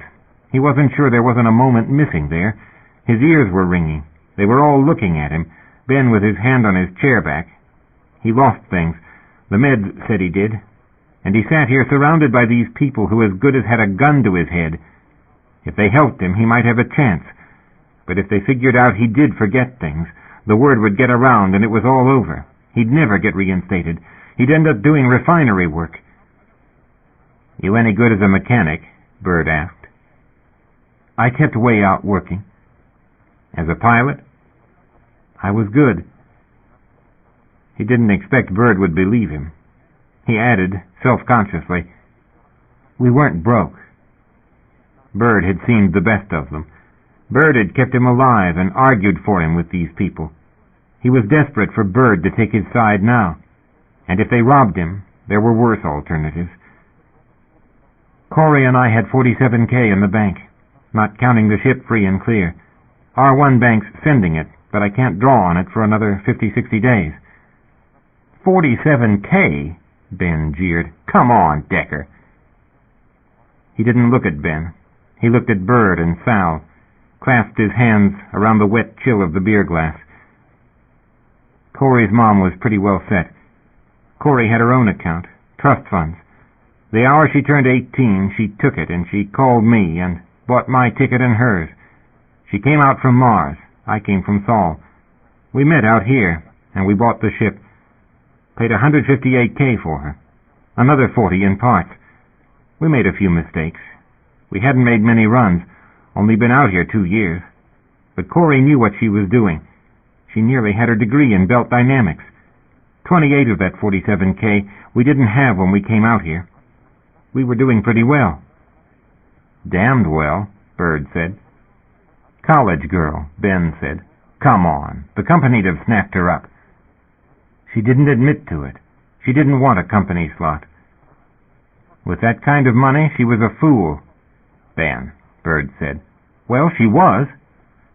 He set his jaw, made himself patient. She just didn't want it. The fact is, she wanted a share in the Starship. Oh, for God's sake, Ben said. She wanted into the merchanters. You have to buy in. Her trust fund wasn't enough for both of us. And she had this idea. It was all she'd listened to. Why? Sal leaned forward, chin on clasped, many-ringed hands, neon sparking fire on her metal-beaded braids. Why, if she was rich? Because, was all the answer he could manage. There was a knot in his throat, and he thought if Ben opened his mouth, he'd lose it. Corey had been so damned private. Corey didn't tell people her reasons, but they went on listening, waiting for him. So he shrugged and said, because she hated planets. Because her father was a deep spacer. Her mother wanted a kid. She didn't want a husband. And she didn't want anybody in Mars base to have that kind of claim on Corey. Corey was a solo project. Corey was her mother's doing, start to finish. That word wouldn't come out. He said, watching condensation trickle on the beer glass, didn't even know his name. Corey sort of built on her own ideas. Stars were all she talked about. Wanted to do tech training. Her mother wouldn't have it, so she studied astrophysics. She had the whole thing planned, getting the money, coming out here, getting us both out. Ben said quietly, hell, if she could buy a ship, she could have gotten it faster working for the company. What's the rate? 80, 90 thou to get your tax debt bought? And her mother there, he thought. Her mother on Mars Corp board to pull strings, get her broke and get her back. But he didn't say that. He said, they'd have drafted me if I'd stayed at Sol. That was part of her reason. We were going together. That was the plan. That crazy about you, was she? Ben, Meg said, shut up. I don't know why everybody's telling me to shut up. It wasn't the damn brightest thing she could have done. She could have gotten to Sol Station, probably bought straight into a ship with what she had. She expected to make it rich here, free running. Her mother, he said, wanted Corey back in college. Wanted God only. His stomach hurt. He had a sip of the beer to make his throat work. She was underage. Couldn't get an exit visa over her mother's objection. This was as far as she could get, till she was 21. The ship and 47K in the bank, Ben began.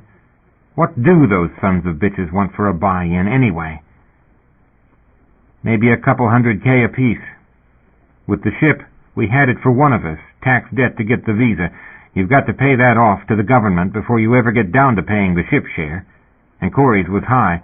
She had a degree. Another $70K each to get back to Sol. I told her, get out. I saw on our first run it was no good. We didn't know how hard it was out here. We wouldn't have done it this way. But by then we'd sunk so much into the ship, and just buying passage to Sol would eat up everything she had. He'd yelled at her the night before their last run. He'd said, the war's getting crazier. They've got these damn exit charges. God knows when they're going to jack them higher. If you don't go now, there's no telling what they'll do next. There's no guarantee you can get out. He'd begged, just leave me what's left over. I'll buy in on some other ship, work a few years. Whatever ship you're on will come back here. I'll join you then. He'd been lying about the last. She'd known he was. She'd known he didn't want to go. And she'd known he was right, that both of them weren't going to make it. She'd known she was going alone, sooner or later, or they were going to do what every free runner ultimately did do, go into debt. That was why the shouting. That was why she'd burst into tears. "And she said?" Meg asked. He'd lost the thread. He blinked at Meg, confused. He honestly couldn't remember what he'd been telling them. He picked a pretzel out of the bowl, ate it without looking at them, or answering. Bird said, "The lad's tired." "Yeah," he said. Remembered that he was behind on his medicine. Remembered that the company management were all sons of bitches, and they were the ones that handed out the licenses. Even that was in their hands. Bird reached out, thumped a grease-edged fingernail against his mug. "Want another round? A beer? On us? To sleep on?" "You're right," he said. "I'm pretty tired." He thought about his room. He thought about the bed and the medicine he was supposed to take. All those sleeping pills. Meg hung a hand on his right shoulder, leaned close, and said, "We better get you to bed." He couldn't answer. He shoved her hand off and got up and left. "Man's in severe pain," Meg said under her breath, looking over her shoulder. "Looked all right to me," Ben said. "Looked perfectly fine, out spending money like there was no tomorrow." She muttered, "Yeah, add it up, Ben." Across the table, Bird looked mad. She figured Bird had somewhat to say, and she shut up for several sips of beer. Bird didn't say anything. Ben set his elbows on the table in an attitude that said he knew he was on Bird's bad side, but he looked mad too. Things were going to hell fast, they were. "Excuse us," she said, and got up and took a pinch of Sal's sleeve. Sal read a full-scale alert and came with her over to the end of the bar where the guys couldn't lip-read. "Abu Jeeb, we got a severe problem." "Yeah, men. Easy, easy. We got a partner-partner problem developing here. You know, Ben's a good lay, but he's being a lizard. I sincerely wasn't going to say that. I don't mind saying it. I'll bust his ass if Bird doesn't. I told Ben what I'd carve off him if he got too forward with me, and Bird damn sure won't take it." "Bird can handle him." "Yeah," Sal said, and got a breath, with a wrench. "I tell you, I'm not putting up with this act, and I'm not standing in the fire zone either. I vote we go out to a show, leave the boys to one room." Sometimes Sal made real good sense. "Yeah," Meg said. "Sounds good." "I got a serious concern," Bird said. "Yeah, well," Ben said, looking at the table. "Sorry about that, Bird." "Why'd you push on him?" "Hell if I know," Ben said, and didn't know, actually. Meg and Sal came back to say they were leaving. "You guys work it out," Sal said, and that made him madder. He watched them walk out. He had no notion where they were going, but he felt the ice on all sides of him. "I don't know what the hell it is," he said, without really looking at Bird. "I don't know what it is that the guy's got, but it seems to get in the way of people's good sense." He hadn't liked this partner's idea from the time Sal had showed up at the 3-deck shop telling him how dealing with Decker was going to set them all up rich, how it was such a good idea, Decker getting his license back and all. And he liked it less than that when Pretty Boy came sauntering in here all manicured and looking like trouble. Bird didn't say anything for a while after that.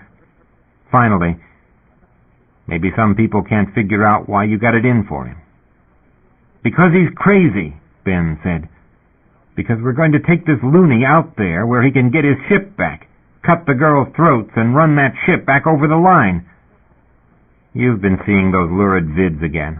What in hell's he going to say about 2 more missing persons over at R1? Excuse me, they took a walk together?" "He doesn't have to have a good excuse. He's crazy. Crazy people don't have reasons for what they do. That's why they're crazy." They still have to explain it to Belt management. It doesn't do Meg and Sal any fucking good. My money'd be on Meg and Sal. Don't be funny, Bird. It's not funny. I think it's damned funny. We got a $95K mortgage on way out with the bank. We got nothing but dock charges on Trinidad for the last several months. We still aren't past inspection on the refit, And we've still got a filing to go before we can think about getting out of here. In case you haven't noticed, Ben, me lad, we could seriously use another pair of hands here. We're bleeding money, with 2 ships sitting at dock. Meg and Sal do just fine. We don't know about this guy. And we'd have had 2 pair of hands today if Meg and Sal weren't out spending money on this guy. He's trouble, Bird. He's been trouble from the first we laid eyes on him. We can always say no if he turns out to be trouble. We got time yet at least to find it out. Let's just put him to work, see how he gets along. You can't say no, Bird. You got this severe problem with saying no. You crawl ass backwards into what's going to cost you money. If I didn't... I can say no real good, Ben, if you recall. I said no to Meg, and I said no to quite a few would-bes before I took you on. Now, you and me being partners, I give you a lot I wouldn't give just anybody. But being partners goes both ways. And right now I'm asking you to just give me a little more line. To do what? Wait until his money comes through? Then he'll pay for his own bills? That's real convenient, Bird. That's real damned convenient. He doesn't get to pay anything. He doesn't do anything. And we're buying his meals. Ben, I don't know why you believe him over me, that's all. Ben, I don't know whether the gals are right about this deal. They could be. Here I am trying to figure whether I trust Decker, and you're acting so damn crazy I end up defending him. I can't hardly take your side without having him off down the deck in a fit, now can I? It'd be good riddance. Yeah, and what if the gals are right and this guy's a good steady prospect? Steady hell! Bird, who are we going to get to go out with Decker? What time is it? What time is it? Who's going to put up with that? The guy really got to you out there, didn't he? He hated being patronized. He didn't get to me. Good, Bird said. Good. Damn it, don't... Don't what? Cut me off like that, Ben thought blackly. But what he said was, all right. We'll see how he does the next week or so. He took a pretzel out of the bowl. Guy didn't take him. Wasteful habit. It was like somebody who had money, who was used to having it, and on the thought of the $47K Decker claimed to have, if he's got the funds he claims, he's a damned walking bank. Where'd he get it, except this rich college girl? He had a lot to gain by her dying, you know. Yeah, looked like he was having a real good time out there, didn't it? He hated it when Ben got surly with him. It made him figure maybe he wasn't being reasonable. Bird said, the Newry thing, you know, changed a lot. Cops with warrants to do anything they wanted. The news full of friends informing on friends. I don't think there was half the under-the-table stuff going on that the company claimed, like we were some major leak in the company accounts. We weren't. We were making it. You understand? People used to help each other. That's what was going on then. If you got in trouble and you needed a part, you didn't go to the bank. You went to a friend. You could borrow under bank rates if you kept your promises, if you ran a good operation and paid your debts. And damn sure people knew if you did. We were making it, and the company wasn't. Now you tell me who's the better businessman. Bird lifted a shoulder and took a sip of a dying beer. Now we've got a generation coming off Earth with the attitudes. We got a generation coming out of the Institute that never heard of Shakespeare. God, so give me a tape, Bird. I swear I'll listen to the sumbitch. Bird looked at him oddly, then reached across the table, took hold of his hand, man-woman-like, which was odder still, scarily odd, coming from Bird, from the guy he'd shared a ship with. Bird said, Ben, you're a good guy. You really are. Stay that way. Ben rescued his hand, shaken. What's that mean? Bird only said, in that same peculiar way, Ben, me lad, I'll look you up that tape. Decker stared at the ceiling and thought about a sleeping pill, thought about the whole damned bottle, but hell if he'd give the company the satisfaction. Ben wasn't going to let him alone. That was the way it was. That was the way it was going to be. Ben didn't like him, and with Belters, That well could be the final word on it. Ben had taken his ship, and now Ben had him down as trouble. That was the way it was going to be, too. He didn't know why Ben set him off like that. He didn't know why he'd said what he had. He didn't know why he'd talked about Corey's business, or whether he had a chance left with them, under any terms, now he'd walked out. And he didn't know what Bird might be thinking.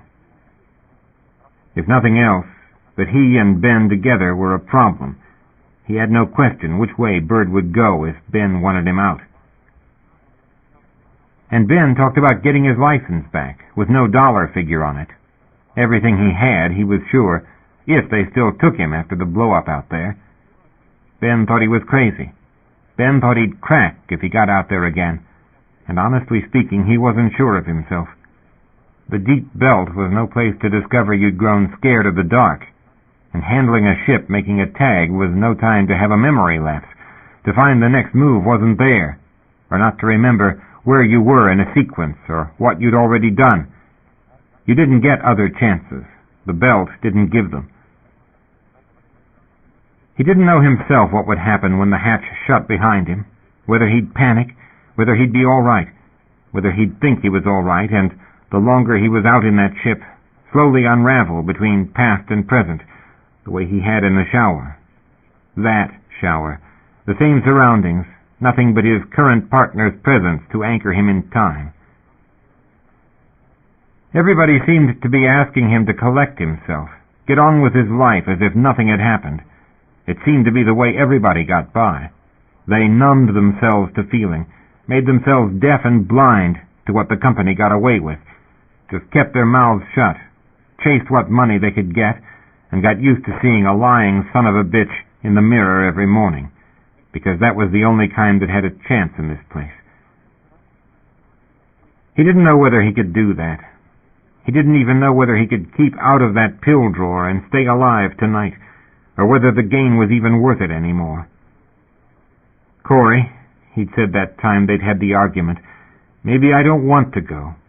What in hell am I going to do on a starship? I failed math. I failed physics. I don't have your brains, Corey. It was your idea all along.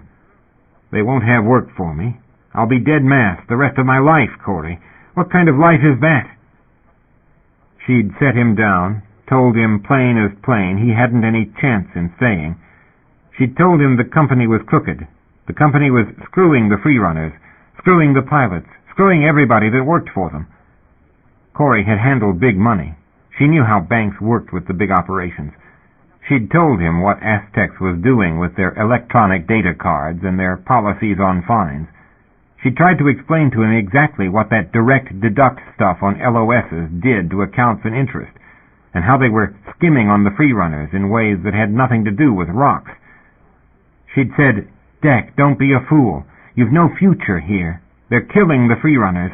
They'll get the shepherds in not too many years. There's no hope here." She'd said, "Don't ever think I'll leave you behind." Sal sipped her drink in the blue neon of Scorpios. The vid had been not too bad, chop and slash, the way Meg said, but not a long one, and as she had put it, it was way too early to chance walking in on the boys, besides which she had a word to drop on some friends next door. It was her favorite lounge, Shepherd territory, right next to the Association Club. Pricey, spiff. You got the usual traffic of office types who went anywhere au courant on the edge of hell deck, but the Shepherd relationship with Scorpios was long-standing. Shepherds got the tables in the nook past the glass pillars, and Shepherd glasses came filled to the brim, no shorting and no extra water either. Not a place they could afford as a steady habit, damn sure, not unless they picked up some guys with Shepherd-level finance, and they weren't shopping to do that this time. No danger of walk-up offers this side of those pillars either, thank God. The women-to-men ratio on Helldeck meant shepherds were used to being courted, not the other way around. And two women who weren't signaling didn't get the pests that made sane conversation impossible in a lot of the cheaper bars. God, you got 'em in restaurants, in vid-show doorways.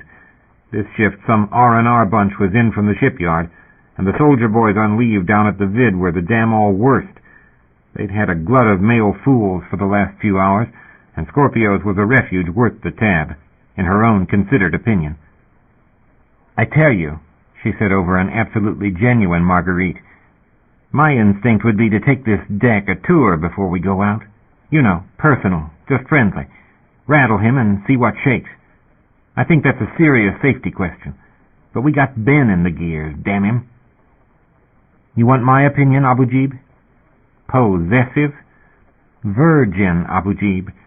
You're probably the first that ever asked him." "Hell, he's that way with Bird." "Yeah." She saw what Meg was saying then. "That way about a lot of things, isn't he?" Meg stirred her drink with the little plastic straw. "Man's got a serious problem.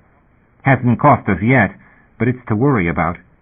Ni Kulturni, what he pulled on Bird tonight." "Orchin," Sal agreed, with an uncomfortable twitch of her shoulders, sipping her Marguerite, thinking how they weren't doing as ordinaire with Ben. How if it was anybody else but the best numbers man on R2, she'd have handed him off to Meg, switch and dump, the old disconnection technique. But damn it, Ben was special, the absolute best, and Meg with Ben didn't do them any good. Meg didn't know the right questions, and she didn't do the calc as well. Besides which, it wasn't Meg who made Ben crazy enough to show her things the Institute hadn't, that he'd figured, that he wouldn't hand out to anybody. She'd never met a case like Ben. You felt simpatico with him one minute, and the next you wanted to break his neck.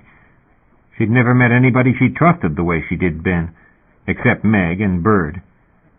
Ben was the only one but Meg and Bird she'd feel safe going EV with, and counting his crazy behavior, she couldn't figure that out. At least he wasn't like the greasy sumbitch who'd threatened not to let her back in the ship unless she did him special favors. Numbers men were always at a disadvantage, always got the problems until you were as good as Ben, that nobody wanted to lose. Meg had never been through that particular trouble. A numbers man didn't dare antagonize his pilot, if he had any sense, and he didn't send his pilot walkabout either. But a numbers man definitely could get out with some severely strange people in this business, and if you had some few partners you were sure of, you didn't let them go, didn't try to run their lives for them, not if you wanted all your fingers back, but hell if you wouldn't go to any length to hold on to them, to keep things the way they were. Kill somebody? If it came to it, if you ever would, then you would. And trying to keep two tallish young guys from killing each other out there. "What are we going to do, Katie?" Meg pursed her lips. "Just what we're doing. Let Bird handle it." Someone brushed by their table, touched her shoulder. "Abujib?" God, a walk-up? Meg's frown was instant. Sal looked around and up an expensive jacket at a shepherd, one of Sunderland's crew, friend of Mitch's. She didn't know the name. He said very quickly, slipping something into her pocket, "That question you left." "Yeah," she said. "Different problem. Same problem." She held her breath, felt something flat and round and plastic in her pocket, her heart going double time. "This is Katie?" "Yeah," she said. "You can say." "Word is problem's gone major. You're tagged with it. Go with it the way you said. Time's welcome. But when you get your lunch date, you let us know, very seriously." The guy walked off then. God. "What the hell?" Meg asked. "I don't know," she said, thinking about a shadowy driver sitting out there spitting chunks at the well, and Ma'am Bitch, who prepared the charts and their courses, and shoved them up to V and braked them. I don't know. Her stomach felt of a sudden as if she'd swallowed something very cold. "Is that what I think I heard?" Meg asked. "They think we could be in some kind of danger?" "I don't know." "Oh, God, great. Let's not panic." "Of course let's not panic. I don't effing like the stakes all of a sudden." She leaned forward on the table, pitched her voice as low as would still carry. "Meg, they're not going to let us run into trouble." "Yeah," Meg whispered back. "Let's not hear run into. I don't like the words I'm hearing. I don't like this go with it. Maybe I want a little more information than we're getting into. They're saying we're doing the right thing. Yeah, doing the right thing. We can be fucking martyrs out there. Is that what they want?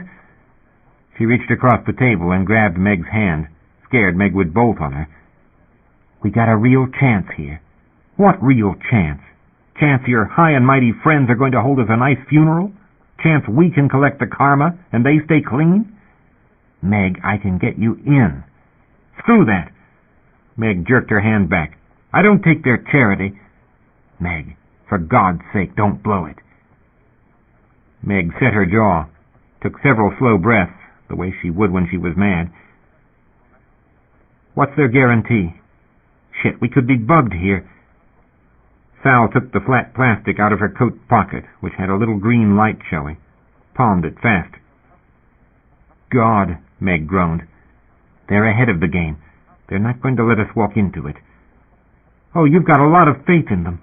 That's contraband, damn it. Meg, they're not fools. They must think we are. We made them an offer, Meg. They're saying they're agreeing. They're warning us. Yeah, tagged with him. I like that. I really like that. Meg. She couldn't lay it out better than Meg already knew it. Meg looked like murder. But Meg said finally, So we're tagged with him. Are we talking about giving up that lease? The answer was yes. Meg knew it. Meg knew it upside and down. Shit, Meg said. We've got what they want. They want him. They paid their debts. That's what they're saying. They're asking us to take a risk, and we're in, Meg. They're making us an offer. If we screw them on this, or if we back out now... She was down to begging. There were pulls in too many directions if Meg skidded out on this one.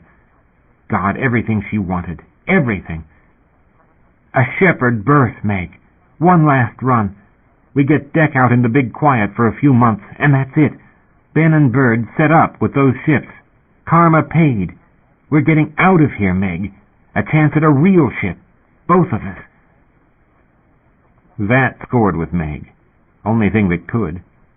Meg's face got madder. Finally, Meg said, Hell if. Wake up, Abujib. Hell if not. This is big, Meg, damn it.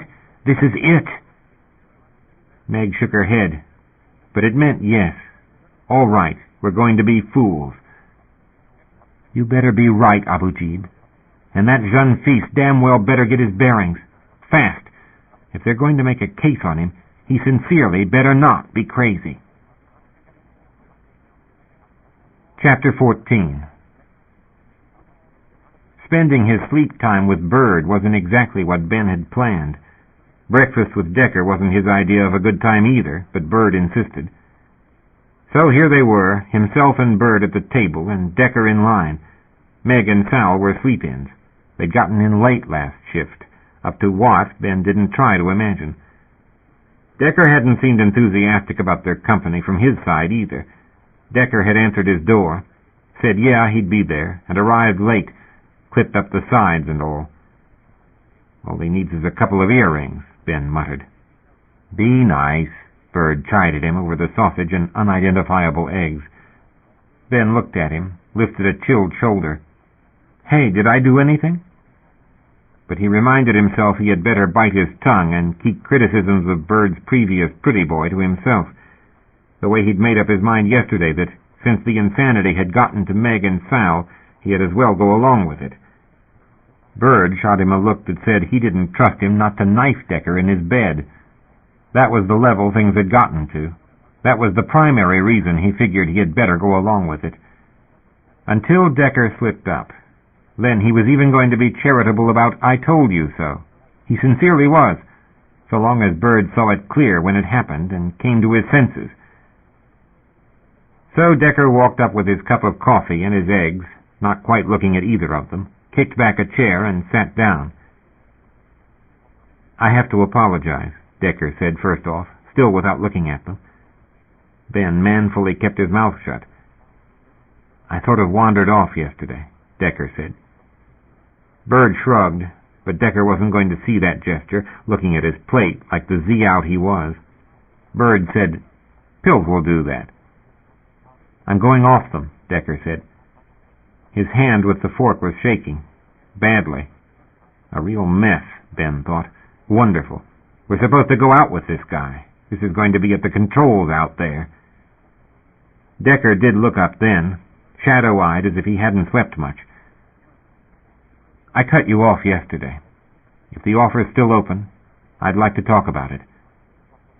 Offer's open, Bird said. Ben thought, hell. Decker didn't say anything for a moment, just stirred his eggs around on his plate. Then a second look at Bird. So I want my license back. What's the time worth? Depends on your work, Bird said. Ben did a fast calc, what Decker had, what gave them a solid return on putting up with him. $10K flat, with a guarantee you get the license. Decker looked bewildered, maybe a little overcome at the price, and not understanding the quality of what he'd just thrown in. He wasn't exactly sure why he'd thrown it in, except he'd had this nanosecond of thinking he'd asked high and Bird was already on his tail. So it just fell out of his mouth. There you are, fancy boy. I can fix it. I can. So you damn sure better mind your manners with me. Bird didn't say anything. Decker didn't, so Ben added, with a certain satisfaction, fair, isn't it? Guaranteed, Class 1. Bird looked a little worried, but he still didn't say anything. Whose guarantee? Decker asked. Ben gave him a cold stare. Mine. On the other hand, if you ask anybody the time, Decker, if you pull any shit on us out there, you'll take a walk bare-assed. Ben, Bird said. I'm serious, he said, and Decker looked worried. Ben's all right, Bird said. He really is. Decker said finally, I haven't got any other offers. Small wonder, Ben said, and realized that he'd broken his resolution a tick before Bird glared at him. Decker glared at him too. Decker said, I'll pull my weight. Ben said, damn right you will. You'll do whatever you're told to do, and you'll put up with whatever shit you're handed, whatever you think of it, with no gripes. Bird said, Ben. Decker glumly reached across the table. It took a moment before Ben realized he wanted his hand, that Decker was truly calling his bluff and taking the deal. Damn, Ben thought. He had as soon stick his hand in a grinder, but things with Bird were precarious. So he made a grimace of a smile, gave Decker his hand, and they made a limp, cheerless handshake across the plates. No one looked convinced, not Decker, not Bird. He certainly wasn't. But he said, all right, if we're going to do this, let's get that research application in right now. I take it you haven't done that. No craters, Meg said as they walked out into the bar. They'd come in late last shift. They'd slept late, gotten up, and come out on the absolute tail end of breakfast. No Decker, no Bird, no Ben. Meg shoved her hands into her pockets and looked at Mike over at the bar. Sal looked, too, with a lift of the eyebrows. They killed each other? She wondered. Mike said, dishing up the last of the rubbery eggs.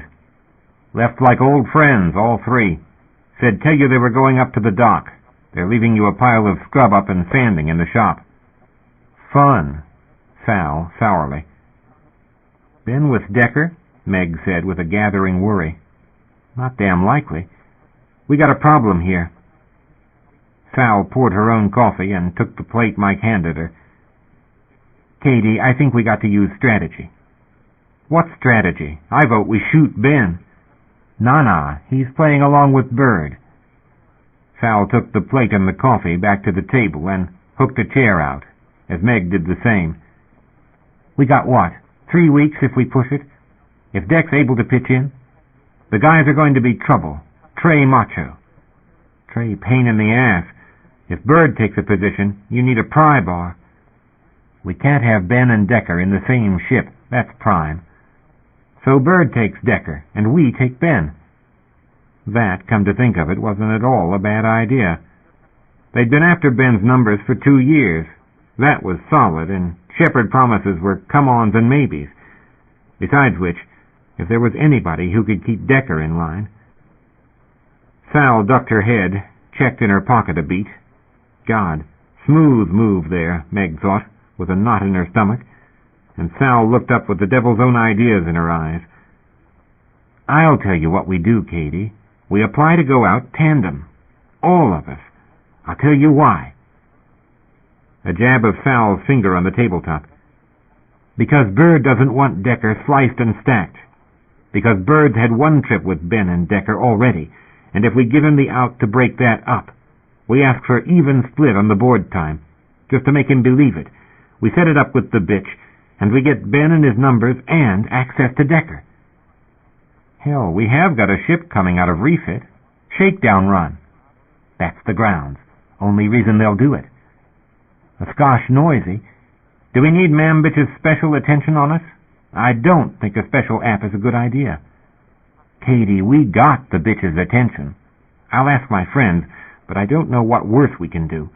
And if they say do it, and if she'll let us, hell, if we can get out there tandem, we can just do our job.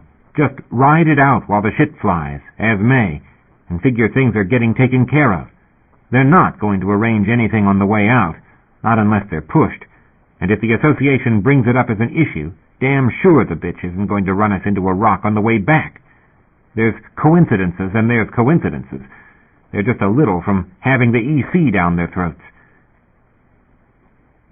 You had to wonder whether more understandings might have passed in that little encounter at Scorpio's than Sal had even yet admitted. And Mambitch beaming them up to V on a heading Mambitch picked, on charts that might have a little technical dropout right in their path, hadn't helped her sleep at all. Mambitch was finally admitting in the news how she might go grievance procedures with the Shepherds to settle the outstanding complaints and patch up the sore spots. Mambitch having this severely important production schedule to meet because the Fleet High Command was breathing down her neck. That was the public posture. Behind the doors in management there were careers on the line.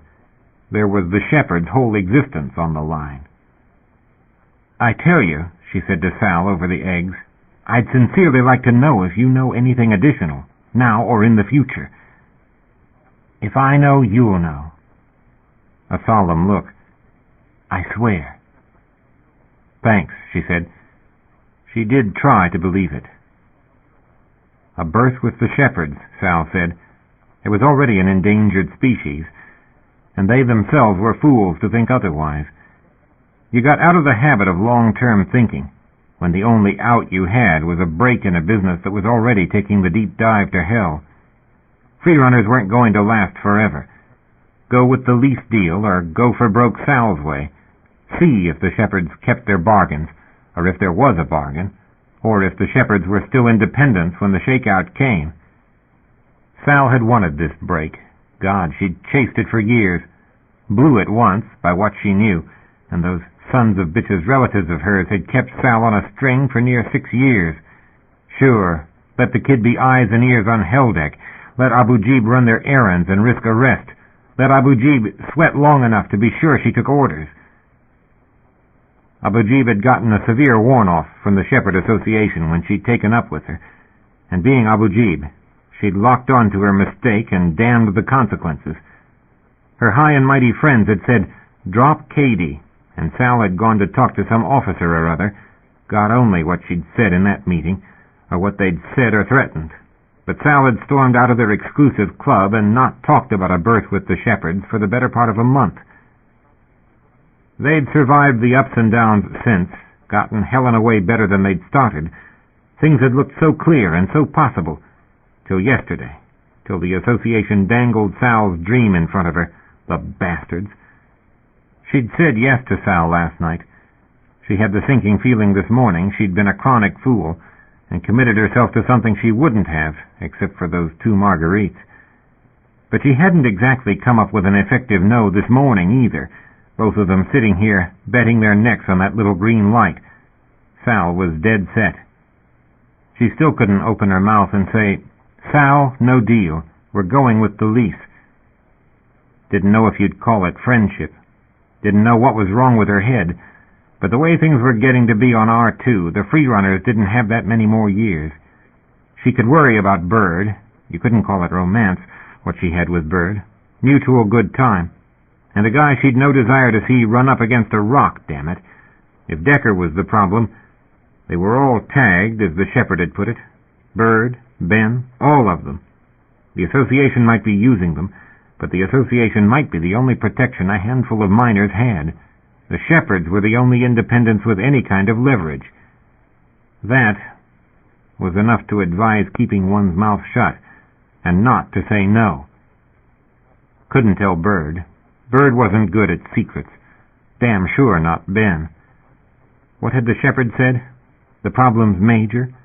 The problem's gone major. Something had shifted. Ben's charts? Something the company had done? The dumbasses in the fire zone didn't get that kind of information. Turn in the research application, Ben had said. Move on it. Way Out was headed for soon as possible launch. Dock time cost. Ben swore he had friends who could get the test scheduled within the week, and Decker decided, in Bird's lack of comment, that Ben might be telling the truth. So it was a good idea to do that, Decker supposed, and found himself sitting in a trans car between Bird and Ben, nervous as a kid headed for the dentist, only beginning to calm down and accept the idea of taking an ops test before he'd gotten the shakes out of his knees. 10 days was soon enough, Bird said. Give him a little time. 10 days to get his nerves together. 10 days till he had to prove to BM that he still had it. That was still time enough to get the Class 3 license pushed through, Ben said, which he had to have before he could count any time at Way Out's boards. God, he couldn't blow this. Bird said, After we get this done, we thought we'd take you up to the docks, show you the ship, all right? All right, he said, in the same numb panic, asking himself what they were up to. Show you the ship. Maybe they wanted to see if he could take it. Maybe they were pushing him to find out if he would go off the edge. Sudden memory of that foul, cold interior, the suit drifting against the counter, the arm moving. He'd waked in the near dark and imagined it was Corey beckoning to him. Bird talked into his ear, talked about some of the damage on the ship, talked about what they'd done. But the ship in his mind was the one he remembered, the stink and the cold and the fear. Admin, Ben said as the trans pulled into a stop. Here we are. He got up. He got off with them into an office zone, all beige and gray, with the musty cold electronics smell offices had. They went into the one that said ECSAA certifications, and Ben and Bird walked up to the counter with him.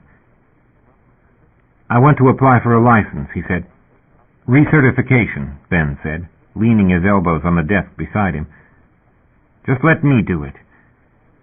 He couldn't think with Ben putting words in his mouth. He felt shivers coming on. He'd caught a chill in the trans, and he didn't want to be filling in applications with his hands shaking. Fine impression that was in this office. The clerk went away, came back with a data card, directed him to a side table and a reader. He went over to it, and his entourage came with him, one on either side, as he put the card in the slot and made 3 mistakes entering his name. Look, you're making me nervous. That's all right, Ben said. And when he tried to answer the next question about reason for revocation, Ben said. Neg. Say hospitalization. Look, the reason is a damn stupid doctor. They don't want the detail. Ben reached over and moved the cursor back. Don't explain. The only answer any department wants in its blanks is the wording in its rule books. Don't volunteer anything. Don't get helpful. And if you don't know, N/A the bastard, or shade it in your favor. Remember, it's clerks you're talking to, not pilots. Say hospitalization. That made clear sense to him. He only wished it hadn't come from Ben. Reason for application? Ben read off the form and pointed. Say, change in medical status. He hadn't thought of having to pass the physical again. The idea of doctors upset his stomach, but he typed what Ben said. Sign it, Ben said. Put your card in. That's all there is to it. It left a lot of blank lines. What about, are there any other circumstances? This is an 839RC, Ben said, and tapped the top of the display where it had that number. An 839RC applies. That's all it does. It doesn't explain. It's not a part of the exam. Just send it.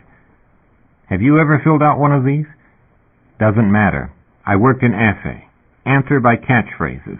Don't pose the clerks a problem, or it'll go right to the bottom, to the do pile. Don't be a problem. Send the bastard. Do it, Bird said. He keyed send. In a moment, the screen blinked, notified him his account had been debited $250 for the application, and told him he had to pass the basic operationals within 60 days, after which he had to log 200 hours in the sims or at the main boards of a working ship by sworn affidavit of a Class 1 pilot, and take a written exam. Someone had as well have hit him in the gut. He stood there staring at the message till Bird laid a hand on his shoulder and said they'd go on to the core now. He was down to $95 in his account. He hadn't yet paid his bill at the hole, and he'd never taken the writtens. He'd come up from the cargo pushers to the short-hop beam haulers to a minor craft, but he'd never had to take the written exams. Ben elbowed him in the back. "Come on, Moonbeam, don't forget your card." He took it out of the slate. He walked out of the offices with them in a complete haze. They got to the trans station as the trans pulled in and the doors opened. "Come on," Ben said, and Ben, taking his arm, was the last straw. He snarled, "Let go of me," and shook free, wanting just to go on around the hell deck, wanting to go back to his room, lock the door, take a pill, and not give a damn for the rest of the day. Or maybe 3 or 4 days. "Come on." Bird got his arm and pulled at him. The trans doors were about to close in their faces. The robot voice was advising them to get clear. "Oh, hell," he said, and let them pull him aboard, because otherwise they were going to miss their ride and stand there till the next trans came, asking him why he was a damned fool. They fell into seats as the doors shut and the trans started moving. "What in hell's the matter with you?" Ben asked. "Are you being a spook again, Decker?" "No," he said, and slouched down into the seat, staring at a point between them.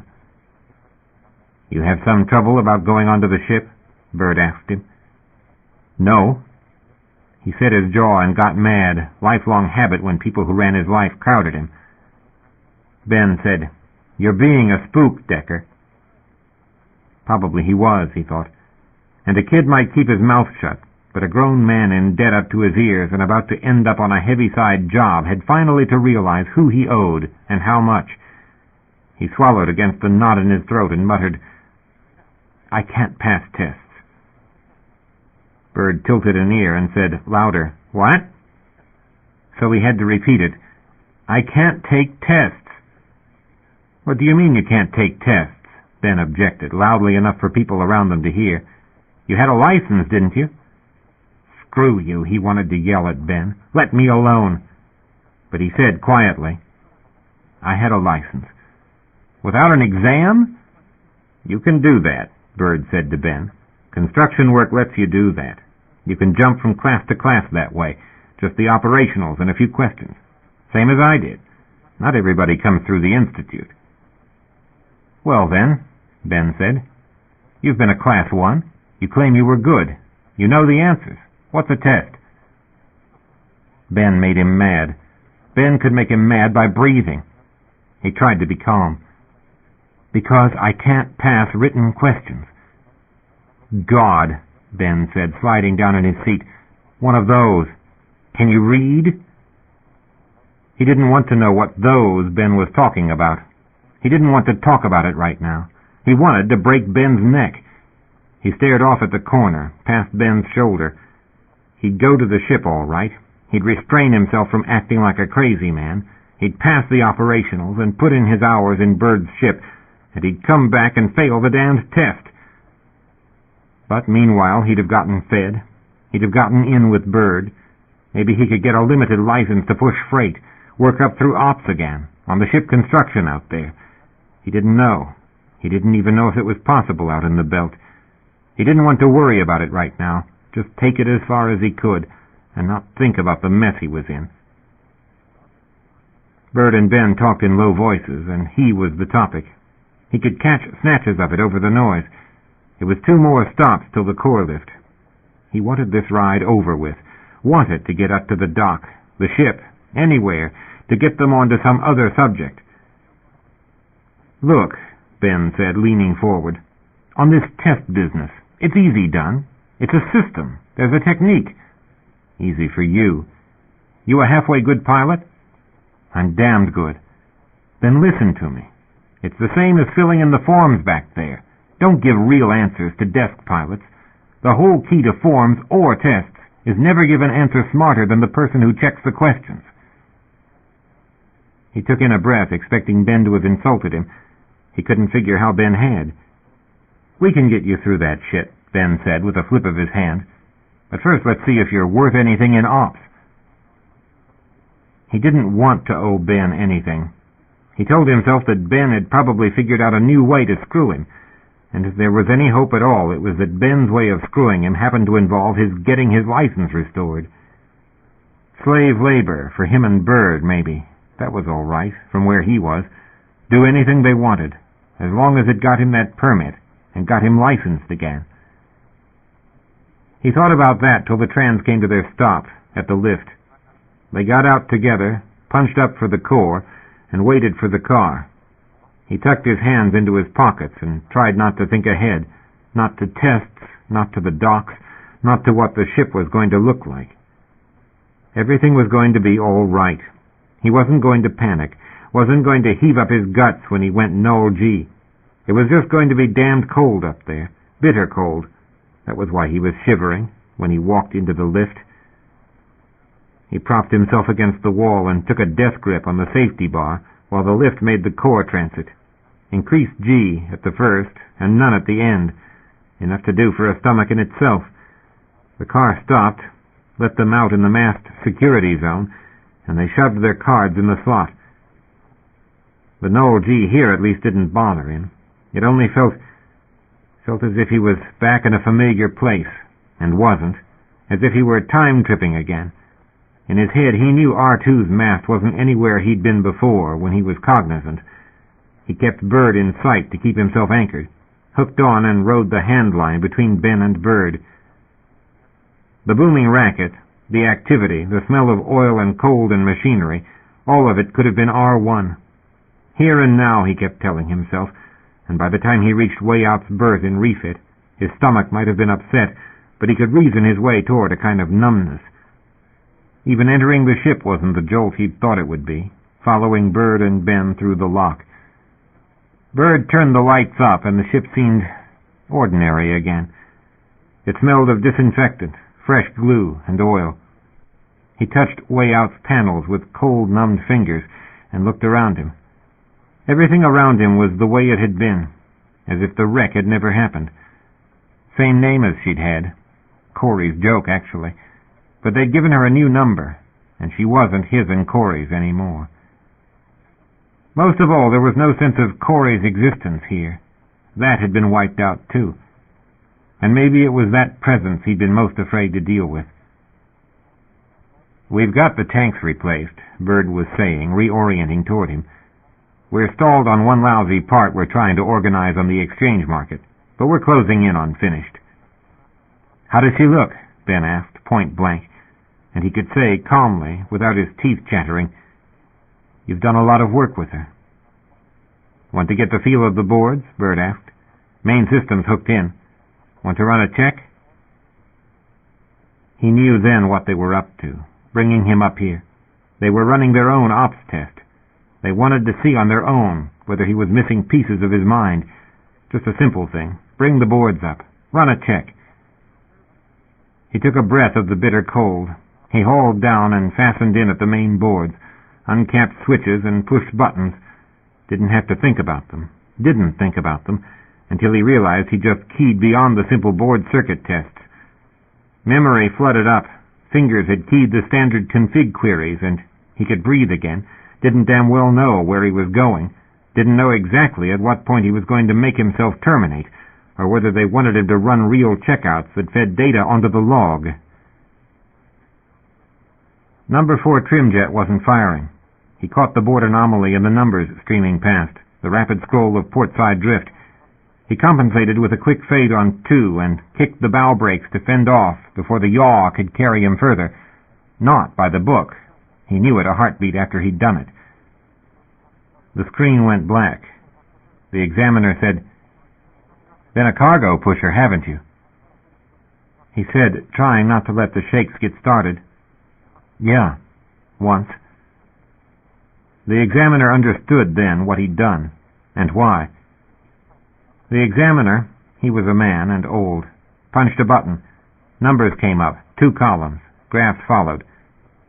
"You're a research," the examiner said. "Trying to be," he said. He kept his breath even, watched as the examiner punched another set of buttons. "You can take your card out." "Did I pass?" "D-class vessel, class 3 permit with licensed observer." The examiner keyed out. "Valid for a year. You in the institute?" "Private," he said, and the examiner gave him a second look. "Who with?" "Maury Bird, Trinidad." He wished he dared ask what that meant. But examiners in his experience didn't say what your score was.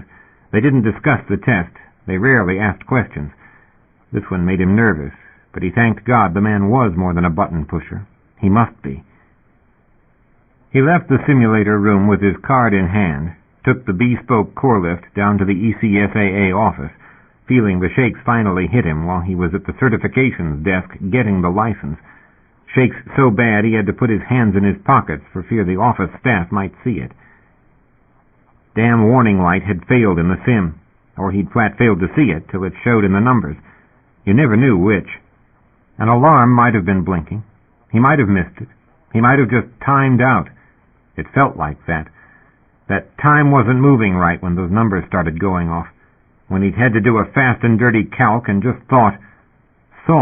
It was a tight-in situation. He had no idea why. His brain just told him it was, and he'd imagined impact where there wasn't any such thing in the simulation. No, damn it. The sim had increased G sharply, and for one sick moment he'd hallucinated that the engines were firing. Maybe it was just his nerves. He wasn't sure anymore. Maybe that was the problem. "Uh-oh," Meg said, seeing Decker come out and down the admin strip. They'd taken time out of the shop to shepherd Deck back. "In case it's bad news," she'd said, and Sal had agreed. So knowing he was already nervous, they hadn't told him they were close by, hadn't come down with him, just called and asked the certification office secretary how long a D3 permit exam might take, and they'd come down from the 3-deck shop to be here, in case. "Doesn't look good," Sal said, and Meg had a moment of misgivings, whether they shouldn't just duck back and try to blend with the trans-stop traffic. Not easy in her case, and not easy in Sal's. So there was no chance for cowardice. She waved. Or maybe on second thought they might make it away unseen. Decker was walking along looking at his feet, off in some different universe. She said as he came close, "Deck, how'd it go?" He looked up, looked dazed, as if he couldn't figure them being there, or he hadn't really heard the question. "How'd it go?" Sal asked. "All right," he said. "So, did you get the permit?" "Yeah." "So, bravo, Jean-Rab." Sal clapped an arm around him and gave him a squeeze. "We said, didn't we?" He was dead white.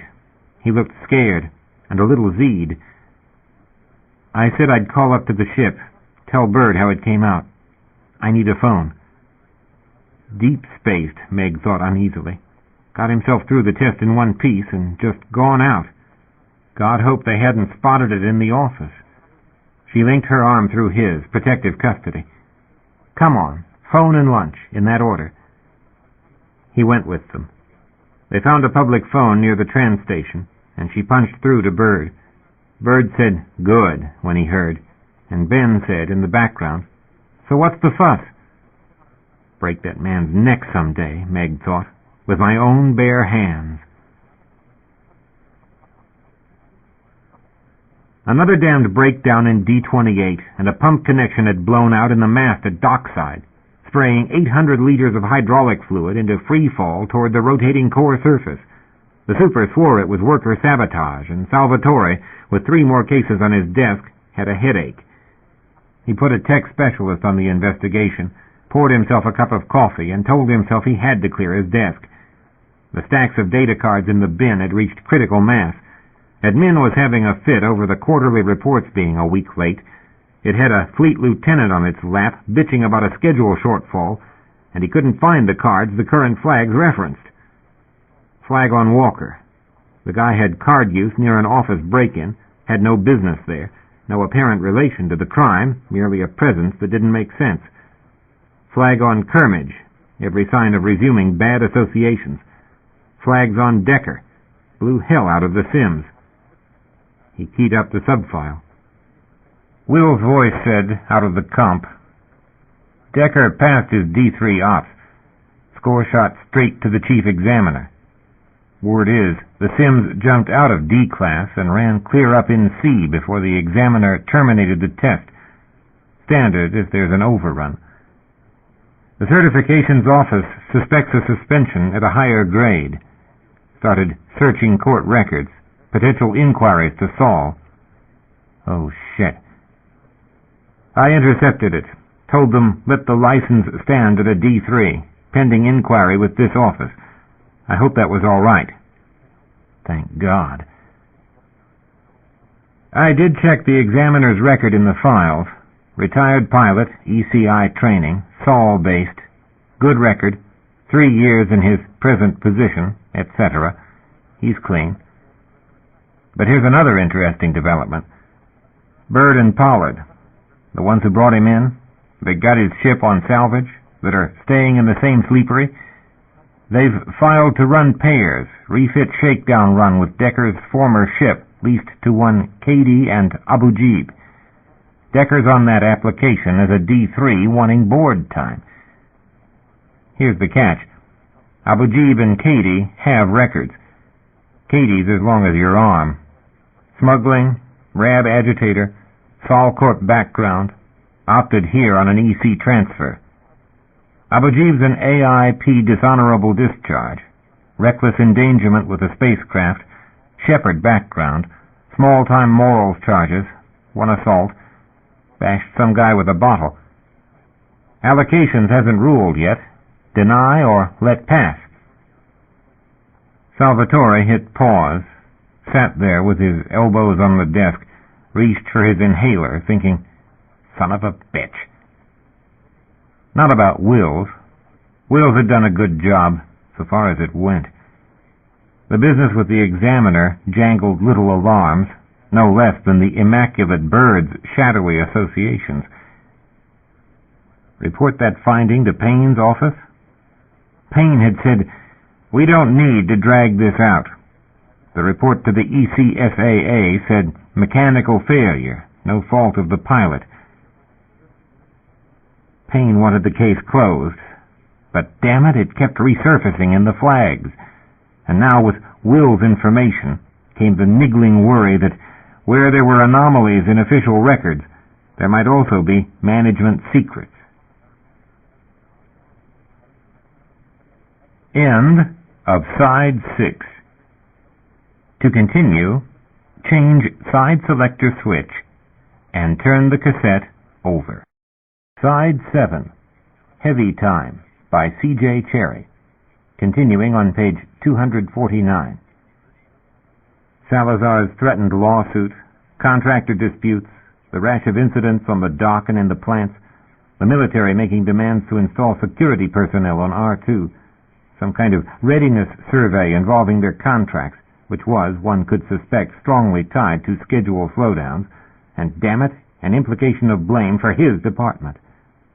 It was the whisper in the company washrooms that the fleet was putting heavy pressure on Aztec's management. The Earth Company was worried about sabotage and slowdowns, possibly sympathizer activity. The labor agitators were looking for the right moment to embarrass the company, and damned right the radical fringes of all sorts were looking for a way to get control of the labor movement. Radical fringe elements Aztecs had more than its share of, thanks to the EC's policy of letting malcontents and malefactors transfer out here. Sans trial, sans publicity that might catch media attention in the motherwell, where strikes and welfare riots and lunatic religions fed on the airwaves. This Katie was probably a prime example, but monetary rather than political. That was no problem. Shepherd connections? Shepherds had more kids than they could find slots for. Reckless endangerment? An ECSAA violation. Not this officer's province. And any shift on Hell Deck could provide 3 and 4 assaults and a few cases for the medics.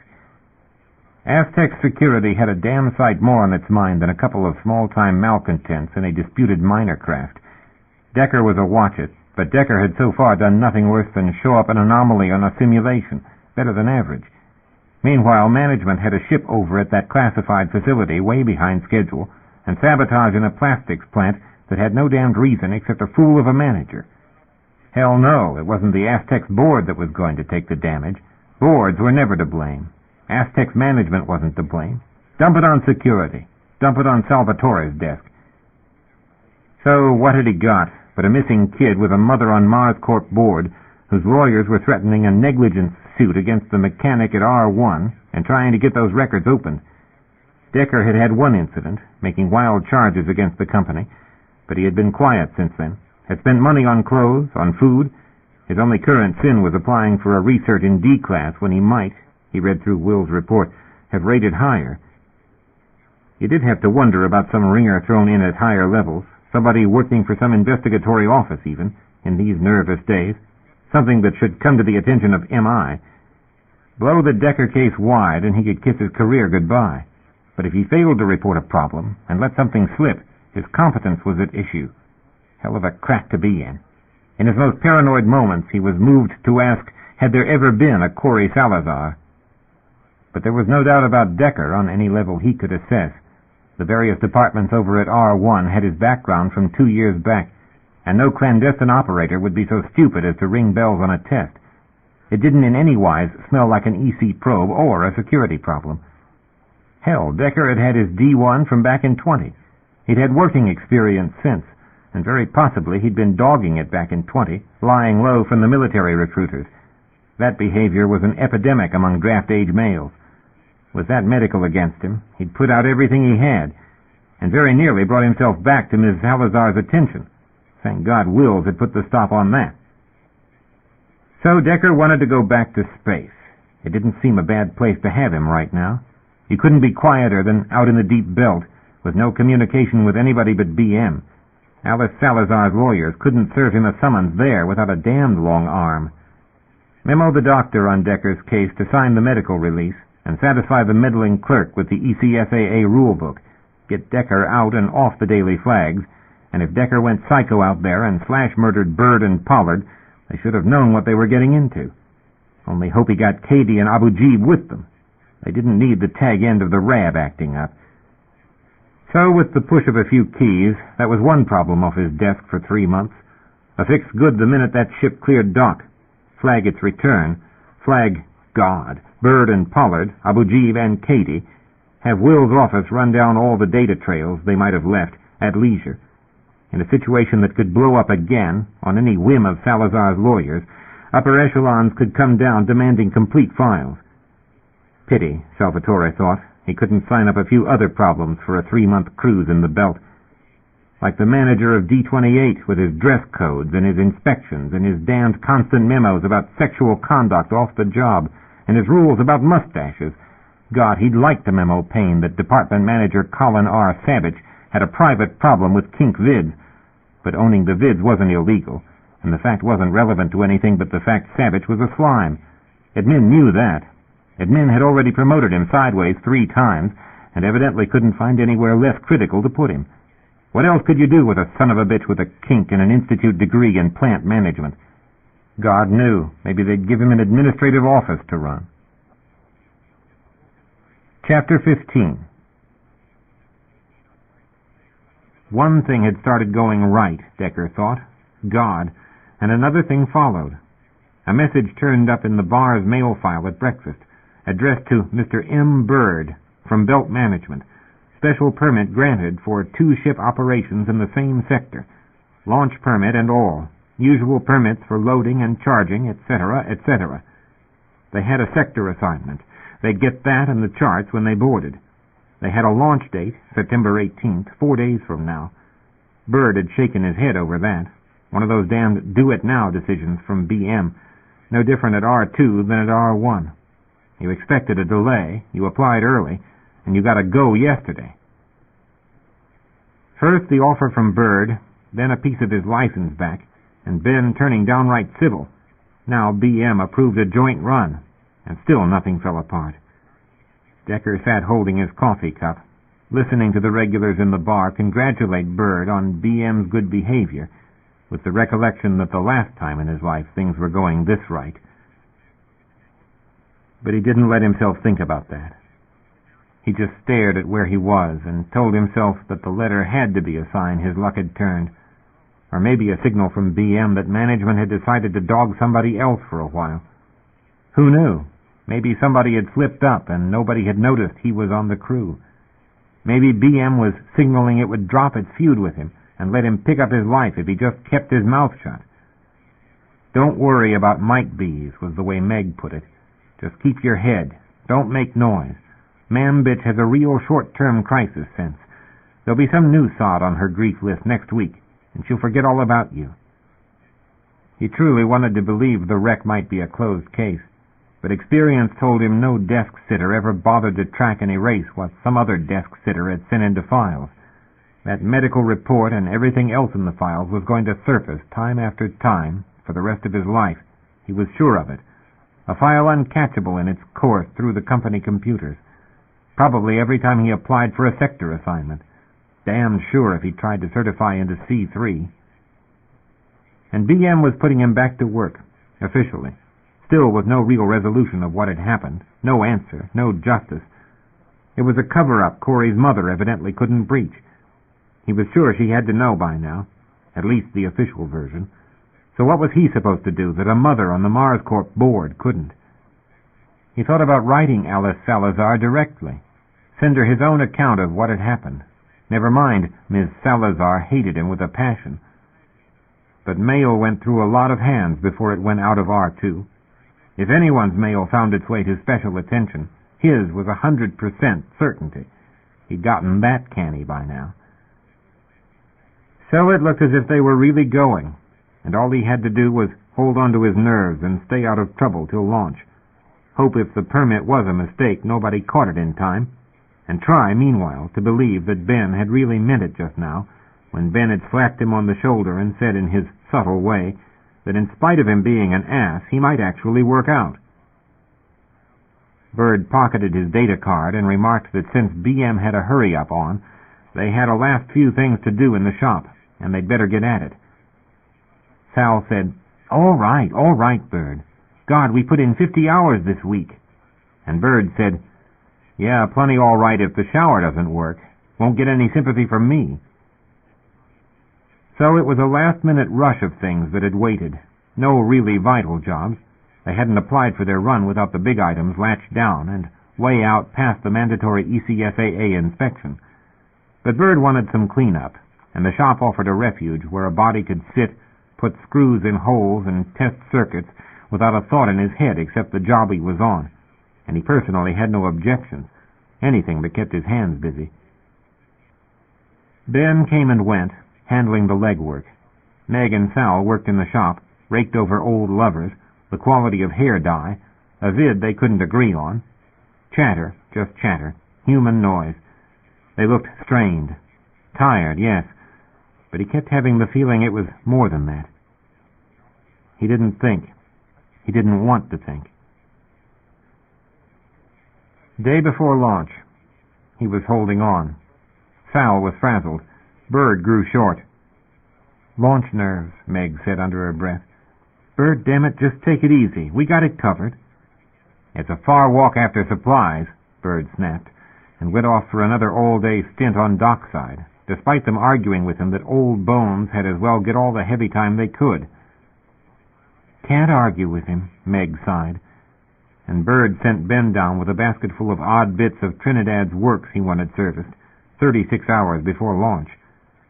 Why in hell, Sal moaned, didn't he see about this 8 weeks ago? Ben just shook his head. Does it every damned time. Everything's a will pass until he gets to packing the supplies in. Then this latch has got too much give and he's remembered we had a condensation problem last run. It kept their hands busy, It took their minds off the passing hours. Decker understood Bird's state of nerves. Eventually, please God, they'd board and start launch routines, and, Decker thought, he might make it off R2 still sane. "What kind of vids do you like?" Meg asked him while he was testing a pressure switch. He shrugged, figuring Meg meant they were going to rent a few for the trip, for all the spare time they weren't going to have, and he used to like the action stuff, but now that he thought about it, that wasn't what he wanted right now. Corey had made fun of his taste for his bloody awfuls. That was what she had called them. But now he feared he'd never see an explosion in a vid without feeling that awful slam in the gut. He filed that away, in the odd total of silly, simple things he'd been robbed of in the wreck. Maybe he could handle it someday, but not now. Right now he just wanted to keep all that at arm's length. One step at a time, Mr. Decker. "Deck?" "Huh? You want to go out tonight?" He shook his head. "No," he said sharply. He didn't mean to be rude, but it was the truth. He didn't want to go watch things blow up. He didn't want any dark theater. God knew he didn't want any suspense. Didn't know what he did want to do 24 hours before launch, but that wasn't it. "Oh, come on," Sal said. "What about dinner? We can talk Bird into spending money. Something très gentil. Candles and tablecloths. Give ourselves plenty of time to get through. Get in and clean up. What do you say? Dinner at 1900, cruise the bars, say our au revoirs along the deck?" "Yeah," he said finally. Being with people tonight was probably a good idea. Meg and Sal were trying to include him in their festivities, trying to draw him into their conversation, but now that he'd committed himself, he felt a kind of panic, as if by joining in he'd somehow stepped over an edge he'd really rather reconsider. He had no friends but these people, no future but what they'd arranged for him. They made their jokes, they talked to him, he answered what they asked, one side and the other of a trip for soft drinks and a package of chips. But this attitude kept coming over him, a blow-it-away kind of attitude, resentment, outright rage at their trying to get at him. They had everything he owned, and now they wanted his consent to it. Now they wanted the resentment that had kept him alive. Stupid way to feel, he thought, but their friendliness and Ben's made him mad, and he tried to figure out why, and not to be, as Ben called him, an ass. But damn it, everything hit nerves. Even their before-launch dinner. He'd done the same with Corey. Corey didn't make off-color jokes about the men she'd slept with. Sore spot there. His mind was full of pits he didn't want to look into this afternoon, pre-launch jitters triggering memories. God only knew what was going on with him, and that the tumbling, out-of-control feeling he'd had after the wreck was still there, making it impossible to take his life for granted. All the pieces were out of order. Everything felt new, dislocated. Rab said do, act, move, be.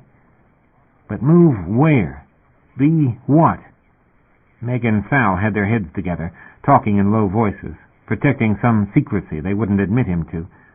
But they wanted him to take their lead. They'd dressed him like some damn doll. Not a joke at his expense. Far too serious for that. They had designs for him he didn't think had as much to do with sex as with way of life. Making bitter jokes, flaunting their difference, trying to drag him away from Corey's way of doing things, and back into all the blind outrage he'd used to feel. Wake up, kid. Join us, kid. Be like us. Be with. Think like us and survive. Maybe it was friendship. Be grateful, he told himself. Go out with them. Mind your manners. Today's enough. There's worse. There's hell in a way worse to have fallen in with. There's the people that run this place. He was back on the ship for a moment, and back again, sitting in the shop with a small valve-switching assembly in his hand, and no memory of whether he'd just started or just finished with it. Panic shot a chill through him. He sat there, staring at the piece and trying to figure out what he was doing with it. That's the last. Sal snatched it from his hand and tossed it into the basket. God, Dick, come on, give it up. We're done. It wasn't anything he couldn't fix with a screwdriver if it stuck later. Nothing vital. Potential malfunction wasn't what scared him. It was the gap he'd slid into. Damn nervous wreck, Sal thought, wiping sweat, kicking the Noel G. cart's wheels out. This one's wheels stuck. The rental office swore they didn't have another. Get us all out of here. Bang! He lifted one end and rammed it at the floor. 2 times, freed it up. Abu Jeeb, someone said. She turned about with an intake of breath. Mitch's friend. You're still launching on the 18th? Yeah. Don't depend on it. Shit! What's going on? That's the word. Keep a line on your problem. A tight line. Why? The shepherd said, You got that thing I gave you? Not on me. I don't go to the Corps with it. I want you to bring it to the club tomorrow. No advance word to Katie. No word to anybody. Just bring that, your friend, and your problem. We gotta launch tomorrow, she started to object. The universe turned around that point. Everything in their minds did, with manic concentration. Tomorrow, the shepherd repeated. She felt her heart sink. She thought, my God, Bird and Ben have everything they own tied up in this run. They can't not launch tomorrow. Meg and me be damned. They can't not go tomorrow. You don't back out this close. Man bitch won't change a launch date. That's not in our control, the shepherd said, and walked away. Why don't you come with me? Meg asked him. Sal's going to run that last batch up to Bird, and if he tries to give us another lot, we'll say, sorry, the shop's closed. You and I can get cleared out of here and turn the keys in. I'm going to pick up a few things at Ward's, maybe stop for coffee. He shook his head. I've got gym time to do. It was the only escape he could think of. He couldn't take Meg's company right now, couldn't risk timing out with her if that was what he had just done. He left. He didn't even realize how stupid the excuse had been until in the lift down he remembered he'd left Meg with a heavy tool case to carry to the rental office. By then it was too late to go back and catch her, and he had no idea what to do with himself but go to the gym. Nothing seemed solid of a sudden. Nothing of his life was in order. Time worried him. He was free-falling, too scared to admit just now he'd been on autopilot and didn't know it, scared that a hatch shutting behind him was going to start him unraveling. The blip was still moving, no question. Corey argued with him. It's the biggest chance we'll ever have. A piece of memory clicked in, quietly, just there of a sudden with that sense of frightened foolishness. He'd realized the danger in the driver, and he'd folded the argument, folded the way he'd folded with Sal up there. He'd had the ship completely in his hands, but he'd been afraid to be afraid. He'd let Corey's college education convince him she was right when his gut was telling him a silent, advancing driver the company charts didn't show wasn't playing by the rules she understood. Corey, who knew Mars Corp inside and out, had said, We're going to call their bluff. They're in contact with BM every damn minute. And he'd frozen. He couldn't say, Corey, this scares hell out of me. He'd been too scared of Corey's education to say, Corey, this is just damned stupid. She'd say now, if she were here to say it, Well, I really blew that one, didn't I? And he wouldn't. He couldn't. Couldn't talk. Couldn't get his words straight when he thought he could sound like a fool. So he'd protected his damned soft spot. And Corey had died. He bumped into someone. He mumbled an apology and kept walking, playing that moment over and over in his mind. They'd been invulnerable then. Nothing was going to turn out wrong. She'd made a bad choice, but rocks were her department. The ship was his. The company was crooked as hell, but he could call their bluff. He could make that ship listen. He'd backed a wrong call. He'd known it, and he'd done it. That was what he had to look at and look at, till it burned its way into his brain. Chapter 16. They waited and they waited in the bar. They'd talked Bird, practically manhandled Bird, out of Trinidad and into the idea of a fancy dinner, best clothes, reses at the Europa, a bit of bar hopping afterward. and now Decker went missing. Ben was mad. Sal was a nervous wreck. Decker had been acting strange all day, Meg reminded herself glumly, and spent her own money calling the gym he reasonably should have gone to hours ago. Of course he hadn't. Damn. So look, Bird said when she reported that fact back to the table, we just leave word with Mike. Mike can give him directions when he shows up. He'll find us.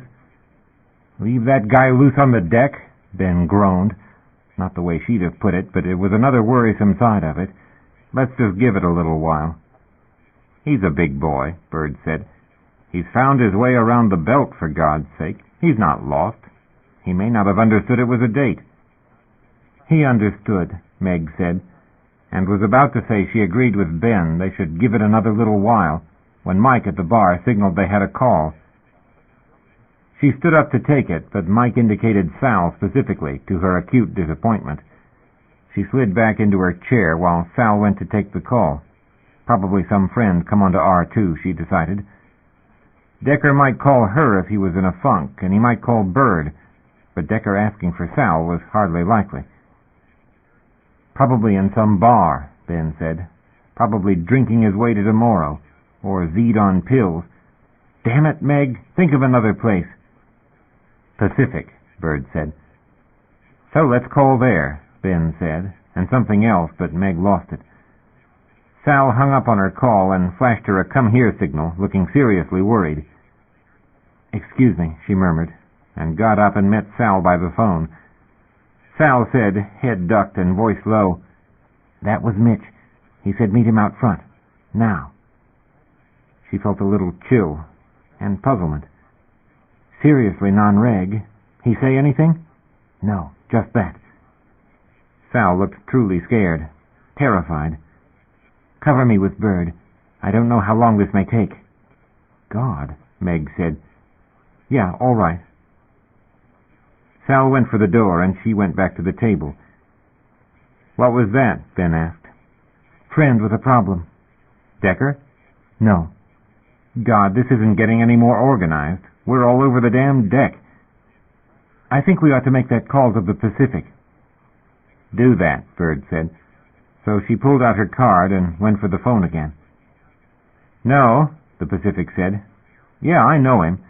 No, he hasn't been here. Another try gone nowhere. Sal was off. Decker was missing. Bird was as apt to go off next. Ben was right. She said to Mike, another round. Sal coming back? I wish I knew, she said. Gosh, nervous day, Mike. Mike gave a little shake of his head. A lot wouldn't have the patience. Yeah, she said, and went back to the table. Well, Ben asked. She shook her head. God, I don't know why we're putting up with this. The lad's probably sorting out a few things, Bird said. I'm not real surprised. Yeah, sorting out a few things. For all we know, the cops have got him. Look, Bird said, let's just put in a few phone calls. There's 8 more gyms. Sal came back, not looking like good news. She came up to the table and leaned against it with her hands. Couple, she said very low. They just found Deck's partner. Alive? Meg asked. Neg. Shepard found her drifting. At the well. Some things you heard and they just didn't make any kind of sense. A fool kid got killed in the far interface of the refinery zones back sometime in March and turned up a couple of 100 million K away in September in a Shepard recovery path? No way, Ben said. We have any word yet? Sal asked. Where Deck is? No, Meg said, and leaned back as Mike brought the drinks. On my tab, Bird said to Mike, all business, and Mike cleverly made himself absent.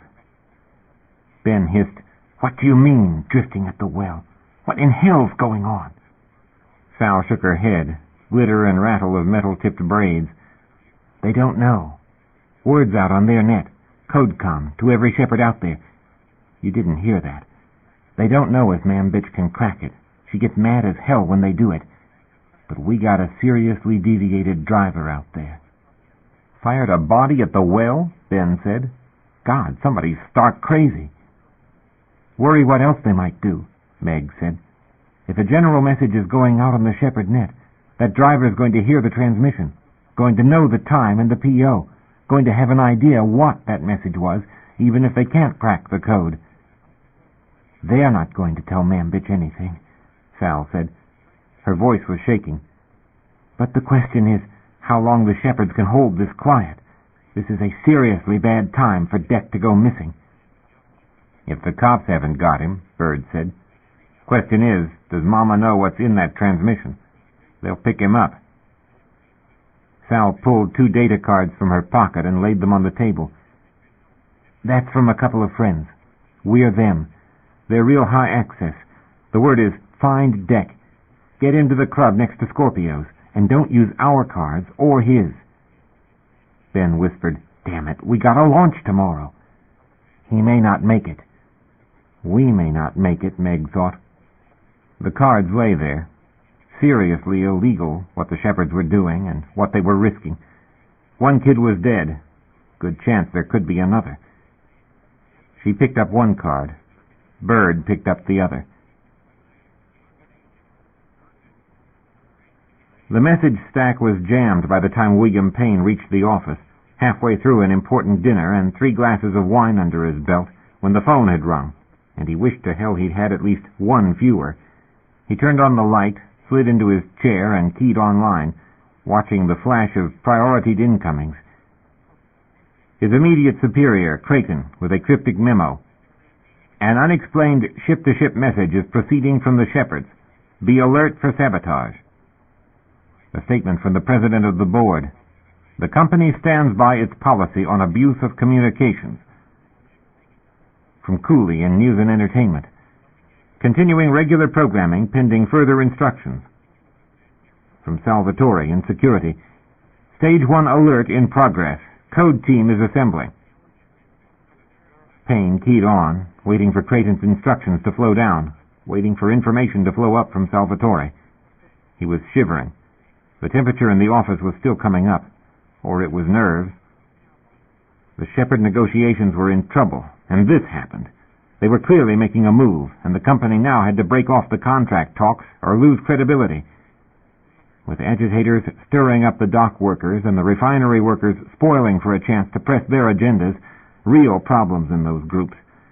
The EC insisted on dumping its touchy cases out here, and those problems didn't go away. They just recruited other problems and made demands. They opened valves in the mast. They slashed hoses. They vandalized plastics vats. Now the Shepherds committed a deliberate, massive defiance of company rules, outright challenging the company to take action, possibly even signaling the long-threatened work stoppage. The right action, it had to be, and incoming information and outgoing instructions intersected at his desk in public information. Continue the media blackout? That might keep the lid on for an hour, but it also made rumor the main source for the workers. Better to start dribbling out information as soon as he could get a policy direction out of Creighton. Keep the workers glued to the vid reports and off the open decks. Some offices in the mast had equipment to hear that illicit transmission, and rumors were as quick as 2 workers hitting the 8-deck vending machines on coffee break. There were war jitters, and coded comm like that could set off alarms over in the shipyard, in the military base. God, clear to Earth's security zone. He keyed up, composed a query from PI to Creighton in General Admin. Request clearance for news release to forestall rumor and speculation. There were going to be hard questions for every administrator in the information chain. Every decision over the next few hours was going under a magnifying glass. The EC, the UN, UI, God only knew how far and how many careers were going down with this as it was. The Shepherds, damn them, were calling the company's bluff.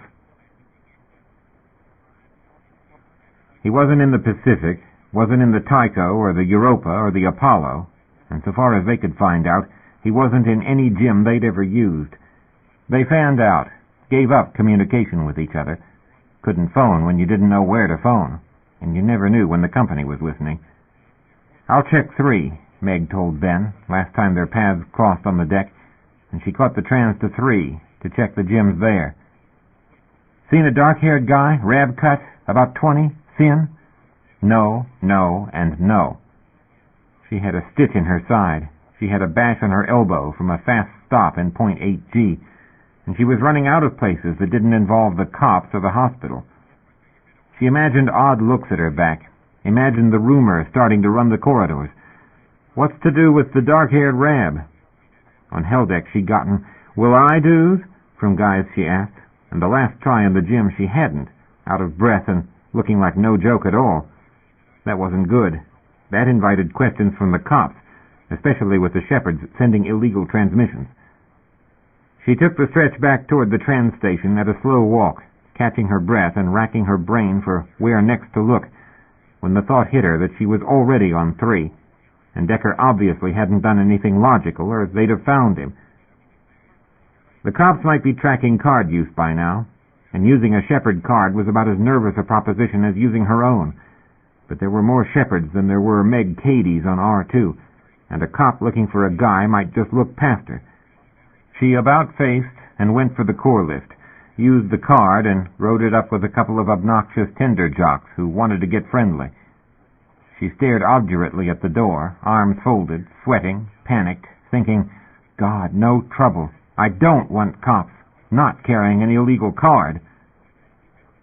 Up through lighter and lighter decks where you had to take hold, the tender jocks tried to talk her into getting off at 8 and going to a sleepery with them.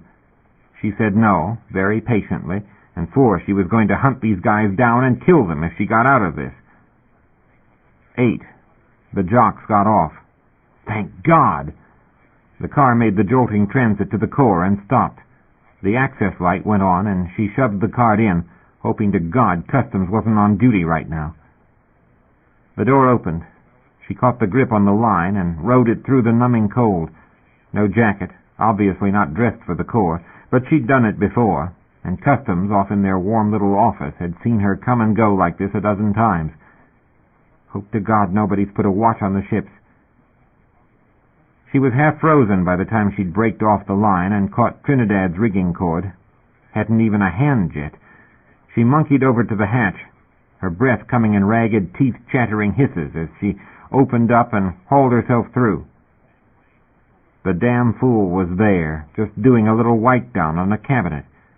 He made a slow turn to look at her, all calm, like, "What's the rush, Meg? What could possibly be the matter?" She brought up against the console, hauled herself steady against the recoil, out of breath, not knowing what that look meant, that he'd lost his mind and gone totally E.T., or that he was holding it together, up here testing the limits of his sanity. "You kind of missed a dinner date," she said. He blinked as if he were dropping into another track of thought. "God," he said, "I'm sorry." Blank and innocent. She wasn't entirely sure he was sane right now, or that she was even safe with him in this lonely, noise-insulated place. She said, with her teeth chattering, "Deck, we got to get down and find Bird. Right now. Something's come up." Something wrong? She wasn't about to explain to him here, alone. She grabbed his arm. "We just got a problem." Her teeth rattling made it hard to talk. "Come on, Deck, for God's sake. I'm freezing." "What's going on?" "Tell you on the way." She made a little finger sign that meant bug. "Bird wants you. Now." He disposed of the cloth he was holding. He wiped his fingers on his sweater, looking scared now. But he dimmed the lights and followed her out of the hatch. Message from Salvatore. "We've got some kind of stir among the military personnel on the deck. MPs and officers going from bar to bar, spreading out. Looks as if they're pulling their people off leave." Payne passed the message on to Creighton's office and grabbed the phone. "Fleet comm," he told it, and got one ring after another, then a robot. "Input your priority, please." "This is Payne, Aztec's Public Information Office." "Your call is entered in queue. Your call will be answered." Priority beeped him off. Red lights spread like plague across the phone console. "Sir," Salvatore said into his ear, but another priority beeped Salvatore down to auto-record. The phone said simultaneously with the computer on voice, "This is President Towney's office. We are in receipt of an uncoded message echoed from Shepherd Craft at the well. Quote, At 15:40 hours on September 2nd, the Shepherd Athens picked up an anomalous object in the recovery zone. It proved to be human remains, carrying the identification of Corazon Salazar, a miner registered to R1, and reported lost earlier this year during a reported bumping incident between the driver Industry and the miner ship 189Z. Our calculations indicate an origin consistent with other loads fired by the aforenamed driver. We are in possession of charts which indicate falsification of records. We are advising the company of these facts, and we are demanding that charges immediately be filed of willful murder and attempted murder, with arrest warrants issued for the chief officers of the driver ship. Sweating, heart thumping, pain keyed to Salvatore. Whereabouts of Paul Decker. Priority 1. Chapter 17. Decker kept his jaw clamped on questions Meg clearly wasn't going to answer. "I don't know what the situation is right now," was the last information thing she'd yet said, when she'd insisted on stopping on foredeck and walking breakneck to a lift that only took cards like the one she was using, which wasn't hers. Gold. The only card like that he'd ever seen was Shepherd Access. He'd never seen this end of Hell Deck either, where the lift let out. She led the way across the deck immediately, to a door next to a fancy restaurant. A card-sized gold plaque was the only sign of business. The Shepherd emblem, Jupiter and the recovery track, right above the card lock. "What is this?" he asked. Meg put the card in, shoved the door as the electronic lock clicked. He ducked inside after her, into a carpeted reception room where he knew they didn't belong. By no right ought they to be here except that card. A blond man looked up from the reception desk. Meg said, "This is Deck. Deck, Mitch. Have we heard anything from the rest of us?" "Neg," Mitch said, before Decker could say anything, and pointed to the first door down the hall. "Wait in there, both of you." "I've got friends out there," Meg objected, "looking for him." "We're doing something about it, Katie. We'll do it faster if you take care of him." "Maybe you'd better tell me what's going on," Decker said. But Meg grabbed him by the arm, said, "Deck, come on," and steered him down the hall. "Damn it, Meg. Shit, I don't know. Come on, just a while. Son of a bitch, I'm up to here with sons of bitches." Meg took him back into an elegant, deserted bar, left him standing while she turned on the lights and set up on her own, poured 2 fast, shaky drinks, 1 whiskey, 1 rum. He came and leaned his elbows on the bar, said carefully, "We're not getting out of here tomorrow, are we?" She took a sip of the whiskey and shoved the rum at him. "Drink up." "Meg, what's happened? What are we doing here?" She leaned on the bar, nudged his hand with her glass. "You seriously better have a little of that, Jean-Rab. They found your partner." That was it.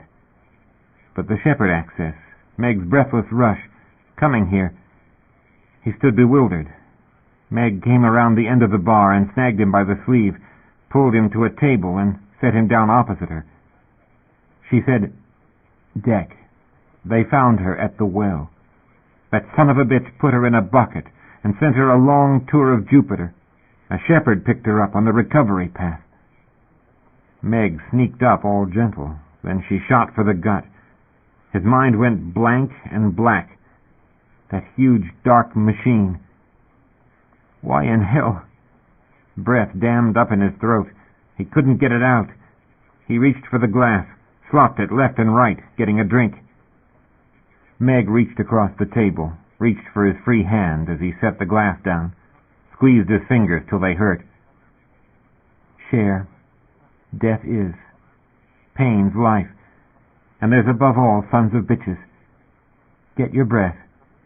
You're not the only one who knows now. You're not alone out there. It's the independents, the free runners, the shepherds they were aiming at. The old, old business." "But what in hell do they think they're doing?" His voice came out higher than he intended, hardly recognizable. "What kind of a game is this? How could they ever think they could get away with it?" "There's crazy people. They shot us down at the company doors. News cameras everywhere. Everybody in the world saw it. How'd they get away with that? Can you tell me, Jean-Rab? Have your rum. The word's out on the Shepherd's comm. They'll be hearing it at Saul about now. The company won't want you to talk, you understand. Seriously won't want you to talk to anybody. That's what's going on. But if Mambitch pushes now, the Shepherds are going to shut Mambitch down. Let the corp rats fly the ships with their cut-rate crews. Let the company execs fly the well. I want that guy, Meg. Close as we can come. You got the guys that launched him. Somebody's job's gone. Best you can do with these some bitches. He's reported in the Corps, the last report from Salvatore's office had said. They were still searching. And Payne, with Towney's office requesting the Decker file, searched screen after screen of records generated by Salvatore's investigation. Record score on recertification. Cleared to retrain, shipping with the 2 miners who'd picked him up, plus a Cady and Abu Jib, both female. Ships both due to launch on the 18th, the sleepery owner swearing he had no idea in hell where Decker was. Decker has missed a supper appointment. His partners had been phoning around trying to find him. Decker could have come and gone. The owner had no idea. He'd been watching the vid. Everybody in the bar had been watching the vid. Abu Jib and Pollard both had Shepherd parentage. Cady was a cashiered shuttle pilot. Bird had been a suspect in the Nouri affair, close friend of Pratt and Marks. The file had gone to Towney's desk, and the monkey was climbing up P.I.'s back. Nobody had told his office that Decker was anything but, at absolute worst, a skimmer who'd gotten caught and bumped. Nobody had told him that a driver captain was going to make a gesture like this at the Shepherds. He keyed up Industries' record, windowed in the second chart. No record of asteroid 98879 prior to the incident. Industries' transmission logged the discovery to the company. March 7th. God. Decker had flat spooked out about the launch. That was Ben's opinion on the matter. They'd tried restaurants, game parlors, tried the bars again in the idea he could be skipping from one to the other, but the cops and the military were getting more and more visible on the deck. To hell with that guy, Ben thought, trying to look inconspicuous while a group of military police came past the frontage. Inside, the vid was saying something about shifts held over due to military exercises and a test of security procedures. A hand landed on his shoulder. His heart nearly stopped. He spun around nose to nose with Bird. Don't do that! Now we got a problem. We got wall-to-wall cops at the hole. He felt of his pocket, cold of a sudden. Cards with me. We're all right. All right? Bird echoed him. You've got a hell of an idea of all right. Have you seen Sal or Meg? Not since an hour ago. The PA blared out. Shifts will be held another hour. There is a Civil Defense Command exercise in progress. If you have an assigned CDC post on 3 shift, go to it immediately. If you have no assigned duty, clear the decks. Repeat, all off-shift personnel get off the decks and return to quarters. The hell, Bird muttered. I've seen this before. What are they doing? Cops, Bird said. Martial law. Shit was finding the kid. They're going to shut him up. Shut it down. It's Nouri all over again. Bird's hand closed on his arm. And we're in it up to our ears. Understand me? He did understand. He saw company cops moving through the crowds. Saw blue-uniformed MPs, too, with heavy sidearms. Bird said, This time we put the word out. Just find some friends, spill the beans, tell them, pass it on. Why risk our necks? We got enough troubles. That's what we said the last time. Bird, those are guns out there. Do you know the word railroad, Ben, me lad? Pratt and Marks were innocent. No way those boys were with Nouri's lot. Good, dumb kids. But now nobody's sure. You do what you like. Where are you going? Doing a little discreet talking around in various ears. The company is not hushing this one up. This time we know numbers and dates. His mind went scattering in panic. The launch tomorrow, but that wasn't going to happen. The urge to kill Decker for involving them in this, but Decker was probably the first one under arrest. He took a fistful of Bird's coat, hauled him back. "Bird!" "I knew Pratt and Marks were being screwed," Bird said. "I had the evidence, you understand me? It could have tied me to Nouri, in certain eyes. Everybody was scared. Everybody was saving his own ass. And everybody lost. Not this time. Bird, for God's sake! This time it's us in the fire path, you understand me? And we're not dumb kids. You've got that data card. Give it to me." Ben felt after the flat shape in his inside pocket, desperately trying to think what old classmates he knew that could fix this one. But there wasn't anyone. Not a damn soul who wouldn't be, the way Bird said, saving his own ass. "Give it to me." "What are you going to do?" "Put it on the bulletin board and pass the word." "Shit." Bird leaned close and put a hand on his shoulder. "Find yourself a hole, hear me? Get down to the club. Don't know if Sal's friends will let you in, but hell, you've got ties there. Use them. It's the only hole might cover you." Bird trying anything under the table. Bird didn't know shit about the safeguards on the computer systems. Bird didn't know shit what he was doing, damn it. Those charts were their living. They also were the only evidence that existed about where they'd been and what they'd done, and if the company arrested them and erased it.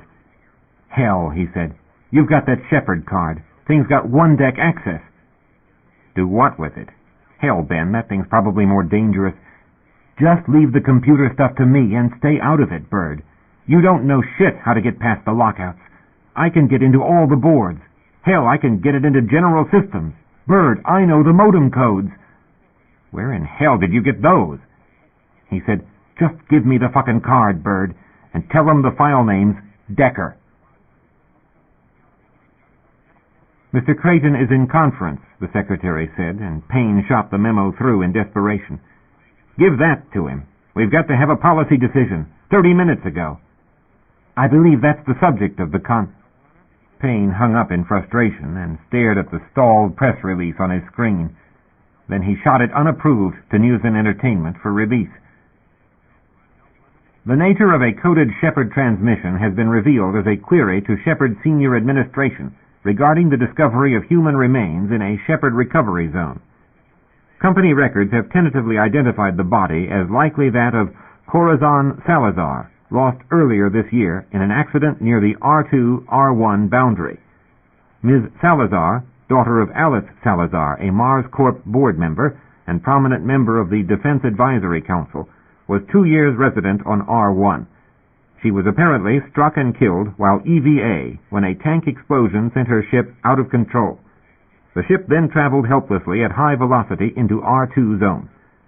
Dr. Ronald Michaels of the Institute has offered the theory that the body, traveling in the fire path of the driver ship industry, was struck by one of the loads and carried along with it at a velocity sufficient to deliver it to the recovery site. The Shepherd discovery adds another chapter to the already tragic story of the ill-fated minor craft Way Out. The surviving partner, Mr. Paul Decker, was rescued earlier this year by an R2 ship dispatched to his rescue. Mr. Decker, surviving isolation, cold, and failing life support after an amazing 71 days adrift, was released from James R. Reynolds Hospital after extensive treatment for physiological and psychological trauma. A spokesman for the hospital this shift expressed concern that Mr. Decker has not responded to urgent attempts to notify him in advance of public release of this news. Mr. Decker currently remains unlocatable on R2. Dr. Emil Visconti, Mr. Decker's physician, authorized release of the news in the fear that Mr. Decker has heard the report via other sources and appealed for Mr. Decker or anyone knowing his whereabouts to call security or the information desk at Reynolds Hospital immediately. Mr. Decker is on medication and may have suffered disorientation or mental confusion due to the stress of this tragic report and may be despondent. A spokesman for Aztec's administration assures Mr. Decker that he has been cleared of all fault in the accident, which occurred as the result of a catastrophic equipment failure, and urges Mr. Decker to contact the hospital immediately. Damn him. Damn Creighton. Dumping a case like this on him with no indication at all that it had hidden problems. Now Creighton couldn't even clear a press release. He had to put his neck on the line, try to keep the lid on, knowing that, win or lose, this was something the company would want black-holed, lost forgotten, along with anybody in any way tainted with it. The comp took the message. Another one windowed up, for Salvatore. A shepherd came and went at the core between 2041 and 2108H. Customs didn't see him. They were in the office listening to the outlaw transmission. The card belongs to a tech named Nate Cheney, who isn't answering to calls at his listed numbers. No way to get to the rental comp at the hole, but any phone would do that had a keypad, and IO's fancy establishment had that amenity. Neon flashed, dyed the beer green and red while it shook in the glass. Couldn't hear a core blowout in this place, Ben thought, and it was crawling with low-level corporates. But he was wearing his best deck casuals, and the corner of the bar afforded a dark area. Shepherd card first, then his. Boot file, process. Invoke, call 13. Readme 5. Add 2.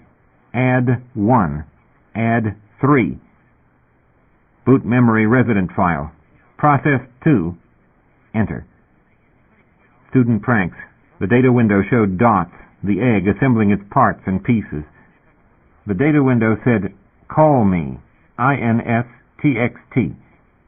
Input, $/ chart period CUR. Chart period 14. Chart period 15. Output, Decker. The data window said, enter SYSACC.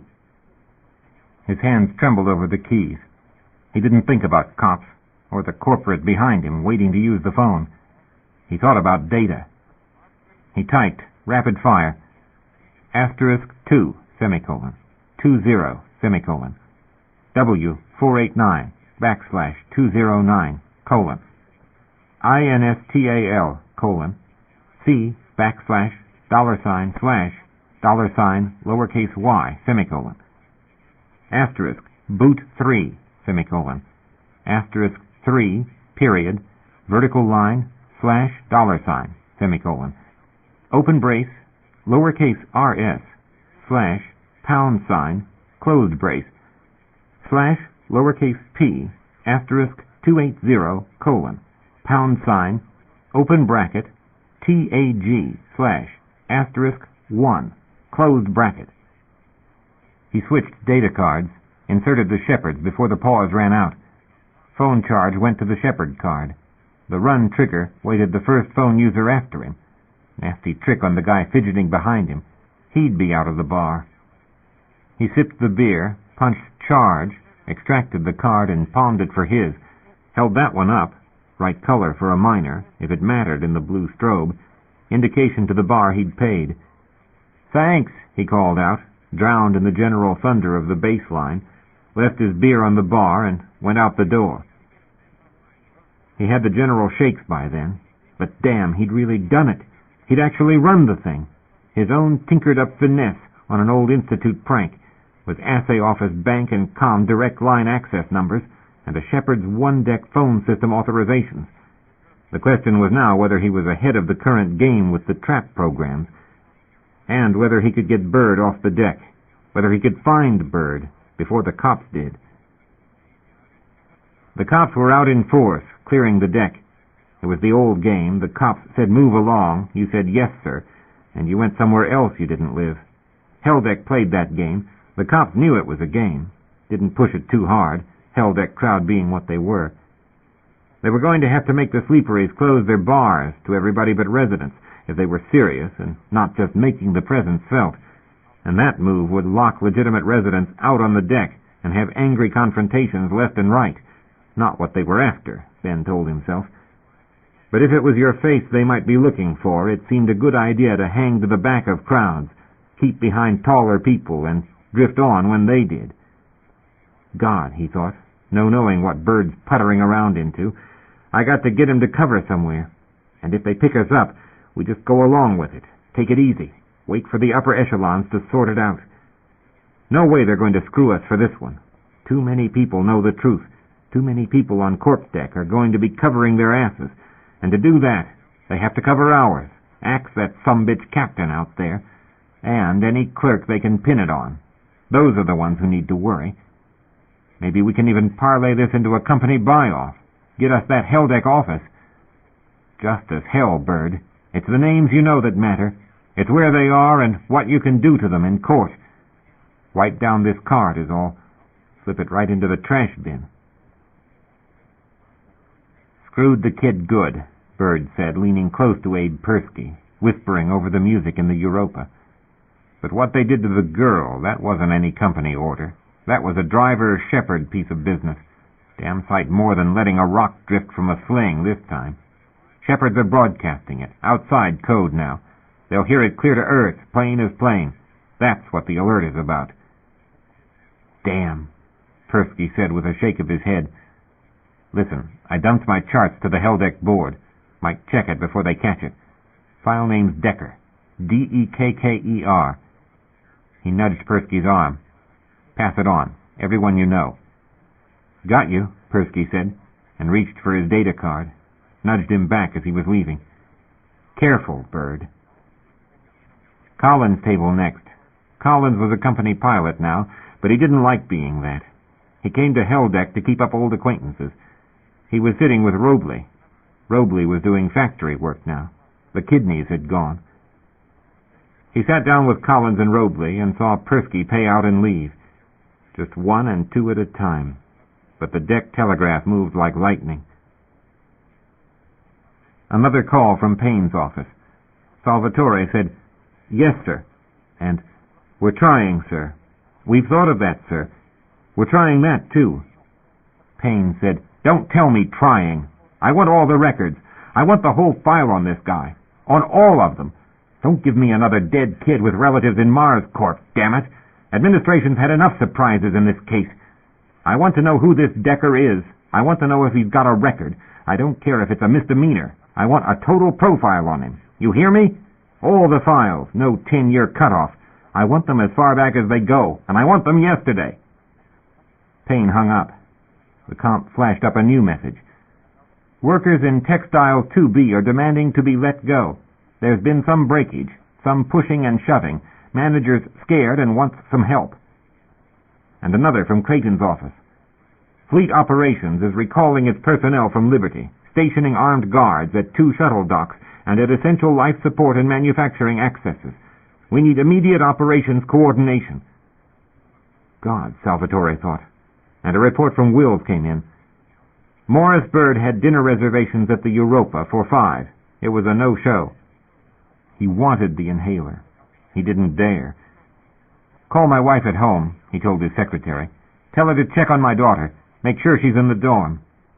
He sipped cold coffee, trying to think who he could spare to liaison with the MPs. More messages crawled across the screen. "A man is having chest pains in Textile 2B. Paramedics have been called." Wills again.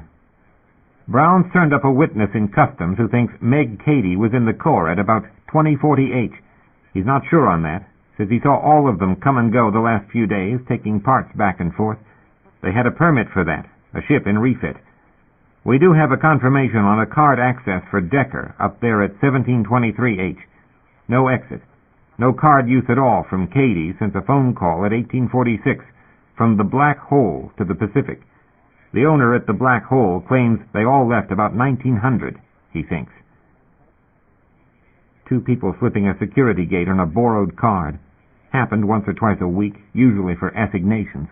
Lamath was a hell of a job to search, even under optimum conditions. Textiles 2B reports a riot in progress. Manager requests additional security and paramedics. Priority came through, bumped that. Virus alert. Technical level shutdown. Priority override. A virus is copying an unauthorized file through the belt management system. Contents are illicit sector charts. Virus variation on copy it. Request Computer Crimes Division to trace and erase proliferation through BM system. Cleared of all fault in the accident, which occurred as the result of a catastrophic equipment failure, and urges Mr. Decker to contact the hospital immediately. Bird gave the vid a look over his shoulder, shook his head, and looked at Tim Agle. "You're a good numbers man. You believe that line?"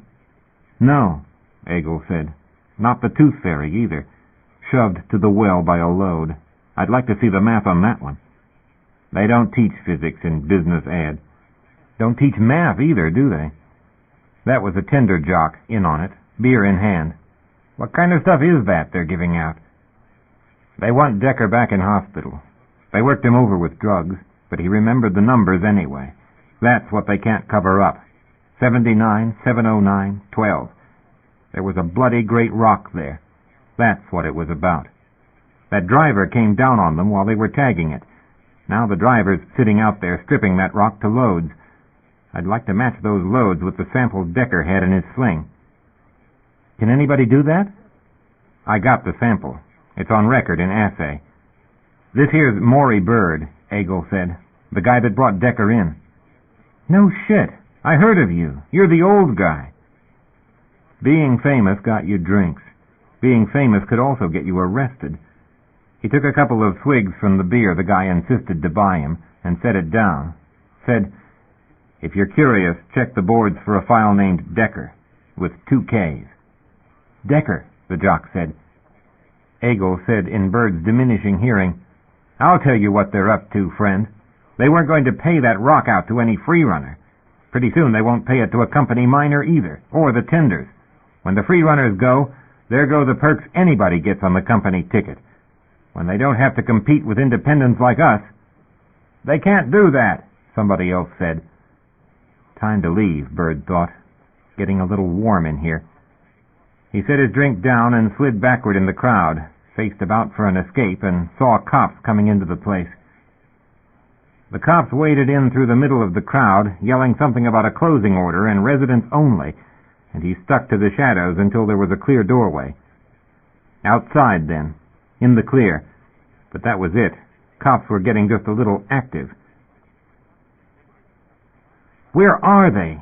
Meg asked the only live human being she could find in the place. No Mitch now, just this pasty-faced guy at the desk with the phone, with no calls coming in that she'd heard. Nothing was coming in, that she could tell, not even the vid, for what good it might be. "No word yet," the shepherd said. Guy in his 30s, serious long nose, busy with the comm plug in his ear, not liking real rab on his clean club carpet. He focused for a moment, lifted a manicured hand to delay her. "Miss Katie, go a little easy on the whiskey." She'd started away. She came back, leaned her hands on the desk. "I'm all right on the whiskey, mister. Where's Mitch? Where's my partner?" "We have other problems." "What?" A wave off, a frown on the shepherd's face. He was listening to something, then not. "Look, I hate like hell to inconvenience you guys, but I have a seriously upset guy in there who's damned tired of runarounds. So am I. Suppose you tell me what's going on." "A great many police is what's going on. They're still holding 2-shift. "Shit. Don't be an ass, Katie. That door's locked." "Then open it." "Katie, get the hell back to the bar. Get that kid back in there." "Meg?" She turned around, saw Decker in the foyer. "Deck, just be patient. I'm trying to get some answers." "There aren't any answers, Katie. Just keep the kid entertained." She saw a flash of total red. Bang with her hand on the counter. "Listen, you son of a bitch! Where the fuck is my partner?" "I don't know where your partner is. If she followed orders, she'd be here." "She doesn't know we've got him. She's not on your network." "I don't know where a lot of people are right now, Katie. We've got a lot more problems than your—" The shepherd pressed his earpiece closer, held up a hand for silence. "What?" "They're bringing that warship's engines up, over at the yard. They want us out of here." "They? Who, they?" "The Hamilton. There's a shuttle on the mast, but we aren't getting comm with it. Hamilton's saying it can't raise it. That's our contingency sitting up there." "Shit. This is going to hell, mister." "Shut up, Katie." Message from Sea Crimes, ordering immediate shutdown of the banking system. The virus has entered 2-deck bulletin boards, spreading on infected cards with each use. The man in Textiles 2B had died. There was a broken leg and a fall off a catwalk. There was damage to the machinery. A woman had gone into labor. Salvatore had a view from an optex, and it was a mess. They had the phones stopped on 2, but the damn chart had proliferated from the bulletin boards to the card charge system, sent itself into every trade establishment on R2, and they didn't know if it was into the bank data bank itself. He washed an antacid down with stale coffee and tried to placate Payne. Payne said he had to go to a meeting. Payne said his aide, LeBrun, was handling the office. Damned right there was a meeting. There had better be a meeting real soon now, with some faster policy decisions. Salvatore's hands were shaking, and he didn't know who he could trust to handle emergencies long enough for him to get to the restroom and back. "Sir," the intercom said. "Sir, a Lieutenant Pori to see you." He didn't have any Lieutenant Pori on his list. He started to protest he wasn't seeing anybody, but the door opened without further warning, and a fleet officer walked in on him with his aide. "Mr. Salvatore," the man said. African features, an accent he couldn't place, and a deep spacer prig attitude. He'd lay money on it, expecting stations to run on his schedule. He got up. A second aide showed up, blocked his secretary out of the doorway, and shut the door. "Mr. Pori." He offered a grudging hand to a crisp, perfunctory grip, all the while thinking, "We're going to discuss this one with Creighton. Damned if not." "Mr. Salvatore, we have a developing situation on 2 deck. Rumor is loose, and some ass in your office is referring FleetCom to PI. God, a pissed-off fleet prig. That's the chain of command. Not in our operations. I want the files on this Decker, and I want the files on the entire Shepherd leadership." "I'm afraid all that's under our jurisdiction, Mr. Pori. You'll have to get an administrative clearance for that access. I can refer you to Mr. Creighton in General Admin." Pori reached inside his coat, pulled a card from his pocket, and tossed it down on his desk. "Put that authorization in your reader." Salvatore picked up the card with the least dawning apprehension they were in deep EC-level trouble and put it in the reader slot. It said, "Earth Company Executive Order, Office of the President, Sol Station, Earth Administration Zone. To all officers and agents of security and communications, Aztecs Administrative Territories.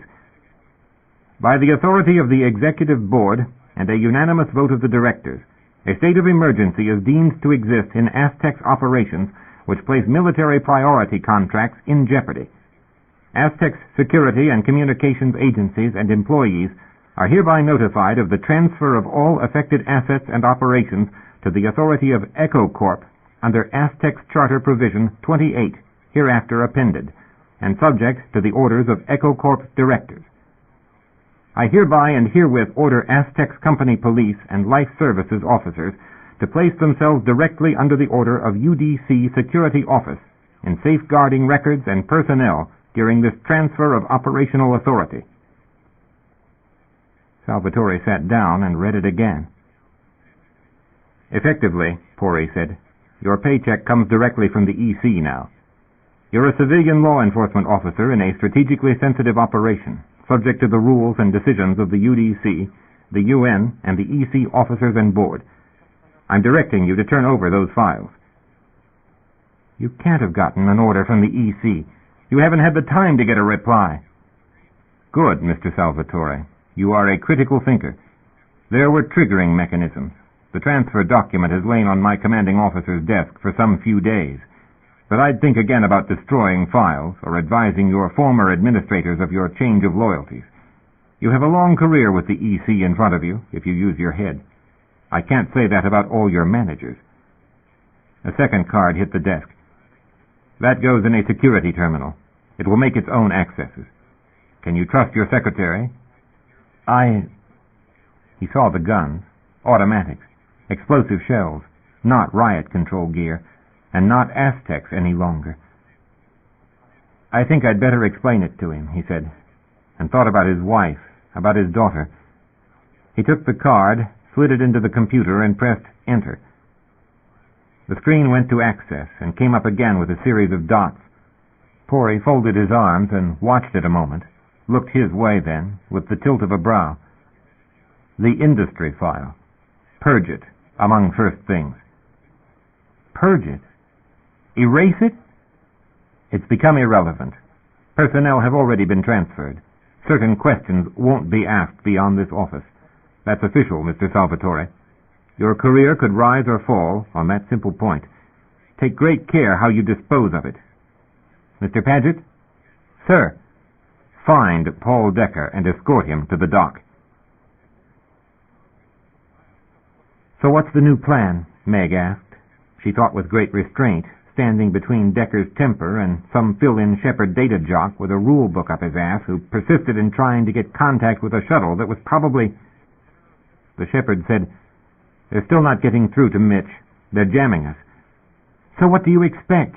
It's not just the company anymore. It's the soldiers, for God's sake. And you can't hide on a station." "You can't hide a ship either, Katie. I'm not sure how long my ship can hold position out there." "Then let's get up to the dock. Play it by ear, for God's sake." "This isn't a game, woman. We don't know if the lifts are working. Sit on your ass a little longer and we won't know what else won't be working when we need it. I'm the only contact our people have on this station. I have my orders. Mitch isn't answering. You're not contacting anybody out there. The phones are down. The soldiers are all up and down the deck, for God's sake. Let's get the hell up to the dock, if that's our option. It does us no good to get to the shuttle. Our pilot's out there on the deck." "Is that your problem? Well, you're in luck, mister. You're up to your ass in pilots."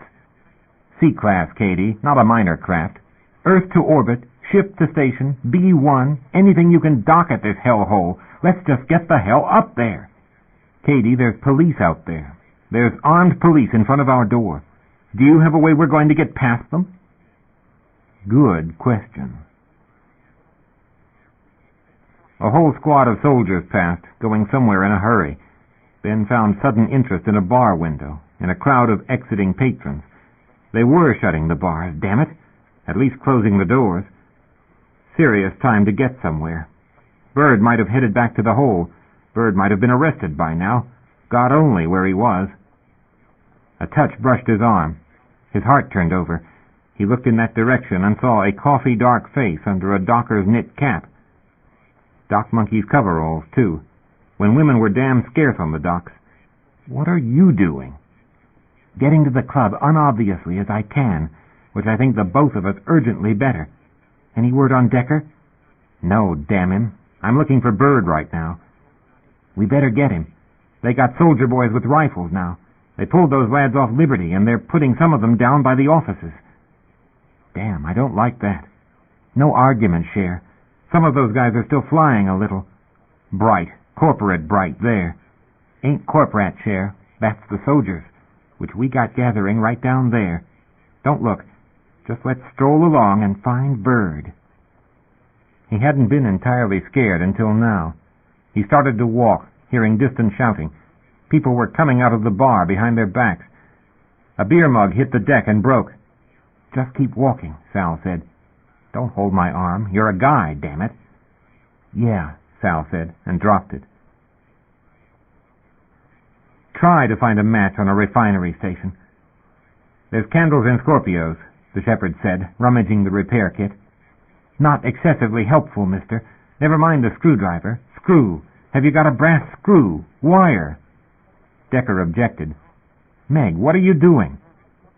She pulled the cover off the door switch. "Wait, see, Cherryh. God, the man has wire. What are we coming to?" "A short's only going to start the..." Decker got this look then. "Yeah," she said, winding wire about bare contacts. "Remember the 15, Cher? Want you to take a few napkins and the vodka bottles. Won't take me a minute here." "That door is going to seal," the shepherd said. "The second the fire sensor goes off, we'll suffocate." Door is going to stay open. Make me happy. Say we got fire masks in here." Chapter 18. The emergency speakers said from every other storefront, "This is a full security alert. Go to your residences immediately. Go to your residences immediately. Clear the walkways for emergency vehicles." Sal said, "So what are we supposed to do? Go home or clear the walkways? Stupid shit." "I don't like this," Ben said. "Seriously, time to get down to the club." The wires sparked and melted. The door opened. Meg whipped a chair into the doorway and ducked back. Shots spattered. Decker kept his hands steady. The toilet paper caught, the cloth fibers caught, the cloth caught, blue fire in the folds.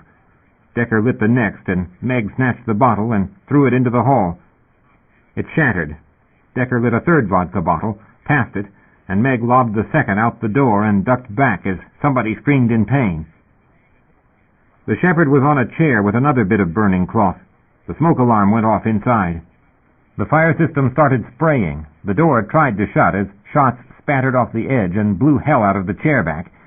They were down to gin bottles. Fire spray started outside, white chemical clouds billowing up. "That's got it," Meg said, pulled her mask up, trod on the chair, and cleared it into the smoke outside as shots went past the door. No notion whether she'd made it, no knowledge how to dodge or duck. He just deafened himself to the shots, cleared the chair, and hugged the wall in the neon-lit smoke. Running shadows rushed out of Scorpios, screaming in panic. Shots slammed into the crowd. Bodies flew. Voices shrieked above the wailing siren. He sprinted past the restaurant's blue glare, dodged runners in the mist, not caring right now if the shepherd was behind them or not. Meg was ahead of him, trying for the emergency shaft. Meg had the shepherd's key, and people who'd been taking cover in the restaurant were running every which way through the mist and into the gunfire. He saw Meg stop, saw her trying to get the key in a slot. A shot blasted a gouge in the wall beyond her. He flinched, pressed himself as flat to the wall as he could. "Take the lift on the next level," the shepherd gasped, clutching at his shoulder beside them. "They're bound to have our cards blocked. Use your own. Berth 18 if we get separated." People were bunching up around them in panic. Somebody in a waiter's uniform had a key, shoved Meg aside. The door opened. Meg slid in with the crowd, and he pushed after her. He didn't care who he knocked out of the way. There were more and more pushing at their backs, the rush shoving them past the second door and up the steps. He pulled his mask down for air, grabbed the rail to keep from being shoved down, and pushed all the way into the clear, with the shepherd close behind, around the turn and up. "Three-deck damn door isn't going to work," the shepherd yelled out of the clangor behind them in the stairwell. "Door's still open down there. Go for four-deck. Get a door shut behind us." Decker turned his shoulders, grabbed a handhold, forced his way past panicked, flagging clerks and restaurant help, the shepherd yelling, "Go!" and shoving him from behind. 100 feet each deck level. No way clerks and waiters could outclimb spacer legs on the end of 4 months' gym time. Meg was out of sight above them. A siren had started in the distance, around the curvature of the deck. Ben couldn't see where, but God, it was the direction of the club, where they were going. "Come on!" Sal cried, trying to hurry him, grabbed his hand and pulled him through the crowd coming out of the Almathea, but steps raced behind them. "Hold it!" A shout came from close at their backs. A hand grabbed Ben's shoulder and spun him around and back, bang up against the plex front of the bar. He found himself nose to nose with a cop, with a stick jammed up under his chin. "Pollard, is it?" "Shit," he thought, struggling for air. Out of nowhere, Bird's voice said, "Hey! Hey! What do you think you're dealing with?" Bird came up and caught the cop's shoulder. Another cop grabbed Bird, and somebody in the crowd spun the cop around face on with a beer mug. "Hold it!" Ben tried to say. "Wait, damn it! Bird!" Something banged. The Plex window shook to an impact, and there was blood all over. He slipped, and the cop's riot stick came away as he hit on his knees. Bird was lying there with a bloody great hole in his sleeve and a look of shock on his face. All else he could see was legs, and all else he could hear was people cursing and screaming. He scrambled over, grabbed Bird's coat, and dragged him up close against the frontage, Bird fainting on him, people trampling them, until he had a moment of clear space, and Sal grabbed his arm to pull him to his feet. "Ben, come on!" He scrambled for his feet, pulling at Bird. Sal hauled. Bird tried to get his legs under him, and they threw arms around him and ran with the crowd, battered and staggered by people passing them. Bird doing the best he could, Sal shoving him up from the other side. Gunfire and shouts echoed at their backs. Screaming broke out ahead of them, and the crowd ebbed back at them without warning, shoved them the other way. The PA said, echoing over the shouting and the distant siren, "This is not a test. This is a real emergency." "Stairs," Bird gasped, and Ben thought, God, where are they? You passed them time and again, the utility accesses, between the frontages, back in the bars. Used to use them in the institute, up and down the dorms. You used to duck under the security cameras. One was right next to the hole. That was where. His lungs were burning. Bird was losing his footing, stumbling with every step as they reached the alcove, and Sal shoved at the door. "Mike's got a key," Bird gasped. "Hell with that," Ben said, and hit #, and 9 simultaneously, 8, 0, and /. Management emergency access. They weren't the only ones that wanted the stairs. "Get out of my way," Ben snapped at Sal, feeling the panic in the crowd as they pushed for the opening door. God, they couldn't climb and carry Bird between them. He got a shoulder under him and carried him solo, with Sal running the stairs ahead of him. Hysterical people shoved him from behind, shoved past, nearly knocked him down, and then somebody with sense, thank God, pulled him square again and shoved him forward when his balance faltered. "Lock through, damn it!" Sal yelled. Downside door shut was the only way the door up on 3 deck would open, and the guys ahead of her got out. Ben saw it through a black-rimmed blur, heard it through the ringing of the steps and the pounding in his chest. One thin, feminine voice. "E-drill! 10 at a time, you dumbass bastards!" They had a human wave behind them. Sal was holding the door open. Sal screamed at them to get in, and the guys behind, thank God, must have had the sense to turn around in the lock and shove the tide back. The doors shut, the hallway door opened, and they had the clear, cold air of 3 deck. "Core lift," Sal yelled, grabbing him. He didn't know how he could do it, but Bird wasn't in any shape to carry himself. His knees and his ankles were giving and wobbling with every step. His vision was nearly gone. People were scattering past them in every direction, piling into the trans any way in hell they could get away. He couldn't get enough wind. He knew his knees were going, but it was close. He knew it was close. He couldn't see anything but blurs. Didn't even know where they were, except Sal kept him straight, and Sal hit the button when they got there and popped him on his feet. He kept blinking sweat out of his eyes. Couldn't hear anything but his heartbeat and distant screams. Was scared mindless. The core lift was shut off at 3 with the alarms down on hell deck, but the door opened, welcomed them with white light and cold air. She got the door shut. He stooped, eased Bird down from his shoulder, held on to him till he could lean him against the wall. Bird's face was white even after the head-down carry. Bird's blood was soaking him, but Bird breathed something coherent about the door. Sal was trying to cart it to move. He staggered to the panel to try the E-code, but abruptly the power cut in without his touching it, and the car rose. "What did you do?" he gasped. But then the car slowed down again, on 4, and the door opened, on an out-of-breath Meg, Decker, and a shepherd with a key. "God," Meg said. And, "Bird?" The shepherd shoved them in ahead of him and keyed them from the core as fast as Ben could get his next breath, bent double with the pain in his gut, while Meg and Sal were kneeling and trying to take care of Bird. "We waited," Decker panted. "Long as we could." Ben nodded. He didn't have the breath to tell Decker he was an ass and it was his damned fault. He wasn't sure he could get his next gasp. He waved a helpless gesture at Bird, meaning, "Take care of him, fool. Do something for him." He couldn't straighten, while the car shot for the core, and the shepherd said, "We don't know what's going to be waiting for us up there. The minute the doors open, out and hit the hand lines. If he can't hold the line—" A breathless wave of the hand in Bird's direction. "There's no way to take him." "Screw you," Decker said. "We're taking him." "There's guards on the dock up there." "Then screw them too," Decker yelled. "Listen, kid." "Shut up," Meg yelled.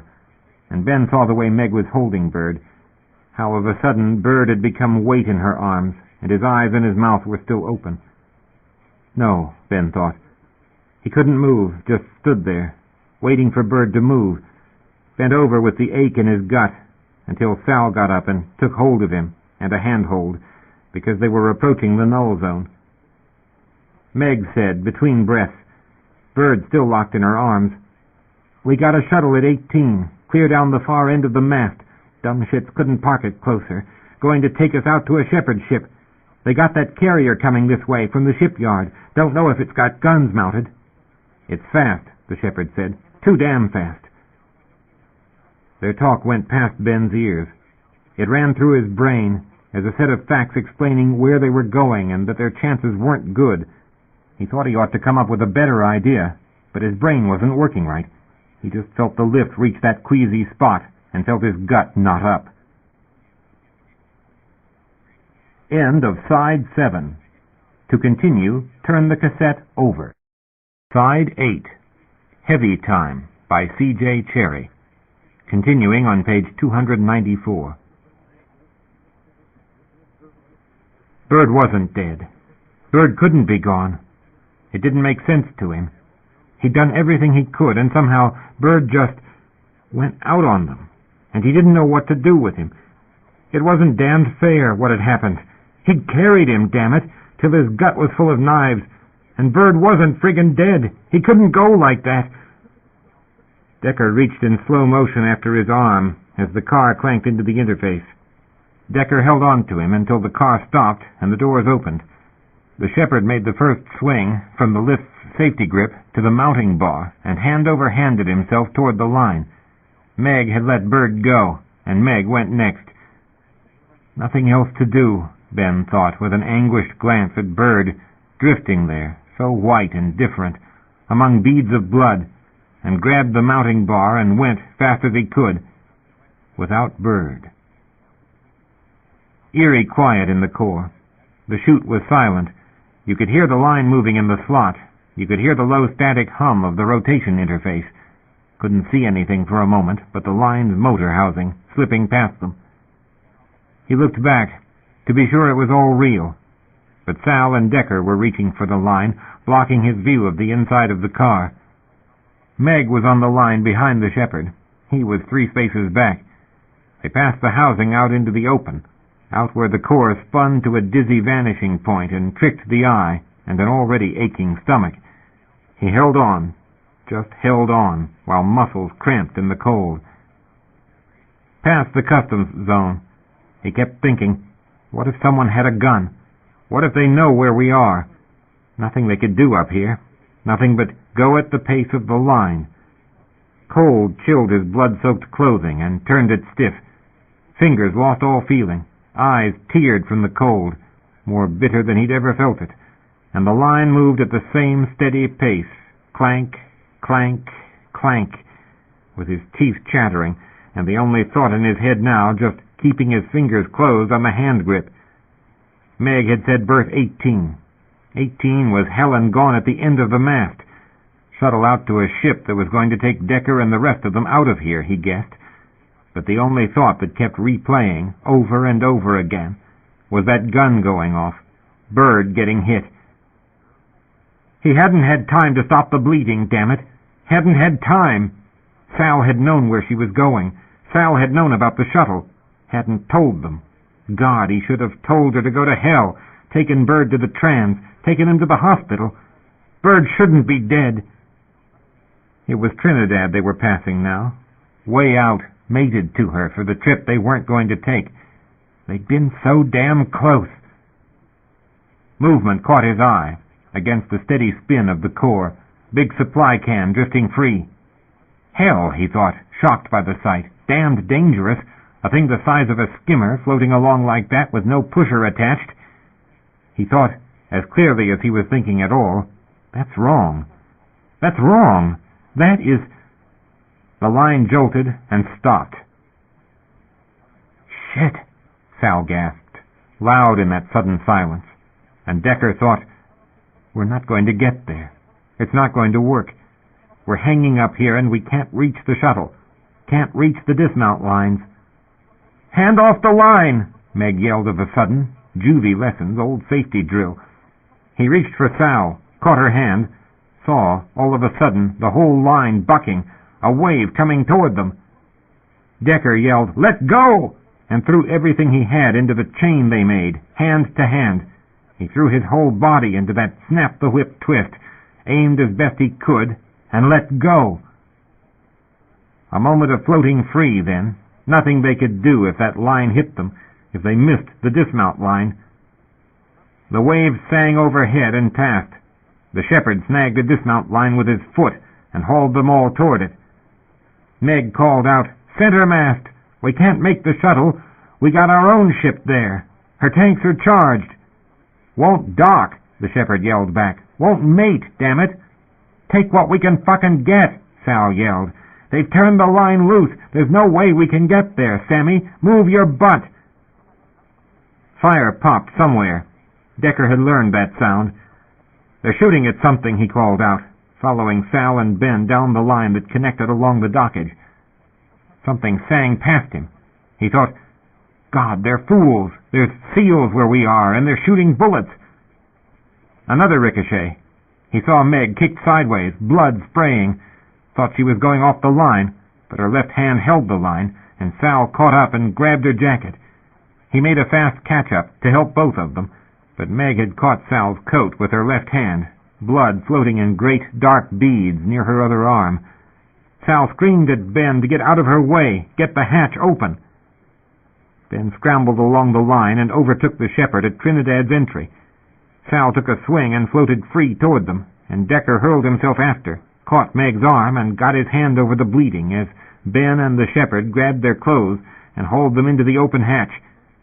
"Get it closed," he gasped, stopping with a shove of his foot on a touchpad. "Meg!"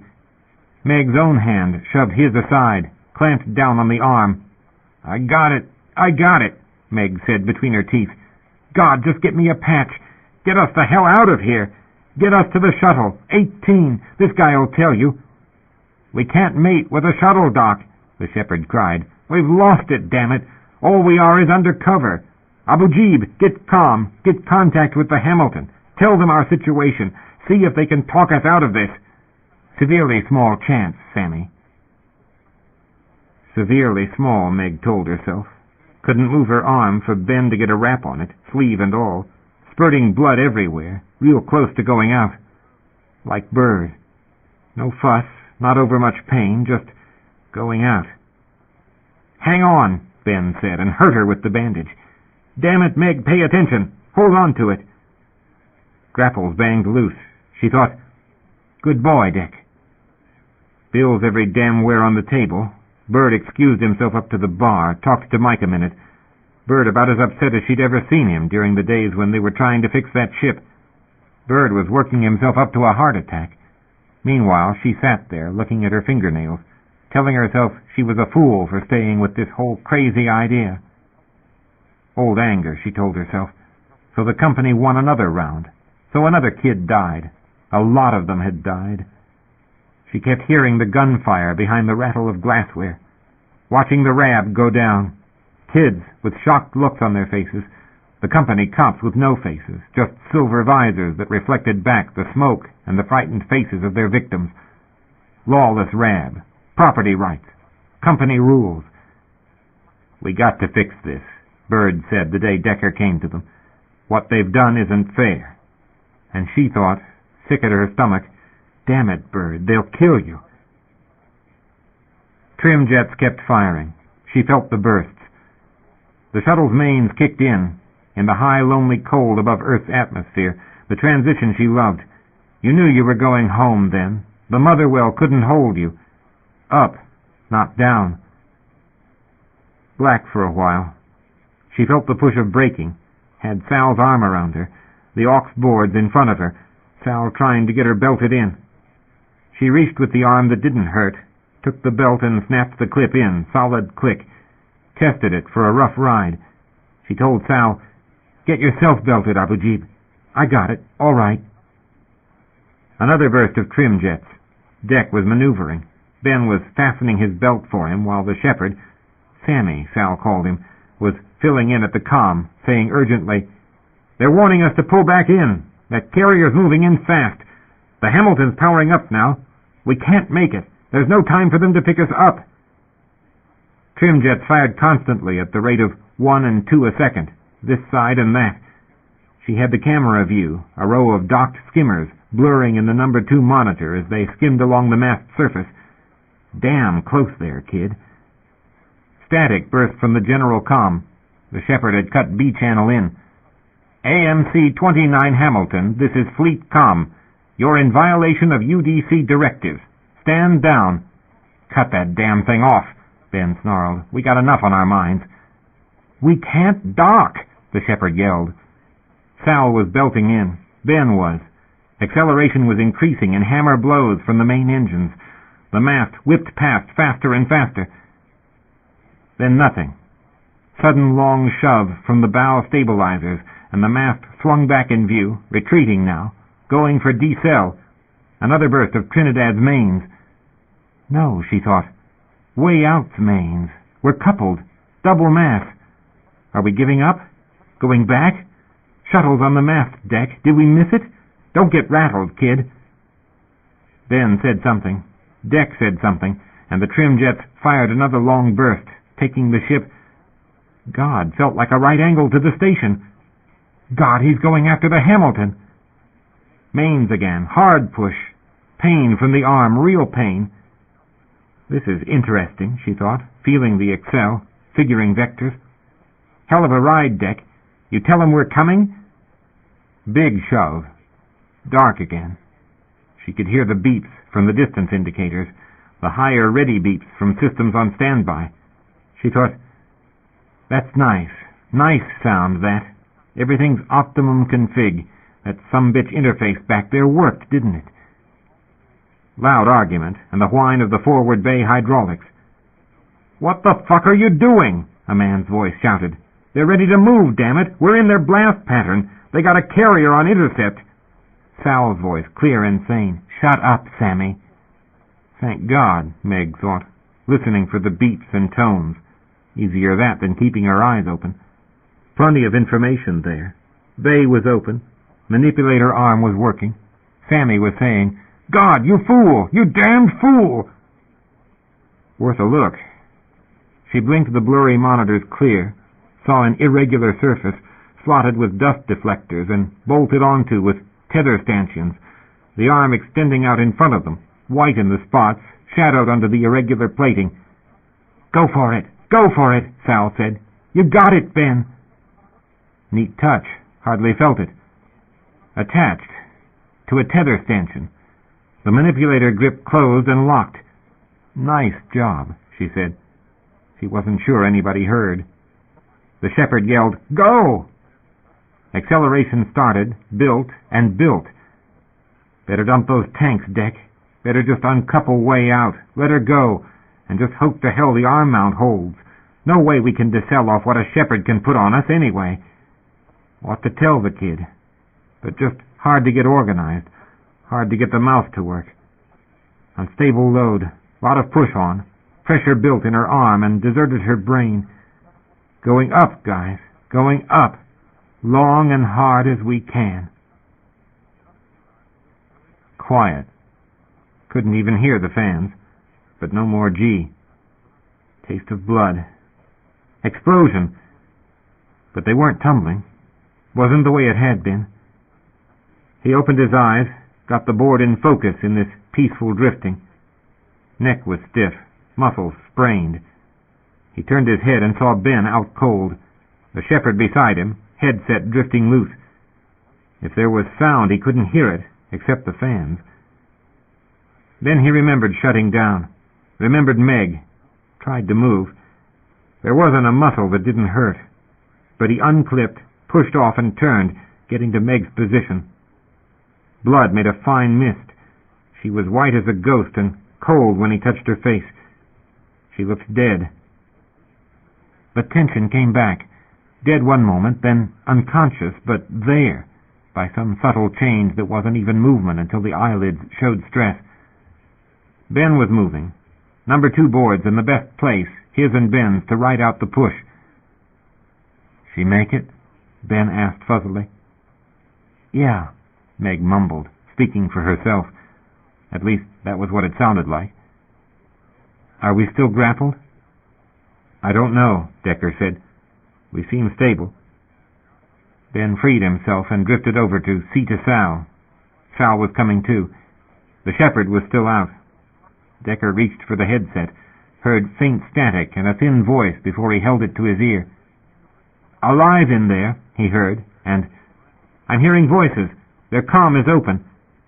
Yeah, he said, pulling the mic into line. This is miner ship Trinidad. Is this the Hamilton? Chapter 19. He wasn't doing a damn thing, Ben said. There was blood all over him and Sal. Blood dried on his own hands, Decker saw. Birds, Megs, he had no idea. There was too much of it. Nothing? The officer asked. Cops had me, damn it. He didn't need to be there. He wasn't doing a damn thing. Just objected to them grabbing me. And some fool just pulled the trigger. Decker stared at the backs of his hands, seeing what he hadn't been there to see. Seeing Meg in the lift, holding on to Bird. Sal said, I saw it. They were arming guys straight off leave, some of them still higher than company corruption. Green kids. Didn't know shit what they were doing. It was a soldier. Damn right it was a soldier. Marine. Couldn't have been 20. The Hamilton's purser clicked off the recorder. We've got that. We'll send it before we make our burn. Decker said, How is the fuel situation? Not optimum, the purser said. Shit. Sal shook her head. The purser left. Ben didn't say anything, just got a long breath and clasped his hands between his knees. It was as much information as they'd gotten. The same information as they'd gotten since they'd come aboard. Hadn't seen Sammy. Sammy had gone off shift, probably in his own bunk asleep, or tranked out if he hadn't gotten the news yet. Sammy. Ford was his last name. Had been fairly well shaken up. Hadn't asked for the position he'd been handed. The situation at the dock had gone to hell. The shuttle crew hadn't answered. The 8-deck group hadn't answered. They'd suspected their comm was being monitored. Mitch had gone next door to use the restaurant's phone to get contact with his crew and hadn't come back, arrested or worse. They still hadn't found out. Sammy wasn't flight ops. He was the legal affairs liaison. A Shepherd negotiator, for God's sake, who'd come aboard R2 to deal with management, if the plan had gone right, if the soldiers hadn't come in. Sammy'd done all right, Decker decided. All right for a guy who'd probably never gotten his hands dirty. Had to tell Meg when she came to. She'd get a laugh out of it. Another officer, this one straight past them, where they waited in the tight confines of the med station, right into the surgery. Angry voice beyond the door, an answer of some kind. Think they've got to hurry up, Sal muttered. More voices. Something about paralysis and another 30 minutes. Voice saying quite clearly, Doesn't do her any good if she's dead, Hank. We haven't got your 30 minutes. Get your patient prepped. We're moving. Man came back through the door then, looked at them, said more quietly, We've got your ship free. We've got a positional problem, and we're doing a correction burn. About as fast as the EV team can get in, and I can get up to the bridge. Best we can do. You've got belts there. Use them. Staff's got take-holds. Bad, then. Decker clamped his jaw and reached for the belt, housed in the side of the seat, as Sal and Ben did the same. The officer was out the door and gone. Shit all, Ben muttered. His hands were shaking. Sal's were clenched in her lap. They were in trouble, no question. Headed into the well, nobody had to say it. Positional problem on a Jupiter-bound vector meant only one thing, and to hurry up like that meant they were on their own. No beam, just the fuel they had left, which wasn't a big argument against the well's gravity slope. Way Out's whole mass had to go. That had been his decision. Save Hamilton the fuel hauling it, keep Trinidad's manipulator arm from shearing off at the bolts, or maybe taking the bulkhead with it. But that fuel in Trinidad's tanks had been a big load on those bolts. He'd made a split-second judgment call, last move he'd made before he'd gone out. Maybe opening that valve had saved their lives. If that bulkhead had gone, they'd have decompressed.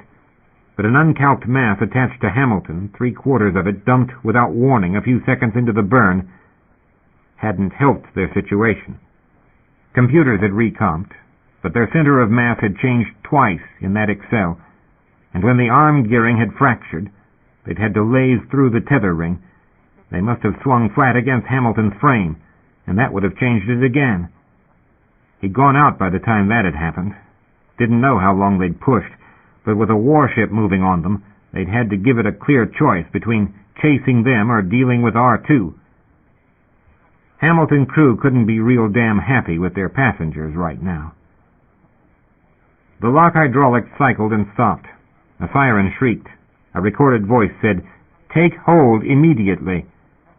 All hands prepare for course correction burn. Mark. Repeat." "The bitch won't give 'em a beam," Sal muttered, teeth chattering as she checked her belt. "The bitch is damn well hoping we'll all take the deep one. Won't lift a finger." "We're going to be all right," he said. "Going to be all right," Ben said. "Going to be all right. You know, if you weren't a damn spook, Bert'd be alive. Meg wouldn't be in there. We wouldn't be where we are. This whole damn mess is your fault." "Yeah," he said on a deep breath. "I know that." "His damn fault, too," Ben muttered. "They weren't after him. They didn't know who the hell he was. He was clear, damn him. He was clear. I don't know what he did it for." Engines fired. Hamilton threw everything she had into her try at skimming the well. He thought, "I could just have pulled us off and out. Didn't have to go to the Hamilton. Wasn't thinking of anything else. They'd have picked us up. But the shooting would have stopped by then, and we wouldn't be in this mess. Ben's right." "Didn't make sense," Ben said. "Damn him. He never did make sense." Somebody had started shooting. The police swore they were military rounds, and Creighton's office wanted that information released immediately. The statement from Creighton's office said, "Greatly regrets the loss of life." Morris Bird was a name Payne fervently wished he'd never heard. 30-year veteran, oldest miner in the belt, involved with Pratt and Marks, and popular on the deck. A damn martyr was what they had. Somebody had sprayed Bird in red paint all along a stretch of 3-deck. Bird was turning up scratched in paint on 8, and they didn't need any other word. The hospital was bedding down wounded in the halls. A file named Decker was proliferating into places they still hadn't found, and the Shepherd Net was broadcasting its own news releases, calling for EC intervention and demanding the resignation of the board and the suspension of martial law. Now it was a vid transmission. A Shepherd captain explaining how the miner ship Trinidad had made a run for the Hamilton. More names he'd heard all too much about. A pilot who'd had his license pulled as impaired. A crew who'd been with Bird when the shooting happened. The story was growing by the minute, acquiring stranger and stranger angles, and N&E couldn't get ahead of them by any small measures. A spokesman for the company has expressed relief at the safe recovery of the Trinidad and all aboard. The same source has strongly condemned the use of deadly force against unarmed demonstrators and promises a thorough... The door opened. He blinked, looking at rifles, at 2 blue-uniformed Marines, at a third who followed them in and said, "William Payne, this office is under UDC authority, under emergency provisions of the Defense Act, Section 18, Article 2. He looked at the rifles, looked at the officer, tried to think of right procedures. "I need to contact the head office." "Go right ahead, Mr. Payne." He doubted his safety to do that. He hesitated at picking up the phone, hesitated at pushing the button. "This is administration I'm calling. Do you want to be sure of that?" "Check it out wherever you like, Mr. Payne. Your computer will give you an explanation. Go ahead. Access administration." He took a breath, touched keys, windowed up executive access. It said, Earth Company Executive Order. It said, Charter Provision 28 and Defense Act, Section 18, Article 2. "We have a press release for you, Mr. Payne." "Yes, sir," he said. No questions, no hesitations. He reached for the data card the officer put on his desk and put it into the comp. It said, "The UDC has assumed control of Aztec's operations. All workers, independent operators, and contractors, and all Aztec's employees below management levels will be retained. President Towney is under arrest by civil warrant, charged with misappropriation of funds and tax evasion. Various members of the board are likewise under investigation by the EC. Residents who have information on such cases are directed to deliver that information to the military police, Access 14, on the system. All residents who report to the UDC office on their decks will have their cards revalidated and will be passed without question or exception under a general amnesty for all non-executive personnel of R2. The UDC will meet with delegations from the independents, the contractors, and civilian employees to discuss grievances. Hell of a mess, Meg said, propped on pillows in the peculiar kind of G you got in small installations. Still lightheaded, but the fingers could move in the cast. She'd tested that. Couldn't tell you from the sheets when they brought you in. Sal sat down carefully on the edge of the bed, reached out a dark hand, and squeezed her good one. Skin's brute sure didn't match right now, Meg thought, seeing that combination, and then thought about Bird, left adrift in that lift car. Hell of a thing to do. Bird had deserved better than that, but he'd always been a practical sumbitch, where it counted. Water trickled from the corner of her left eye. Sal wiped it with her thumb. Hell, she said, and tried to put her arm over her eyes, but every joint she owned was sprained. She blinked and drew a couple of breaths. They get us out of the dive yet? Sal didn't answer right off. Hadn't, she thought. Welcome back, Katie. We're still going to die. Sal said, We still got a little vector problem. Where'd you hear it? Meds said, Thought I was out. Are we going in? Another hesitation. Say we're going in a lot slower. They're having a discussion with the EC right now. Idea is, deploy the sail to half. See if we can get a lineup with the R223. Just get a little different tack going. That'd be nice. Listen, ice for nerves. We got word the military's taken over. Got Towney under arrest. Yeah, and the board. They'll bring the beams up. They damn well have to. They're talking deal with Helldeck right now. They're asking for Mitch and Persky and some of the guys to come and talk grievances. It's a trick. They're going to put soldier boys to picking rocks? Beaucoup de luck, Katie. First tag they try, they'll be finding bits of some ship clear to Saturn. They'll deal. Maybe even get us our beam. Wouldn't be surprised. But it won't change, Abu Jib. Won't change. Sal didn't say anything for a moment. And she was on a dive of her own. Wasn't fair to Sal. Sal had real vivid nightmares about gravity wells. She said to Sal, only bit of optimism she could come up with, Won't be Towney in charge anyhow. They're sending out this EC manager. Meanwhile, it's the soldiers. Not good news for the guys on R2. Long time till the new manager got here. Meanwhile, they were trying their best not to fall into the well.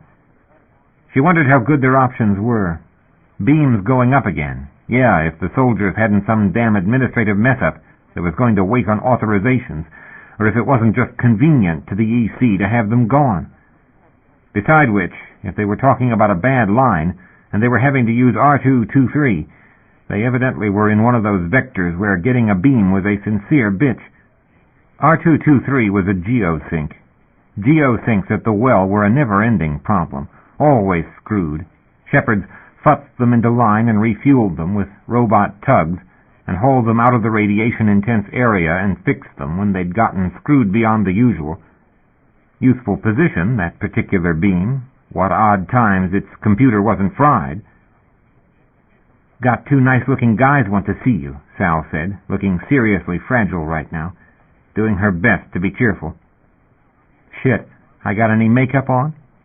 Forgot to pack, Sal said, squeezed her shoulder and staggered off to the door. Hadn't got her ship legs yet. Neither had the boys. They looked like hell, scrubbed up at least, but limping and not walking real well, especially Ben. Good time to be horizontal, she decided, sore as she was. Hamilton was fair-sized, but her G differential still wanted to drop you on your ass, besides which your feet swelled till your body adapted. Went through it all again when you went station-side. If they ever saw station-side again. She patted the bedside. Sit, she said. They sat down very carefully, one on a side of the footboard. Hurt much? Ben asked. Stupid question. I've had nicer times in bed. You all right? Fine, Decker said. We're fine. Yeah, she said, surveying the bruises.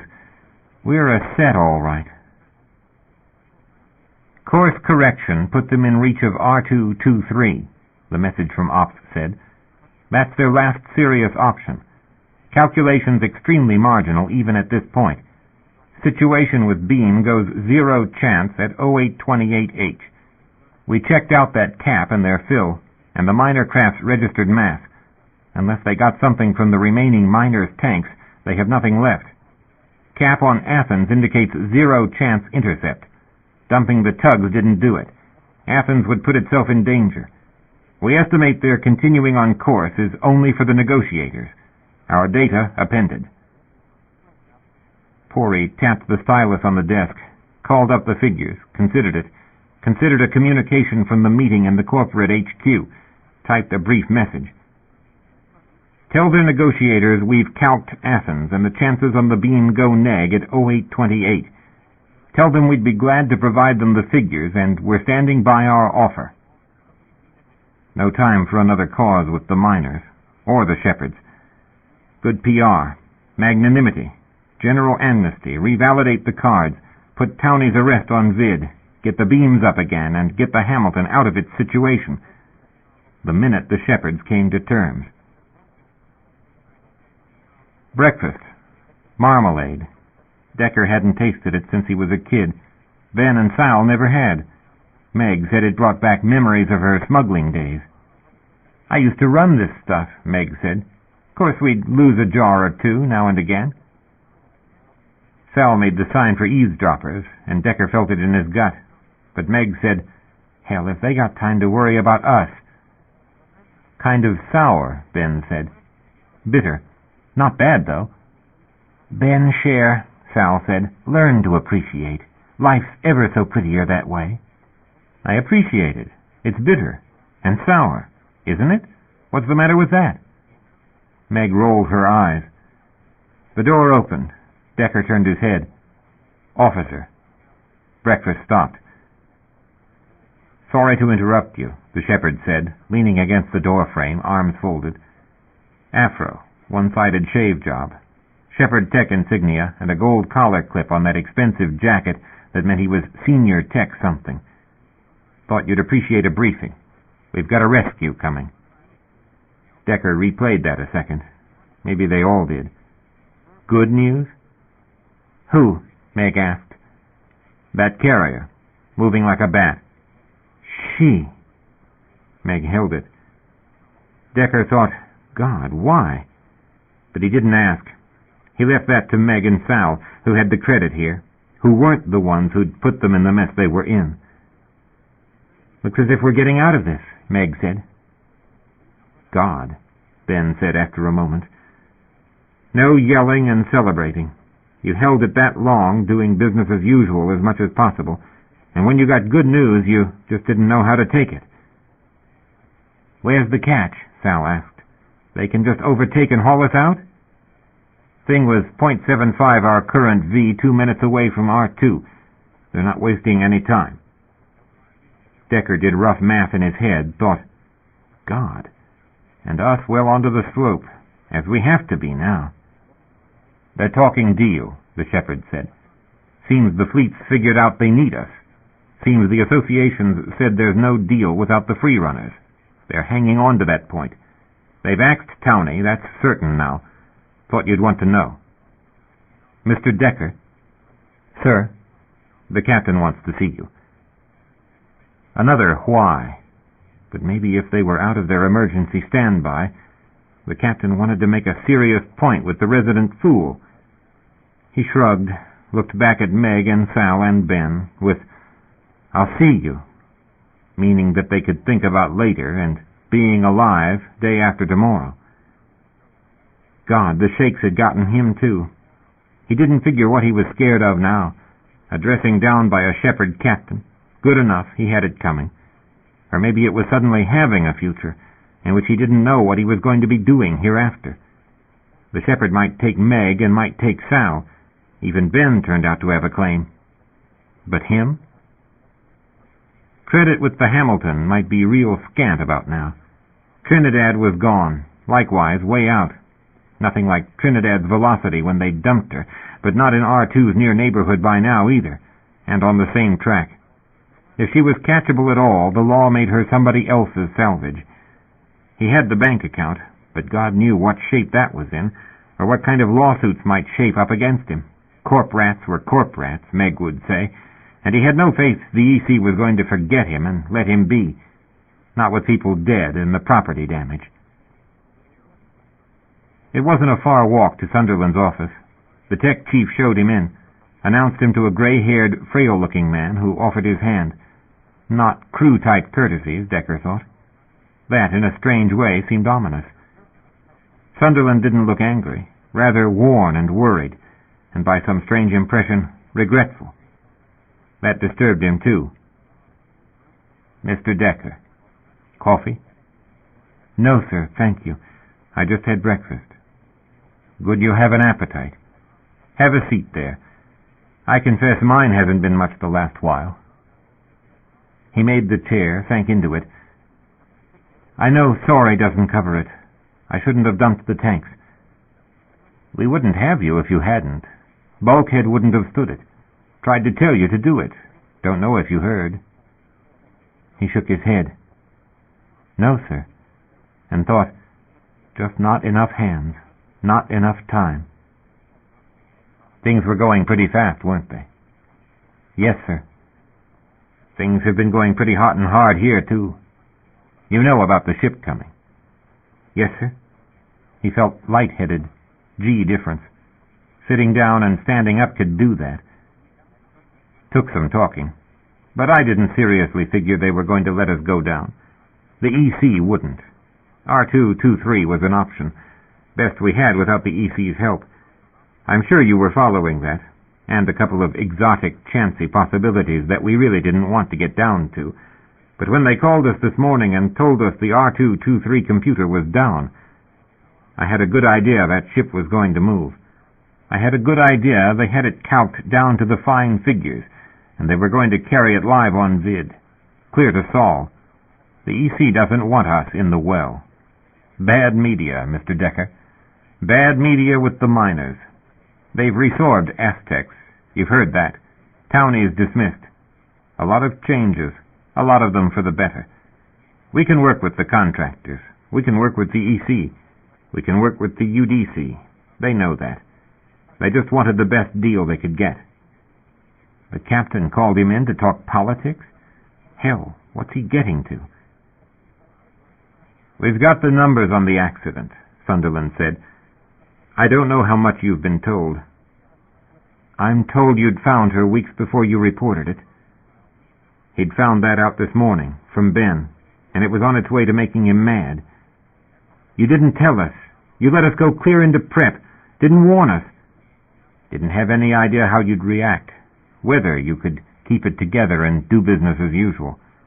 Didn't know, frankly, whether Abu Ghraib was going to jump our way or not. We thought so. But she's a hair-trigger in a situation like this, and we were pushing for all the time we could to get at records we needed. We knew about the bumping. We knew there was a miner missing. We were already comparing charts and finding discrepancies when Athens found your partner. We knew you were going out. Quite frankly, we waited because we were still doing the legal prep.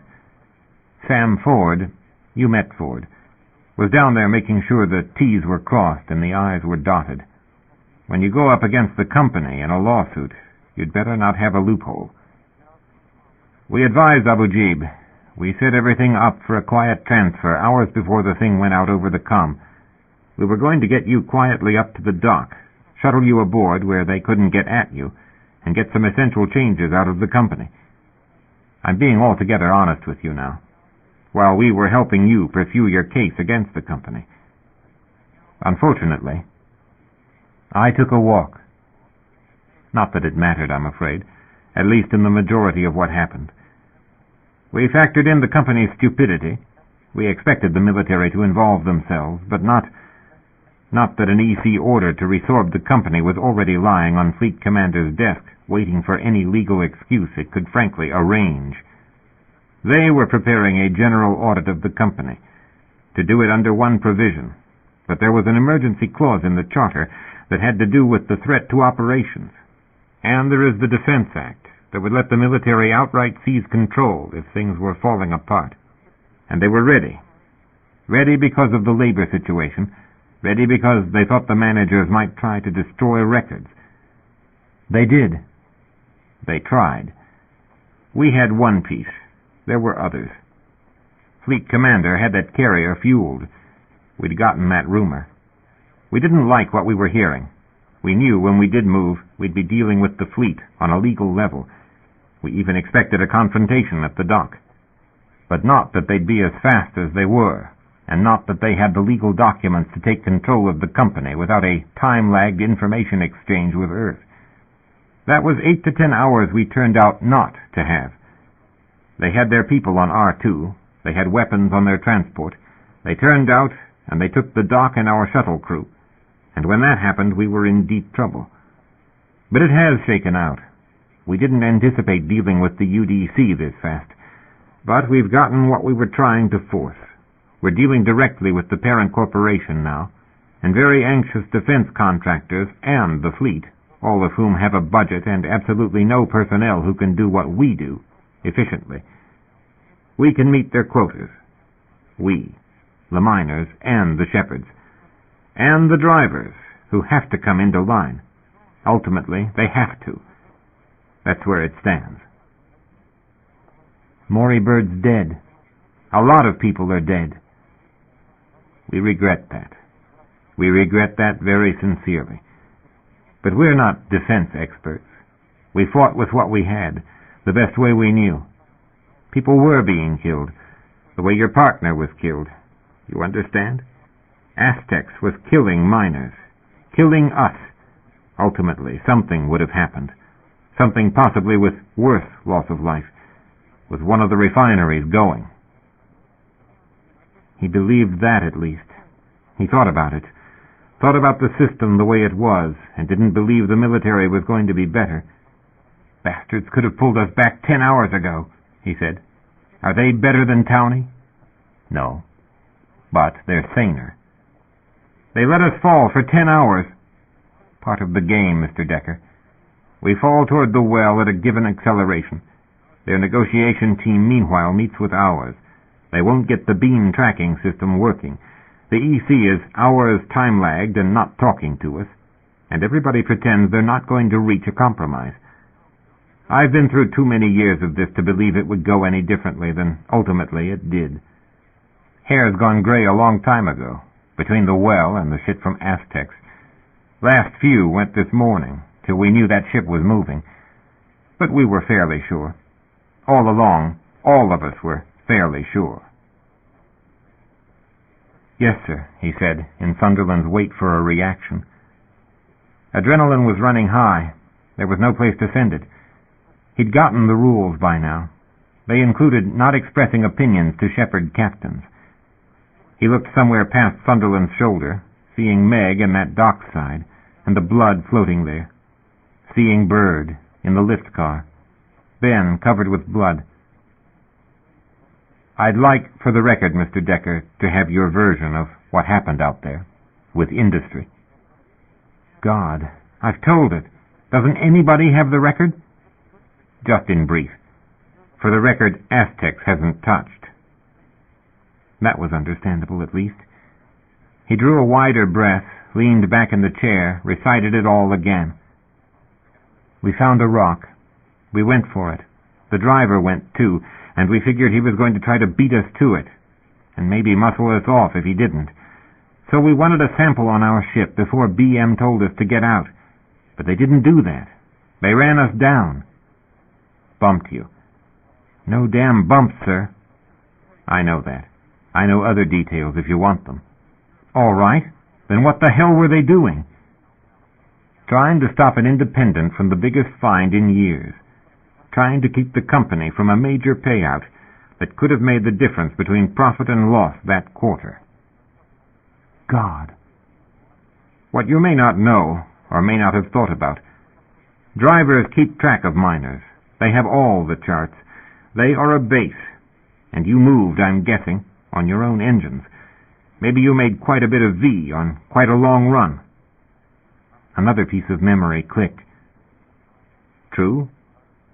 He nodded, seeing in his mind all the instruments of a tracking station.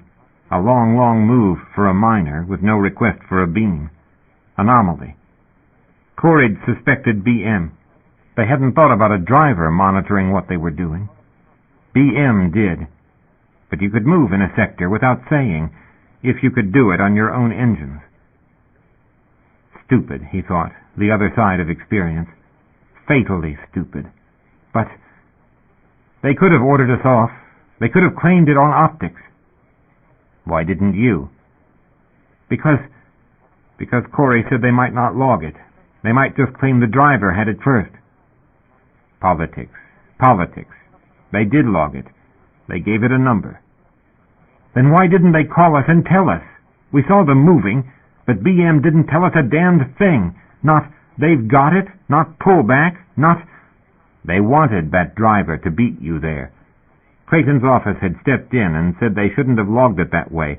They should undo it, because they hadn't made a policy decision yet. They'd called legal affairs and asked for advice.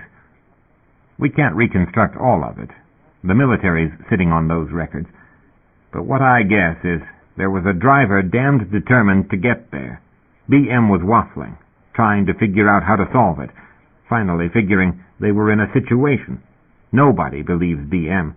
Nobody'd believe you weren't screwed. It'd be all over the deck at R1. One opinion in management was afraid it would touch off trouble. Another said otherwise. They went ass backwards into letting the local base handle it. That's BM code for the shit's on the captain. Use your discretion is the way they word it. That means do something illegal. He heard the tone of voice. He looked into neutral pale eyes in a lean, aged face and thought, this is a man who's been put in that position. They just hushed it all, Sunderland said. They left it to the driver. They didn't make a policy decision. And he was under communication blackout, because that's the way things go when you're handling it for the company. The consensus was you'd spook and run. They didn't know my partner. Extraordinary young woman, by what I know. Extraordinarily determined. Did you call it on optics? Did you try that? We just used the fuel, Corey had said, trusting BM to get them home. We were close enough we could get an assay sample before they got there. They weren't talking to us. We figured they'd pull something with the records, so it just didn't damn well matter. We thought they'd break. That'd give us the time. And if we had the sample aboard, and our log against theirs of when we moved, we could make a case. We knew. We were sure BM knew what was going on. We didn't expect they'd run right over us. You understand bumpings? You know the game? The man thought he was a fool. There was poor, stupid kids in his voice. He set his jaw and said, I've heard. I'd heard then. Usual is a low V nudge, usually near the refineries, like a bad dock. Usually it's their tenders, just give you a scrape, make you spend time checking damage. But this time you'd beat him. You'd outdone his best speed, even with a beam assist, and his ass was on the line with the company. No time for nudges from his tenders. They didn't want a sample in your hands. If you had it, they wanted it dumped. Radio silence from his side. Nothing to get on record. So he kept on course. Had it all figured, closest pass he dared, bearing in mind you don't break those sumbitches by the seat of your pants. Scare hell out of you. Get you so scared you'd do anything he said. But you moved toward his path, didn't you? And his helm hadn't calced that eventuality. What was I supposed to do? Most would get out of the way. My partner was out there. Some might. Some might run all the way to elsewhere. Maybe just tell BM there'd been an accident. Maybe have a driver tender claim a rescue. Hell! But he'd known it wasn't quite a collision course. He'd known they were trying to shake him. He'd called their bluff. They'd called his. "Damn single correction," he muttered. "All they had to do. Fire the directionals and brake. Hell, he'd already braked off the beam. He was coming in well inside his maneuvering limits. He was as able to stop as I was." Their helm was Belter, and that's a Class A ship, automated to the hilt. You understand me? Didn't even remotely occur to an Institute cut rate. A move like that was a choice. He wouldn't, so he didn't have it laid into his computer in advance. Not the directionals. Without it, running on auto. The jets won't fire if you don't take the autopilot off. He hit the jets all right, with the autopilot on. Nothing. Some projection on the ship hit you. God. I'd have fired him, damn sure. But there the driver was. He'd hit you. Your ship had blown a tank. You'd shot off into R2. His tenders couldn't catch you without getting a beam. You'd hit the rock as well as taken the scrape that blew the tank. They were in shit up to their necks. And Ms. Salazar was dead in the explosion. We're sure of that. Do you want this part? You don't have to hear it. Your choice. I want to hear anything you know. I'm very used to the idea she's dead. But it wasn't that easy. His hands were shaking. He folded them under his arms and went on listening, thinking, the ship hit her. I did. Sunderland said, Captain Manning, that's the senior captain on the driver, was the one who made the decisions at this point. He had one dead.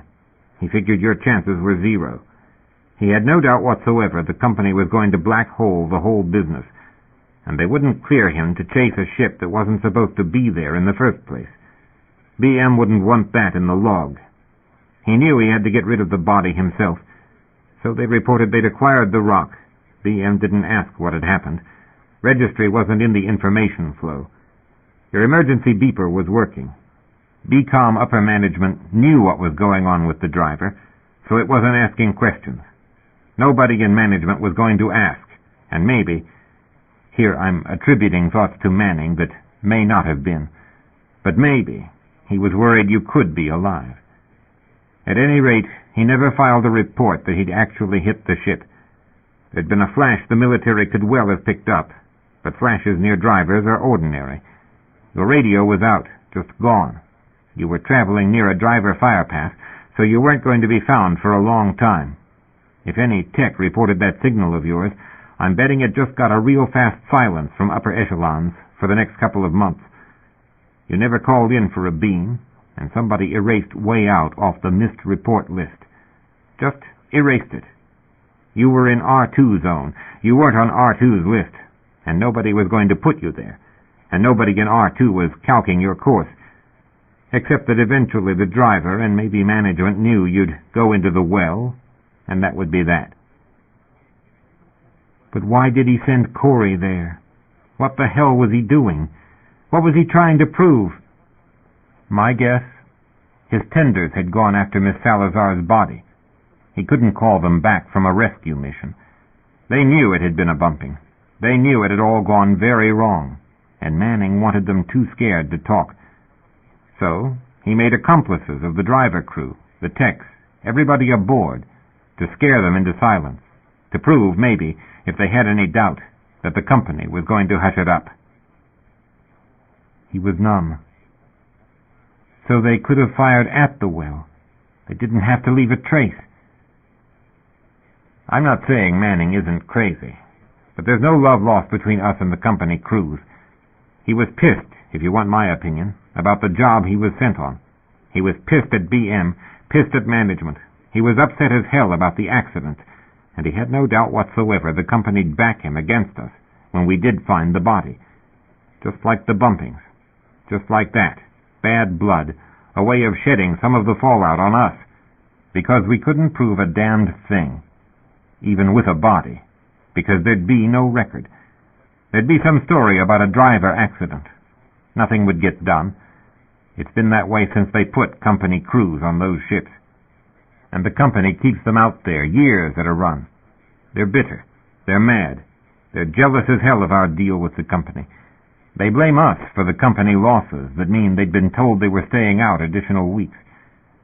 But they're not totally crazy. They had absolutely no idea you could possibly survive. It was clerks that handled the distress signal. They'd already said too much to Bird and Pollard before they'd had any higher-ups involved. And my guess is they just decided they might as well bring the ship in, get it off the books. They just didn't want Bird and Pollard telling how there was some ghost signal out there that BM didn't know about. War jitters. Nervous fleet establishment. They decided to go on it. They panicked when they found out you were alive. But do them credit, they didn't even think of having you killed. In their own eyes, they weren't killers. It really was an accident, and they weren't going to have you die in hospital or on the deck. Too bad for them. Good for us. A lot of people are very grateful to you, Mr. Decker. Let me tell you, no matter Corey's mother's influence, no matter anything we could do, without you staying alive, without you holding out against the company, there'd have been nothing but a body at the well. Nothing we could prove. Ever. So you did do something. You did win. You're a hero. You and Morris Bird. People liked him. People truly liked him. Hard even to organize his thoughts, or to talk about Bird. He couldn't. You're the ultimate survivor, Mr. Decker. That's something near magical to Belters, and the rest of us who know what you were up against. But there's a time, maybe now, to quit while you're still winning. What do you mean? You have an enemy. One very bad enemy. Manning? Sunderland shook his head, hands joined in front of his lips. Alice Salazar. She's not being reasonable. Her daughter's death, the manner in which she was found, hasn't helped her state of mind. You're not behind a corporate barrier any longer. The EC's already tried to reason with her. She pulled strings to get the UDC to investigate Aztecs. She wanted Aztecs resorbed, simply so she could get at its records, and so she could get at you. In effect, that order was under consideration, stalled in the EC's top levels, but it was lying on Fleet Command's desk principally because Alice Salazar called in every senatorial favor she owned. Favors enough to tip the balance, corporately and governmentally. And she wants you on trial, Mr. Decker.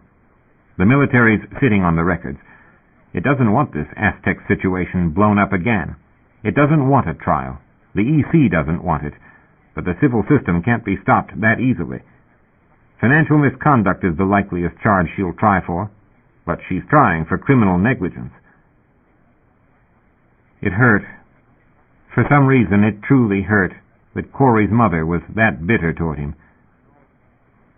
She doesn't have to be right, of course. She doesn't even have to win. The damage will be done. She has the money for the lawyers, and she has the influence to get past the EC. They honestly don't want you in court, for various reasons. They don't want you arrested, or tried, or talking to senatorial committees, and they don't want the fallout with the miners and the factory workers, and us, at a very strategic facility. But most certainly they don't want you on a ship headed into the well, when R2 knows about it. They might come after us, but they damn sure won't let you take the ride. It was going somewhere that didn't sound good. Same song, his mother had used to say, different verse. He asked, in Sunderland's momentary silence, "So what are they going to do? Our rescue? That ship that's coming after us? They'll pull us out, save our collective hides. But you aren't going back to R2. They want you. The fleet wants you. That was the sticking point the last 10 hours. We tried. We've stalled, but they're moving now. We've no other options but them. God knows we can't run. And if we don't turn you over, they'll board. I have that very clear impression. In which case anything we do is a gesture. We've risked the ship, and various people can get hurt." He had trouble getting his breath. He couldn't feel his own fingers. "Am I under arrest?" "They tell me no. The fact is, you've been drafted." The bottom dropped out of his stomach.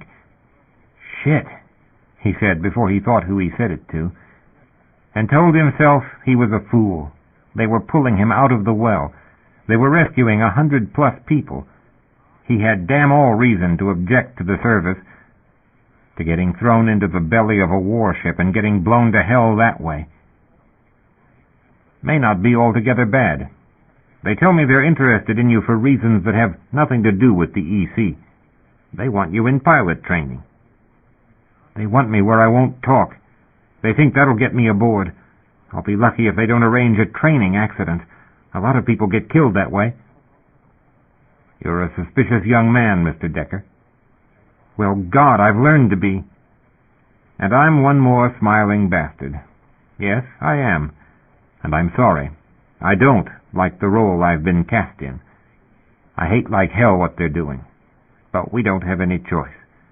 I risked my crew and my ship getting you away in the first place, because you were that important. I hung on in negotiations as long as I could, and, bluntly put, we've gotten as much as we can get. We can't help you, and it's time to make a final deal. In some measure, I suspect certain officers would rather see all of us dead than you in court. In some negotiations, the compromises get too half and half, and sanity can go out the chute. People can get shot trying to protect you. 2 ships can go to hell, literally. You understand what I'm saying?" He did understand. He thought about the kid who'd helped Meg with the vodka bottles, the fool who'd habitually lost his temper over things he couldn't even remember the importance of, this side of things. Damned fool, he thought. Damned dumb fool. I can't even get mad now. The mess is too complicated, too wide. It just rolls on and over people. Like Bird. Like Meg. Sunderland said more gently, "If they're not on the level, I think you can put them that way, you understand? What they tell me, your reflexes are in the top 2 percentile. You don't train that. That's hardwired. They tell me the speeds these FTLs operate at. Even with computers doing the hands-on ops, the human reaction time has to be there, mentally and physically. Whole new game, Mr. Decker. And I'll tell you another reason they don't want to antagonize us. The fleet's looking at the Shepherd pilots, the Shepherd techs, as a very valuable resource. I'm not eager for it. I'll do what I'm doing the rest of my life, and it's what I want to do. But the young ones, a good many of the young ones, may do something different before they're done." He was in flow-through. Sunderland spoke, and he believed it because he wanted to believe it. Sunderland stopped speaking. The spell broke, and he told himself Sunderland was a fool or a liar. There were a lot of reasons for the military to want Sunderland to believe that. A very clear reason for Sunderland to want him to believe it. He said, in the remote chance this man was naive, "I'll be wherever it is before you. I hope it's all right. Hear me, man.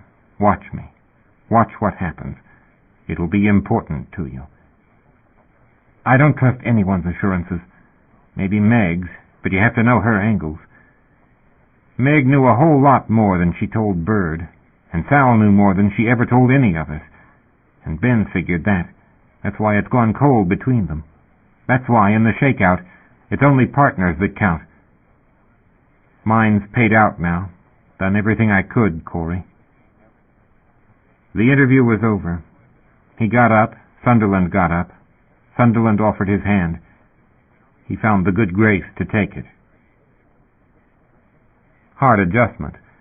They hadn't had problems except the fact they were out of fuel and falling closer and closer to Jupiter, and in consequence of that, the morbid question whether they'd fry in his envelope before they got there or live long enough to hear the ship start compressing around them. Intellectual question, and one Meg had mulled over in the dark corners of her mind.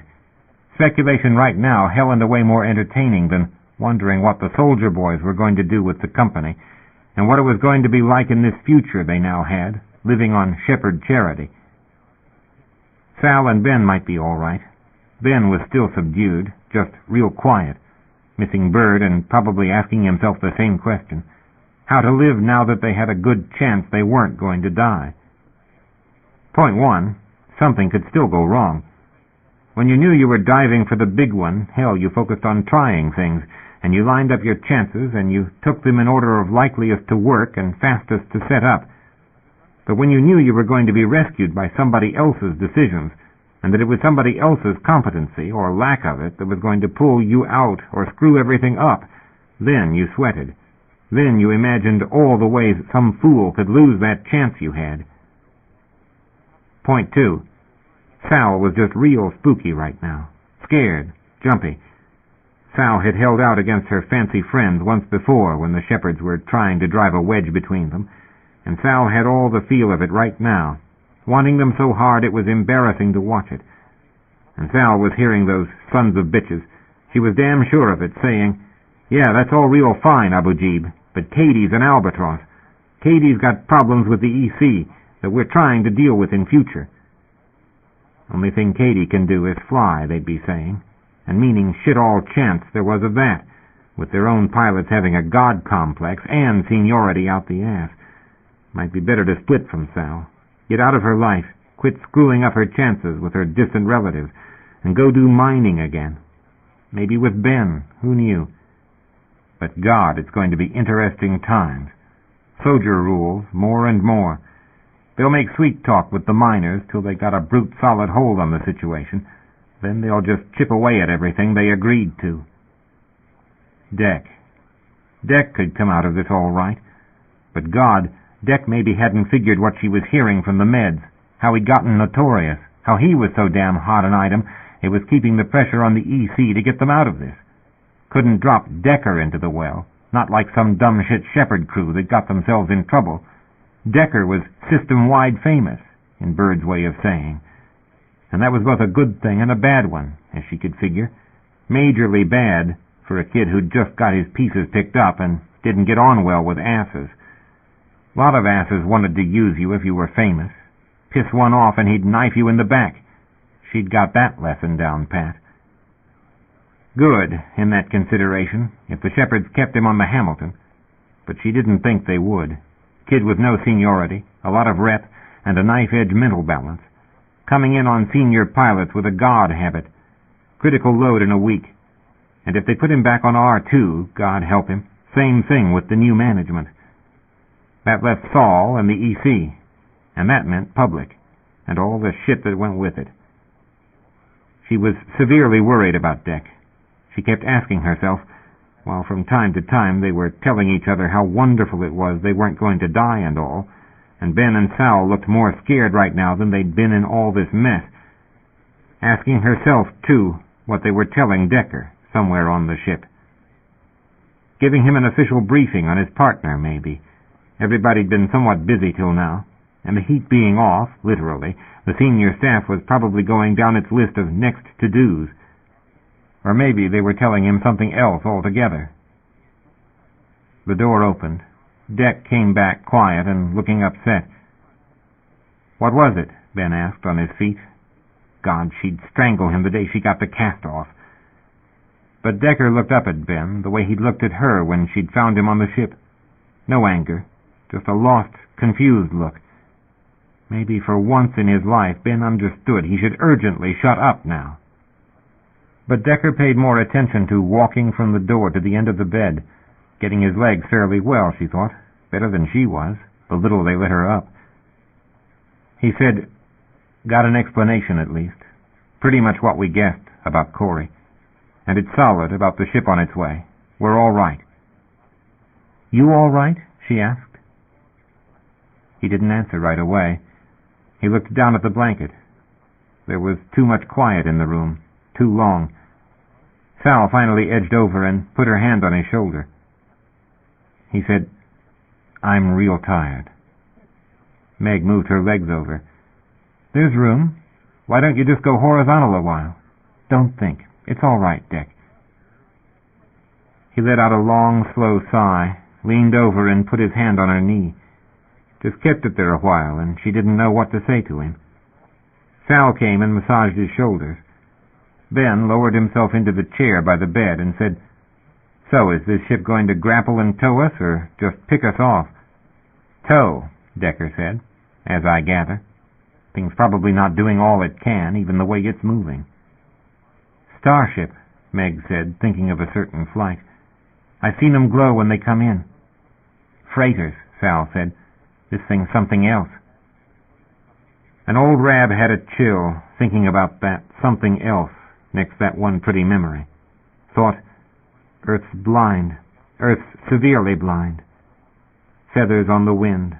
Colonies won't come back. Kids don't come home again. Not the same, they don't. Lot of noise.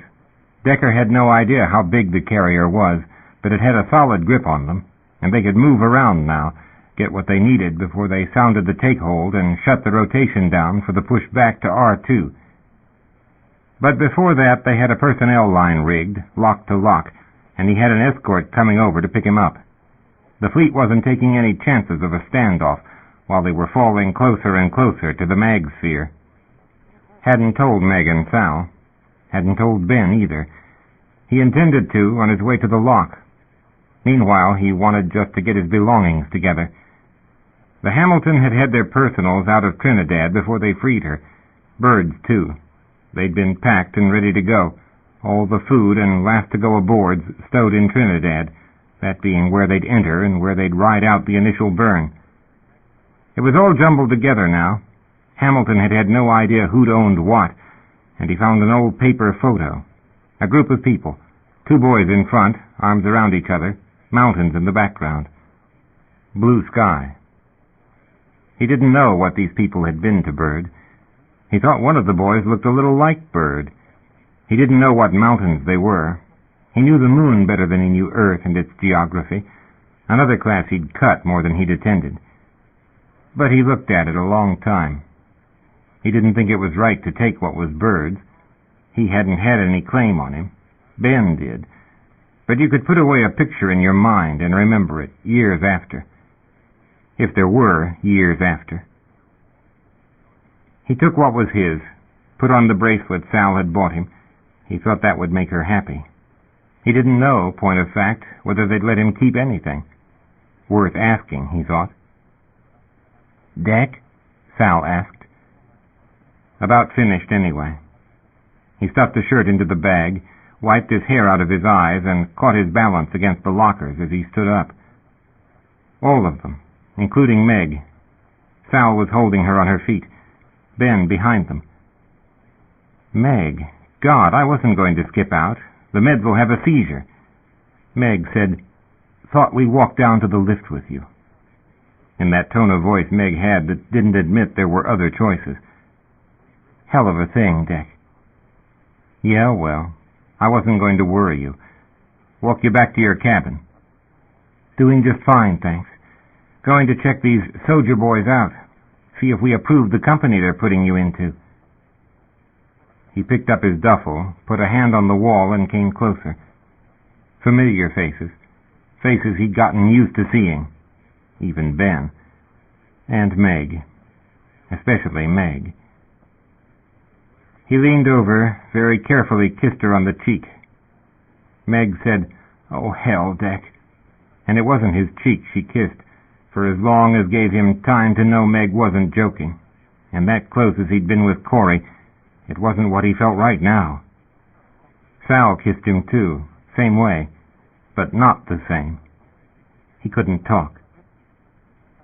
Ben said, holding up a hand, If you think I'm going to, you're wrong. You never knew about Ben. Ben saved him losing it. He got a breath, halfway left, and picked up the bag again, hearing the lock operating. Sounds like my appointment, he said.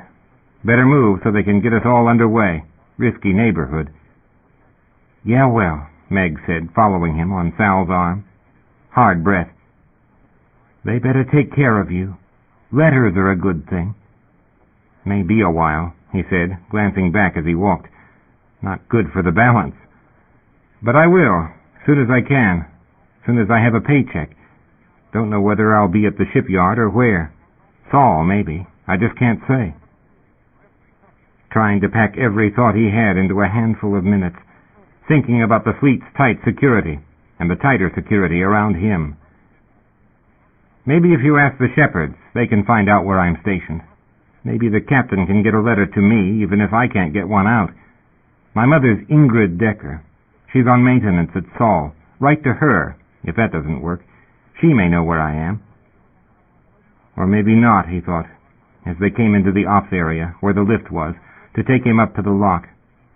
Fleet uniform on the blonde and 2 Marine MPs with pistols, standing with Sunderland. He hoped they didn't take him off in handcuffs. Not in front of Meg, please God. Mr. Decker, the crew type said. Young, insignia he couldn't read. Outheld hand. He took the offer. Didn't read any threat. Name's Graff. Going to take you across and see you signed in. Didn't sound like a threat. It wasn't handcuffs, at least. Graff said, This your crew? Meg Cady, Sal Abujib, Ben Pollard. He spotted Sam Ford over to the right, Ford with his arm in a sling. Sam Ford ran the comm for us. He wasn't sure Ford liked the notoriety. Maybe he shouldn't have opened his mouth. But damn all the fleet was going to do about the rest. They were getting the one they'd bargained for, and Graff didn't look like a note-taker. He shook hands with the captain, waved a small goodbye at his shipmates, took Graff's signal they were going. Lift took him and Graff and one guard. That was all that would fit. Graff said on the way up, Ops Training's real glad to get its hands on you. Move of yours gave the lieutenant an attack. You didn't hear that. He looked Graff in the face, saw amusement, saw the MP biting his lip. Lift let out at the dock. Cold up here. He stood and shivered, thought then to ask, They going to let me keep my personals, or should I leave them? Put them in stowage. Few months you can get them back. The lift was coming up again. It opened. Ben came out with the other MP. Thought we said goodbye, Decker said. Yeah, well, Ben said, and said to Graff, Got room for another one? Different kind of ship. ECS-5 was her designation. Didn't have a name yet, and wouldn't till she was commissioned. Gray and claustrophobic, huge flexing sections on the bridge, instruments he didn't understand. Most of it was dark. The crew was minimal, evidently, or the boards weren't live yet. The personnel ring wasn't operational. It was acceleration that let them walk the deck, G+ at that, with the Hamilton's mass. Graff had said he'd do a walk-around with them. Real quiet walk-around. It was a working ship. They didn't belong here.